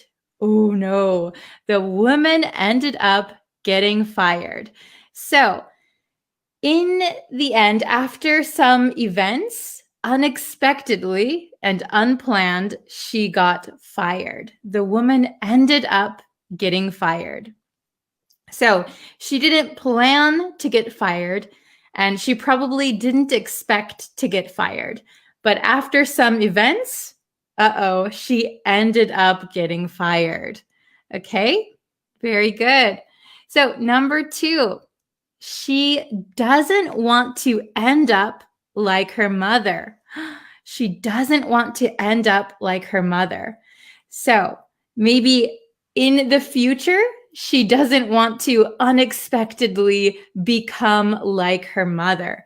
So she doesn't want to end up like her mother. She doesn't want to become like her mother. So maybe her mother is maybe not good at talking in front of people, for example. She doesn't want to end up like her mother. So some series of events would make her become like her mother. So she's trying to avoid that. She doesn't want to end up like her mother. Hello, hello, hello. Welcome everyone who's joining. Okay, number 3. He ended up getting married to his high school sweetheart. He ended up getting married to his high school sweetheart. So if you don't know what a high school sweetheart is, a high school sweetheart is someone who you are dating in high school. So usually people don't marry their high school sweethearts. Usually your high school sweetheart is your first love, and it's when you're very young, but you don't tend to see people marrying their high school sweethearts. So it's kind of unexpected. Wow, he ended up marrying his high school sweetheart. Wow. Okay. Very good. And number 4, the last one, it ended up being a great decision. So it was unplanned, but it was a great decision. It ended up being a great decision. So end up, remember, is to reach a place, condition, or situation that was not planned or expected. Okay, so the woman ended up getting fired. Ooh, so that is a situation that was unexpected, unplanned. She doesn't want to end up like her mother. End up like her mother, that would be a situation or maybe condition. He ended up getting married, wow, to his high school sweetheart. That is a unexpected but good maybe situation. It ended up being a great decision. It ended up being a great decision. Okay? That's a good question. So Ali, let's see if I can put it on the screen. Which one is correct? Get married to or get married with? So we say get married to someone. Get married to someone. We wouldn't say get married with someone. Okay, we date someone, we marry someone, we get married to someone. Okay, very good. So if you guys can make some example sentences with end up, I can put them up. I only have a few more minutes left, so it's a very, very short lesson today. Okay. Very good. So it ended up fluent at English. So usually we wouldn't say it, maybe a person. So I or he, she. So you could say, I ended up being fluent in English. Fluent in English. Very good. Okay. What is the exact meaning of end up? So end up, usually there are some there are some situations or events that happen first, and those result in an unexpected or unplanned result. So she ended up getting fired. That means she did something or something happened, and the unexpected result was getting fired. He dated his high school sweetheart, And maybe for other people, the unexpected result was they got married. Wow. Okay. Oh, this is a good one. I end up improving my English. Very good. So I end up maybe in the future, or you could say I ended up improving my English. Very good. I ended up my overthinking. So for this one, you could say I ended up overthinking. I ended up overthinking. So I was thinking too much. Okay. So, oh my gosh, I almost have to go. I'll do one more. Oh, this is a good one. It ended up getting warmer today. So, kind of unexpectedly, right? It ended up getting warmer today. We thought it would be cold all day, but it ended up getting warmer. Okay, so that's all the time I have today. I have another lesson. I was really busy today, so I'm so sorry. I will post a lesson later today on YouTube, so I hope you watch it. And thank you guys so much for joining. I will see you in a few hours over on YouTube. Thank you. Bye. Hello, students. Welcome to another English lesson. I have a special English lesson for you today because we are going to be looking at some essential everyday slang. So, I know a lot of my students are studying to pass an exam, or maybe you want to work in an English-speaking company, or you want to go to a school in an English-speaking country. But I think if you want to communicate with people in English, you need to know some essential slang words. So these might not be in your textbooks. You might have never learned these words before, but they are important because lots of people use them every day, okay? So before we get into today's lesson, if you haven't yet and you would like to know when I go live, when I post new videos, if you could, please subscribe to the YouTube channel, turn on notifications, and that way you should be notified when I go live and stuff like that.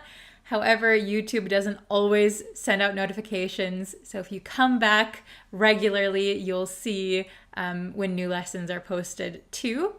You can follow me on Facebook as well. Same deal over there. Like, follow, and I think you can turn on notifications there too. I'm also on TikTok, so you can find me there as well. Okay, now that we got that out of the way, let's get into the lesson. All right, so I'm going to pull up my screen. Da, da, da, da. Okay, we have essential everyday slang. Okay, so this slang is what you're going to need to know for just everyday communication, right? And this is American English. Please remember that I am from the United States and that my accent and the slang that I use is all like North American. Okay, excellent. Let's get in. We have 11 slang words that we're going to learn today. 11. Okay, so the first one we have is hang out. Hang out. So hopefully you know this or you've heard this before. It means spending time relaxing or socializing informally, okay? So you can hang out with your friends, you can hang out with your brother or your sister.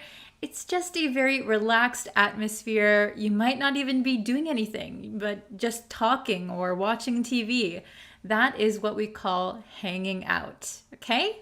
So my example sentence for this one, do you want to hang out after you're done with work? Do you want to hang out after you're done with work?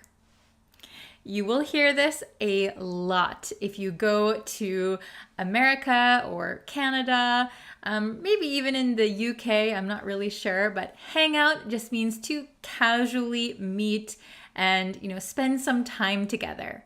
So let me know in the comments, you can comment down below, who do you like to hang out with? I like to hang out with my husband. I also like to hang out with my really good friends. It's been difficult due to the current state of the world, but I do like to hang out with my friends. Recently, we've been hanging out on Zoom calls. Let me know who you hang out with. Okay? The next one is amped. Amped. So, you might not have heard this word before, or you might have heard it in the proper context of the word. So an amp can mean that you amplify something, for example, a sound. If you are going to a live concert, usually they have a speaker connected to maybe like guitar or something, and that will amplify the sound to everyone else in the room. Okay, amp. So in slang, we use amped to mean filled with energetic excitement and enthusiasm. Amped. Okay, so here is the example. I'm so amped for the concert this weekend. Oh, I used concert again here. I'm so amped for the concert this weekend. Okay, I'm always amped for my live English lessons because I get to talk to you. I am very amped every time. Okay, very excited, very enthusiastic. Please let me know when you feel amped. When is a time that you feel amped? I also feel amped when I go on like a stage and speak in front of people. I've had to do that several times in my life, and I feel really amped, really enthusiastic, excited, energetic. Wow, let's do this. Some people in front of people on a stage, maybe they don't feel amped. Maybe they feel very nervous or shy, but I get amped, I think. Okay, the next one. Have a blast. This is a super common expression. This is super common in English. So, to have a blast means to have a good time, to enjoy oneself. So, let's look at the example sentence. We had a blast at the beach. So that means we had a really good time. We had a lot of fun. We had a blast. Okay? When was the last time you had a blast? When was the last time you had fun? Let me think of the last time I had a blast. I had a blast when I played an online game with my friends over Zoom. That was a blast. We had a lot of fun. Okay? Have a blast. So you can say this as like in a sentence, we had a blast at the beach. Or if someone says, I'm going to a party this Friday, your response could be, have a blast. It means have fun. Okay, next one. Hooked on. Hooked on. So if you can imagine a hook, and if it's hooked on something, it's kind of stuck, right? It doesn't really move. It's hooked on. So when you are hooked on something, that means you are very interested and enthusiastic about something. You're hooked on something. You like it a lot. Maybe you can't stop doing it. You're hooked on it, okay? So, she's really hooked on that book. She can't put it down. She's really hooked on that book. Okay, so it's kind of like your interest at the moment, something you're really interested in. So for me, I think right now I'm probably hooked on cameras and filming equipment. I'm really interested in it. I am looking up YouTube videos, how to use my new camera. I'm looking up my next camera that I want to buy. I'm hooked on cameras. What are you hooked on? Are you hooked on anything at the moment? Some people are hooked on fishing. Other people are hooked on studying. You could be hooked on a book or on a TV show. Anything that you have interest in. So hooked on something. So usually we would say hooked on plus a noun. So hooked on a book. Or you could use a gerund, hooked on studying with an ing. Okay, let me know what you are hooked on down in the comments. Very good. The next one. Very, very simple. The word is in. What? You know that word. Everybody knows that word, in. Okay, but when we're talking about slang, and especially fashion, the meaning is fashionable or trendy. So what are people liking in the moment, like right now? So here is my example sentence. Bell-bottom pants were in when my parents were teenagers.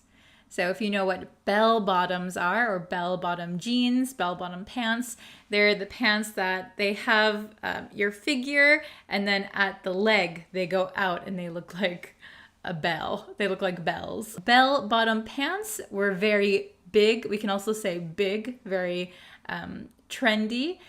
In like the 60s and 70s, I think, probably more the 70s, bell-bottom pants were in the 70s. They were big in the 70s. They were trendy. They were fashionable. What is in right now in your country? I think, what is in Japan? So I live in Japan, in Tokyo, if you didn't know that. So what is in right now? I don't think I'm with the current trends, but I think right now the color beige is very in right now, at least in Tokyo. That is really the trendy color of the season, is beige. I'm not very fashionable, but maybe you are. Okay, so let me know what is in right now in your country. Okay, the next one. Bail. Bail. Okay, so to bail, when we're talking about slang, means to cancel or run away from. Okay, so if you bail on someone, or if you bail on an event, that means you cancel suddenly or you kind of run away from something. So it's not really a good meaning. It means that maybe you had an agreement to meet someone or to go somewhere and you just didn't do it. So we hate it when people bail on us, right? It's not a good feeling. So here's an example.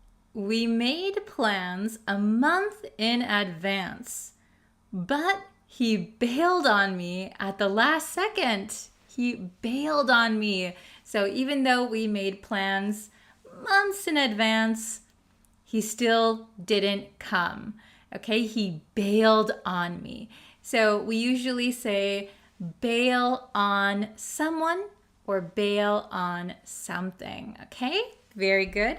The next one, kind of similar, very similar, is ditch. To ditch someone, okay, or to ditch something. So, meaning again, cancel or run away from. Cancel, run away from. Okay, so ditch is the same meaning as bail, to cancel, to run away from. Okay, so we could say, I can't believe she ditched me to go to that party. So she ditched me, she canceled on me, and went to a party. So to ditch someone, to bail on someone. Okay, very good. Next one, spoiler. This is a very common word, especially online. Okay, so the meaning looks a little long. Let's go through it. I promise it's not that difficult. So the meaning is a description of an important plot development in a television show, film, or book, which, if previously known, may reduce surprise or suspense for a first-time viewer or reader. Okay, so that is a lot of text to simply say that for a movie, a TV show, a book, usually there is a plot. So if you're following the characters, you're following the plot. If you are watching your favorite TV show and your friend has already watched that episode, if they tell you what's going to happen in the episode, they spoiled the episode for you. So we would say they gave you a spoiler. They told you the information that now if you watch your favorite TV show, it's not going to be that exciting. Okay? So a lot of times online, people will say spoiler alert or spoilers if they're going to say something that will spoil the movie or the book or the TV show for you. Okay, so here's an example. If, let's say there is a movie and I want to watch it, you've already watched it. If you say, can I give you some spoilers? I would say, no. I want to watch the movie. Don't tell me anything. Don't give me any spoilers, please. Okay? So don't tell me anything about that movie or that TV show. Okay, let's look at my example here. I can't believe he died at the end of the movie. So person A, I can't believe he died at the end of the movie. Person B, ugh, spoiler. Hey, you just told me what happens in the movie and I didn't see it yet. Ugh, spoiler. So I actually did this a few years ago. I watched a movie. It was a really popular franchise, and I watched the movie in the theater with my friends, and I was so shocked because one of the characters died. One of my favorite characters died. And I came out of the movie theater and I was talking with my friends and I said, oh my gosh, I can't believe that character died. I loved that character. And then my friend said, hey, you might want to stop giving spoilers because there was a line of people waiting to go into that movie. I felt so bad. So that's movie etiquette, right? Movie theater etiquette. Don't give spoilers at the theater because you don't know who is going to see what movie, right? Okay, next one. Hit me up. Hit me up. Okay, so hit me up means to contact someone. So it should be really hit someone up. So I'll hit you up. Can you hit me up? I'll hit her up. I'll hit him up. So it just means to contact someone either by text, phone call, like email. Okay, so the example sentence is, hit me up if you're ever in town. Hit me up if you're ever in town. I'd love to hang out with you. Hit me up if you're ever in town. Okay, very good. So that one is a pretty simple one, I think. Oh, the next one, FOMO, FOMO. So it is written FOMO, and this is an abbreviation for fear of missing out. So they take the first letter of each of these words, and we created this word FOMO, FOMO. So FOMO means the fear of missing out. So what FOMO is, for example, if your friend invites you to a party, you want to say yes because of your fear of missing out. If I don't go, what will I miss? I might miss some really good conversations, or I might miss seeing some people. It's FOMO. Okay, let's look at the example. My parents won't let me go to the party. I have so much FOMO. Okay, so, my parents won't let me go to the party. Now I have FOMO. I have so much FOMO. So now I'm really afraid that I will be missing some great entertainment or conversations or people. I feel like I'm missing out. Okay? Have you ever felt FOMO before? Have you ever felt like, if I don't go, what am I missing? So I think a lot of people experience that. I don't know if you have a word in your language for that feeling. So this is kind of not an official word, but it's a slang word. But it's what people use when we talk about feeling like left out. Left out. Okay? Next one. Next one is legit. Legit. Okay? So this comes from the word legitimate, but in slang it means extremely good. Extremely good. For example, if we say, those cupcakes were legit. Those cupcakes were legit. That means they were really, really good. Okay? So if I say, that party last night was legit, it was really good. That concert was legit. That concert was so much fun. It was really good. Okay, very easy to use, but remember this is slang, so I wouldn't recommend saying this for any like interview or speaking test. But if you're talking with friends, this is a completely good word to use. This is a legit word to use. Okay, so those were our 11 slang words. I hope you can remember them and use them in English conversation. If you can't remember some of them, maybe go back, watch this lesson again, take some notes, and you can try and use them when you speak to me in the comments. That's totally okay. Or if you have some American English speaking friends, you can use it with them, of course. But yes, I hope this was a helpful and useful lesson for you. Let me know if you have any questions. Don't forget to try and make some sentences using these words in the comments below. I'll be checking them. And good luck with speaking English slang. All right, I'll see you in our next lesson. Bye, everyone.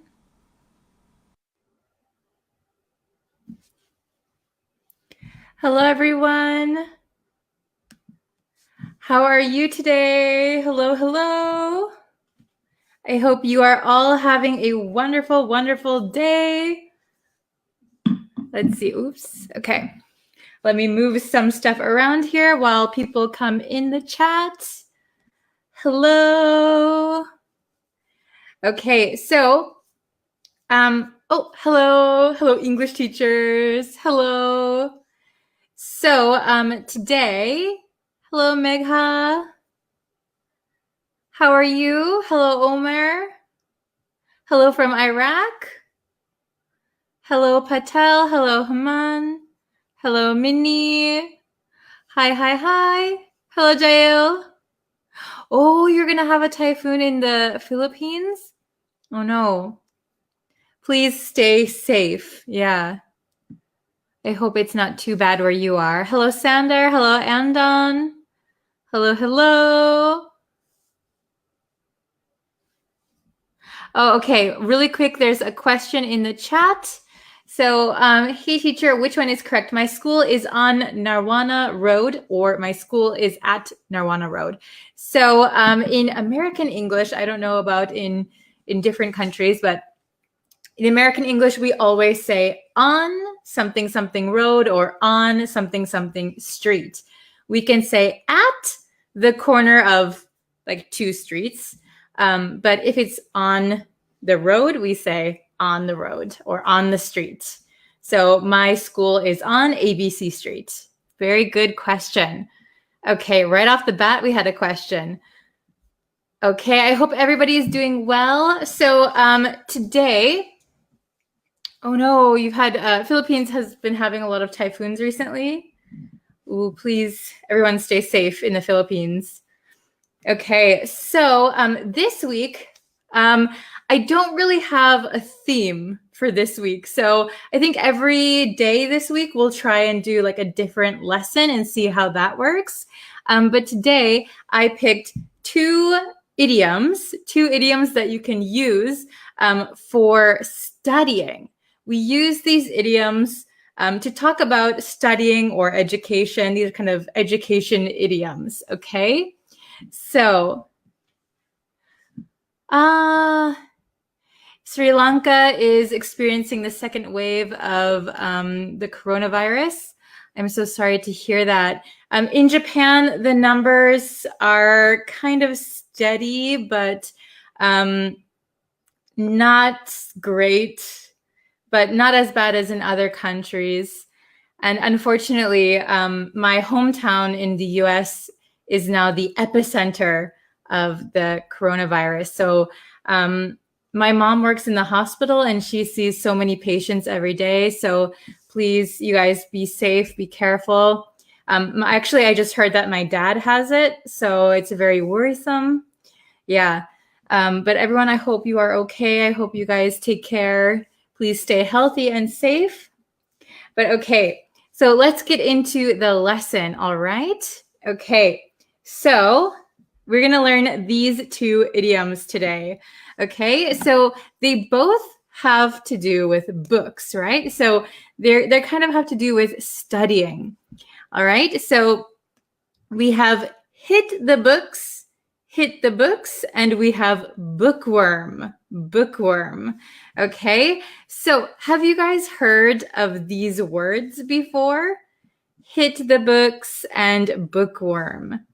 Hello from Myanmar, hello from Syria. Wow, hello.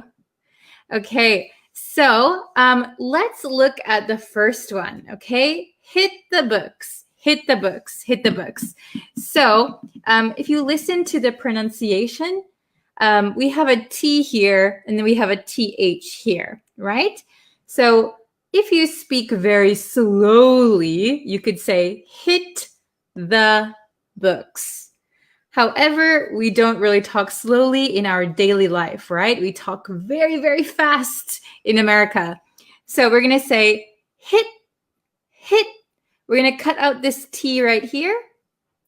Hit the. So you're going to combine it with the TH over here. Hit the books. Okay, so what does hit the books mean? Hit the books means that you begin to study very seriously. Okay? Yes. Study very well. So if you have watched my other previous lessons, we learned hit the sack or hit the hay. Hit the sack or hit the hay means go to sleep, go to bed. So usually hit is this, right? But here, hit the books, maybe it means you begin to study very seriously. For example, if you have an exam, a test coming up next week, you could say, it's time to hit the books. So you grab all your books, put them on the table, and you start studying seriously, okay? Hit the books. So maybe if you have an English teacher or you have an English class and you have an English test coming up, maybe you'd like to hit the books. Study very hard. Okay. The next one is bookworm. Oh, hello from Thailand. Okay. Bookworm. Bookworm means somebody. So this is used to describe somebody. He is a bookworm. Okay. A bookworm is someone who loves to read. So a bookworm. Usually bookworms are very smart, right? They love to read. They love to get new information. A fan of reading. Yes, very good. Okay. So hit the books. maybe it doesn't mean that you like it or not, but you have to start studying. So you start to study very hard. A bookworm is someone who loves to read, like even for fun, they love to read. Okay, so let's look at some exercises and then see how well we can remember these words. Okay, so very simple today. They're quite different, but they both have the word book in them, right? Okay, so try to hold it. Okay, I can hold it like this. Yes. Okay. I am not a bookworm, but I have a test, so I'm going to go hit the books. Very good, Shirayu. Very good. Okay, so let's see. Hit the books means to begin to study seriously, to begin to study very hard. A bookworm is someone who loves to read, okay? Very, very nice. So let's look at number 1 together. My exam is coming up. So this means my exam is soon. It's coming up. It's coming up soon. My exam is coming up. It's time to... Oh, very good. I see. Hit the book, hit the book, hit the book. Okay, very good. Everyone so far, very good. Ali, very good. Zinko. Yes, very good. Barzan. Okay, Omer, very good. So I want you to be careful with this idiom. So it's always going to be hit the books, hit the books. So even if you are studying just one subject, even if you have just one book, for some reason we say hit the books, hit the books. Okay, so it's time to hit the books. With an S. Very good. It's time to hit the books. It's time to hit the books. Very good, everyone. Okay. How about number 2? He used to love sports, but now he's oh, very good, Zinko. Very, very fast. Nice, Masa. Very good. Very good. He used to love sports, we're on number 2, but now he's Okay, he used to love sports, but now he's very good. Okay, I see a bunch of correct answers. Awesome. So number 2, he used to love sports, but now he's a bookworm. So usually, at least in America, I'm not sure about your countries, but usually we have like 2 kinds of people, right, in school. Somebody who loves sports and somebody who loves to read, somebody who's a bookworm. So usually, probably you could also love sports and be a bookworm, but a lot of times, like in high school or junior high school, these categories are kind of separated, right? They're kind of opposites. Okay, how about number 3? Tend to have better vocabulary. Number 3. Tend to have better vocabulary. Okay, so this is a general statement. A general statement. Oh, Ali asked if there is a space between book and worm. No, usually it's one word. Bookworm. Bookworm. One word. Okay. Oh, very good. Yes, yes, yes. So the correct answer for number 3 is bookworms. Bookworms, because it's a general statement. Bookworms tend to have better vocabulary. So we could replace bookworms with people who love to read tend to have better vocabulary. Okay? Very good. Very good. How about number 4? Every day after school. Every day after school. So number 4. They're kind of easy because one is an action and one is describing a kind of person, right? Oh, very good. Hello, Jafar. Very good. Poyoung. Very good. Okay. So number 4, I hit the books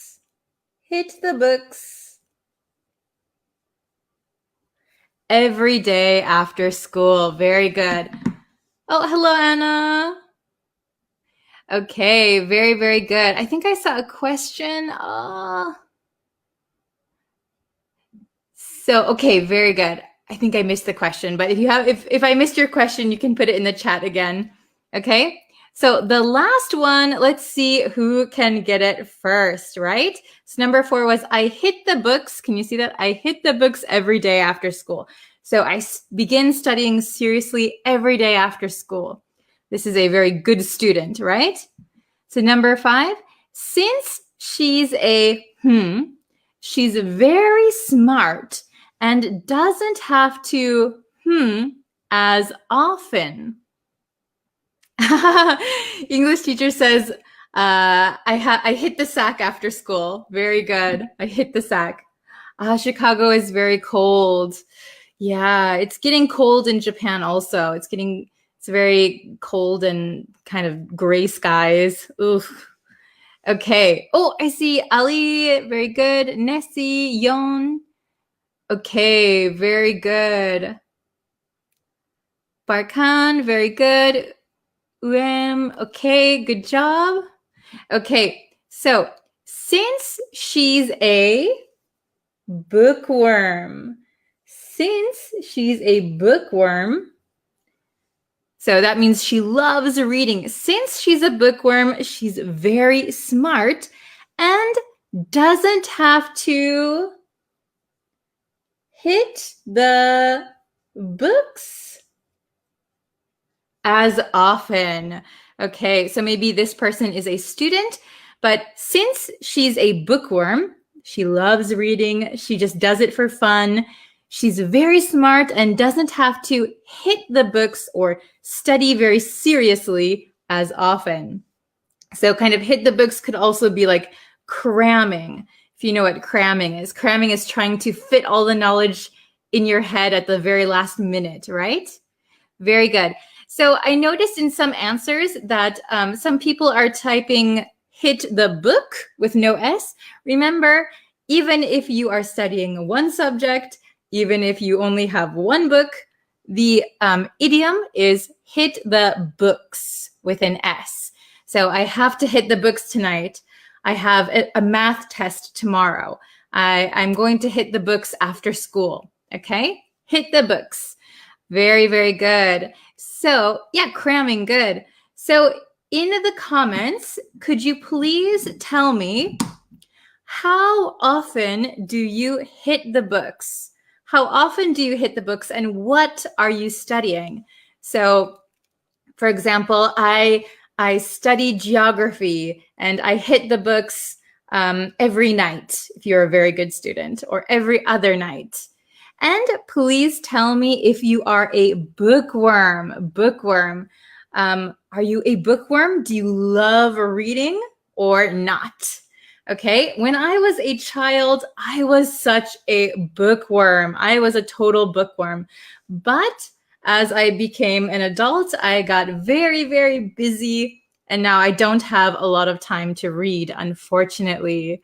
Okay, very, very good. Okay. So I think I have some time. Let me just double check. Ooh, okay, I've got a few minutes. So if you have some questions or you want to put some sentences in the chat, I can look at them. Okay, I'm going to hit the books during the lockdown. Very good. So if you are in lockdown right now, it is a good time to hit the books. Very, very good. Okay. Okay. Ali had a very good question. When we use the verb tend in a sentence, what meaning does it give? So I use the word tend here. Tend. So bookworms tend to have better vocabulary. So tend to have or tend to do something is like, the meaning is usually. So bookworms usually have better vocabulary. So, or for example, I tend to eat yogurts in the morning. I tend to eat yogurt in the morning. I usually eat yogurt in the morning. Okay, that was a very, very good question. Okay, let's see. What is the difference between smart and intelligent? Very good question. Smart and intelligent are synonyms. They're synonyms. So you could use them interchangeably. She is very smart. She is very intelligent. Both have the same meaning. I know in British English, sometimes smart means very classy or something, like she dresses very smart. So in British English, I think smart can also be about fashion. But smart and intelligent in American English are usually interchangeable. Okay, very good.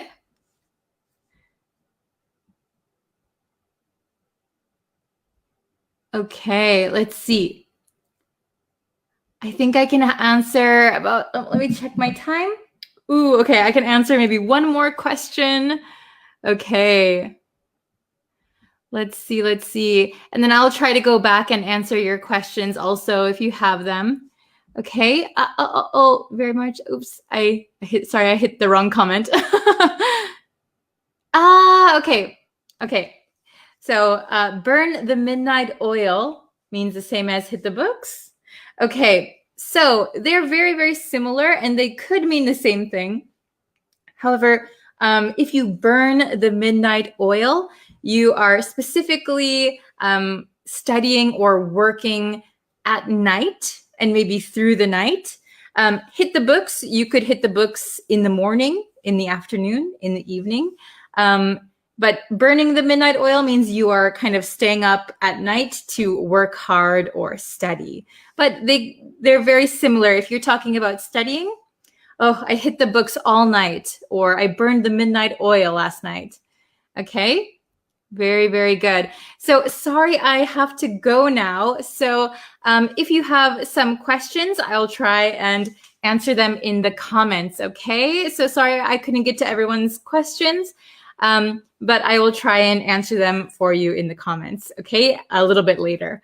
All right, so thank you so much for watching. Thank you so much for sharing this video with your friends. I really, really appreciate it. And we'll have a new lesson tomorrow, okay? Thank you guys so much and see you tomorrow for our next lesson. Bye.